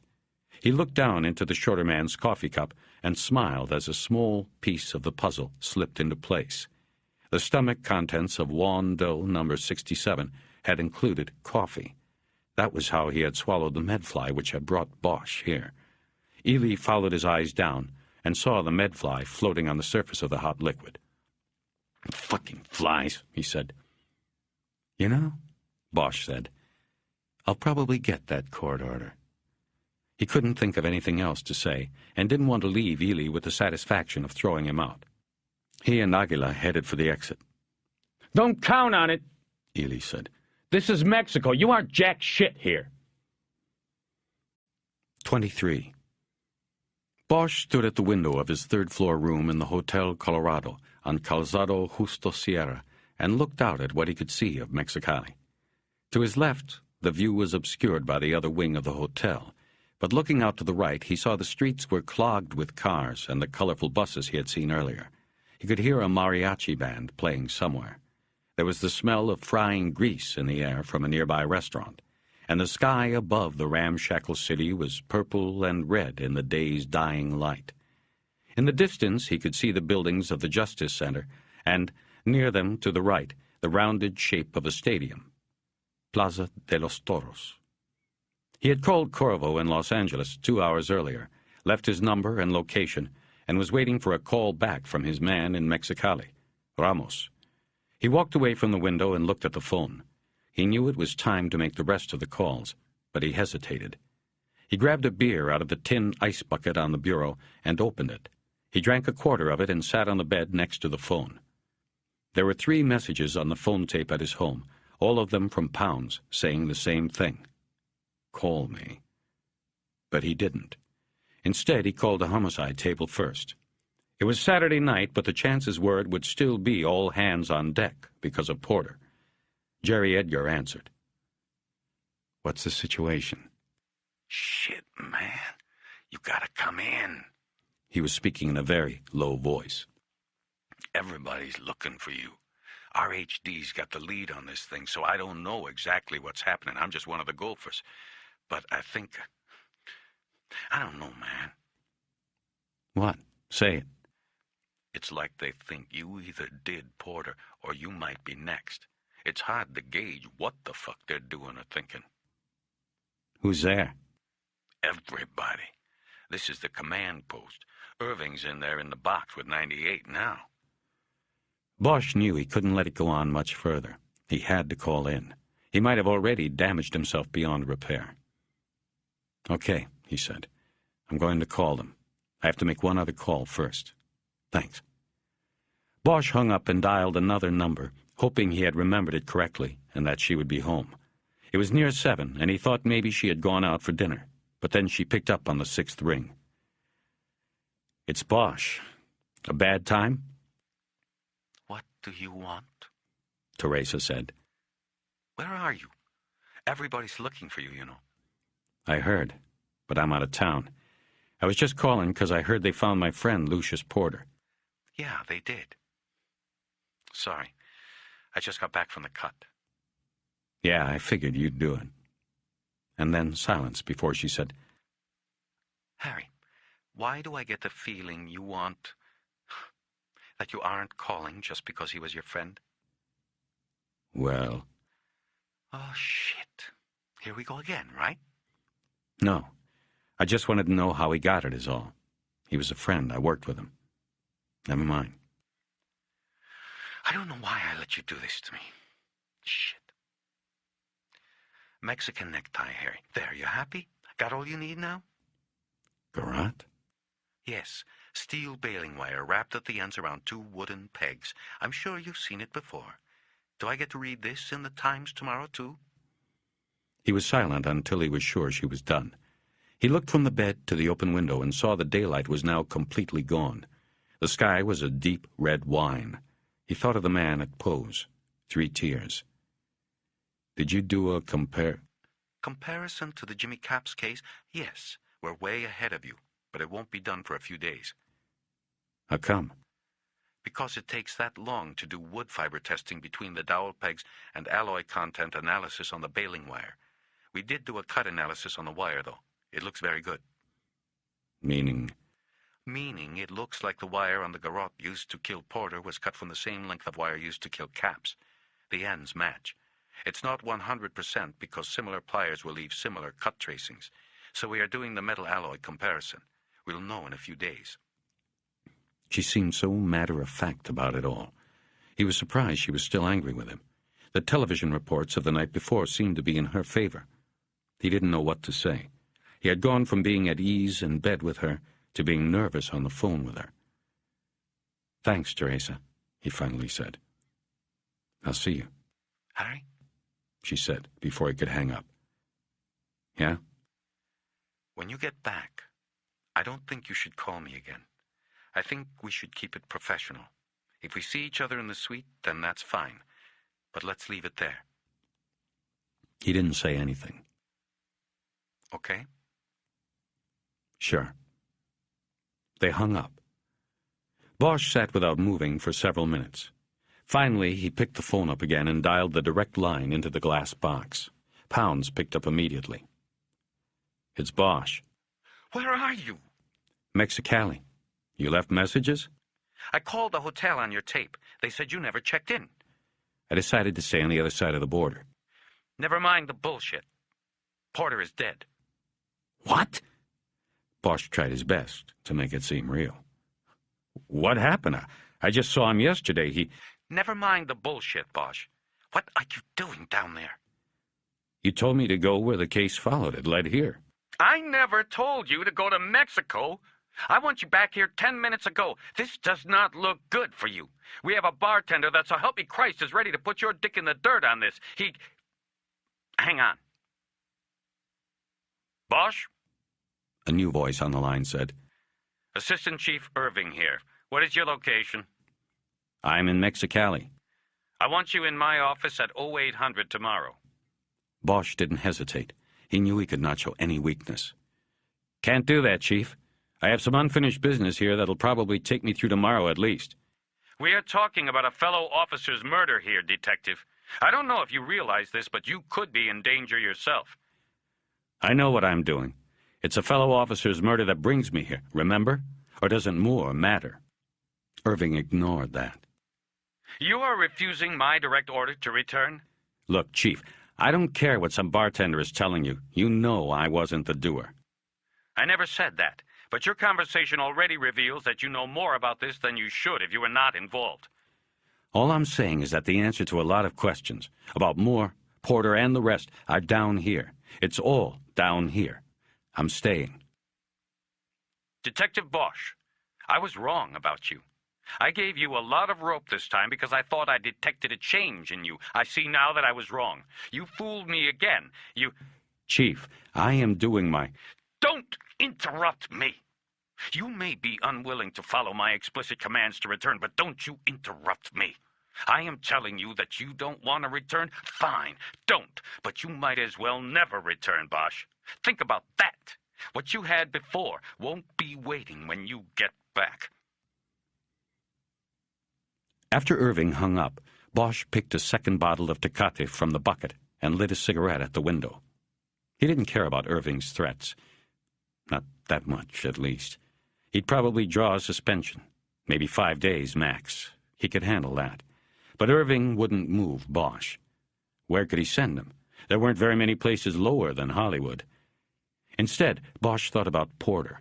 He had been able to put it off, put it out of his mind, but now he had to think about Porter. Strangled with baling wire, left in a dumpster. Poor bastard. But something in Bosch refused to let him grant the dead cop's sympathy. Nothing about it touched his heart the way he thought it would, or should. It was a pitiful end of life, but he felt no pity. Porter had made fatal mistakes.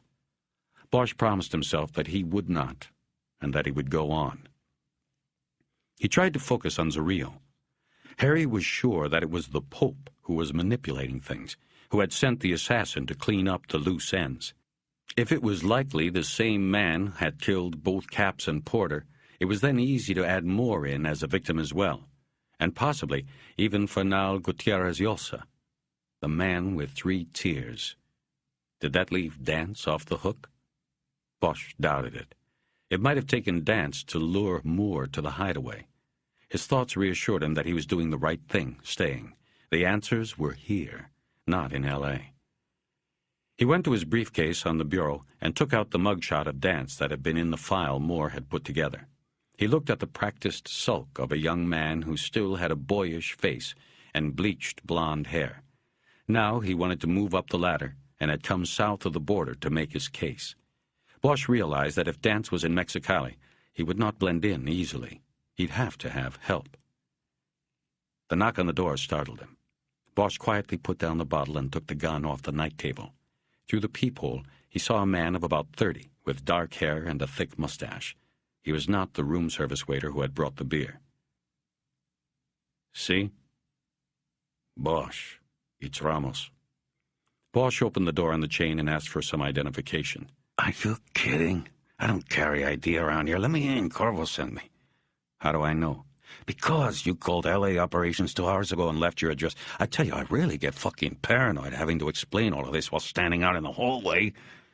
Bosch closed the door, flipped off the chain, and reopened it. He kept the gun in his hand, but down at his side. Ramos walked past him into the room. He walked up to the window and looked out. Then he walked away and began pacing near the bed. He said, "Smells like shit out there. Somebody cooking tortillas or some shit. Got any more brew? And by the way, the federales catch you with that piece and you might have trouble trying to get back across. How come you didn't stay in Calexico like Corvo told you to, man?" If he had been anyone other than a cop, Bosch would have figured he was coked to the eyelids. But he decided it was probably something else, something he didn't know about yet, that made Ramos seem wired. Bosch picked up the phone and ordered a six-pack from room service, never taking his eyes off the man in his room. After he hung up, he put the gun in his waistband and sat down in the chair by the window. "I didn't want to deal with the lines at the border," he said, in answer to one of Ramos's many questions. "You didn't want to put your trust in Corvo, is what you mean." "Hey, I don't blame you. Not that I don't trust him, I do, but I can see the need to want to go your own way. They got better food over here anyway. But Calexico, there's a wild little town. It's one of those places you never know what kind of shit is going down. You hit that place the wrong way and you go into a slide, man. I like it better over here myself. Did you eat?" For a moment, Bosch thought about what Sylvia Moore had said about the black ice. Ramos was still pacing the room, and Bosch noticed he had 2 electronic pagers on his belt. The agent was hyped on something. Bosch was sure of it. "I already ate," Bosch said, and moved his chair near the window, because the room had taken on the tang of the agent's body odor. "I know the best Chinese food in 2 countries. We could pop over for—" "Hey, Ramos, sit down. You're making me nervous. Just sit down and tell me what's going on." Ramos looked around himself as if seeing the room for the first time. He dragged a chair away from the wall near the door and straddled it backward in the middle of the room. "What's going on, man, is that we are not too impressed with the shit you pulled at EnviroBreed today." Bosch was surprised the DEA knew so much so fast, but tried not to show it. "That was not cool at all," Ramos was saying. "So I came here to tell you to quit the one-man show. Corvo told me that was your bag, but I didn't expect to see it so soon." "What's the problem?" Bosch said. "It was my lead. From what Corvo said, you people didn't know shit about that place. I went in there to shake them up a little bit, that's all." "These people don't shake, Bosch. That's what I am saying. Now look, enough said. I just wanted to say my little piece and to see what you have going besides the bug place. What I'm asking is, what are you doing here?" Before Bosch could answer, there was a loud knock on the door, and the DEA agent jumped up off the chair, coming down in a crouched position. "It's room service," Bosch said. "What's wrong with you?" "Always get this way before we jam." Bosch got up, looking curiously at the DEA agent, and went to the door. Through the peephole, he saw the same man who had delivered the first 2 beers. He opened the door, paid for the delivery, and gave Ramos a bottle from the new bucket. Ramos chugged half the bottle before sitting back down. Bosch took a beer back to his seat. "What do you mean by before we jam?" "Well," Ramos said after another swallow, "the stuff you gave Corvo was good info, but then you canceled that out by cowboying it over there today. You nearly fucked things up." "You said that. What did you find out?" "EnviroBreed. We ran down the info, and it's a direct hit. We traced ownership through a bunch of blinds to a Gilberto Ornelas. That's a known alias for a guy named Fernando Ibarra, one of Zorrillo's lieutenants. We are working with the federales on getting search approvals. They're cooperating on this one. This new attorney general they got down here is clean and mean. He's working with us, so it's going to be a major jam if we get the approval." "When will you know?" "Any time. One last piece has to fall." "What's that?" "If he's moving black ice across the border in EnviroBreed shipments, then how is he getting it from the ranch to the bug house? See, we've been watching the ranch and would have seen it, and we're pretty sure it's not manufactured at EnviroBreed. Too small, too many people around, too close to the road, etc., etc. All our intelligence says it's made on the ranch, underground in a bunker. We got aerials that show the heat patterns from the ventilation. Anyway, the question is then, how's he get it across the street to EnviroBreed?" Bosch thought about what Corvo had said at the Code 7, that Zorrillo was suspected of helping to finance the tunnel that went under the border at Nogales. "He doesn't take it across the street. He takes it under."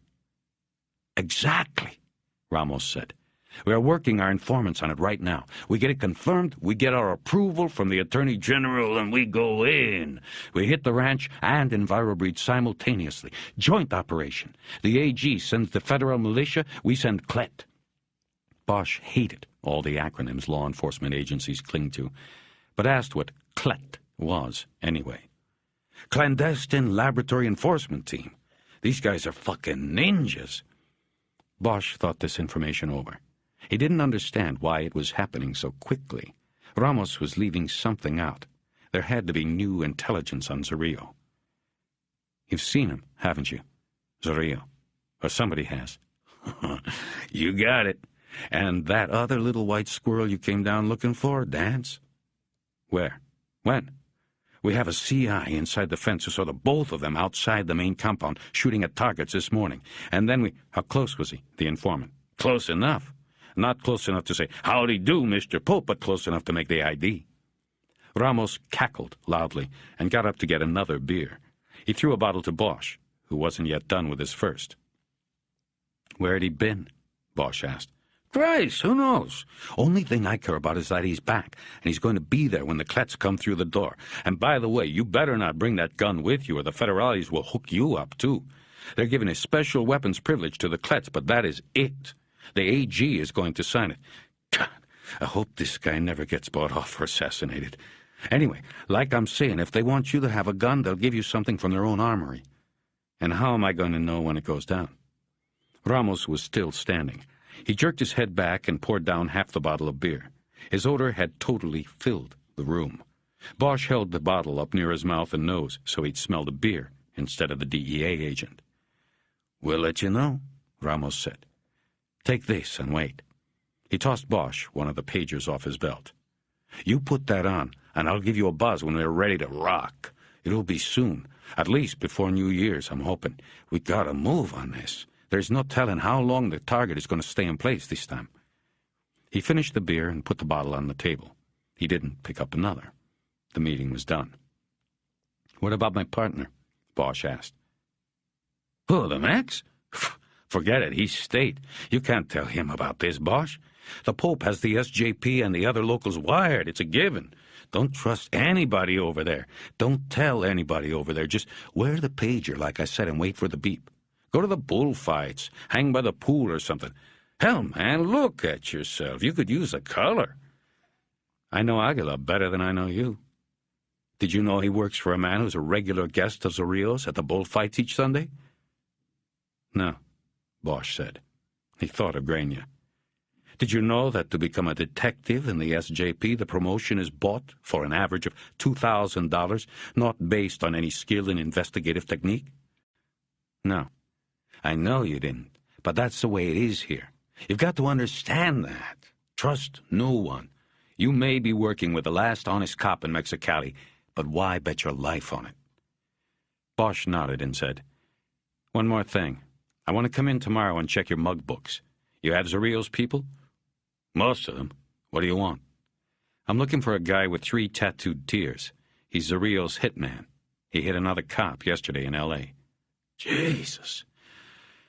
"Okay, in the morning, call me at this number. We'll set it up. If you make an ID, we'll get the word to the AG. It'll help us get the search approval." He gave Bosch a card with a phone number on it. Nothing else. Then he was gone. Harry put the chain back on the lock. 24. Bosch sat on the bed with his beer, thinking about the reappearance of Zorrillo. He wondered where he had been, and why he had left the safety of his ranch in the first place. Harry poked at the idea that maybe Zorrillo had been in L.A., and that it had taken his presence there to lure Moore to the motel room, where he was put down on the bathroom floor. Maybe Zorrillo was the only one Moore would have gone there for. The sharp sound of squealing brakes and crashing metal shot through the window. Before he even got up, he heard voices arguing in the street below. The words grew harsher until they were threats being yelled so fast Bosch could not understand them. He went to the window and saw 2 men standing chests out beside 2 cars. One had rear-ended the other. As he turned away, he detected a small flash of blue light to his left. Before he had time to look, the bottle in his hand shattered, and beer and glass exploded in all directions. He instinctively took a step back and launched himself over the bed and down onto the floor. He braced himself for more shots, but none came. His heartbeat rapidly increased, and he felt the familiar rush of mental clarity that comes only in situations of life and death. He crawled along the floor to the table and pulled the lamp plug out of the wall, dropping the room in darkness. As he reached up to the table for his gun, he heard the 2 cars speeding away in the street. A beautiful setup, he thought, but they missed. He moved beneath the window opening and then stood up while pressing his back to the wall. All the while he was realizing how stupid he had been to literally pose in the window. He looked through the opening into the darkness where he believed he had seen the muzzle flash. There was no one there. Several of the windows of the other rooms were open, and it was impossible to pinpoint where the shot had come from. Bosch looked back into his room and saw the headboard of the bed splintered at the spot where the bullet had impacted. By imagining a line from the impact point through the position he had held the bottle and then out the window, he focused on an open but dark window on the 5th floor of the other wing. He saw no movement there other than the curtains swaying gently with the breeze. Finally, he put his gun in his waistband and left the room, his clothes smelling of beer and with small slivers of glass embedded in his shirt and pricking his skin. He knew he had at least 2 slight glass cuts, one on his neck and one on his right hand, which had been holding the bottle. He held his cut hand to his neck wound as he walked. He had judged that the open window belonged to the 4th room on the 5th floor. He now had his gun out and pointed in front of him as he moved slowly down the 5th floor hallway. He was debating whether he should kick the door open, but found the decision academic. A cool breeze from the open window flowed out through the open door of room 504. The room was dark, and Bosch knew he would be silhouetted by the lighted hallway, so he hit the room's entrance light switch as he moved quickly through the doorway. He covered the room with his smith and found it empty. The smell of burned gunpowder hung in the air. Harry looked out the window and followed the imaginary line down to his own 3rd-floor room's window. It had been an easy shot. It was then that he heard the screeching of tires and saw the taillights of a large sedan pull out of the hotel parking lot and then speed away. Bosch put the gun in his waistband and pulled his shirt out over it. He looked quickly around the room to see if the shooter had left anything behind him. The glint of copper from the fold of the bedspread where it was tucked beneath the pillows caught his eye. He pulled the bedspread out straight, and lying there was a shell casing that had been ejected from a .32 rifle. He got an envelope out of the desk drawer and scooped the shell inside it. As he left room 504 and walked down the hallway, no one looked out a door, no house detectives came running, and no approaching sirens blared in the distance. No one had heard a thing, except maybe a bottle breaking. Bosch knew that the .32 fired at him had had a silencer screwed to the end of its barrel. Whoever it had been, he had taken his time and waited for the one shot. But he had missed. Had that been intentional? He decided it wasn't. To make a shot that close but intend to miss was too chancy. He had simply been lucky. His turn from the window at the last moment had probably saved his life. Bosch headed back to his room to dig the slug out of the wall, bandage his wounds, and check out.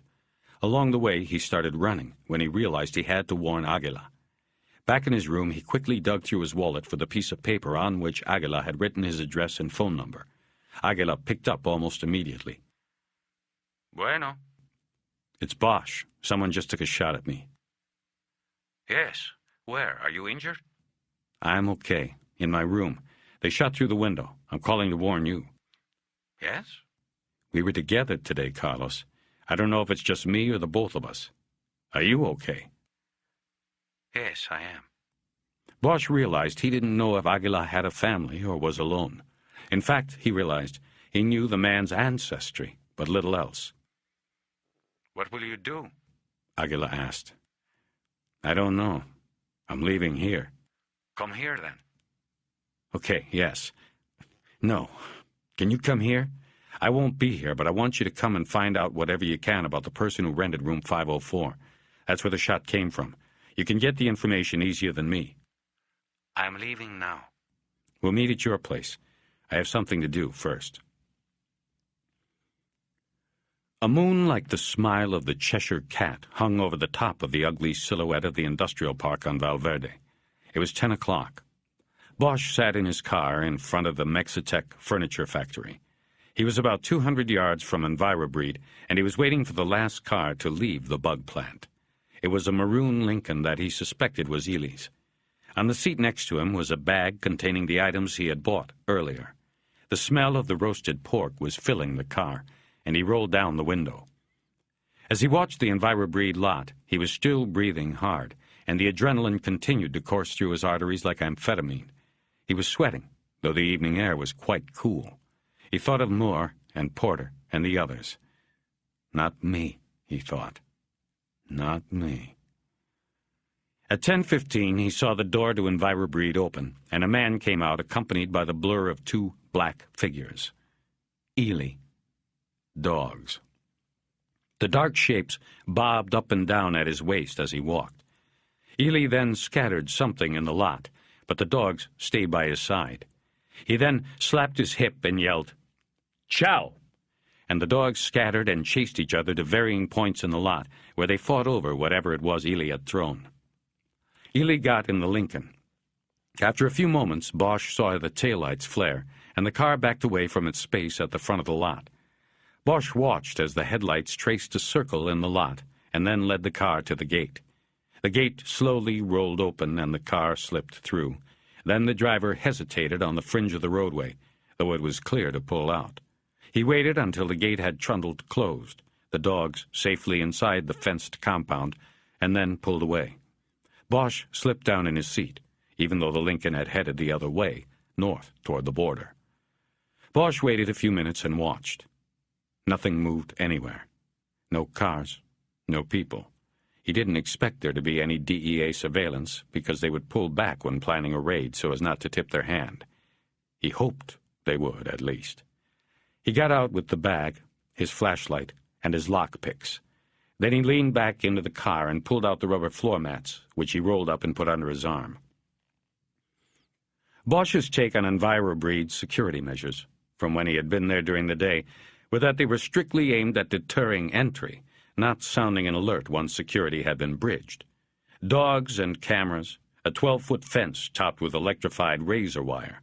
But inside the plant, Bosch had seen no tape on the windows in Ely's office, no electric eyes, not even an alarm keypad inside the front door. This was because an alarm brought police. The breeders wanted to keep people out of the bug plant, but not if it drew the attention of authorities. It didn't matter if those authorities could be easily corrupted and paid to look the other way. It was just good business not to involve them. So, no alarms. This, of course, did not mean an alert would not be sent somewhere else, such as the ranch across the street, if a break-in occurred. But that was the risk Bosch was taking. Bosch cut down the side of the Mexitec factory to an alley that ran behind the buildings that fronted Valverde. He walked to the rear of EnviroBreed and waited for the dogs. They came around quickly, but silently. They were sleek, black Dobermans, and they moved right up to the fence. One made a low, guttural sound, and the other followed suit. Bosch walked along the fence line, looking up at the razor wire. The dogs walked along with him, saliva dripping from their lagging tongues. Bosch saw the pen they were caged in during the day in the back. There was a wheelbarrow leaning up against the rear wall of the building, and nothing else, except the dogs. Bosch crouched to the ground in the alley and opened up the bag. First, he took out and opened the plastic bottle of sueño moss. Then he opened the wrapped paper bundle of roast pork he had bought at the Chinese takeout near the hotel. The meat was almost cold now. He took a chunk about the size of a baby's fist and pressed 3 of the extra-strength sleeping pills into it. He squeezed it in his hand and then lofted it over the fence. The dogs raced to it, and one took a position over it, but did not touch it. Bosch repeated the process and threw another piece over. The other dog stood over it. They sniffed at the pork and looked at Bosch, sniffed some more. They looked around to see if their master might be nearby to help with the decision. Finding no help, they looked at each other. One dog finally picked his chunk up in its teeth and then dropped it. They both looked at Bosch, and he yelled, "Chow!" The dogs did nothing. Bosch yelled a command a few more times, but nothing changed. Then he noticed they were watching his right hand. He understood. He slapped his hand on his hip and issued the command again. The dogs ate the pork. Bosch quickly made 2 more drug-laden snacks and threw them over the fence. They were eaten quickly. Bosch started pacing alongside the fence in the alley. The dogs stayed with him. He went back and forth twice, hoping the exercise would hurry their digestion. Harry ignored them for a while and looked up at the spiral of thin steel that ran along the top of the fence. He studied the glint it gave off in the moonlight. He also saw the electrical circuits spaced every 12 feet along the top, and thought he heard a soft buzzing sound. The wire would tear a climber up and fry him before he got one leg over, but he was going to try. He had to duck behind a dumpster in the alley when he saw lights, and a car came slowly down the alley. When it got closer, he saw that it was a police car. He froze with momentary fear of how he would explain himself. He realized he had left the rolled car mats in the alley, by the fence. The car slowed even more as it went by the EnviroBreed fence. The driver made a kissing sound at the dogs, who still stood by the fence. The car moved on, and Bosch came out of hiding. The Dobermans stood on their side of the fence, watching him for nearly an hour, before one dropped into a sitting position, and the other quickly did the same. The leader then worked its front paws forward until it was lying down. The follower did likewise. Bosch watched as their heads, almost in unison, bowed, and then dropped onto their outstretched front legs. He saw urine forming in a puddle next to one of them. Both dogs kept their eyes open. When he took the last chunk of pork out of the wrapper and tossed it over the fence, he saw one of the dogs strain to raise his head and follow the arc of the falling food. But then the head dropped back down. Neither dog went for the offering. Bosch laced his fingers in the fence in front of the dogs and shook it, the steel making a whining sound, but the animals paid little attention. It was time. Bosch crumpled the grease-stained paper and threw it in the dumpster. He took a pair of work gloves out of the bag and put them on. Then he unfurled the front floor mat and held it by one end in his left hand. He took a high grip on the fence with his right, raised his right foot as high as he could, and pointed his shoe into one of the diamond-shaped openings in the fence. He took a deep breath, and in one move pulled himself up the fence, using his left hand and arm to swing the rubber mat up and over the top, so that it hung down over the spiral of razor wire like a saddle. He repeated the maneuver with the rear mat. They hung there side by side, their weight pressing the spiral of razor wire down. It took him less than a minute to get to the top and gingerly swing one leg over the saddle and then pull the other over. The electric buzz was louder on top, and he carefully moved his hand grips until he was able to drop down next to the still forms of the dogs. He took the small penlight from his pick set and put it on the dogs. Their eyes were open and dilated, their breathing heavy. He stood a moment, watching their bodies rise and fall on the same beat. Then he moved the light around on the ground until he found the uneaten piece of pork. He threw it over the fence, down the alley. Then, gripping the dogs by the collars, he dragged their bodies into their pen and latched the gate. The dogs were no longer a threat. Bosch ran quietly up the side of the building and looked around the corner to make sure the parking lot was still empty. Then he came back down the side to the window of Ely's office. He studied the window, double-checking to be sure he was correct about there being no alarm. He ran the light along all four sides of the louvered window and saw no wires, no vibration tape, no sign of an alarm. He opened the blade on his knife and pried back one of the metal strips that held the bottom pane of glass in place. He carefully slid the pane out of the window and leaned it against the wall. He moved the light through the opening and swung its beam around inside. The room was empty. He saw Ely's desk and other furnishings. The panel of 4 video tubes was black. The cameras were off. After taking 5 glass sections out of the window and stacking them neatly against the outside wall, there was enough room for him to hoist himself up and crawl into the office. The top of the desk was clear of paperwork and other clutter. The glass paperweight took the beam from the penlight and shot prism colors around the room. Bosch tried the drawers of the desk, but found them locked. He opened them with a hook pick, but found nothing of interest. There was a ledger in one drawer, but it seemed to pertain to incoming breeding supplies. He directed the light into the wastebasket on the floor inside the desk well and saw several crumpled pieces of paper. He emptied the basket on the floor. He reopened each piece of trash and then recrumpled it and dropped it back into the basket as he determined it was meaningless. But not all of it was trash. He found one piece of crumpled paper that had several scribbles on it, including one that said, Colorado, 504. What to do with this, he thought. The paper was evidence of the effort to kill Bosch. But Bosch had discovered it during an illegal search. It was worthless unless found later during a legitimate search. The question was, when would that be? If Bosch left the crumpled paper in the trash can, there was a good chance the can would be emptied and the evidence lost. He crumpled the paper back up and then took a long piece of tape off the dispenser on the desk. He attached one piece to the paper bowl, which he then put in the trash can, pressing the other end of the tape down on the bottom of the can. Now, he hoped, if the can was emptied, the crumpled paper would remain attached and inside the can, and maybe the person who emptied the can wouldn't notice. He moved out of the office into the hall. By the lab door, he took goggles and a breathing mask off the hook and put them on. The door had a common 3-pin lock, and he picked it quickly. The doorway opened into blackness. He waited a beat and then moved into it. There was a cloying, sickly sweet smell to the place. It was humid. He moved the flashlight beam around what looked like the shipping room. He heard a fly buzzing in his ear, and another insect was nattering around his masked face. He waved them off and moved farther through the room. At the other end of the room, he passed through a set of double doors and into a room where the humidity was oppressive. It was lit by red bulbs that were spaced above rows of fiberglass bug bins. The warm air surrounded him. He felt a squadron of flies bumping and buzzing around his mask and forehead. Again he waved them away. He moved to one of the bins and put his light into it. There was a brownish-pink mass of insect larvae moving like a slow-motion sea under the light.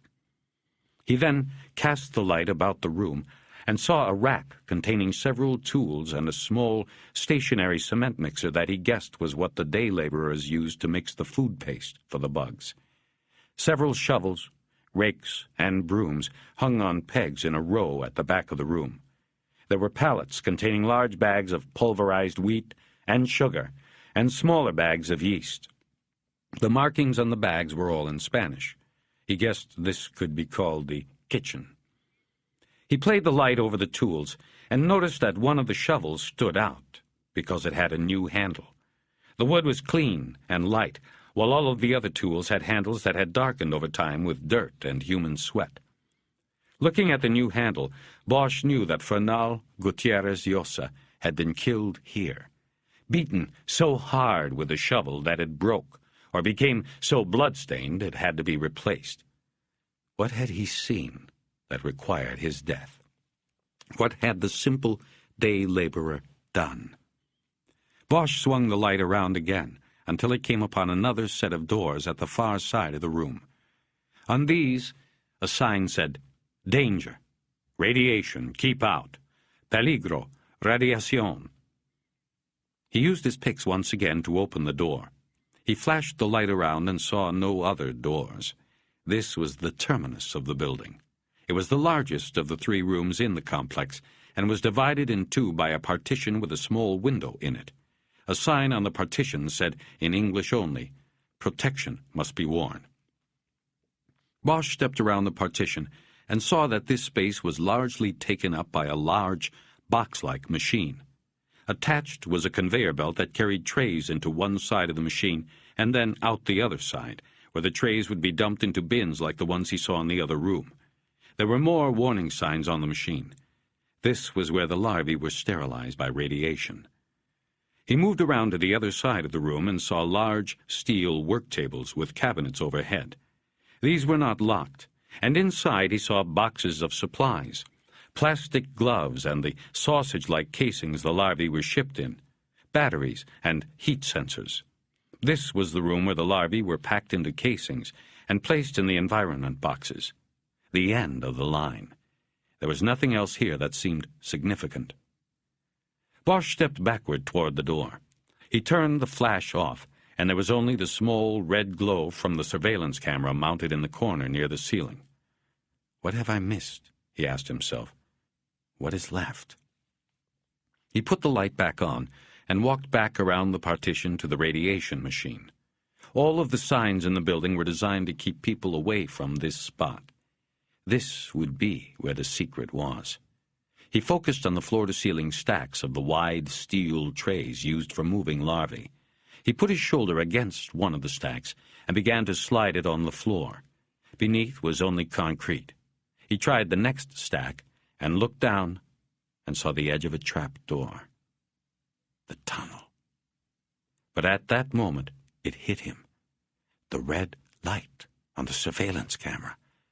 The video panel in Ely's office had been off, and earlier, when Bosch had visited, he had noticed that the only interior view Ely had on video was of the shipping room. It meant someone else was watching this room. He looked at his watch, trying to estimate how long he had been in the room. 2 minutes? 3 minutes?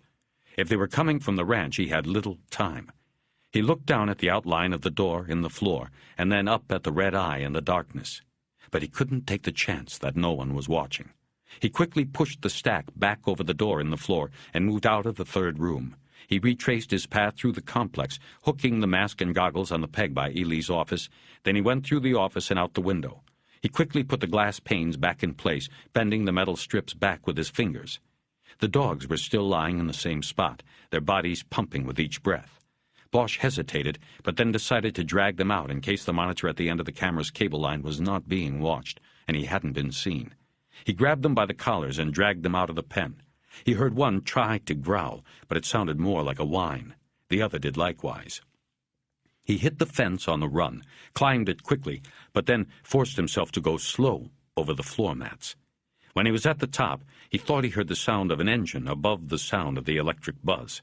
As he was about to drop over, he jerked the mats up off the razor wire and dropped down with them into the alley. He checked his pockets to make sure he had not dropped the picks or flashlight, or his keys. His gun was still in its holster. He had everything. There was the sound of a vehicle now, maybe more than one. He definitely had been seen. As he ran down the alley toward Mexitec, he heard someone shouting, "Pedro y Pablo! Pedro y Pablo!" The dogs, he realized. Peter and Paul were the dogs. He crawled into his car and sat crouched in the front seat, watching EnviroBreed. There were 2 cars in the front lot, and 3 men that he could see. They were holding guns and standing beneath a spotlight over the front door. Then a 4th man came around the corner, speaking in Spanish. He had found the dogs. Something about the man looked familiar, but it was too dark, and Bosch was too far away to be able to see any tattooed tears. They opened the door, and, like cops with their guns up, they went inside the building. That was Bosch's cue. He started the Caprice and pulled out onto the road. As he sped away, he realized he was once again shaking with the release of tension, the high of a good scare. Sweat was running down out of his hair and drying in the cool night air on his neck. He lit a cigarette and threw the match out the window. He laughed nervously into the wind. 25. On Sunday morning, Bosch called the number Ramos had given him from a payphone at a restaurant called Casa de Mandarin in downtown Mexicali. He gave his name and number, hung up, and lit a cigarette. 2 minutes later, the phone rang, and it was Ramos. ¿Qué pasa, amigo? Nothing. I want to look at the mugs you got, remember? Right. Tell you what, I'll pick you up on my way in. Give me a half hour. I checked out. Leaving, are you? No, I just checked out. I usually do that when somebody tries to kill me. What? Somebody with a rifle, Ramos. I'll tell you about it. Anyway, I'm in the wind at the moment. You want to pick me up? I'm at the Mandarin in downtown. Half hour. I want to hear about this. They hung up, and Bosch went back to his table, where Aguila was still finishing breakfast. They had both ordered scrambled eggs with salsa and chopped cilantro, fried dumplings on the side. The food was very good, and Bosch had eaten quickly. He always did after a sleepless night. The night before, after he drove, laughing, from EnviroBreed, they had met at Aguila's small house near the airport, and the Mexican detective reported on his findings at the hotel. The desk clerk could offer little description of the man who rented 504, other than to say he had 3 tears tattooed on his cheek below the left eye. Aguila had not asked where Bosch had been, seeming to know that an answer would not be given. Instead, he offered Harry the couch in his sparsely furnished house. Harry accepted, but didn't sleep.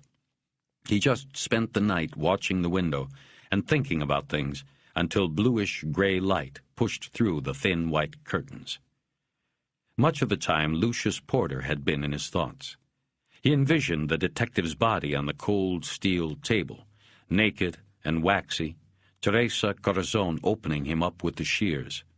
He thought of the pinprick-sized blood hemorrhages she would find in the corneas of his eyes, the confirmation of strangulation. And he thought of the times he had been in the suite with Porter, watching others be cut up, and the gutters on the table filling with their debris. Now it was Lucius on the table, a piece of wood under his neck, propping his head back into position for the bone saw. Just before dawn, Harry's thoughts became confused with fatigue, and in his mind he suddenly saw it was himself on the steel table, Teresa nearby, readying her equipment for the cut. He had sat up then and reached for his cigarettes, and he made a vow to himself that it would never be himself on that table, not that way.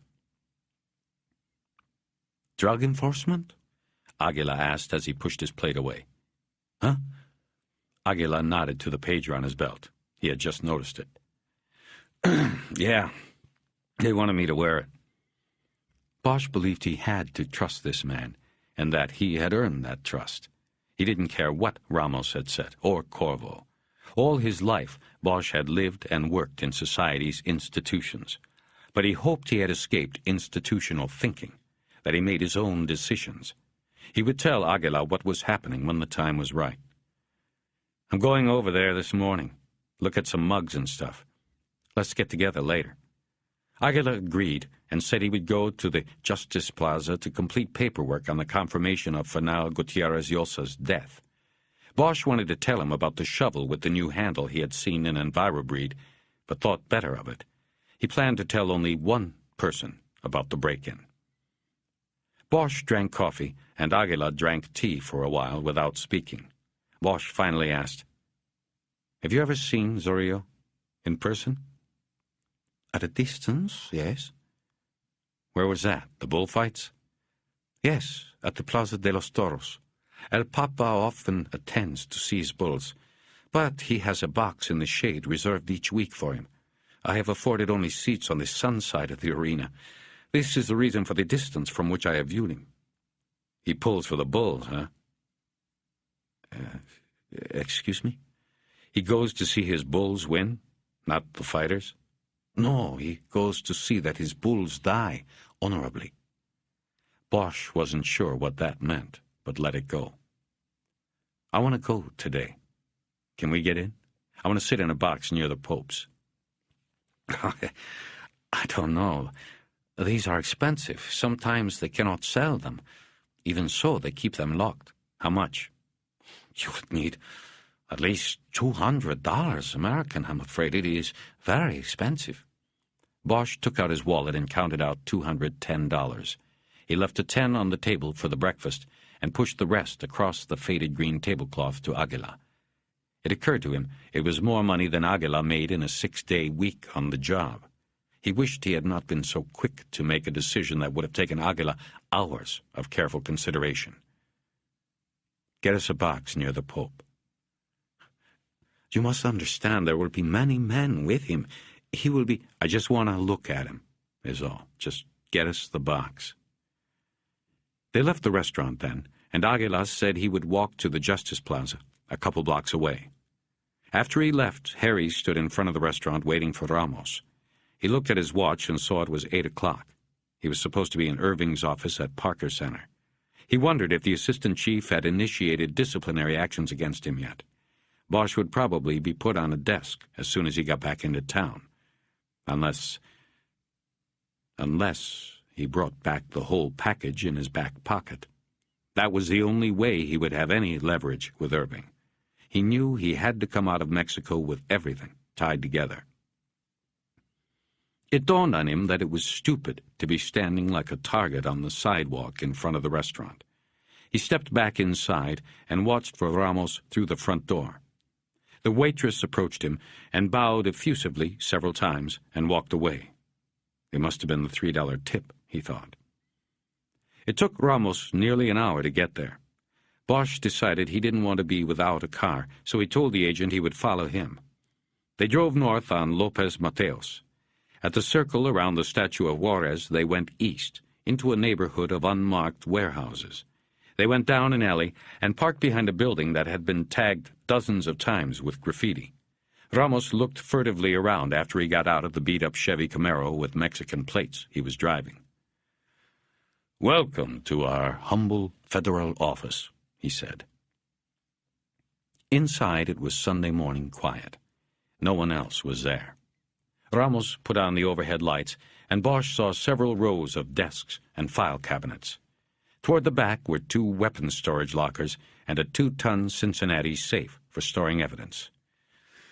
Okay, let me see what we got while you tell me about last night. You're sure somebody tried to do you, right?" "Only way to be sure was if I got hit." The Band-Aid Bosch had used on his neck was covered by his collar. There was another on his right palm, which also was not very noticeable. Bosch told Ramos about the hotel shooting, leaving out no detail, including that he had recovered a shell from room 504. "What about the slug? Recoverable?" "I assume it's still in the headboard. I didn't hang around long enough to check." "No, I bet you went running to warn your pal, the Mexican." "Bosch, I am telling you to wise up. He may be a good guy, but you don't know him. He might have been the one that set the whole thing up." "Actually, Ramos, I did warn him. But then I left and did what you wanted me to do." "What are you talking about?" "EnviroBreed. I went in last night." "What? Are you crazy, Bosch? I didn't tell you to—" "Come on, man, don't fuck with me. You told me all that shit last night so I would know what was needed to get the search okayed. Don't bullshit me. We're alone here. I know that's what you wanted, and I got it. Put me down as a CI. Ramos was pacing in front of the file cabinets. He was making a good show of it. "Look, Bosch, I have to clear any confidential informant I use with my soup, so that's not going to fly. I can't make it fly. Bosch, do you want to know what I found there, or should we just drop it?" That quieted the DEA agent for a few moments. "Do you have your ninjas, what did you call them, the clits, in town yet?" "Klets, Bosch. And yeah, they came in last night." "Good. You're going to have to get going. I was seen." Bosch watched the agent's face grow dark. He shook his head and dropped down into a chair. "Fuck! How do you know?" "There was a camera. I didn't see it until it was too late. I got out of there, but some people came looking. I wasn't identifiable. I was wearing a mask, but still, they know somebody was inside." "Okay, Bosch, you aren't leaving me many options. What did you see?" There it was. Ramos was acknowledging the illegal search. He was sanctioning it. Bosch would not have it come back on him now. He told the agent about the trap door hidden beneath the stack of bug trays in the radiation room. "You didn't open it?" "Didn't have time, but I wouldn't have done it anyway. I worked tunnels in Vietnam. Every trapdoor was just that, a trap. The people that came after I got out of there came by car, not through the tunnel. That tells you right there that there might be a rig in the tunnel." He then told Ramos that his application for a search warrant, or approval, or whatever they call them in Mexico, should include requests to seize all tools and debris from trash cans. "Why?" "Because the stuff you will find will help me make one of the murder cases I came down here for. There is also evidence of a conspiracy to murder a law enforcement officer. Me." Ramos nodded and didn't ask for further explanation. He wasn't interested. He got up and went to a file cabinet and pulled out 2 large black binders. Bosch sat down at an empty desk, and Ramos put the binders down in front of him. "These are KOs, known operatives, associated with Humberto Zorillo. We have some bio info on some of them, others it's just surveillance stuff. We might not even have a name." Bosch opened the first binder and looked at the picture on top. It was a fuzzy 8x10 blow-up of a surveillance shot. Ramos said it was Zorillo, and Bosch had guessed as much. Dark hair, beard, intense stare through dark eyes. Bosch had seen the face before. Younger, no beard, a smile instead of the long, empty gaze. It was the grown-up face of the boy who had been in the pictures with Calexico Moore. "What do you know about him?" Bosch asked Ramos. "You know anything about his family?" "None that we know of. Not that we looked real hard. We don't give a shit where he came from, just what he's doing now and where he's going."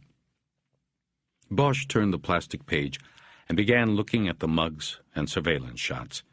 Ramos went back to his desk, rolled a piece of paper into a typewriter, and began typing. "I'm working up a CI statement here. I'll get it by somehow."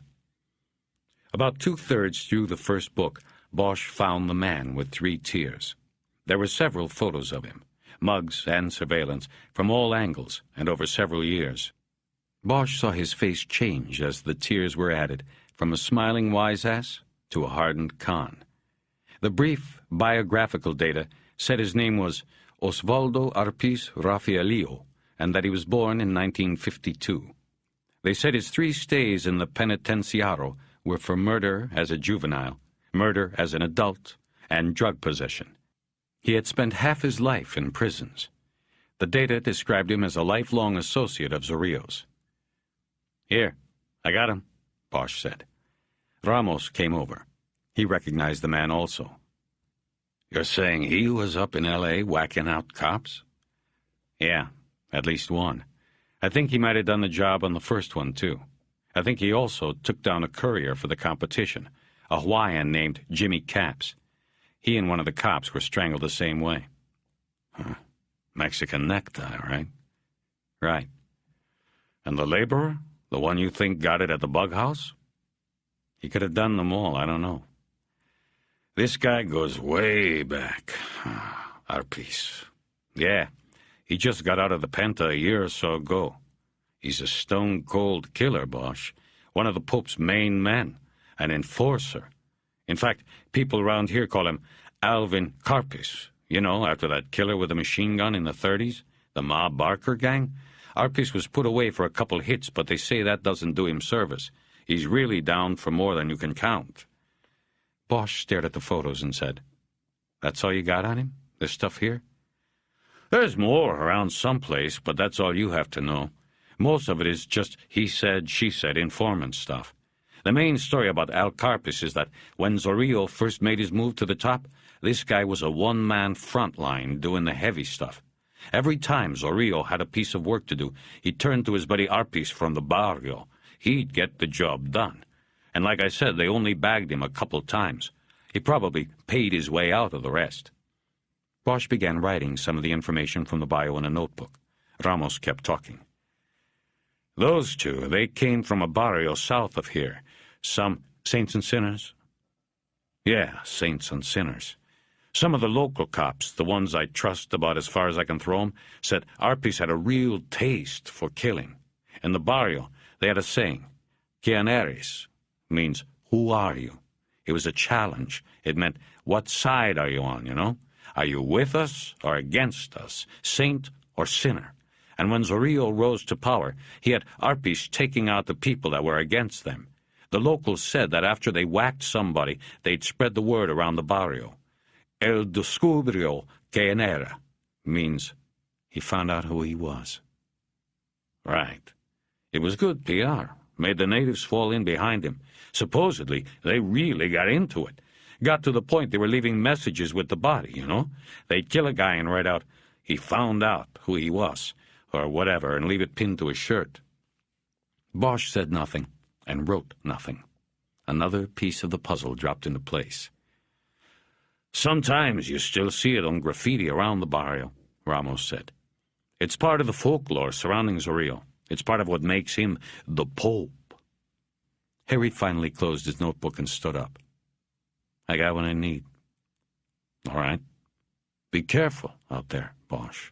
Nothing that says they won't try again, especially if Arpis is on the job. You just want to hang out here today? It's safe." Nah, I'll be okay." He nodded and took a step toward the door.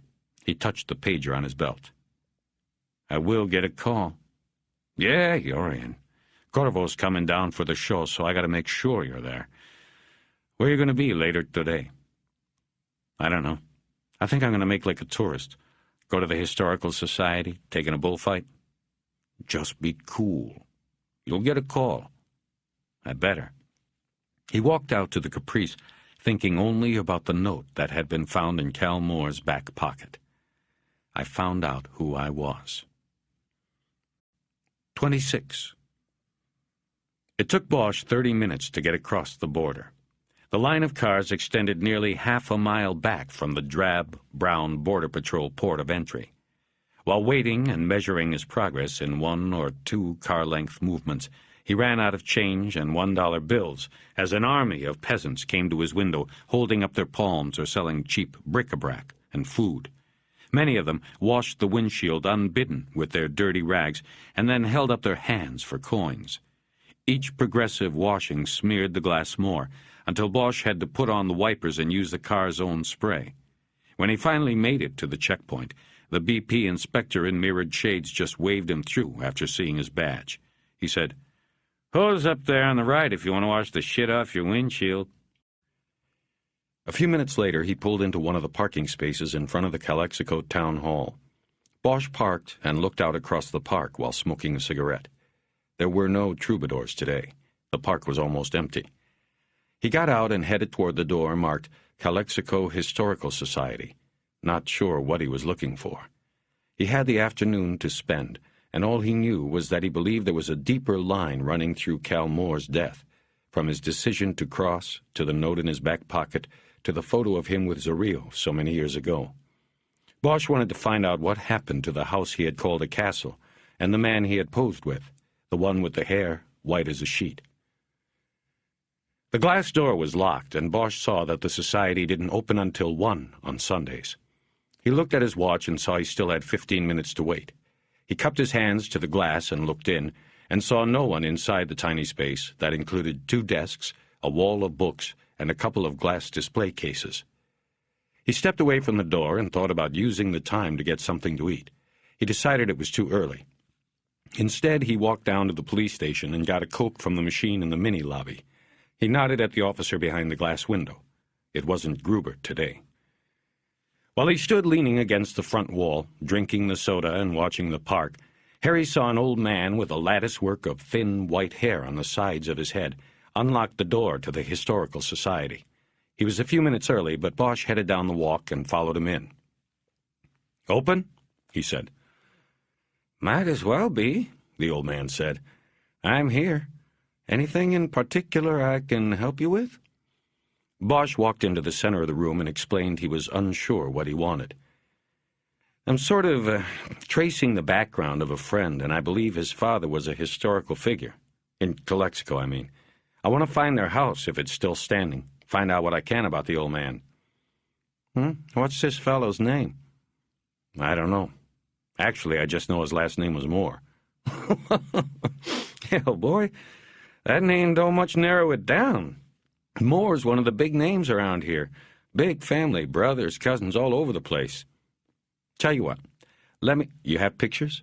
You know, books with photos of the Moores? I've seen pictures of the father. I could pick... Yeah, that's what I'm saying. Let me set you up here with a couple things. We'll find your Moore. I'm kind of curious now myself. What are you doing this for your friend for, anyway?" "Trying to trace the family tree. Put it all together for him."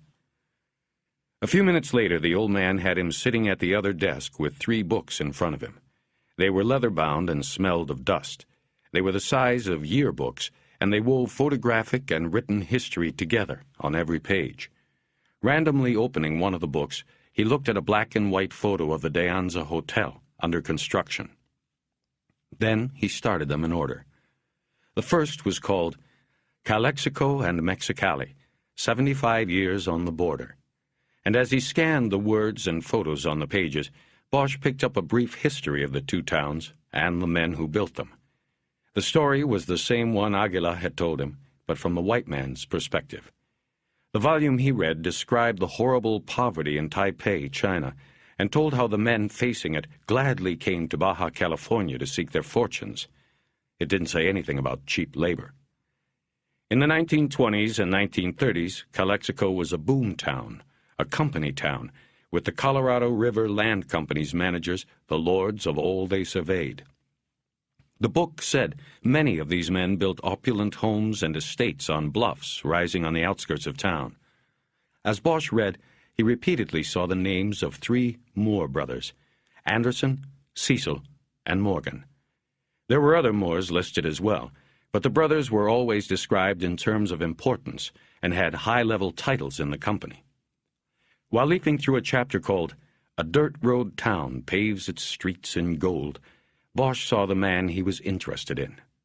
He was Cecil Moore.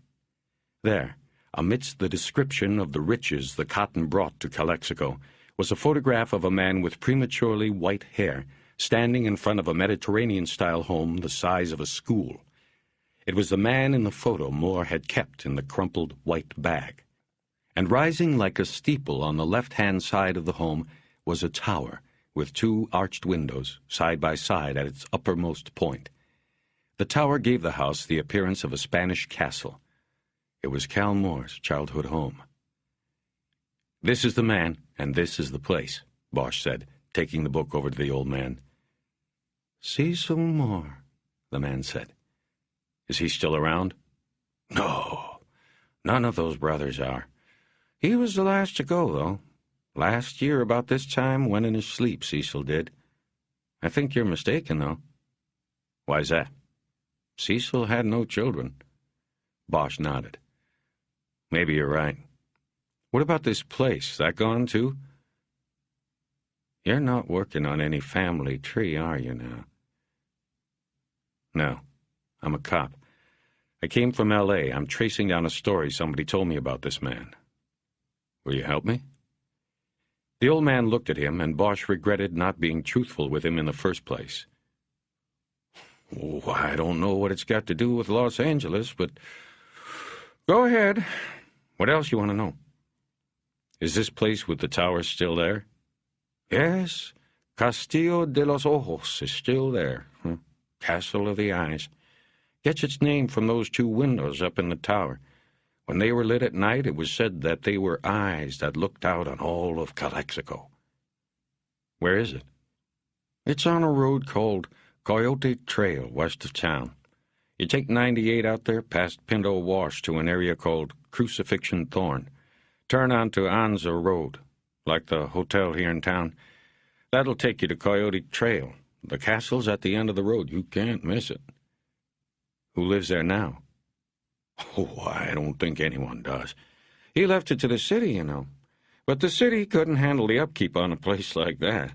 They sold it. I believe the man came down from Los Angeles, matter of fact. But as far as I know, he never moved in. It's a pity. I was hoping to have maybe made a museum out of it."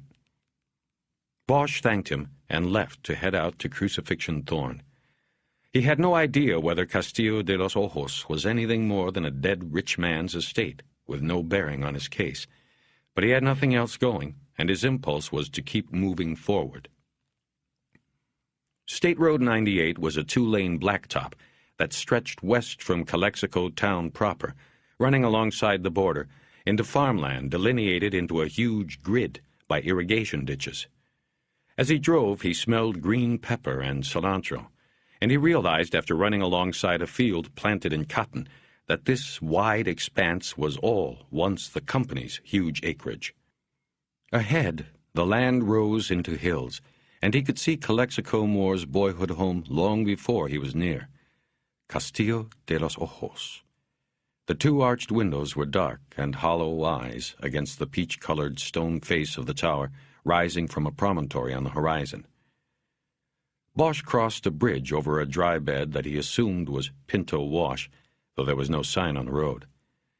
Glancing down into the dusty bed as he passed, Harry saw a lime-green Chevy Blazer parked below. He caught just a glimpse of a man behind the wheel with binoculars held to his eyes. Border Patrol. The driver was using the bed's low spot as a blind from which he could watch the border for crossers.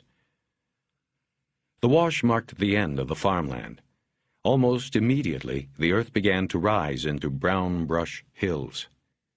There was a turnout in the road by a stand of eucalyptus and oak trees that were still in the windless morning. This time there was a sign marking the location. Crucifixion Thorn Natural Area. Danger. Abandoned Mines. Bosch remembered seeing a reference in the books at the Historical Society to the turn-of-the-century gold mines that pockmarked the border zone. Fortunes had been found and lost by speculators. The hills had been heavy with bandits. Then the company came and brought order.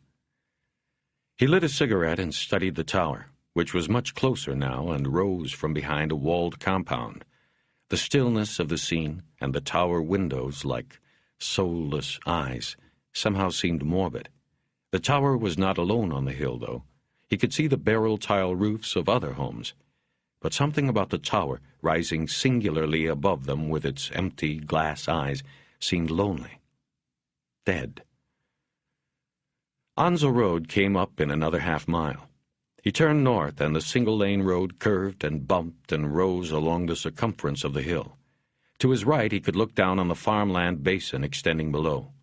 He turned left onto a road marked Coyote Trail and was soon passing large haciendas on sprawling estates.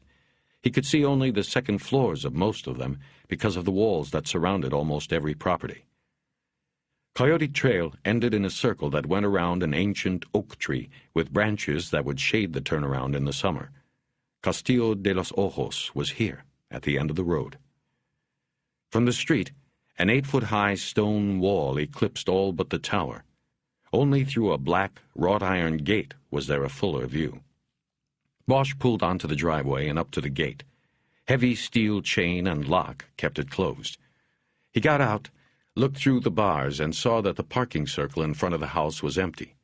The curtains inside every front window were pulled closed. On the wall next to the gate were a mailbox and an intercom. He pushed the ringer, but got no response. He wasn't sure what he would have said if someone had answered. He opened the mailbox and found that empty, too. Bosch left his car where it was and walked back down Coyote Trail to the nearest house. This was one of the few without a wall. But there was a white picket fence and an intercom at the gate. And this time, when he rang the buzzer, he got a response. "Yes?" a woman's voice asked. "Yes, ma'am, police. I was wondering if I can ask a few questions about your neighbor's house." "Which neighbor?" The voice was very old. "The castle." "Nobody lives there. Mr. Moore died some time ago." "I know that, ma'am. I was wondering if I could come in and talk to you a moment. I have identification." There was a delay before he heard a curt "Very well." over the speaker, and the gate lock buzzed. The woman insisted that he hold his ID up to a small window set in the door. He saw her in there, white-haired and decrepit, straining to see it from a wheelchair. She finally opened up. "Why do they send a Los Angeles police officer?" "Ma'am, I'm working on a Los Angeles case. It involves a man who used to live in the castle, as a boy, long ago." She looked up at him through squinting eyes, as if she was trying to see past a memory. "Are you talking about Calexico Moore?" "Yes. You knew him?" "Is he hurt?" Bosch hesitated, then said, "I'm afraid he's dead." "Up there in Los Angeles?" "Yes. He was a police officer. I think it had something to do with his life down here. That's why I came out here. I don't really know what to ask. He didn't live here long, but you remember him, yes?" "He didn't live here long, but that doesn't mean I never saw him again. Quite the contrary. I saw him regularly over the years. He'd ride his bicycle or he'd drive a car and come and sit out there on the road and just watch that place. One time I had Marta bring him out a sandwich and a lemonade." He assumed Marta was the maid. These estates came with them. "He'd just watch and remember, I guess," the old woman was saying. terrible thing that Cecil did to him. He's probably paying for it now, that Cecil. What do you mean, terrible? Sending the boy and his mother away like that. I don't think he ever spoke to that boy or the woman again after that. But I'd see the boy, and I'd see him as a man, come out here to look at the place. People round here say that's why Cecil put that wall up. Did that 20 years ago. They say it's because he got tired of seeing Calexico in the street. That was Cecil's way of doing things. You don't like what you see out your window, you put up a wall. But I'd still see young Cal from time to time. One time, I took a cold drink out to him myself. I wasn't in this chair then. He was sitting in a car, and I asked him, "Why do you come out here all the time?" And he just said, "Aunt Mary, I like to remember." That's what he said. Aunt Mary? Yes. I thought that was why you came here. My Anderson and Cecil were brothers. God rest their souls. Bosch nodded and waited a respectful 5 seconds before speaking. The man at the museum in town said Cecil had no children. Oh, of course he said that. Cecil kept it a secret from the public. Big secret. He didn't want the company name blemished. Calexico's mother was the maid? Yes, It sounds like you know all of this already. Just a few parts. What happened? Why did he send her and the boy away? She hesitated before answering, as if to compose a story that was more than 30 years old. After she became pregnant, she lived there. He made her, and she had the baby there. Afterward, 4 or 5 years, he discovered she had lied to him. One day he had some of his men follow her across when she went to Mexicali to visit her mother. There was no mother, just a husband and another son, this one older than Calexico. That was when he sent them away. His own blood he sent away. Bosch thought about this for a long moment. The woman was staring off at the past. When was the last time you saw Calexico? Oh, let me see. Must have been years now. He eventually stopped coming around. You think he knew of his father's death? He wasn't at the funeral. Not that I blame him. I was told Cecil Moore left the property to the city. Yes, he died alone and he left everything to the city. Not a thing to Calexico or any of the ex-wives and mistresses. Cecil Moore was a mean man, even in death. Of course, the city couldn't do anything with that place. Too big and expensive to keep up. Calexico isn't a boom town like it once was, and can't keep a place like that. There was a thought that it would be used as a historical museum, but you couldn't fill a closet with the history of this town, never mind the museum. The city sold the place. I heard for more than $1 million. Maybe they'll operate in the black for a few years. Who bought it? Oh, I don't know. But they never moved in. They got a caretaker comes around. I saw lights on over there last week. But nope, nobody's ever moved in, as far as I know. It must be an investment. In what, I don't know. We're sitting out here in the middle of nowhere. One last question. Was there ever anybody else with Moore when he would watch the place? Always alone. That poor boy was always out there alone. On the way back into town, Bosch thought about Moore's lonely vigils outside the house of his father. He wondered if his longings were for the house and its memories, or the father who had sent him away, or both. Bosch's mind touched his memory of his brief meeting with his own father, a sick old man on his deathbed. Bosch had forgiven him for every second he had been robbed. He knew he had to, or he would face the rest of his life wasting his pain on it.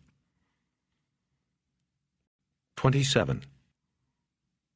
The line of traffic to go back into Mexico was longer and slower than the day before.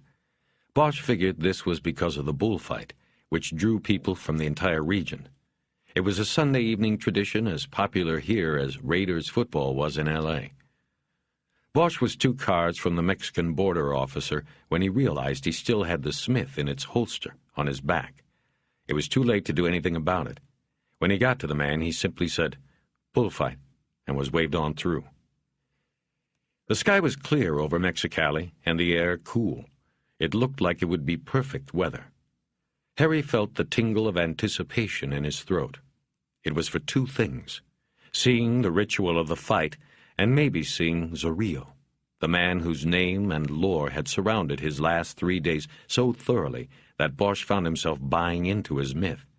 He just wanted to see the Pope in his own element, with his bulls, with his people.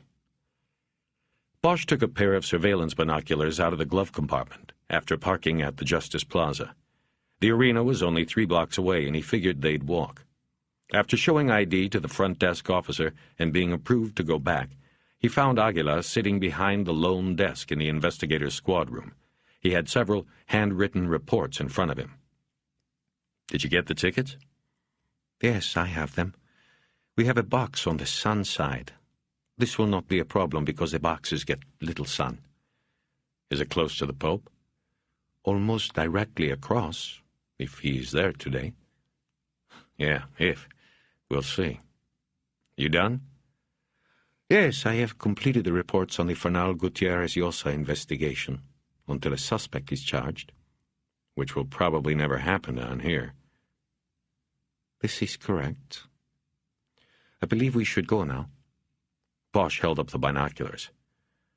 "I'm ready." "You will be so close you will not need those. These aren't for looking at bulls." As they walked toward the arena, they moved into a steady stream of people heading the same way. Many of them carried little square pillows on which they would sit in the arena. They passed several young children holding armfuls of pillows and selling them for $1 each. After entering the gate, Bosch and Aguila descended a set of concrete stairs to an underground level where Aguila presented their box tickets to an usher.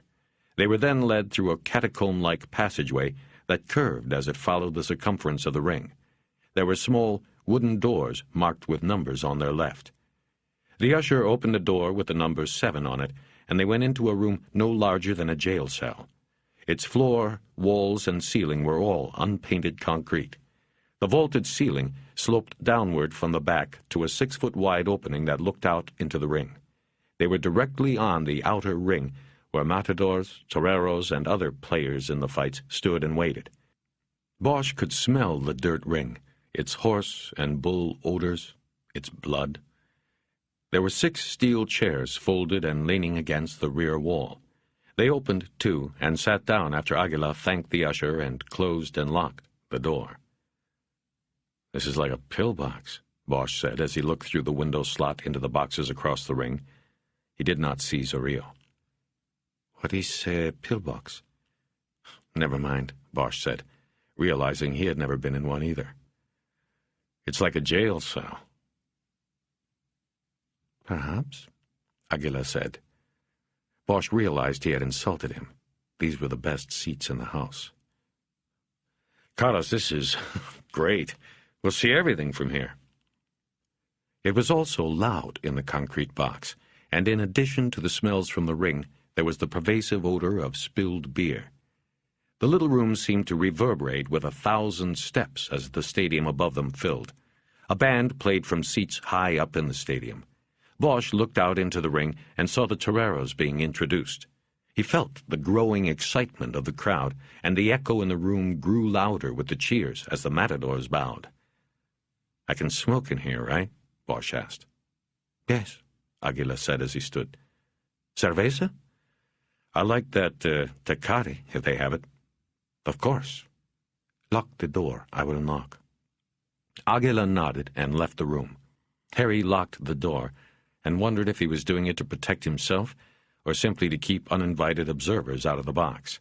He realized once he was alone that he did not feel protected in the fortress-like surroundings. It was not like a pillbox after all.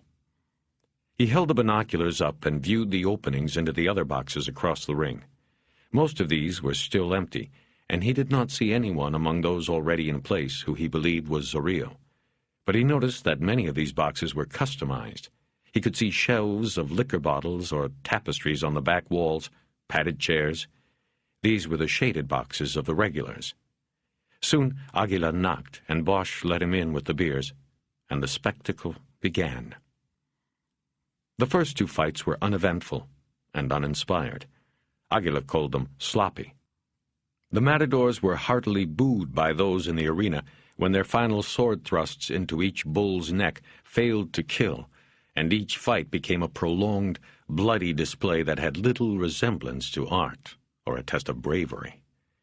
In the third fight, the arena came alive, and the noise thundered in the box where Bosch and Aguila sat when a bull black as pitch, except for the whitish Z branded on its back, charged violently into the side of one of the picador's horses. The tremendous power of the beast pushed the horse's padded skirt up to the rider's thigh. The horseman drove his iron-pointed lance down into the bull's back and leaned his weight on it, but this seemed only to enrage the beast further. The animal found new strength and made another violent lunge into the horse. The confrontation was only 30 feet from Bosch, but still he lifted the binoculars for a closer look.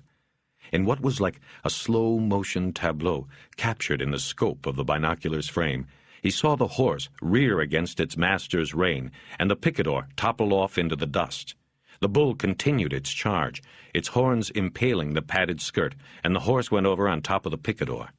The crowd became even louder, cheering wildly as the banderilleros flooded the ring, waving capes and drawing the bull's attention from the fallen horse and rider. Others helped the picador to his feet, and he limped to the ring gate. He then shrugged their hands away, refusing any further help. His face was slick with sweat and red with embarrassment, and the cheers of the arena had a jeering quality. With the binoculars, Bosch felt as though he was standing next to the man. A pillow came down from the stands and glanced off the man's shoulder. He did not look up, for to do that would be to invite more. The bull had won this crowd, and in a few minutes they respectfully cheered its death. A matador's sword deeply embedded in its neck, the animal's front legs buckled, and its huge weight collapsed. A torero, a man who was older than all the other players, quickly moved in with a short dagger and stabbed it into the base of the bull's skull.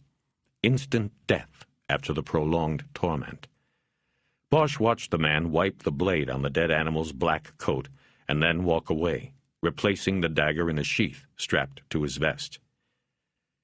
3 mules in harness were brought into the ring, a rope was looped around the black bull's horns, and the body was dragged around in a circle and then out. Bosch saw a red rose fall from above and hit the dead beast as it made a flattened path in the ring's dirt floor. Harry studied the man with the dagger. Applying the coup de grace seemed to be his only role in each fight. Bosch couldn't decide if his job was administering mercy or more cruelty. The man was older. His black hair was streaked with gray, and his face had a worn, impassive look. He had soulless eyes and a face of worn, brown stone. Bosch thought of the man with 3 teardrops on his face. Arpis. What look did he have when he choked the life out of Porter, when he held the shotgun up to Moore's face and pulled the trigger? "The bull was very brave and beautiful," Aguila said. He had said little through the first 3 fights other than to pronounce the skills of the matadors as expert or sloppy, good or bad. "I guess Zorillo would have been very proud," Bosch said, "if he had been here." It was true. Zorillo had not come. Bosch had found himself checking the empty box Aguila had pointed out, but it had remained empty. Now, with 1 fight to go, it seemed unlikely that the man who bred the bulls for this day's fights would arrive. "Do you wish to leave, Harry?" "No, I want to watch." "Good, then. This match will be the finest and most artful. Silvestri is Mexicali's greatest matador. Another cerveza?" "Yeah, I'll get this one. What do you—" "No, it is my duty, a small means of repaying." "Whatever," Bosch said. "Lock the door." He did. Then he looked at his ticket. on which the names of the bullfighters were printed. Cristobal Silvestri. Aguila had said he was the most artful and bravest fighter he had ever seen. A cheer went up from the crowd as the bull, another huge black monster, charged into the ring to confront his killers. The toreros began moving about him with green and blue capes opening like flowers. Bosch was struck by the ritual and pageantry of the bullfights, even the sloppy ones. It was not a sport, he was sure of this, but it was something. A test of skills and, yes, bravery, resolve. He believed that if he had the opportunity, he would want to go often to this arena, to be a witness. There was a knock on the door, and Bosch got up to let Aguila in. But when he opened the door, there were two men waiting. One he did not recognize. The other he did, but it took him a few moments to place him. It was Grania, the captain of investigations.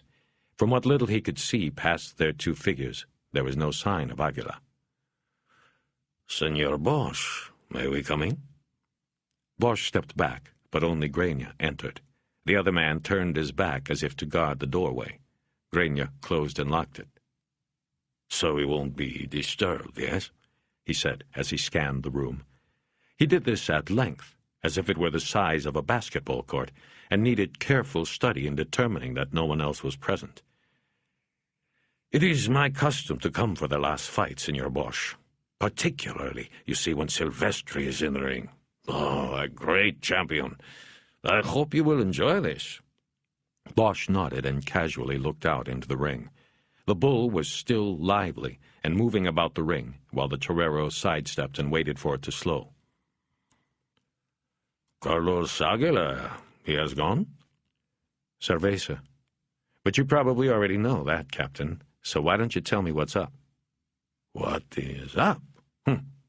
How do you mean?" "I mean, what do you want, Captain? What are you doing here?" "Ah, see.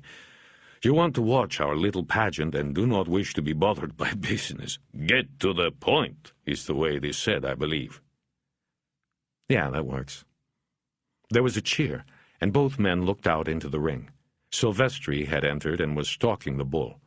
He wore a white and gold suit of lights, and he walked in a regal manner, his back straight and his head canted downward, as he sternly studied his adversary.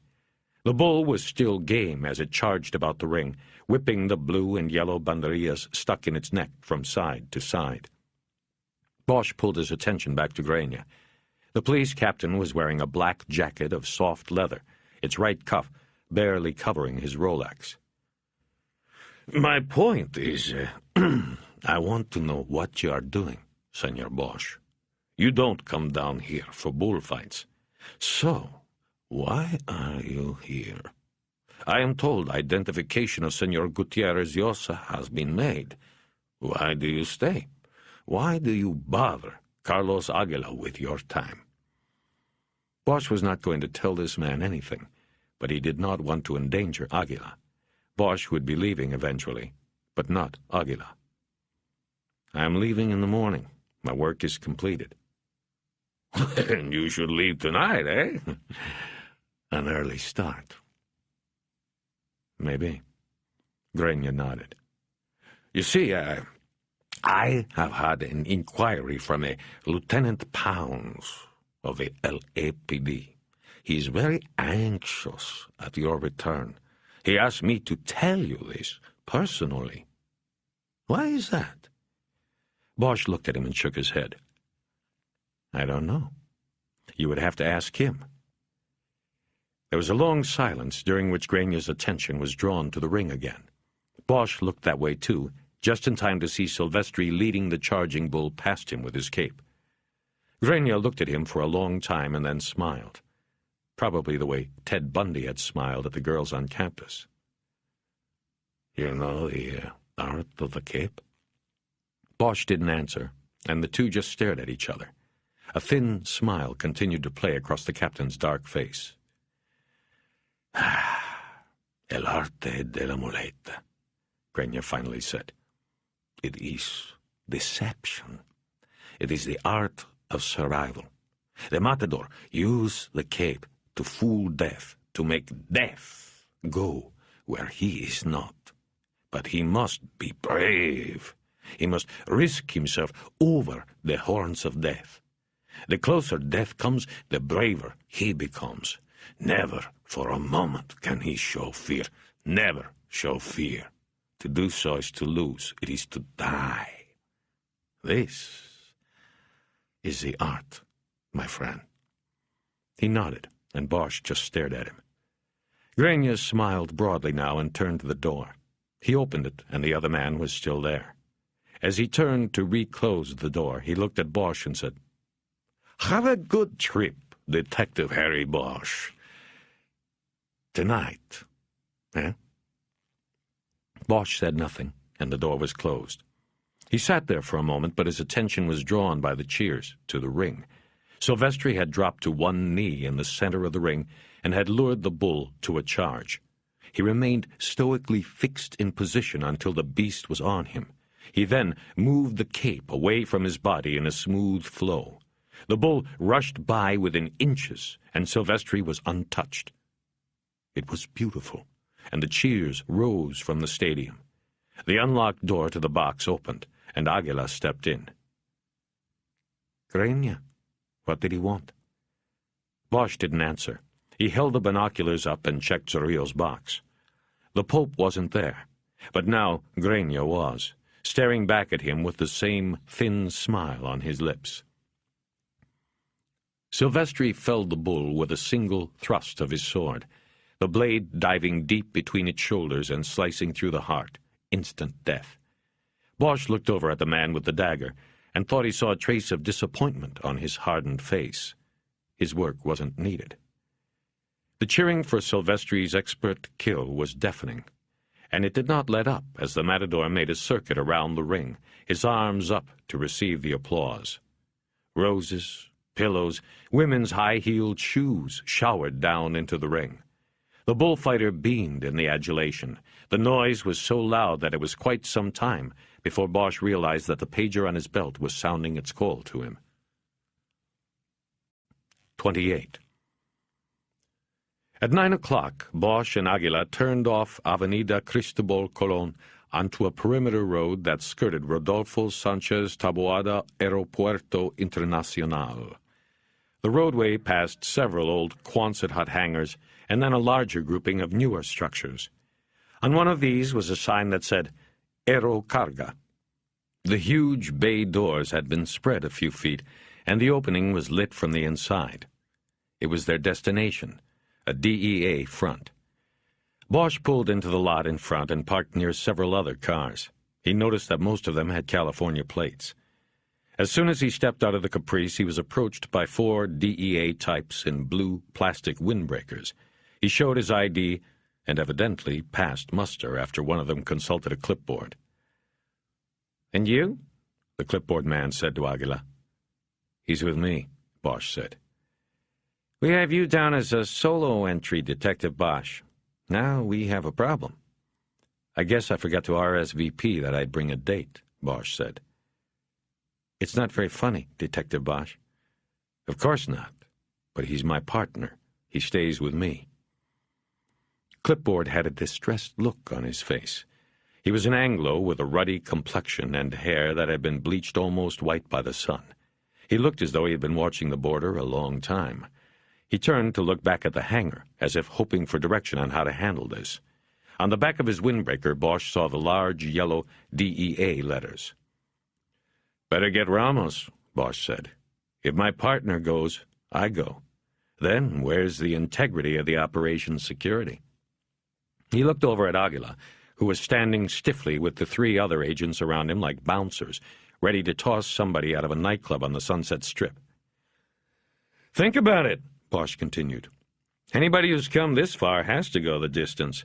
Otherwise, you got someone outside the circle, out there and unaccounted for. Go ask Ramos." Clipboard hesitated again, then told everybody to stay cool and took a radio from the pocket of his jacket. He radioed to someone called staff leader that there was a problem in the lot. Then everybody stood around for a few moments in silence. Bosch looked over at Aguila, and when their eyes met, he winked.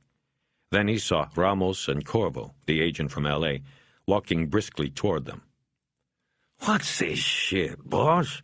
Ramos started before he got to the car. "Do you know what you've done? You've compromised the whole fucking operation. I gave explicit He's my partner on this, Ramos. He knows what I know. We are together on this. If he's out, then so am I.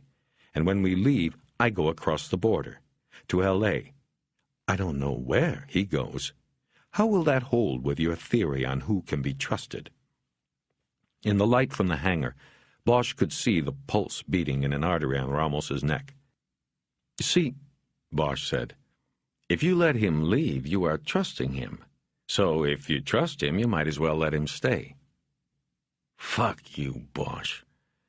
Corvo put his hand on Ramos's arm and stepped forward. "Bosch, if he fucks up, or this operation in any way becomes compromised, I will make it known. You know what I mean? It'll be known in L.A. that you brought this guy in." He made a signal across the car to the others, and they stepped away from Aguila. The moonlight reflected on Corvo's face, and Bosch saw the scar that split his beard on the right side. He wondered how many times the DEA agent would be telling the story of the knife fight tonight. "And another thing," Ramos threw in. "He goes in naked. We only have one more vest. That's for your ass, Bosch. So if he gets hit, it's on you." "Right," Bosch said.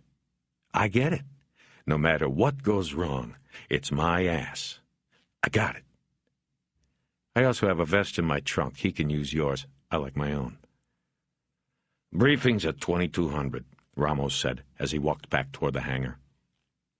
Corvo followed, and Bosch and Aguila fell in behind him. The other agents brought up the rear. Inside the cavernous hangar, Bosch saw there were 3 black helicopters sitting side by side in the bay area. There were several men, most in black jumpsuits, milling about and drinking coffee from white cups. 2 of the helicopters were wide-bodied personnel transport craft. Bosch recognized them. They were UH-1Ns, Hueys. The distinctive whoop-whoop of their rotors would forever be the sound of Vietnam to him. The third craft was smaller and sleeker. It looked like a craft manufactured for commercial use, like a news or police chopper, but it had been converted into a gunship. Bosch recognized the gun turret mounted on the right side of the copter's body. Beneath the cockpit, another mount held an array of equipment, including a spotlight and night vision sensor. The men in the black jumpsuits were stripping the white numbers and letters off the tail sections of the craft. They were preparing for a total blackout, a night assault. Bosch noticed Corvo come up next to him. "We call it the Lynx," he said, nodding to the smallest of the 3 craft. "Mostly use them in Central and South American ops, but we snagged this one on its way down. It's for night work. You've got total night vision setup, infrared, heat pattern displays. It will be the in-air command post tonight." Bosch just nodded. He was not as impressed with the hardware as Corvo was. The DEA supervisor seemed more animated than during their meeting at the Code 7. His dark eyes were darting around the hangar, taking it all in. Bosch realized that he probably missed field work. He was stuck in L.A., while guys like Ramos got to play the war games. "And that's where you're going to be, you and your partner," Corvo said, nodding at the Lynx. "With me. Nice and safe. Observers." "You in charge of the show, or is Ramos?" "I'm in charge." "Hope so." Then, looking at the war chopper, Bosch said, "Tell me something, Corvo. We want Zorrillo alive, right?" "That's right." "Okay, then. When we get him, what's the plan? He's a Mexican citizen. You can't take him over the border. You just going to give him to the Mexicans? He'll be running the penitentiary they put him in within a month. That is, if they put him in a pen." It was a problem every cop in Southern California had come up against. Mexico refused to extradite its citizens to the United States for crimes committed there, but it would prosecute them at home. The problem was that it was well known that the country's biggest drug dealers turned penitentiary stays into hotel visits. Women, drugs, alcohol, and other comforts could be had, as long as the money was paid. One story was that a convicted drug lord had actually taken over the warden's office and residence at a prison in Juarez. He had paid the warden $100,000 for the privilege, about 4 times what the warden made in a year. Now the warden was an inmate at the prison. "I know what you're saying," Corvo said. "But don't worry about it. We got a plan for that. Only things you have to worry about are your own ass and your partner's.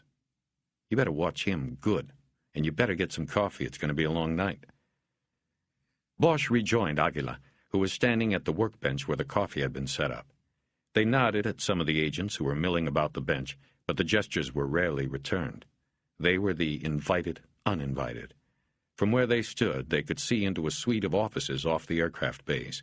There were several Mexicans in green uniforms sitting at desks and tables, drinking coffee and waiting.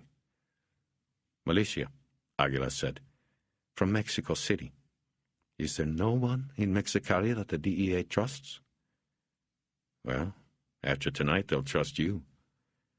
Bosch lit a cigarette to go with the coffee and took an expansive look around the hangar. "What do you think?" he said to Aguila.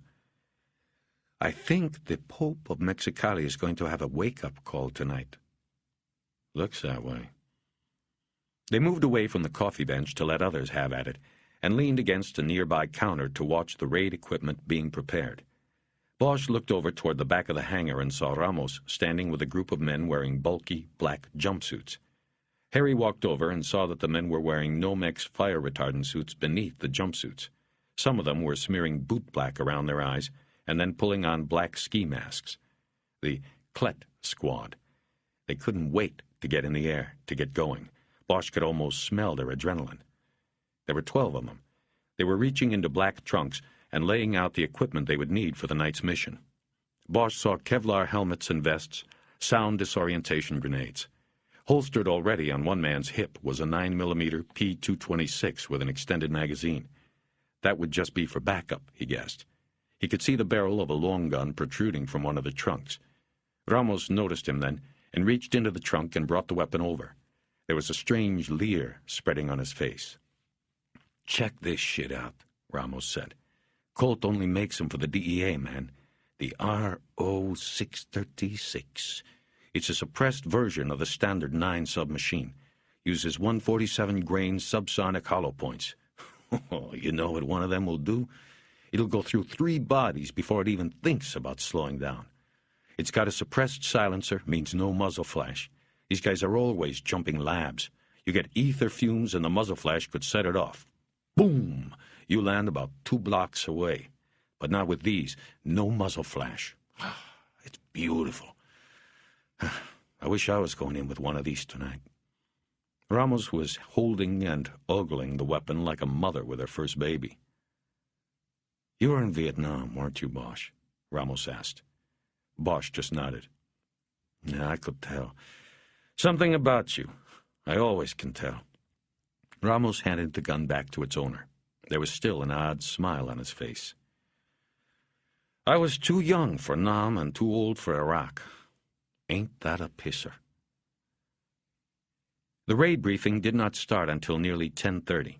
Ramos and Corvo gathered all the agents, the militia officers, and Bosch and Aguila in front of a large bulletin board on which a blow-up of an aerial photo of Zorrillo's ranch had been tacked. Bosch could see that the ranch contained vast areas of open, unused land. The Pope had found security in space. To the west of his property were the Cucapa Mountains, a natural boundary, while in the other directions he had created a buffer zone of thousands of acres of scrubland. Ramos and Corvo stood on either side of the bulletin board, and Ramos conducted the meeting. By using a yardstick as a pointer, he delineated the boundaries of the ranch and identified what he called the population center, a large walled compound that included a hacienda, ranch house, and adjoining bunker-type building. He then circled the breeding corrals and barn located about a mile from the population center along the perimeter of the ranch that fronted Valverde Highway. He also pointed out the EnviroBreed compound across the highway. Next, Ramos tacked up another blow-up, this one detailing about a quarter of the ranch, ranging from the population center to the breeding center EnviroBreed compound area. This shot was close enough that tiny figures could be seen on the roofs of the bunker building. In the scrubland behind the buildings, there were black figures against the light brown and green earth. The bulls. Bosch wondered which one of them was El Temblar. He could hear one of the militia officers translating the meeting for a group of the guardsmen gathered around him. "Okay, these photos are about 30 hours old," Ramos said.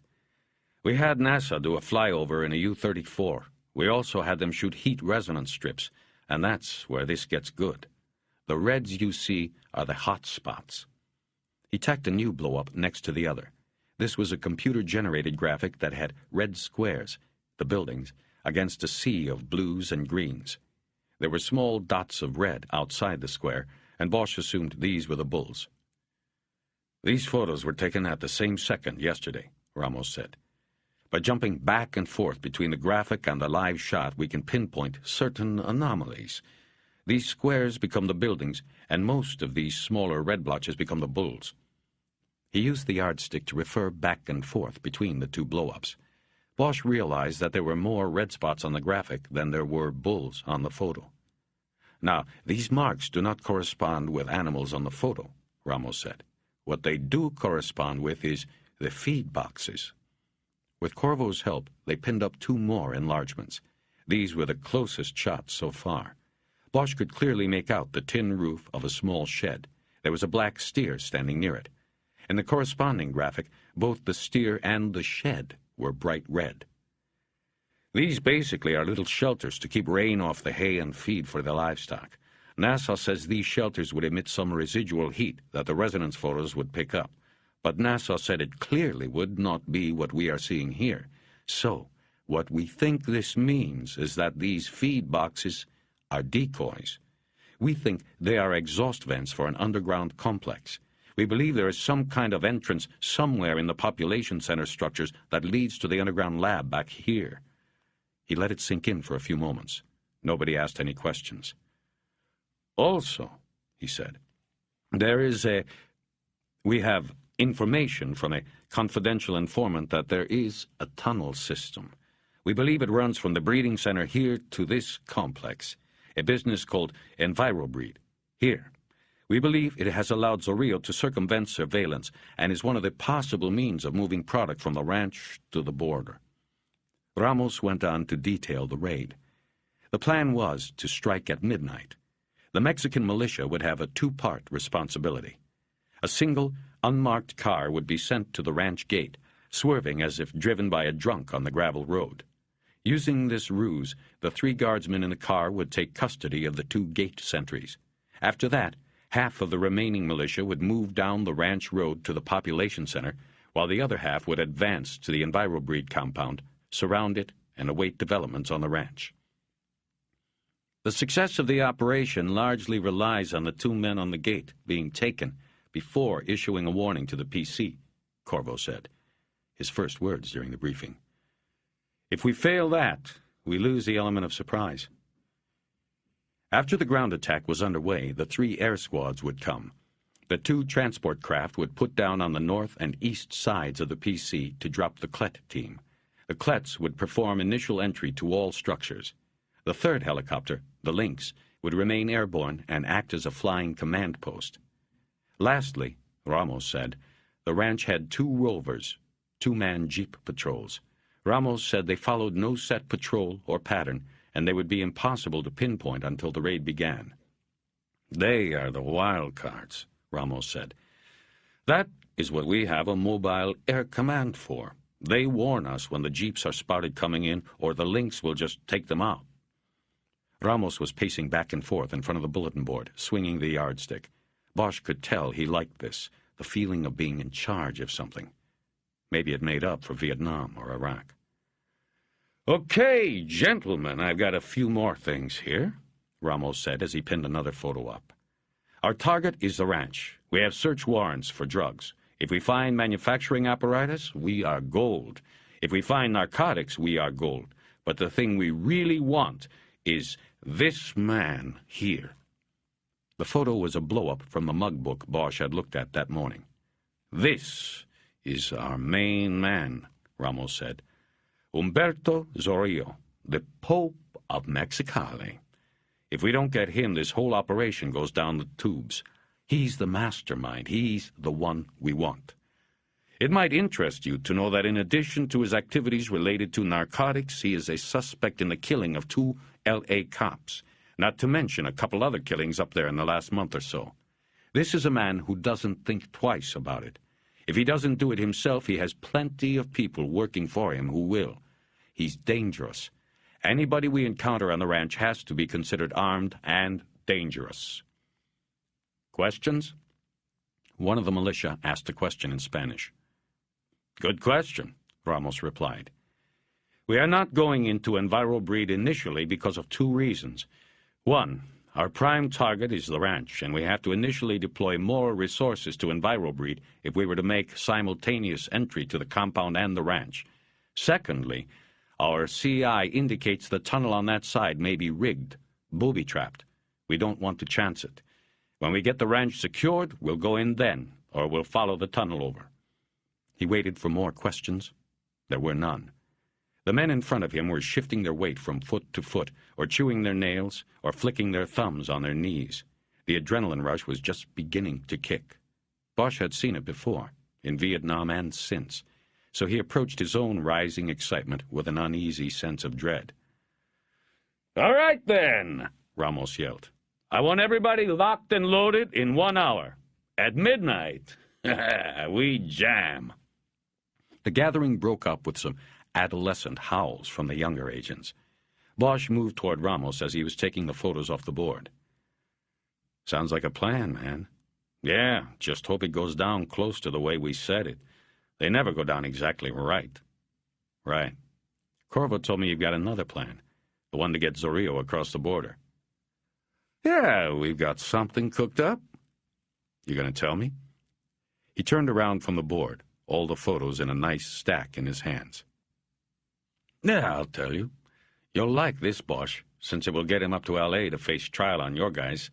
What's going to happen is after the little fuck is captured, he will resist arrest and injure himself. Probably facial injuries, and they're going to look worse than they really are. But we will want to get him immediate medical attention. The DEA will offer the use of one of the helicopters. The commander of the militia unit will gratefully accept. But, you see, the pilot will become confused and mistake the lights of Imperial County Memorial Hospital on the other side of the border with the Mexicali General Clinic, which is just on this side of the border. When the chopper lands at the wrong hospital and Zorrillo gets off on the wrong side of the border, he will be subject to arrest and the American justice system. Tough break for him. We might have to put a notice of reprimand in the pilot's personnel file." Ramos had that leering smile on his face again. He winked at Bosch and then walked away. 29.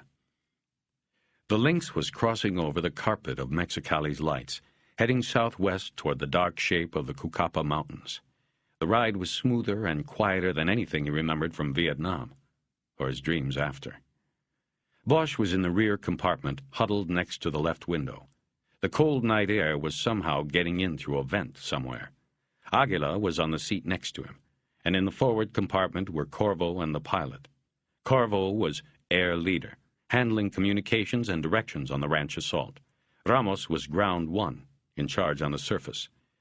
Looking into the forward compartment, Bosch could see the dim reflection of the cockpit's green dials on the visor of Corvo's helmet. The helmets of all four of the men in the chopper were connected through electronic umbilical cords to a center console port. The helmets had air-to-ground and onboard radio, two-way, and night vision capabilities. After they had flown for 15 minutes, the lights through the windows became fewer. Without the glare of the brightness from below, Harry could make out the silhouette of one of the other helicopters about 200 yards to the left side. The other black ship would be on the right side. They were flying in formation. ETA 2 minutes, a voice said in his ear. The pilot. Bosch took the Kevlar vest he held in his lap and slipped it underneath him, onto the seat, a protection against ground fire. He saw Aguila do the same thing with the DEA loaner. The Lynx began a sharp descent, and the voice in his ears said, "Here we go." Bosch snapped the night vision apparatus down and looked into the lenses. The earth moved quickly below, a yellow river of scrub brush and little else. They passed over a road and then a turnoff. The helicopter banked in the direction of the turn. He saw a car, a pickup truck, and a jeep stopped on the road, and then several other vehicles moving on the dirt road, yellow clouds of dust billowing behind them. The militia was in and speeding toward the population center. The battle had been engaged. Looks like our friends have already taken care of one of the patrol jeeps, Corvo's voice said in Bosch's earpiece. That's a 10-4, came a returning voice, apparently from one of the other choppers.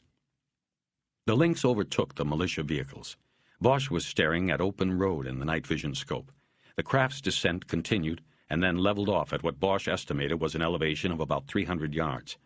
In the yellow vision field, he could now see the hacienda and the front of the bunker. He saw the other two helicopters, looking like black dragonflies, set down on their assigned sides of the house. Then he felt the Lynx pull up slightly, as if hovering on an air pocket. "One down," a voice shouted in the headset. "Two down," came another. Men in black began spilling from the side doors of the landed craft. One group of 6 went immediately to the front of the hacienda. The 6-man group from the other helicopter moved toward the bunker building. Militia cars now began pulling into the field of view. Bosch saw more figures leap from the helicopters. That would be Ramos and the backup. It all appeared surrealistic in the scope to Bosch. The yellow tint, the tiny figures. It seemed like a badly filmed and edited movie. "Switching to ground comm," Corvo said. Bosch heard the click as the frequencies were switched. Almost immediately he began to pick up radio chatter and the heavy breathing of men running. Then there was a loud banging sound, but Bosch could tell it was not weapon fire. It was the ram used to open the door. Over the air there were now panicked shouts of, "Policia! DEA!" Corvo's voice cut through a momentary lull in the shouting. "Ground 1, talk to me. What have we got? Let's talk to the mothership." There was some static, and then Ramos's voice came back. "We have entry at Point A. I'm going..." Ramos was cut off. Point A was the hacienda. The plan had been to hit the hacienda and the bunker, Point B, at once. "Ground 2, do we have entry yet at Point B?" Corvo asked. No answer. It was a few long moments of silence, and then Ramos came back up on the air. "Our leader can't tell on Ground 2 at this time. Target team has approached entry point and we..." Before the transmission was cut off, Bosch heard the unmistakable sound of automatic gunfire. He felt adrenaline begin to flood his body, yet he could do nothing but sit and listen to the dead radio air and watch the murky yellow night vision display. He saw what he believed were muzzle flashes from the front of the bunker. Then Ramos came back up on the air. "We're hot! We're hot!" The helicopter lurched as the pilot took them up higher. As the craft rose, the night scope offered a larger view of the scene below. The entire PC became visible. Now Bosch could see figures on the roof of the bunker moving toward the front of the structure. He pushed the switch on the side of his helmet and said into the mouthpiece, "Corvo, they've got people on the roof. Warn them." "Stay off!" Corvo shouted. Then to below he radioed, Ground 2, you have weapons on the roof of the bunker. Count 2 positions approaching north side. Copy?" Bosch could hear no shooting over the sound of the rotor, but he could see the muzzle flash from automatic weapons from 2 locations at the front of the bunker. He saw sporadic flashes from the vehicles, but the militia was pinned down. He heard a radio transmission open and heard the sound of fire, but then it was closed and no one had spoken. "Ground 2, copy?" Corvo said into the void. There was just the initial strain of panic in his voice. There was no reply. "Ground 2, do you copy?" A hard-breathing voice came back. "Ground 2. Yeah, we're pinned down in the Point B entry. We're in a crossfire here. Would like some help." "Ground 1, report." Corvo barked. There was a long moment of silence. Then Ramos came on the air. His words were partially obscured by gunfire. "Here, the house. I have 3 suspects down. No others present. Looks like the fucking bunker. Get to the bunker. 2 needs backup. That way." Bosch noticed how the voices on the radio were higher and more urgent. The code words and formal language had been stripped away. Fear did that. He had seen it in the war. He'd seen it on the streets when he was in uniform. Fear, though always unspoken, nevertheless stripped men of their carefully orchestrated poses. The adrenaline roars and the throat gurgles with fear like a backed-up drain. Sheer desire for survival takes over. It sharpens the mind, pares away all the bullshit. A once modulated reference to Point B becomes the almost hysterical expletive. From 400 yards up and looking down through the night scope, Bosch could also see the flaw in the plan. The DEA agents had hoped to outrun the militia in their helicopters, charge the population center and secure things before the ground troops arrived. But that hadn't happened. The militia was there, and now one of the Klet groups was pinned down between the militia and the people in the bunker. There was a sudden increase in the shooting from the bunker. Bosch could tell this by the flaring of repeated muzzle flashes. Then, on the scope, he saw a jeep suddenly begin speeding from the back of the bunker. It smashed through a gate in the wall that surrounded the compound and began moving across the scrubland in a southeasterly direction. Bosch pushed his transmit button again. "Corvo, we have a runner. Jeep heading southeast." Have to let him go for now. It's going to shit down there and I can't move anybody. Stay off the fucking line! The jeep was now well out of the scope's field of vision. He flipped the lenses up off his face and looked out the window. There was nothing, only darkness. The jeep was running without lights. He thought of the barn and stables out near the highway. That was where the runner was going. Ramos! Corvo said over the radio. Do you want lights? No return. Ground 1? Ground 2, do you want lights? Lights would be good, but you'd be a sick... The Ground 2 voice said. Better hold it a few until we clean up. That's a copy. Ramos, are you copying? There was no answer. The shooting ended quickly after that. The Pope's guardians put down their weapons after apparently determining that their odds of survival in a prolonged firefight were not good. Their leader, give us that light now. Ramos radioed from below, the tone of his voice back to being calmly modulated and confident. 3 powerful beams from the belly of the Lynx then illuminated the ground below. Men with hands laced together on the tops of their heads were walking out of the bunker and into the hands of the militia. There were at least a dozen. Bosch saw one of the Klets drag a body out of the bunker and leave it on the ground outside. We're secure down here, Ramos radioed. Corvo signaled with his thumb to the pilot, and the craft began to descend. Bosch felt tension drift out of him as they went down. In 30 seconds, they were on the ground, next to one of the other helicopters. In the yard in front of the bunker, the prisoners were kneeling while some of the militia officers used plastic disposable handcuffs to bind their wrists. Others were making a stack of confiscated weapons. There were a couple of Uzis and AK-47s, but mostly shotguns and M16s. Ramos was standing with a militia captain who had his radio to his ear. Bosch did not see a recognizable face among the prisoners. He left Aguila and went to Ramos. "Where's the Rio?" Ramos held up his hand in a do-not-disturb gesture and didn't answer. He was looking at the captain. Corvo walked up then, too. There was a report over the captain's radio, and then he looked at Ramos and said, "Nada." "Okay, nothing's happening at EnviroBreed," Ramos said. "Nobody in or out since this went down here. The militia is maintaining a watch over there." Ramos saw Corvo, and in a lower voice, meant just for him, said, "We've got a problem. We've lost one." "Yeah, we saw him," Bosch said. "He was in the jeep and heading southeast out of..." He stopped when he realized what Ramos had meant. "Who'd we lose?" Corvo asked. "Kurth, one of the Klets. But that's not the whole problem." Bosch stepped back from the 2 men. He knew he had no place in this. "What the fuck do you mean?" Corvo said. "Come on, I'll show you." The 2 agents headed off around the hacienda. Bosch trailed at a discreet distance behind. A covered porch ran the length of the rear of the house. Ramos crossed it to an open door.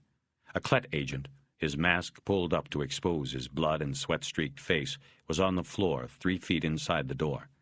It looked to Bosch like 4 rounds, 2 in the upper chest, just above the vest, and 2 in the neck. A nice, tight pattern, all of them through and through wounds. Blood was still leaking out from beneath the body into a pool. The dead agent's eyes and mouth were open. He had died quickly. Bosch could see the problem. It was friendly fire.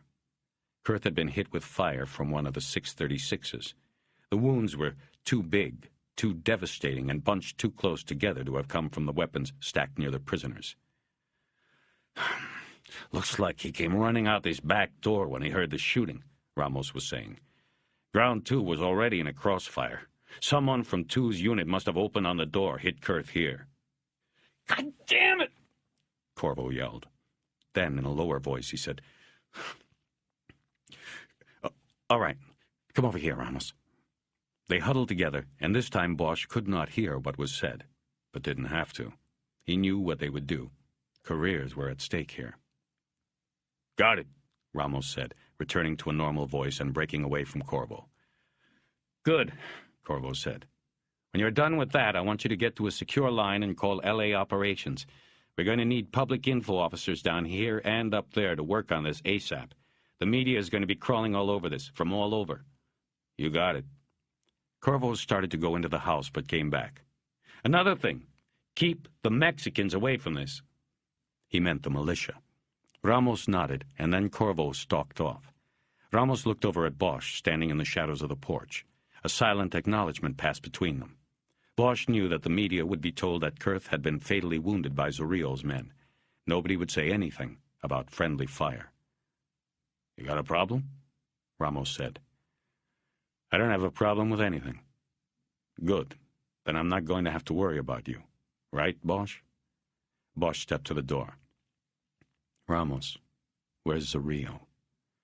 "We're still searching. Still a lot of space in these buildings to cover. All I can tell you is we've cleared the hacienda and he isn't here. Only 3 inside are dead and he ain't one of them, so no one's talking." "But your cop killer's in there, Bosch.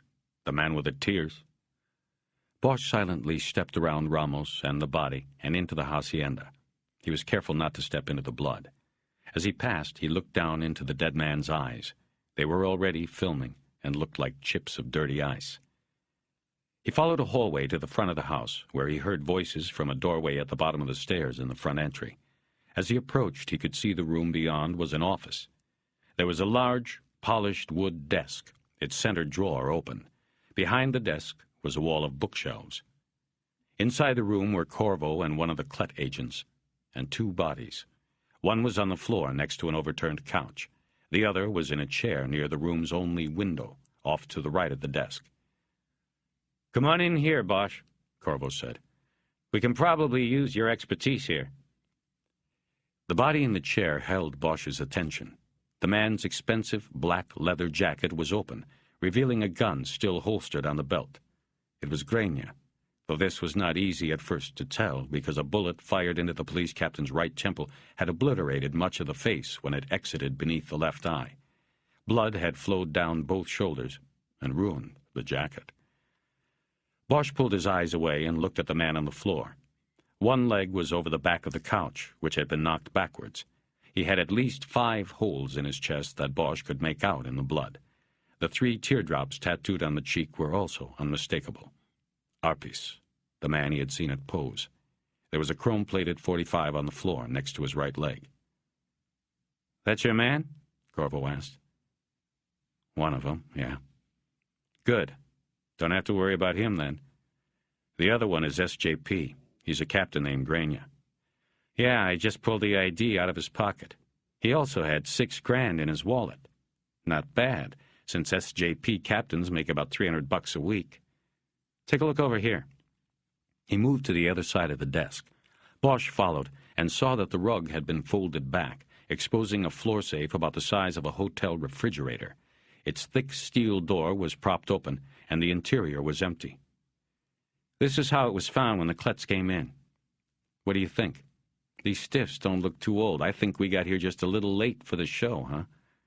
Bosch studied the scene for a few moments. "Hard to say. Looks like the end of a business deal. Maybe Grania got greedy, asked for more than he deserved. Maybe he was making some kind of play with Zorrillo, some kind of scam, and it went to shit. I saw him a few hours ago at the bullfight." "Yeah? What did he say? That he was heading over to the Pope's for a shot?" Corvo didn't laugh, and neither did Bosch. "No, he just told me to get out of town." "So, who shot him?" "Looks like a .45 to me. Just guessing. That would make Arpis over here a likely candidate." "Then who shot Arpis?" "Got me. But if I was guessing, it looks like Zorrillo or whoever was behind the desk pulls a gun out of the drawer there and starts popping him right here in front of the desk. He goes backwards and over the couch." "Why would he shoot him?" "I don't know.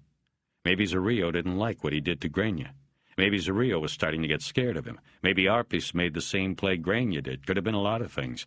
We'll never know. I thought Ramos said it was 3 bodies. Across the hall. Bosch crossed the hall into a long and wide living room. It had deep pile white shag carpet and a white piano. There was a painting of Elvis on the wall above a white leather couch. The rug was stained with blood from the third man, who was lying in front of the couch. It was Dance. Bosch recognized him from the mugshot, even with the bullet wound in his forehead and the blonde hair now dyed black. The practiced sulk had been replaced on his face with a look of wonder. His eyes were open and almost seemed to be looking up at the hole in his forehead. Corvo walked in behind him. "What do you think?" "I think it looks like the Pope had to get out of here in a hurry, and he didn't want to leave these 3 behind to talk about it." "Shit, I don't know, Corvo." Corvo raised the handheld radio to his mouth. "Search teams," he said. "Status?" Search leader here. We've got the underground lab. Entrance is through the bunker structure. It's major. We have products sitting in the drying pans, multi-weight. We're home. We're gold. "What about the priority suspect?" Negative at this time. No suspects in the lab. "Shit," Corvo said after signing off. He rubbed the edge of the Motorola against the scar on his cheek as he thought about what to do next. "The Jeep," Bosch said. "We have to go after it. If he's heading to Envirobreed, the militia is there waiting. At the moment, I can't cut people loose to go running around the ranch. It's 6,000 fucking acres." "I'll go." "Wait a minute, Bosch. This is not your action." "Fuck it, Corvo. I'm going." 30. Bosch came out of the house looking in the dim light for Aguila and finally saw him standing near the prisoners and the militia. Bosch realized he probably felt more like an outsider here than Harry did himself. "I am going after the Jeep we saw. I think it was Zorrillo." "I am ready," the Mexican said. Before they could move, Corvo came running up, but it was not to stop them. "Bosch, I've got Ramos in the chopper. It's all I can spare." The silence that followed was punctuated by the sound from the other side of the hacienda of the helicopter's rotor beginning to turn. "Go!" Corvo yelled, "or he'll go without you." They ran around the building and climbed back into their spots in the Lynx. Ramos was in the cockpit with the pilot. The craft abruptly lifted off, and Bosch forgot about the seatbelt. He was too busy putting on his helmet and night vision equipment. There was nothing in the scope yet. No Jeep, no runner. They were heading southwest from the ranch's population center. As he watched the yellow land go by in the night vision lenses, Harry realized he still hadn't informed Aguila of his captain's demise. "When we're done here," he decided. In 2 minutes, they came upon the Jeep. It was parked in a copse of eucalyptus trees and tall brush. A tumbleweed as big as a truck had blown up against it, or been put up against it as a meager disguise. The vehicle was about 50 yards from the corrals and barn. The pilot put on the spots, and the Lynx began circling. There was no sign of the driver, the runner, Zorrillo. Looking between the front seats, Bosch saw Ramos give the pilot the thumbs-down sign, and the craft began its descent. The lights were cut off, and until Harry's eyes adjusted, it felt like they were dropping through the depths of a black hole. He finally felt the impact of the ground, and his muscles relaxed slightly. He heard the engine cut, and there was just the chirping and whooping sound of the free-turning rotor winding down.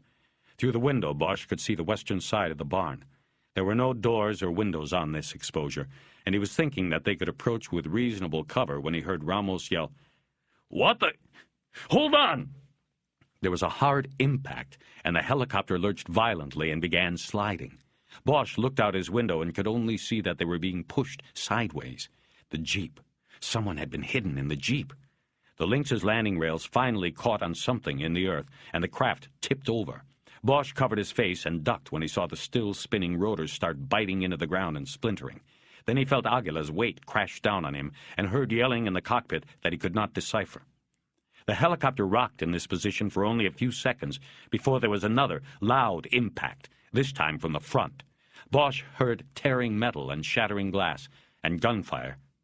Then it was gone. Bosch could feel the vibration in the ground dissipating as the Jeep sped away. "I think I got him," Ramos yelled. "Did you see that?" All Bosch could think of was their vulnerability. The next hit would probably be from behind, where they could not see to shoot. He tried to reach his Smith, but his arms were trapped under Aguila. The Mexican detective finally began to crawl off him, and they both tentatively moved into crouches in the now sideways compartment. Bosch reached up and tried the door, which was now above them. It slid about halfway open before catching on something, a torn piece of metal. They took off their helmets, and Bosch went out first. Then Aguila handed him the bulletproof vests.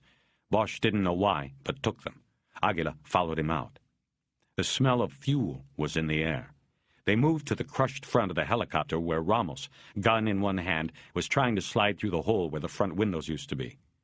"Help him," Bosch said. "I'll cover." He pulled his gun and turned in a full circle, but saw no one.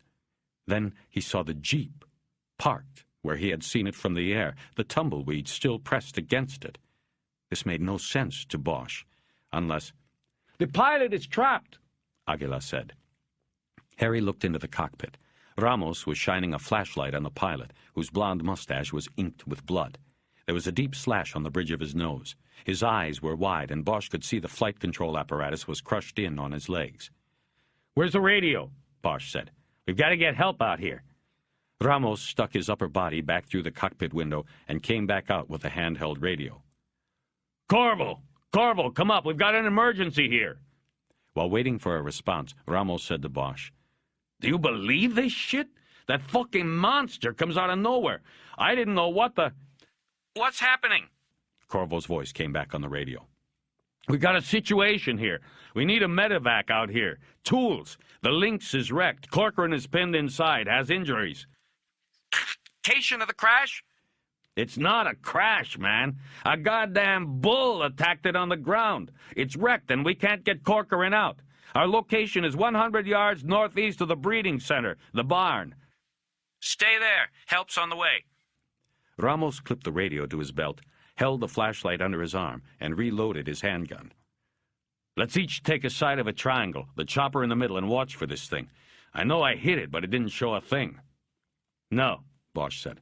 "Ramos, you and Aguila take sides of it and wait for help. I'm going to clear the barn. Zorrillo's getting—" No, we don't do it like that, Bosch. You aren't calling any of the shots here. We wait here, and when help— He stopped in mid-sentence and made a full turn. Then Bosch realized he heard it too, or rather, felt it. A rhythmic vibration in the ground, growing stronger. It was impossible to place the direction. He watched Ramos turn in circles with the flashlight. He heard Aguila say, "El Temblar!" "What?" Ramos yelled. "What?" And then the bull appeared at the edge of vision. A huge black beast. It came at them undeterred by their number.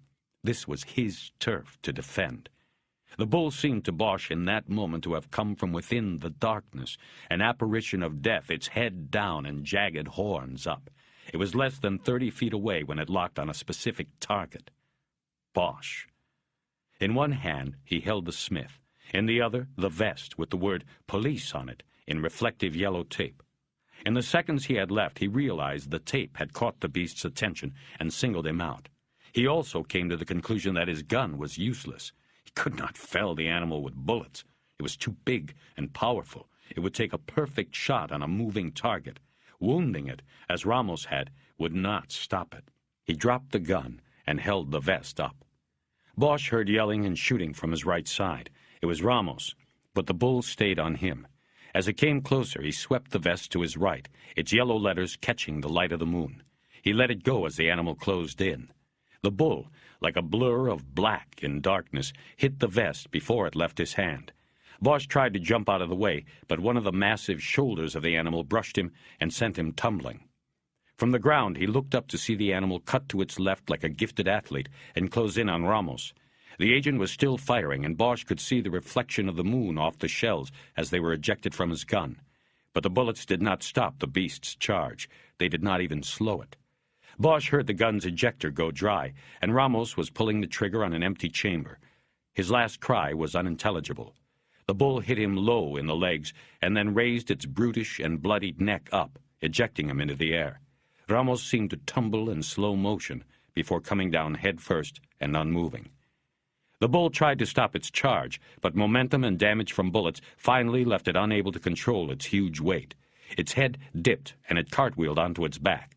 It righted itself and prepared for another charge.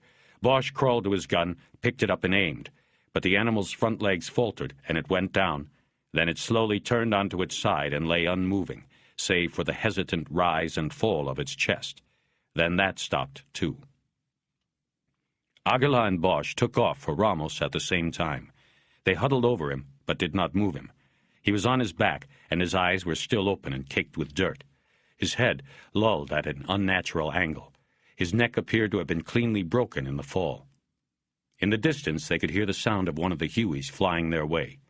Bosch stood up and could see its spotlight sweeping over the scrubland, looking for them. "I'm going to the tunnel," Bosch said. "When they land, come in with backup." "No," Aguilar said. "I'm going with you." He said it in a way that invited no debate. He leaned down and took the radio off Ramos's belt and picked up the flashlight. He gave the radio to Bosch. "Tell them we're both going." Bosch radioed Corvo. "Where's Ramos?" "We just lost Ramos. Me and Aguilar are going to the tunnel. Alert the militia at Envirobreed that we're coming through. We don't want to get shot." He turned the radio off before Corvo could reply and dropped it on the ground next to the dead DEA agent. The other helicopter was almost on them now. They ran to the barn, their weapons held up and ready, and moved slowly around the outside until they were at the front and could see the bay door had been slid open, wide enough for a man to pass through. They went through and crouched in the darkness. Aguilar began to sweep the flashlight's beam around. It was a cavernous barn with stalls running along both sides to the back. There were crates used for trucking bulls to arenas stacked in the back along with towers made of bales of hay. Bosch saw a line of overhead lights running down the center of the building. He looked around and found the switch near the bay door. Once the interior was lighted, they moved down the aisle between the rows of stalls, Bosch taking the right and Aguilar the left. The stalls were all empty, the bulls set free to roam the ranch. It was when they reached the back that they saw the opening to the tunnel. A forklift was parked in the corner, holding a pallet of hay bales 4 feet off the ground. There was a 4-foot-wide hole in the concrete floor where the pallet had sat. Zorillo, or whoever the runner had been, had used the forklift to lift the pallet, but there had been no one to drop it back down to hide his escape. Bosch crouched down and moved to the edge of the hole and looked down. He saw a ladder leading about 12 feet down to a lighted passageway. He looked up at Aguilar. "Ready?" The Mexican nodded. Bosch went first. He climbed a few steps down the ladder and then dropped the rest of the way, bringing up his gun and ready to shoot. But there was no one in the tunnel as far as he could see. It wasn't even like a tunnel. It was more of a hallway. It was tall enough to stand in, and an electrical conduit ran along the ceiling, feeding lights and steel cages every 20 feet. There was a slight curve to the left, and so he could not see where it ended. He moved into the passageway, and Aguilar dropped down behind him. "Okay," Bosch whispered. "Let's stay to the right. If there's shooting, I'll go low and you go high." Aguilar nodded, and they began to move quickly through the tunnel. Bosch, trying to figure his bearings, believed they were heading east and slightly north. They covered the ground to the curve quickly, and then pressed themselves hard against the wall as they moved into the second leg of the passage. Bosch realized that the bend in the passage was too wide for them to still be on line with Envirobreed. He stared down the last segment of the tunnel and saw that it was clear. He could see the exit ladder maybe 50 yards ahead, and he knew they were going somewhere other than Envirobreed. He wished he hadn't left the radio with Ramos's body. "Shit," Harry whispered. "What?" Aguilar whispered back. "Nothing. Come on." They began to move again, covering the first 25 yards quickly, and then slowing to a cautious and quieter approach to the exit ladder. Aguilar switched to the right wall, and they came upon the opening at the same time, both with guns extended upward, sweat getting in their eyes. There was no light from the opening above them. Bosch took the flashlight from Aguilar and put its beam through the hole. He could see exposed wooden rafters of a low ceiling in the room above. No one looked down at them. No one shot at them. No one did a thing. Harry listened for any sound, but heard nothing. He nodded to Aguilar to cover and holstered his gun. He started climbing the ladder, one hand holding the flashlight. He was scared. In Vietnam, leaving one of Charlie's tunnels always meant the end of fear. It was like being born again. You were leaving the darkness for safety, and the hands of comrades, out of the black and into the blue. But not this time. This time was the opposite. When he reached the top, before rising through the opening, he flashed the beam around again, but saw nothing. Then, like a turtle, he slowly moved his head out of the opening. The first thing he noticed in the beam was the sawdust everywhere on the floor. He climbed farther out, taking in the rest of the surroundings. It was some kind of storage room. There were steel shelves stocked with saw blades, boxes of sanding belts for industrial machinery. There were some hand tools and carpentry saws. One group of shelves were stacked with wooden dowel pegs, with different sizes on different shelves. Bosch immediately thought of the pegs attached to the baling wire that had been used to kill Capps and Porter. He moved fully into the room now and signaled to Aguila that it was safe to come up. Then Harry approached the storage room's door. It was unlocked, and it opened into a huge warehouse with lines of machinery and workbenches on one side, and the completed product, unfinished furniture, tables, chairs, chests of drawers, stacked on the other. Light came from a single bulb that hung from a cross support beam. It was the nightlight. Aguila came up behind him then. They were in Mexitech, Bosch knew. At the far end of the warehouse were sets of double doors. One of these was open, and they moved to it quickly. It led to a loading dock area that was off the back alley Bosch had walked through the night before. There was a puddle at the bottom of the parking bay, and he saw wet tire tracks leading into the alley. There was no one in sight. Zareel was long gone. 2 tunnels, Bosch said, unable to hide the dejection in his voice. 2 tunnels, Corvo said. Ramos's informant fucked us. Bosch and Aguila were sitting on chairs of unfinished pine, watching Corvo pacing and looking like shit, like a man in charge of an operation that had lost 2 men, a helicopter, and its main target. It had been nearly 2 hours since they had come up through the tunnel. How do you mean? Bosch asked. I mean the CI had to have known about the second tunnel. How's he know about one and not the other? He set us up. He left Zareel the escape route. If I knew who he was, I'd charge him with accessory in the death of a federal agent. You don't know? Ramos didn't register this one with me, hadn't gotten around to it. Bosch breathed a little easier. I can't fucking believe this, Corvo was saying. I might as well never go back. I'm done, man. Done. At least you got your cop killer, Bosch. I got a shit sandwich. Have you put out a telex? Bosch said, to change the subject. Already out. To all stations, all law enforcement agencies, but it doesn't matter. He's long gone. He'll probably go to the interior, lie low for a year, and then start over, right where he left off. Probably Michoacan, maybe farther down. Maybe he went north, Bosch said. No way he'd try to cross. He knows if we get him up there, he'll never see daylight again. He went south, where he's safe. There were several other agents in the factory with clipboards, cataloging and searching. They had found a machine that hollowed out table legs so that they could be filled with contraband, recapped, and sent across the border. Earlier, they had found the second tunnel opening in the barn and followed it through to EnviroBreed. There had been no explosives on the trap door, and they had gone in. The place was empty except for the 2 dogs outside. They killed them. The operation had closed down a major smuggling network. Agents had left for Calexico to arrest the head of EnviroBreed, Ely. There were 14 arrests made on the ranch. Others would follow. But all of that wasn't enough for Corvo or anybody. Not when agents were dead and Zareel was in the wind. Corvo had been wrong if he thought Bosch would be satisfied that Arpis was dead. Bosch wanted Zareel, too.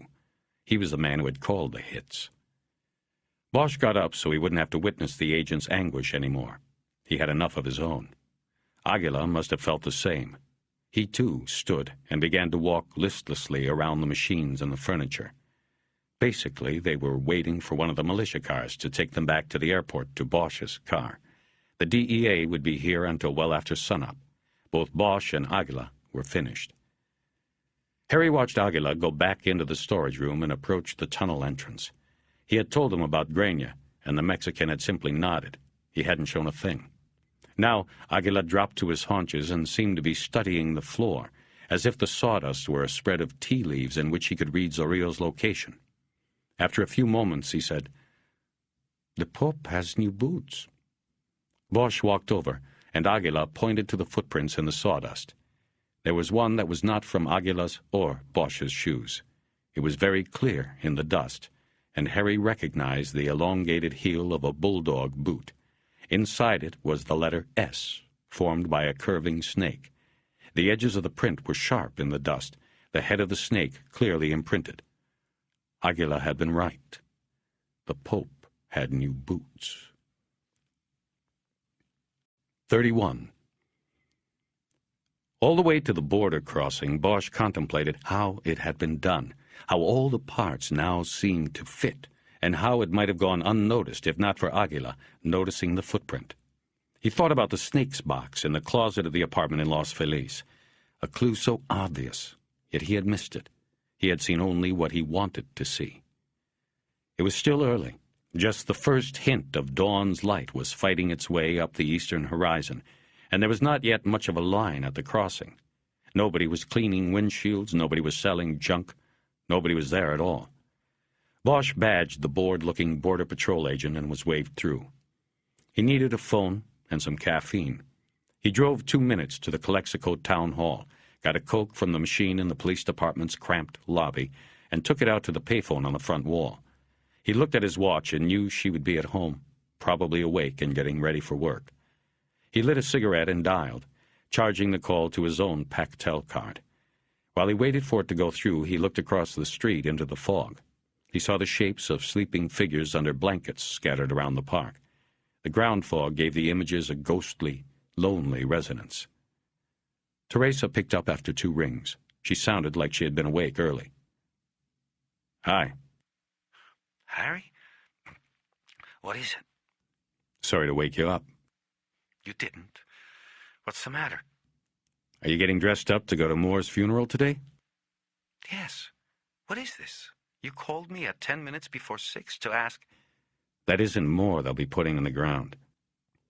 There was a long silence, during which Bosch looked into the park and saw a man standing there, a blanket wrapped around his shoulders, staring back at him in the fog. Harry looked away. What are you saying? Harry, are you all right? "I'm tired, but never better. What I'm saying is he's still alive. Moore. I just missed him this morning." Are you still in Mexico? "At the border." That doesn't make sense. What you said. There were matches made on the Laytons. We got dental. And his own wife ID'd a photograph of the tattoo on the body. His identification was confirmed. "It's all bullshit. He set it up." Why, Harry? Are you calling me now and telling me this? "I want you to help me, Teresa. I can't go to Irving, only you. You help me and you'll help yourself. If I'm right." That's a big if, Harry. Bosch looked back into the park, and the man in the blanket was gone. Just tell me how it could be possible. Convince me. Bosch was silent a moment, like a lawyer composing himself before a cross-examination. He knew that every word he spoke now had to stand the test of her scrutiny, or he would lose her. "Besides the prints and dental, Sheehan told me they also matched his handwriting to the 'I found out who I was' note. He said they compared it to a change of address card Moore had put in his personnel file a few months ago, after he and his wife separated." He took a deep drag on the cigarette, and she thought he had finished. So? I don't see... What about it?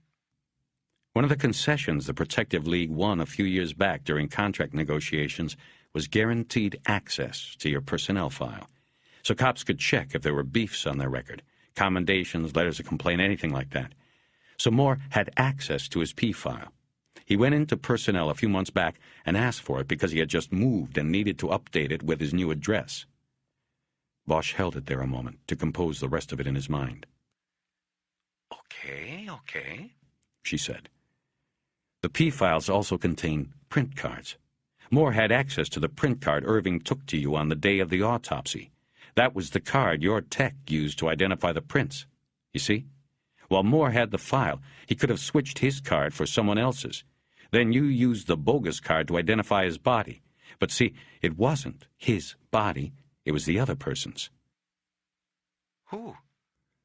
I think it was a man from down here named Umberto Zorillo. This seems too far-fetched. There were other IDs. I remember that day in the suite. What's his name? Sheehan. He got a call from SID saying they matched prints in the motel room to Moore. They used a different set than we did. It's a double-blind confirmation, Harry. Then we have the tattoo and the dental. How do you explain all of that? Look, Teresa, listen to me. It all can be explained. It all works. The dental?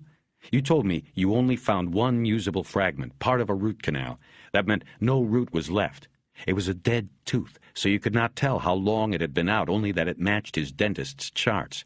That's fine. But one of Moore's crew told me he once saw Moore get punched during a boulevard brawl and he lost a tooth. That could have been it. I don't know. Okay. What about the prints in the room? Explain that. Easy. Those were his prints. Donovan, the SID guy, told me he pulled prints from the Department of Justice computer. Those would have been Moore's real prints. That meant he was really in the room. It doesn't mean it's his body. Normally, one set of exemplars, the ones from the DOJ computer, would be used to do all the matchwork, but Irving screwed it up by going to the P file, and that's the beauty of Moore's plan. He knew Irving or someone in the department would do it this way. He could count on it, because he knew the department would put a rush on the autopsy, the ID, everything, because it was a fellow officer. It's been done before, and he knew they would do it for him. Donovan never did a cross-match between our prints and the set he pulled? Nope, because it wasn't the routine. He might have gotten around to it later when he thought about it, but things were happening too fast on this case. Shit, she said. He knew he was winning her over. What about the tattoo? It's a barrio insignia. A lot of people could have had them. I think Zorillo had one. Who is he? He grew up with Moore down here. They might be brothers, I don't know. Anyway, Zorillo became the local drug kingpin. Moore went to L.A. and became a cop. But somehow Moore was working for him up there. The story goes on from there. The DEA raided Zorillo's ranch last night. He got away, but I don't think it was Zorillo. It was Moore. You saw him? I didn't need to. Is anyone looking for him? The DEA is looking. They're concentrating in interior Mexico. Then again, they're looking for Zorillo. Moore may never turn up again. It all seems... You're saying Moore killed Zorillo and then traded places with him? Yeah. Somehow he got Zorillo to L.A. They meet at the hideaway, and Moore puts him down. The trauma to the back of the head you found. He puts his boots and clothes on the body, then he blows the face away with the shotgun. He makes sure to leave some of his own prints around to make Donovan bite, and puts the note in the back pocket. I think the note worked on a number of levels. It was taken as a suicide note at first. Authenticating the handwriting helped add to the identification. On another level, I think it was something personal between Moore and Zorillo. Goes back to the barrio. Who are you? I found out who I was. That part of it is a long story. They were both silent for a while, rethinking all of what Bosch had just said. He knew there were still a lot of loose ends, a lot of deception. Why all the killings? Porter and Juan Doe. What did they have to do with anything? This is where he had few answers. I don't know. They were somehow in the way, I guess. Zorillo had Jimmy Capps killed because he was an informant. I think Moore was the one who told Zorillo. After that, Juan Doe, his name, by the way, is Gutierrez Llosa, gets beaten to death down here and taken up there. I don't know why. Then Moore pops Zorillo and takes his place. Why he had to do Porter, I don't know. I guess he thought Lou might figure it out. That's so cold. Yeah. How could it happen? She asked then, more to herself than Bosch. They're about to bury him, this drug dealer. Full honors, the mayor and chief there, the media. And you will know the truth. She thought about that for a long time before asking the next question. Why did he do it? I don't know. We're talking about different lives. The cop and the drug dealer. But there must have been something still between them, that bond, whatever it is, from the barrio. And somehow, one day the cop crosses over, starts watching out for the dealer on the streets of L.A. Who knows what made him do it? Maybe money. Maybe just something he had lost a long time ago when he was a kid. What do you mean? I don't know. I'm still thinking. If they were that close, why did he kill him? I guess we'll have to ask him, if we ever find him. Maybe, like you said, it was just to take Zuriel's place. All that money. Or maybe it was guilt. He got in too far and he needed a way to end it. Moore was, or is, hung up on the past. His wife said that. Maybe he was trying to recapture something, go back. I don't know yet. There was silence on the line again. Bosch took a last drag on his cigarette. The plan seems almost perfect, he said. He leaves a body behind in circumstances he knew would make the department not want to come looking. But you did, Harry. Yeah. And here I am, he thought. He knew what he had to do now. He had to finish it. He could see the ghostly figures of several people in the park now. They were waking to another day of desperation. Why did you call me, Harry? What do you want me to do? I called because I have to trust someone. I could only think of you, Teresa. Then what do you want me to do? You have access to the DOJ prints in your office, right?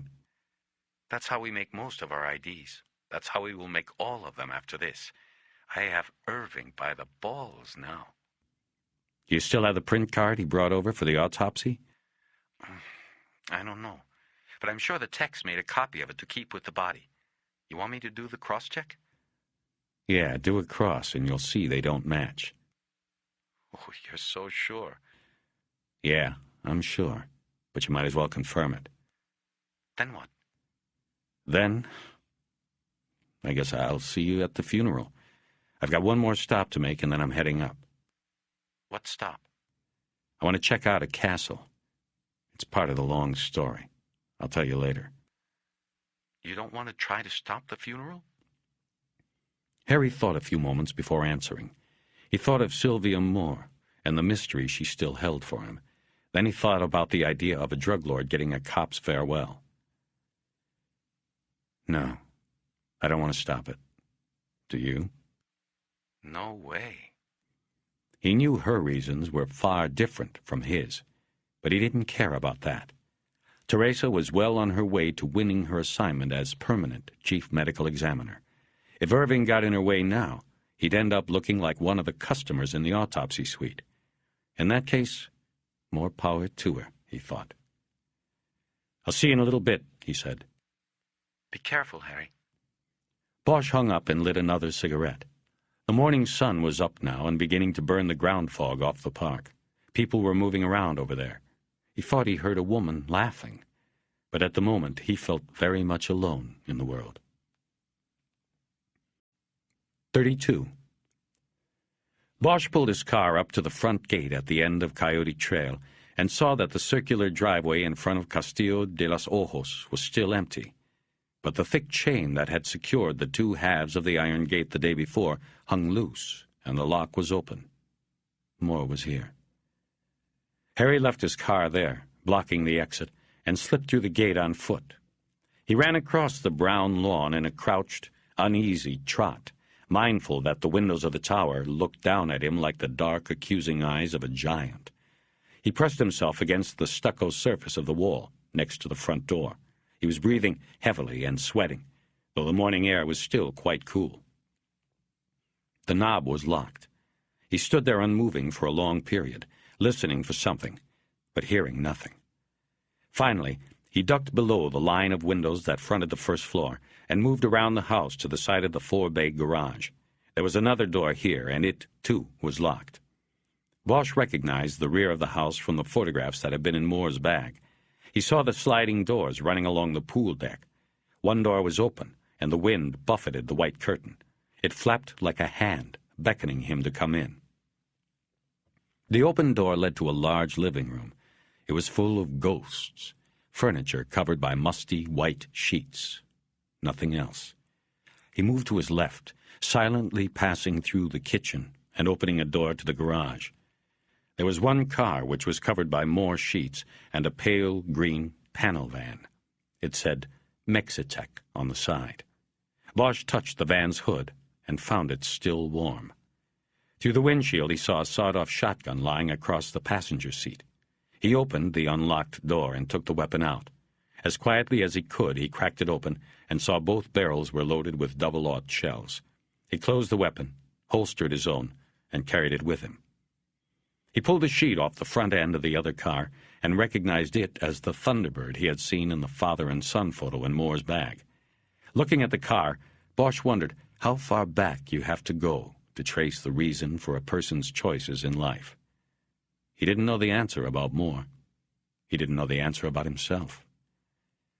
He went back to the living room and stopped and listened. There was nothing. The house seemed still, empty, and it smelled dusty, like time spent slowly and painfully in wait for something or someone not coming. All the rooms were full of ghosts. He was considering the shape of a shrouded fan chair when he heard the noise, from above, like the sound of a shoe dropping on a wood floor. He moved toward the front, and in the entry area he saw the wide stone staircase. Bosch moved up the steps. The noise from above was not repeated. On the second floor, he went down a carpeted hallway, looking through the doors to 4 bedrooms and 2 bathrooms, but finding each room empty. He went back to the stairs and up into the tower. The lone door at the top landing was open, and Harry heard no sound. He crouched and moved slowly into the opening, the sawed-off leading the way like a water finder's divining rod. Moore was there, standing with his back to the door and looking at himself in the mirror. The mirror was on the back of a closet door, which was open slightly, angling the glass so that it did not catch Harry's reflection. He watched Moore unseen for a few moments, then looked around. There was a bed in the center of the room with an open suitcase on it. Next to it was a gym bag that was zipped closed and already appeared to be packed. Moore still had not moved. He was intently staring at the reflection of his face. He had a full beard now, and his eyes were brown. He wore faded blue jeans, new snakeskin boots, a black T-shirt, and a black leather jacket with matching gloves. He was Melrose Avenue cool. From a distance he could easily pass for the Pope of Mexicali. Bosch saw the wood grips and chrome handle of an automatic tucked into Moore's belt. "You going to say something, Harry? Or just stare?" Without moving his hands or head, Moore shifted his weight to the left, and then he and Bosch were staring at each other in the mirror. "Picked up a new pair of boots before you put Zorio down, didn't you?" Now Moore turned completely to face him, but he didn't say anything. "Keep your hands out front like that," Bosch said. "Whatever you say, Harry. You know, I kind of thought that if somebody came, you'd be the one." "You wanted somebody to come, didn't you?" "Some days I did. Some days I didn't." Bosch moved into the room and then took a step sideways, so he was directly facing Moore. "New contacts, beard. You look like the Pope, from a distance. But how'd you convince his lieutenants, his Guardia? They were just going to stand back and let you move in and take his place?" "Money convinced them. They'd probably let you move in there if you had the bread, Harry. See, anything is negotiable when you have your hands on the purse strings. And I did." Moore nodded slightly toward the duffel bag on the bed. "How about you?" "I have money. Not much. About 110 grand there." "I figured you'd be running away with a fortune." "Oh, I am.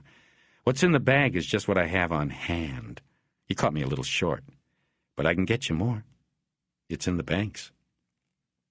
"Guess you've been practicing Zorio's signature as well as his looks." Moore didn't answer. "Who was he?" "Who?" "You know who." "Half-brother. Different fathers." "This place. This is what it was all about, wasn't it? It's the castle you lived in before you were sent away." "Something like that. Decided to buy it after he was gone. But it's falling apart on me. It's so hard to take care of something you love these days. Everything is a chore. Bosch tried to study him. He looked tired of it all. What happened back at the ranch? Bosch asked. You mean the 3 bodies? Yes, well, I guess you could say justice happened. Grania was a leech who had been sucking Zaria for years. Arpis detached him, you could say. Then who detached Arpis and Dance? I did that, Harry. He said it without hesitation, and the words froze Bosch. Moore was a cop. He knew never to confess. You didn't talk until there was a lawyer by your side, a plea bargain in place, and a deal that was signed. Harry adjusted his sweating hands on the sawed-off. He took a step forward and listened for any other sound in the house. There was only silence until Moore spoke again. I'm not going back, Harry. I guess you know that. He said it matter-of-factly, as if it was a given, something that had been decided a long time ago. How'd you get Zario up to L.A., and then into that motel room? How'd you get his prints for the personnel file? You want me to tell you, Harry? Then what? Moore looked down at the gym bag briefly. Then nothing. We're going back to L.A. You haven't been advised. Nothing you say now can be held against you. It's just you and me here. The prints were easy. I was making him IDs. He had 3 or 4 so he could come across when he liked. One time, he told me he wanted a passport and full wallet spread. I told him I needed prints. Took them myself. And the motel? Like I said, he crossed over all the time. He'd go through the tunnel and the DEA would be out there sitting on the ranch thinking he was still inside. He liked to come up to see the Lakers, sit down on court level near that blonde actress who likes to get on TV. Anyway, he was up there, and I told him I wanted to meet. He came. And you put him down and took his place. What about the old man, the laborer? What did he do? He was just in the wrong place. Zaria told me he was there when he came up through the floor on the last trip. He wasn't supposed to be in that room, but I guess he couldn't read the signs. Zaria said he couldn't take the chance he'd tell someone about the tunnel. Why'd you dump him in the alley? Why didn't you just bury him out in Joshua Tree, someplace he'd never be found? The desert would have been good, but I didn't dump him, Bosch. Don't you see? They were controlling me. They brought him up here and dumped him there. Arpis did. That night, I get a call from Zario telling me to meet him at the Egg and Eye. He says, park in the alley. I did, and there was the body. I wasn't going to move the fucking thing. I called it in. You see, it was one more way for him to keep his hold on me. And I went along. Porter caught the case, and I made a deal with him to take it slow. Bosch didn't say anything.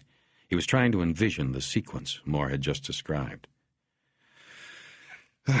This is getting boring, man. You gonna try to cuff me, take me in, be the hero? Why couldn't you let it go? Bosch asked. What? This place? Your father, the whole thing? You should have let the past go. I was robbed of my life, man. He kicked us right out. My mother. How do you let go of a past like that? Fuck you, Bosch. You don't know. Bosch said nothing, but he knew he was allowing this to go on too long. Moore was taking control of the situation. When I heard he was dead, it did something, Moore said. I don't know. I decided I wanted this place, and I went to see my brother. That was my mistake. Things started small, but they never stopped. Soon I was running the show for him up there. I had to get out from under it. There was only one way. It was the wrong way. Don't bother, Bosch. I know the song. Bosch was sure Moore had told the story the way he believed it. But it was clear to Bosch he had fully embraced the devil. He had found out who he was. Why me? Bosch asked. Why you what? Why did you leave the file for me? If you hadn't done that, I wouldn't be here. You'd be in the clear. Bosch, you were my backup. You don't see? I needed something in case the suicide play didn't work. I figured you'd get that file and take it from there. I knew with just a little misdirection you would sound the alarm. Murder. Thing is, I never thought you'd get this far. I thought Irving and the rest of them would crush you because they wouldn't want to know what it was all about. They'd just want the whole thing to die with me. And Porter. Yeah, well, Porter was weak. He's probably better off now anyway. And me? Would I be better off if Harpies had hit me with the bullet in the hotel room? Bosh, you were getting too close. Had to take the shot. Harry had nothing more to say or ask. Moore seemed to sense that they were at a final point. He tried one more time. Bosh, in that bag I have account numbers. They're yours. Not interested, Moore. We're going back. Moore laughed at that notion. Do you really think anybody up there gives a rat's ass about all of this? Bosch said nothing. In the department? Moore said. No fucking way they care. They don't want to know about something like this. Bad for business, man.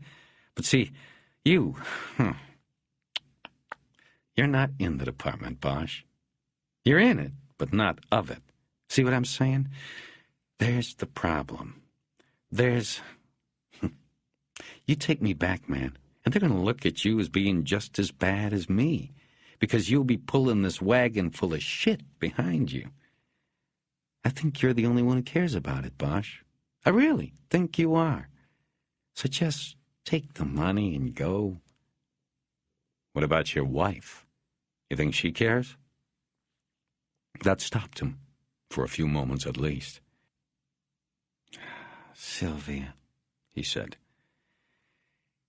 I don't know. I lost her a long time ago. I don't know if she cares about this or not. I don't care anymore myself. Bosch watched him, looking for the truth. Water under the bridge, Moore said. So, take the money. I can get more to you later. I can't take the money. I think you know that. Yeah, I guess I know that. But I think you know I can't go back with you either. So where's that leave us? Bosch shifted his weight onto his left side, the butt of the shotgun against his hip. There was a long moment of silence, during which he thought about himself and his own motives. Why hadn't he told Moore to take the gun out of his pants and drop it? In a smooth, quick motion, Moore reached across his body with his right hand and pulled the gun out of his waistband. He was bringing the barrel around toward Bosch when Harry's finger closed over the shotgun's triggers. The double-barrel blast was deafening in the room. Moore took the brunt of it in the face. Through the smoke, Bosch saw his body jerk backward into the air. His hands flew up toward the ceiling and he landed on the bed. His handgun fired, but it was a stray shot, shattering one of the panes of the arched windows. The gun dropped onto the floor. Pieces of blackened wadding from the shells floated down and landed in the blood of the faceless man. There was a heavy smell of burned gunpowder on the air, and Bosch felt a slight mist on his face that he also knew by smell was blood. He stood still for more than a minute. Then he looked over and saw himself in the mirror. He quickly looked away. He walked over to the bed and unzipped the duffel bag. There were stacks and stacks of money inside it, most of it in $100 bills. There was also a wallet and passport. He opened them and found they identified Moore as Henry Mays, age 40, of Pasadena. There were 2 loose photos held in the passport. The first was a Polaroid that he guessed had come from the white bag. It was a photo of Moore and his wife in their early 20s. They were sitting on a couch, maybe at a party. Sylvia was not looking at the camera. She was looking at him. And Bosch knew why he had chosen this photo to take. The loving look on her face was beautiful. The second photo was an old black and white with discoloration around the edges, indicating it had come from a frame. It showed Cal Moore and Umberto Zorillo as boys. They were playfully wrestling, both shirtless and laughing. Their skin was bronze, blemished only by the tattoos. Each boy had the Saints and Sinners tattoo on his arm. He dropped the wallet and passport back into the duffel bag, but put the 2 photos in his coat pocket. He walked over to the window with the broken pane and looked out onto Coyote Trail and the lowlands leading to the border. No police cars were coming, no border patrol. No one had even called for an ambulance. The thick walls of the castle had held the sound of the man dying inside. The sun was high in the sky, and he could feel its warmth through the triangular opening in the broken glass. 33. Bosch did not begin to feel whole again until he reached the smogged outskirts of L.A. He was back in the nastiness again, but he knew that it was here that he would heal. He skirted downtown on the freeway and headed up through Cahuenga Pass. Midday traffic was light. Looking up at the hills, he saw the charred path of the Christmas night fire. But he even took some comfort in that. He knew that the heat of the fire would have cracked open the seeds of the wildflowers, and by spring the hillside would be a riot of colors. The chaparral would follow, and soon there would be no scar on the land at all. It was after 1. He was going to be too late for Moore's funeral mass at the San Fernando Mission, so he drove through the valley to the cemetery. The burial of Calexico Moore, killed in the line of duty, was to be at Eternal Valley in Chatsworth, the police chief, the mayor, and the media presiding. Bosch smiled as he drove. We gather here to honor and bury a drug dealer. He got there before the motorcade, but the media were already set up on a bluff near the entrance road. Men in black suits, white shirts, and black ties, with funeral bands around their left arms, were in the cemetery drive and signaled him to a parking area. He sat in the car, using the rearview mirror to put on a tie. He was unshaven and looked crumpled, but didn't care. The plot was near a stand of oak trees. One of the armbands had pointed the way. Harry walked across the lawn, stepping around plots, the wind blowing his hair in all directions. He took a position a good distance away from the green funeral canopy and accompanying bank of flowers, and leaned against one of the trees. He smoked a cigarette while he watched cars start to arrive. A few had beaten the procession. But then he heard the approaching sound of the helicopters, the police air unit that flew above the hearse, and the media choppers that started circling the cemetery like flies. Then the first motorcycles cut through the cemetery gate, and Bosch watched as the TV cameras on the bluff followed the long line in. There must have been 200 cycles, Bosch guessed. The best day to run a red light, break the speed limit, or make an illegal U-turn in the city was on a cop's funeral day. Nobody was left minding the store. The hearse and attendant limousine followed the cycles. Then came the rest of the cars, and pretty soon people were parking all over the place and walking across the cemetery from all directions toward the plot. Bosch watched one of the armbands help Sylvia Moore out of the limo. She had been riding alone. Though he was maybe 50 yards away, Harry could tell she looked lovely. She wore a simple black dress, and the wind gusted hard against it, pressing the material against her and showing her figure. She had to hold a black barrette in place in her hair. She wore black gloves and black sunglasses, red lipstick. He couldn't take his eyes off her. The armband led her to a row of folding chairs beneath the canopy and alongside the hole that had been expertly dug into the earth. Along the way, her head turned slightly, and Bosch believed she was looking at him, but was not sure because the glasses hid her eyes and her face showed no sign. After she was seated, the pallbearers, composed of Rickard, the rest of Moore's narcotics unit, and a few others Bosch didn't know, brought the grayish-silver steel casket. "So you made it back," a voice said from behind. Bosch turned to see Teresa Corazon walking up behind him. "Yeah, just got in." "You could use a shave." "And a few other things. How's it going, Teresa?" "Never better."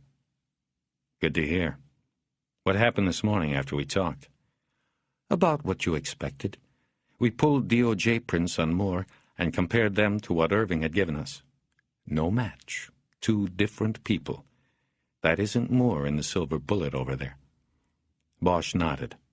Of course, by now he didn't need her confirmation. He had his own. He thought of Moore's faceless body lying on the bed. "What are you going to do with it?" he asked. "I've already done it." "What?" "I had a little discussion with Assistant Chief Irving before the funeral mass." Wish you could have seen his face. But he didn't stop the funeral. "He's playing the percentages, I guess. Chances are Moore, if he knows what's good for him, won't ever show up again. So he is hoping that all it costs him is a recommendation on the medical examiner's office. He volunteered to do it. I didn't even have to explain his position to him." "I hope you enjoy the job, Teresa. You're in the belly of the beast now." "I will, Harry. And thanks for calling me this morning." "Does he know how you came up with all this? Did you tell him I called?" "No, but I'm not sure I had to." She was right. Irving would know Bosch was in the middle of this somehow. He looked past Teresa to look at Sylvia again. She was sitting quietly, the chairs on either side of her empty. No one was going to come near her. "I'm going over to the group," Teresa said. "I told Dick Ebbard I would meet him here. He wants to set up a date to call for the commission's full vote." Bosch nodded. Ebbard was a county commissioner of 25 years in office and closing in on 70 years old. He was her informal sponsor for the job. "Harry, I still want to keep things on just a professional basis. I appreciate what you did for me today, but I want to keep things at a distance. For a while, at least." He nodded and watched her walk toward the gathering, her footing unsteady in high heels on the cemetery turf. For a moment, Bosch envisioned her in a carnal coupling with the aged commissioner, whose photos in the newspaper were most notable because of his drooping crepe paper neck. He was repulsed by the image, and by himself for imagining it. He blanked it out of his mind and watched Teresa mingling in the crowd, shaking hands, and becoming the politician she would now have to be. He felt a sense of sadness for her. The service was a few minutes away, and people were still arriving. In the crowd he picked up the gleaming head of Assistant Chief Irving. He was in full uniform, carrying his hat under his arm. He was standing with the chief of police and one of the mayor's frontmen. The mayor was apparently late, as usual. Irving then saw Bosch, broke away, and started walking toward him. He seemed to be taking in the vista of the mountains as he walked. He didn't look at Bosch until he was next to him under the oak tree. "Detective?" "Chief?" "When did you get in?" "Just now." "Could use a shave." "Yeah, I know." "So, what do we do? What do we do?" The way he said it was almost wistful, and Bosch didn't know whether Irving wanted an answer from him or not. "You know, Detective, yesterday when you did not come to my office as ordered, I opened a 1.81 on you." "I figured you would, Chief. Am I suspended?" "No action taken at the moment. I'm a fair man. I wanted to speak with you first. You, spoke with the acting chief medical examiner this morning?" Bosch wasn't going to lie to him. He thought this time he held all the high cards. "Yes, I wanted her to compare some fingerprints." What happened down there in Mexico to make you want to do that?" "Nothing I care to talk about, Chief. I'm sure it will all be on the news." "I'm not talking about that ill-fated raid undertaken by the DEA. I am talking about more. Bosch, I need to know if I need to walk over there and stop this funeral." Bosch watched a blue vein pop high on Irving's shaven skull. It pulsed and then died. "I can't help you there, Chief. It's not my call. We've got company." Irving turned around to look back toward the gathering. Lieutenant Harvey Pounds, also in dress uniform, was walking toward them, probably wanting to find out how many cases he could close from Bosch's investigation. But Irving held up a hand like a traffic cop and Pounds abruptly stopped, turned, and walked away. The point I'm trying to make with you, Detective Bosch, is that it appears we are about to bury and eulogize a Mexican drug lord while a corrupt police officer is running around loose. Do you have any idea what Damn it. I cannot believe I just spoke those words out loud. I cannot believe I spoke those words to you. Don't trust me much, do you, Chief? In matters like these, I do not trust anyone. Well, don't worry about it. I am not worried about who I can and cannot trust. I mean about burying a drug lord while a corrupt cop is running around loose. Don't worry about it. Irving studied him, his eyes narrowing as if he might be able to peer through Bosch's own eyes into his thoughts. Are you kidding me? Don't worry about it. This is a potential embarrassment to this city and this department of unimaginable proportions. This could... Look, man, I am telling you to forget about it. Understand? I am trying to help you out here. Irving studied him again for a long moment. He shifted his weight to the other foot. The vein on his scalp pulsed with new life. Bosch knew it would not sit well with him to have someone like Harry Bosch keeping such a secret. Teresa Corazon he could deal with because they both played on the same field, but Bosch was different. Harry rather enjoyed the moment, though the long silence was getting old. I checked with the DEA on that fiasco down there. They said this man they believed to be Zorrillo escaped. They don't know where he is. It was a half-assed effort to get Bosch to open up. It didn't work. They never will know. Irving said nothing to this, but Bosch knew better than to interrupt his silence. He was working up to something. Harry let him work, watching as the assistant chief's massive jaw muscles bunched into hard pads. Bosch, I want to know right now if there is a problem on this, even a potential problem, because I have to know in the next 3 minutes whether to walk over there in front of the chief and the mayor and all of those cameras and put a stop to this. What's the DEA doing now? What can they do? They're watching the airports, contacting local authorities, putting his photo and description out. There's not a lot they can do. He is gone. At least, they say. I want to know if he's going to stay gone. Bosch nodded and said, They're never going to find the man they're looking for, Chief.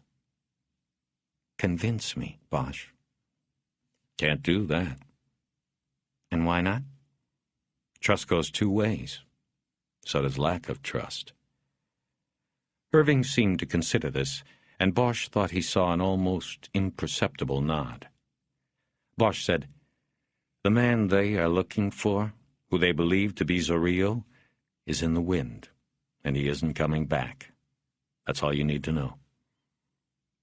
Bosch thought of the body on the bed at Castillo de los Ojos. The face was already gone. Another 2 weeks and the flesh would go.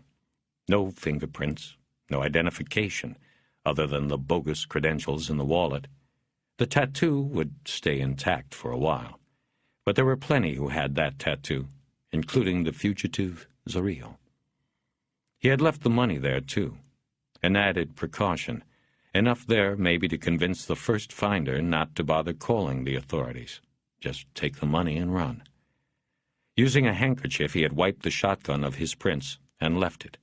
He locked the house, wrapped the chain through the black bars of the gate, and closed the hasp on the lock, careful to wipe each surface. Then he had headed home to L.A.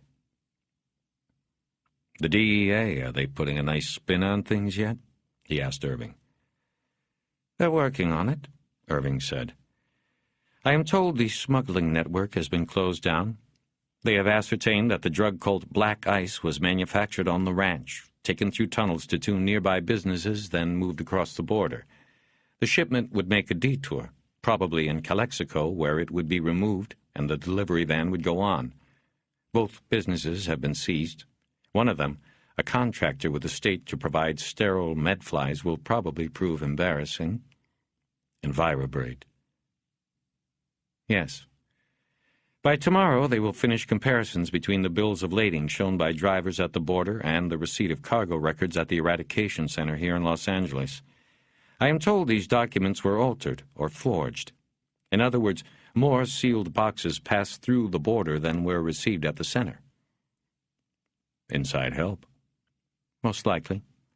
The on-site inspector for the USDA was either dumb or corrupt. I don't know which is worse. Irving brushed some imaginary impurity off the shoulder of his uniform. It could not be hair or dandruff, since he had neither. He turned away from Bosch to face the coffin and the thick gathering of officers around it. The ceremony was about to begin. He squared his shoulders, and without turning back, he said, "I don't know what to think, Bosch. I don't know whether you have me or not." Bosch didn't answer. That would be one Irving would have to worry about. "Just remember," Irving said, "you have just as much to lose as the department. More. The department can always come back, always recover. It might take a good long time, but it always comes back. The same can't be said for the individual who gets tarred with the brush of scandal." Bosch smiled in a sad way. Never leave a thing uncovered. That was Irving. His parting shot was a threat that if Bosch ever used his knowledge against the department, he, too, would go down. Irving would personally see to it. "Are you afraid?" Bosch asked. "Afraid of what, detective?" "Of everything. Of me, yourself, that it won't hold together, that I might be wrong." "Everything, man. Aren't you afraid of everything?" "The only thing that I fear are people without a conscience, who act without thinking their actions through." "I don't think you are like that." Bosch just shook his head. "So let's get down to it, detective. I have to rejoin the chief, and I see the mayor has arrived. What is it you want, provided it is within my authority to provide?" "I wouldn't take anything from you," Bosch said very quietly. "That's what you just don't seem to get." Irving finally turned around to face him again. "You are right, Bosch. I really don't understand you. Why risk everything for nothing? You see, it raises my concerns about you all over again. You don't play for the team, you play for yourself."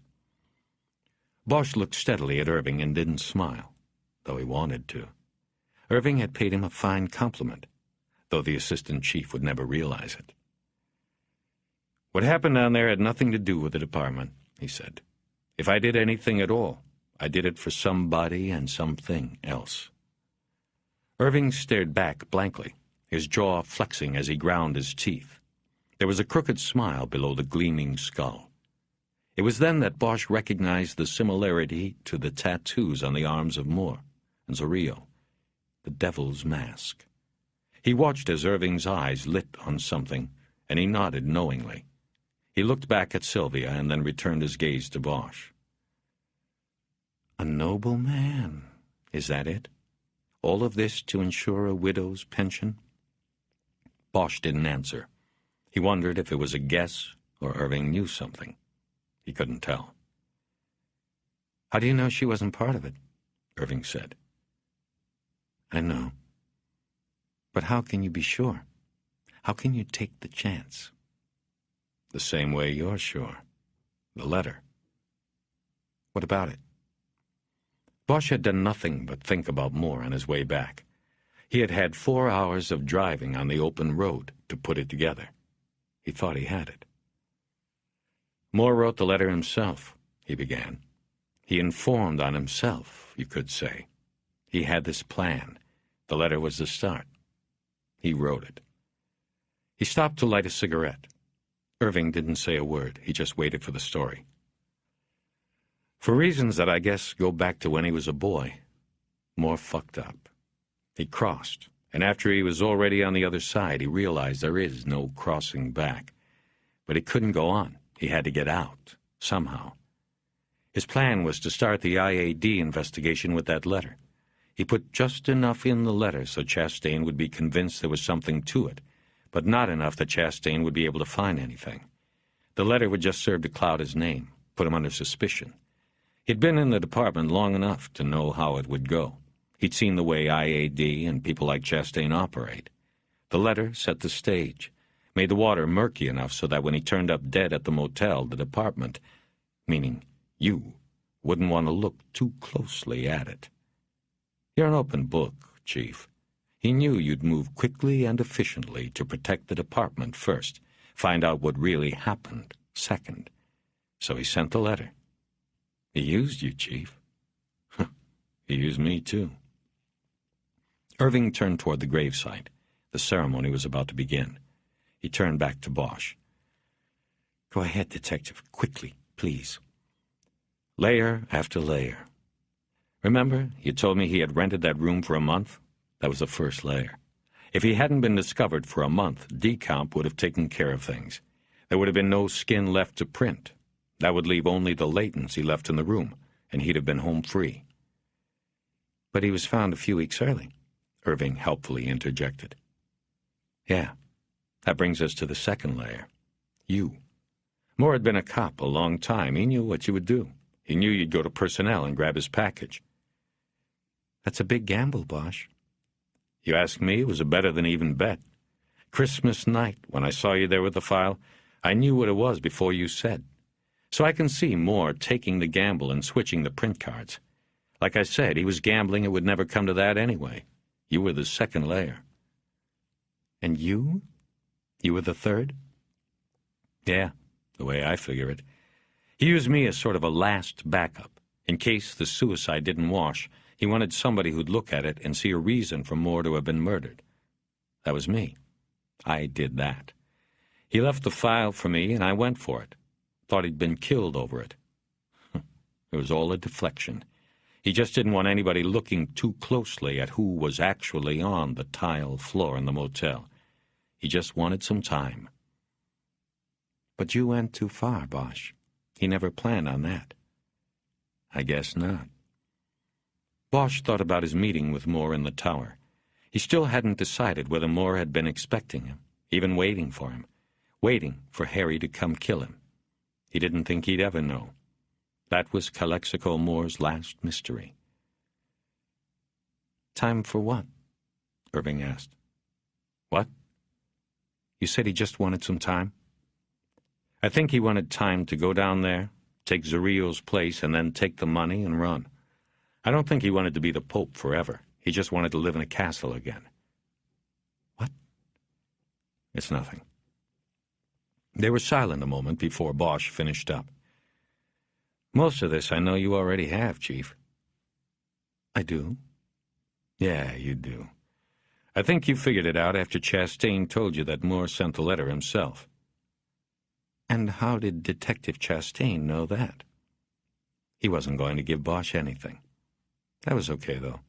Harry found that telling the story helped clarify it. It was like holding it up to inspect for holes. After he got the letter, Chastain thought it was the wife who sent it. He went to her house and she denied it. He asked for her typewriter because he was going to make sure, and she slammed the door in his face. But she didn't do it before saying she didn't even have a typewriter. So then, after Moore turns up dead, Chastain starts thinking about things and takes the machine out of Moore's office at the station. My guess is he matched the keys to the letter. From that point, it wouldn't be difficult to figure out the letter came from either Moore or somebody in the bang squad. My guess is that Chastain interviewed them this week and concluded they hadn't done it. The letter was typed by Moore. Irving didn't confirm any of it, but didn't have to. Bosch knew. It all fit. Moore had a good plan, Chief. He played us like cheater solitaire. He knew every card in the deck before it was turned over. Except for one, Irving said. You. He didn't think you'd come looking. Bosch didn't reply. He looked over at Sylvia again. She was innocent, and she would be safe. He noticed Irving turn his gaze on her, too. She's clear, Bosch said. You know it. I know it. If you make trouble for her, I'll make trouble for you. It wasn't a threat. It was an offer. A deal. Irving considered it a moment and nodded his head once. A blunt agreement. Did you speak to him down there, Bosch? Harry knew he meant more, and knew he couldn't answer. What did you do down there? After a few moments of silence, Irving turned and walked as upright as a Nazi, back to the rows of chairs holding the VIPs and top brass of the department. He took a seat his adjutant had been saving in the row behind Sylvia Moore. He never looked back at Bosch once. 34. Through the entire service, Bosch had watched her from his position next to the oak tree. Sylvia Moore rarely raised her head, even to watch the line of cadets fire blanks into the sky, or when the air squad flew over, the helicopters arranged in the missing man formation. One time he thought she glanced over at him, or at least in his direction, but he couldn't be sure.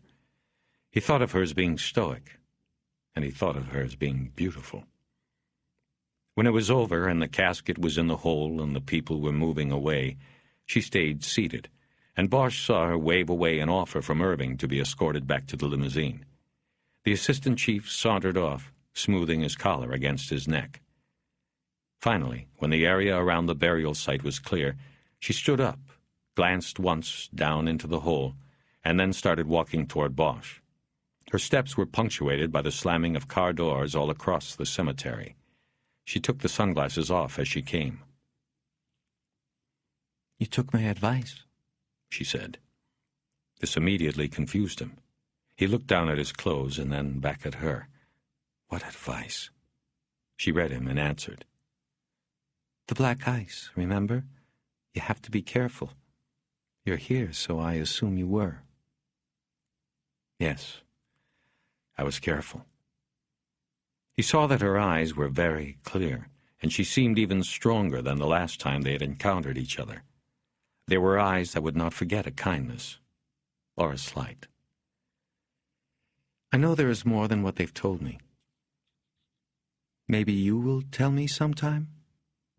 He nodded, and she nodded. There was a moment of silence as they looked at each other that was neither long or short. It seemed to Bosch to be a perfect moment. The wind gusted and broke the spell. Some of her hair broke loose from the barrette, and she pushed it back with her hand. "I would like that," she said. "Whenever you want," he said. "Maybe you'll tell me a few things, too." "Such as?" "That picture that was missing from the picture frame. You knew what it was, but you didn't tell me." She smiled as if to say he had focused his attention on something unnecessary and trivial. "It was just a picture of him and his friend from the barrio. There were other pictures in the bag." "It was important, but you didn't say anything." She looked down at the grass. "I just didn't want to talk or think about it anymore." "But you did, didn't you?" "Of course. That's what happens. The things you don't want to know or remember or think about come back to haunt you." They were quiet for a moment. "You know, don't you?" he finally said. That wasn't my husband buried there?" "I had an idea, yes. I knew there was more than what people were telling me. Not you, especially. The others." He nodded, and the silence grew long, but not uncomfortable. She turned slightly and looked over at the driver standing next to the limo, waiting. There was nobody left in the cemetery. "There is something I hope you will tell me," she said. "Either now or sometime. If you can, I mean. Is there a chance he will be back?" Bosch looked at her and slowly shook his head. He studied her eyes for reaction, sadness or fear, even complicity. There was none.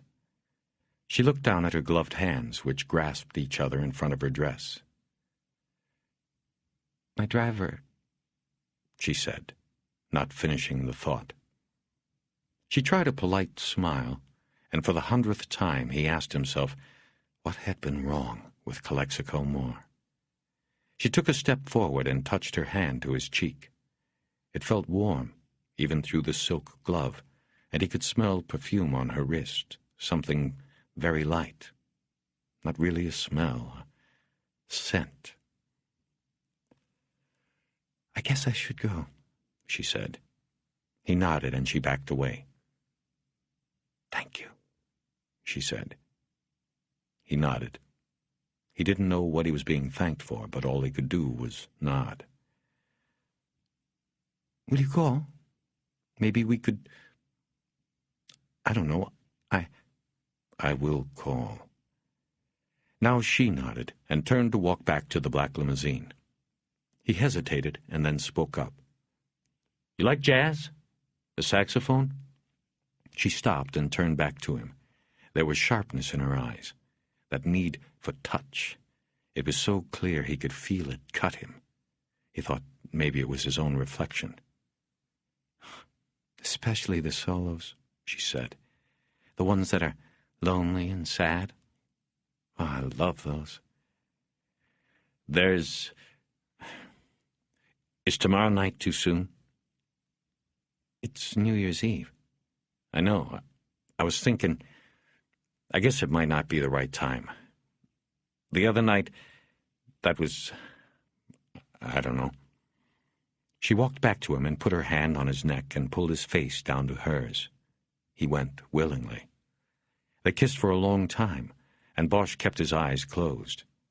When she let him go, he didn't look to see if anyone was watching. He didn't care.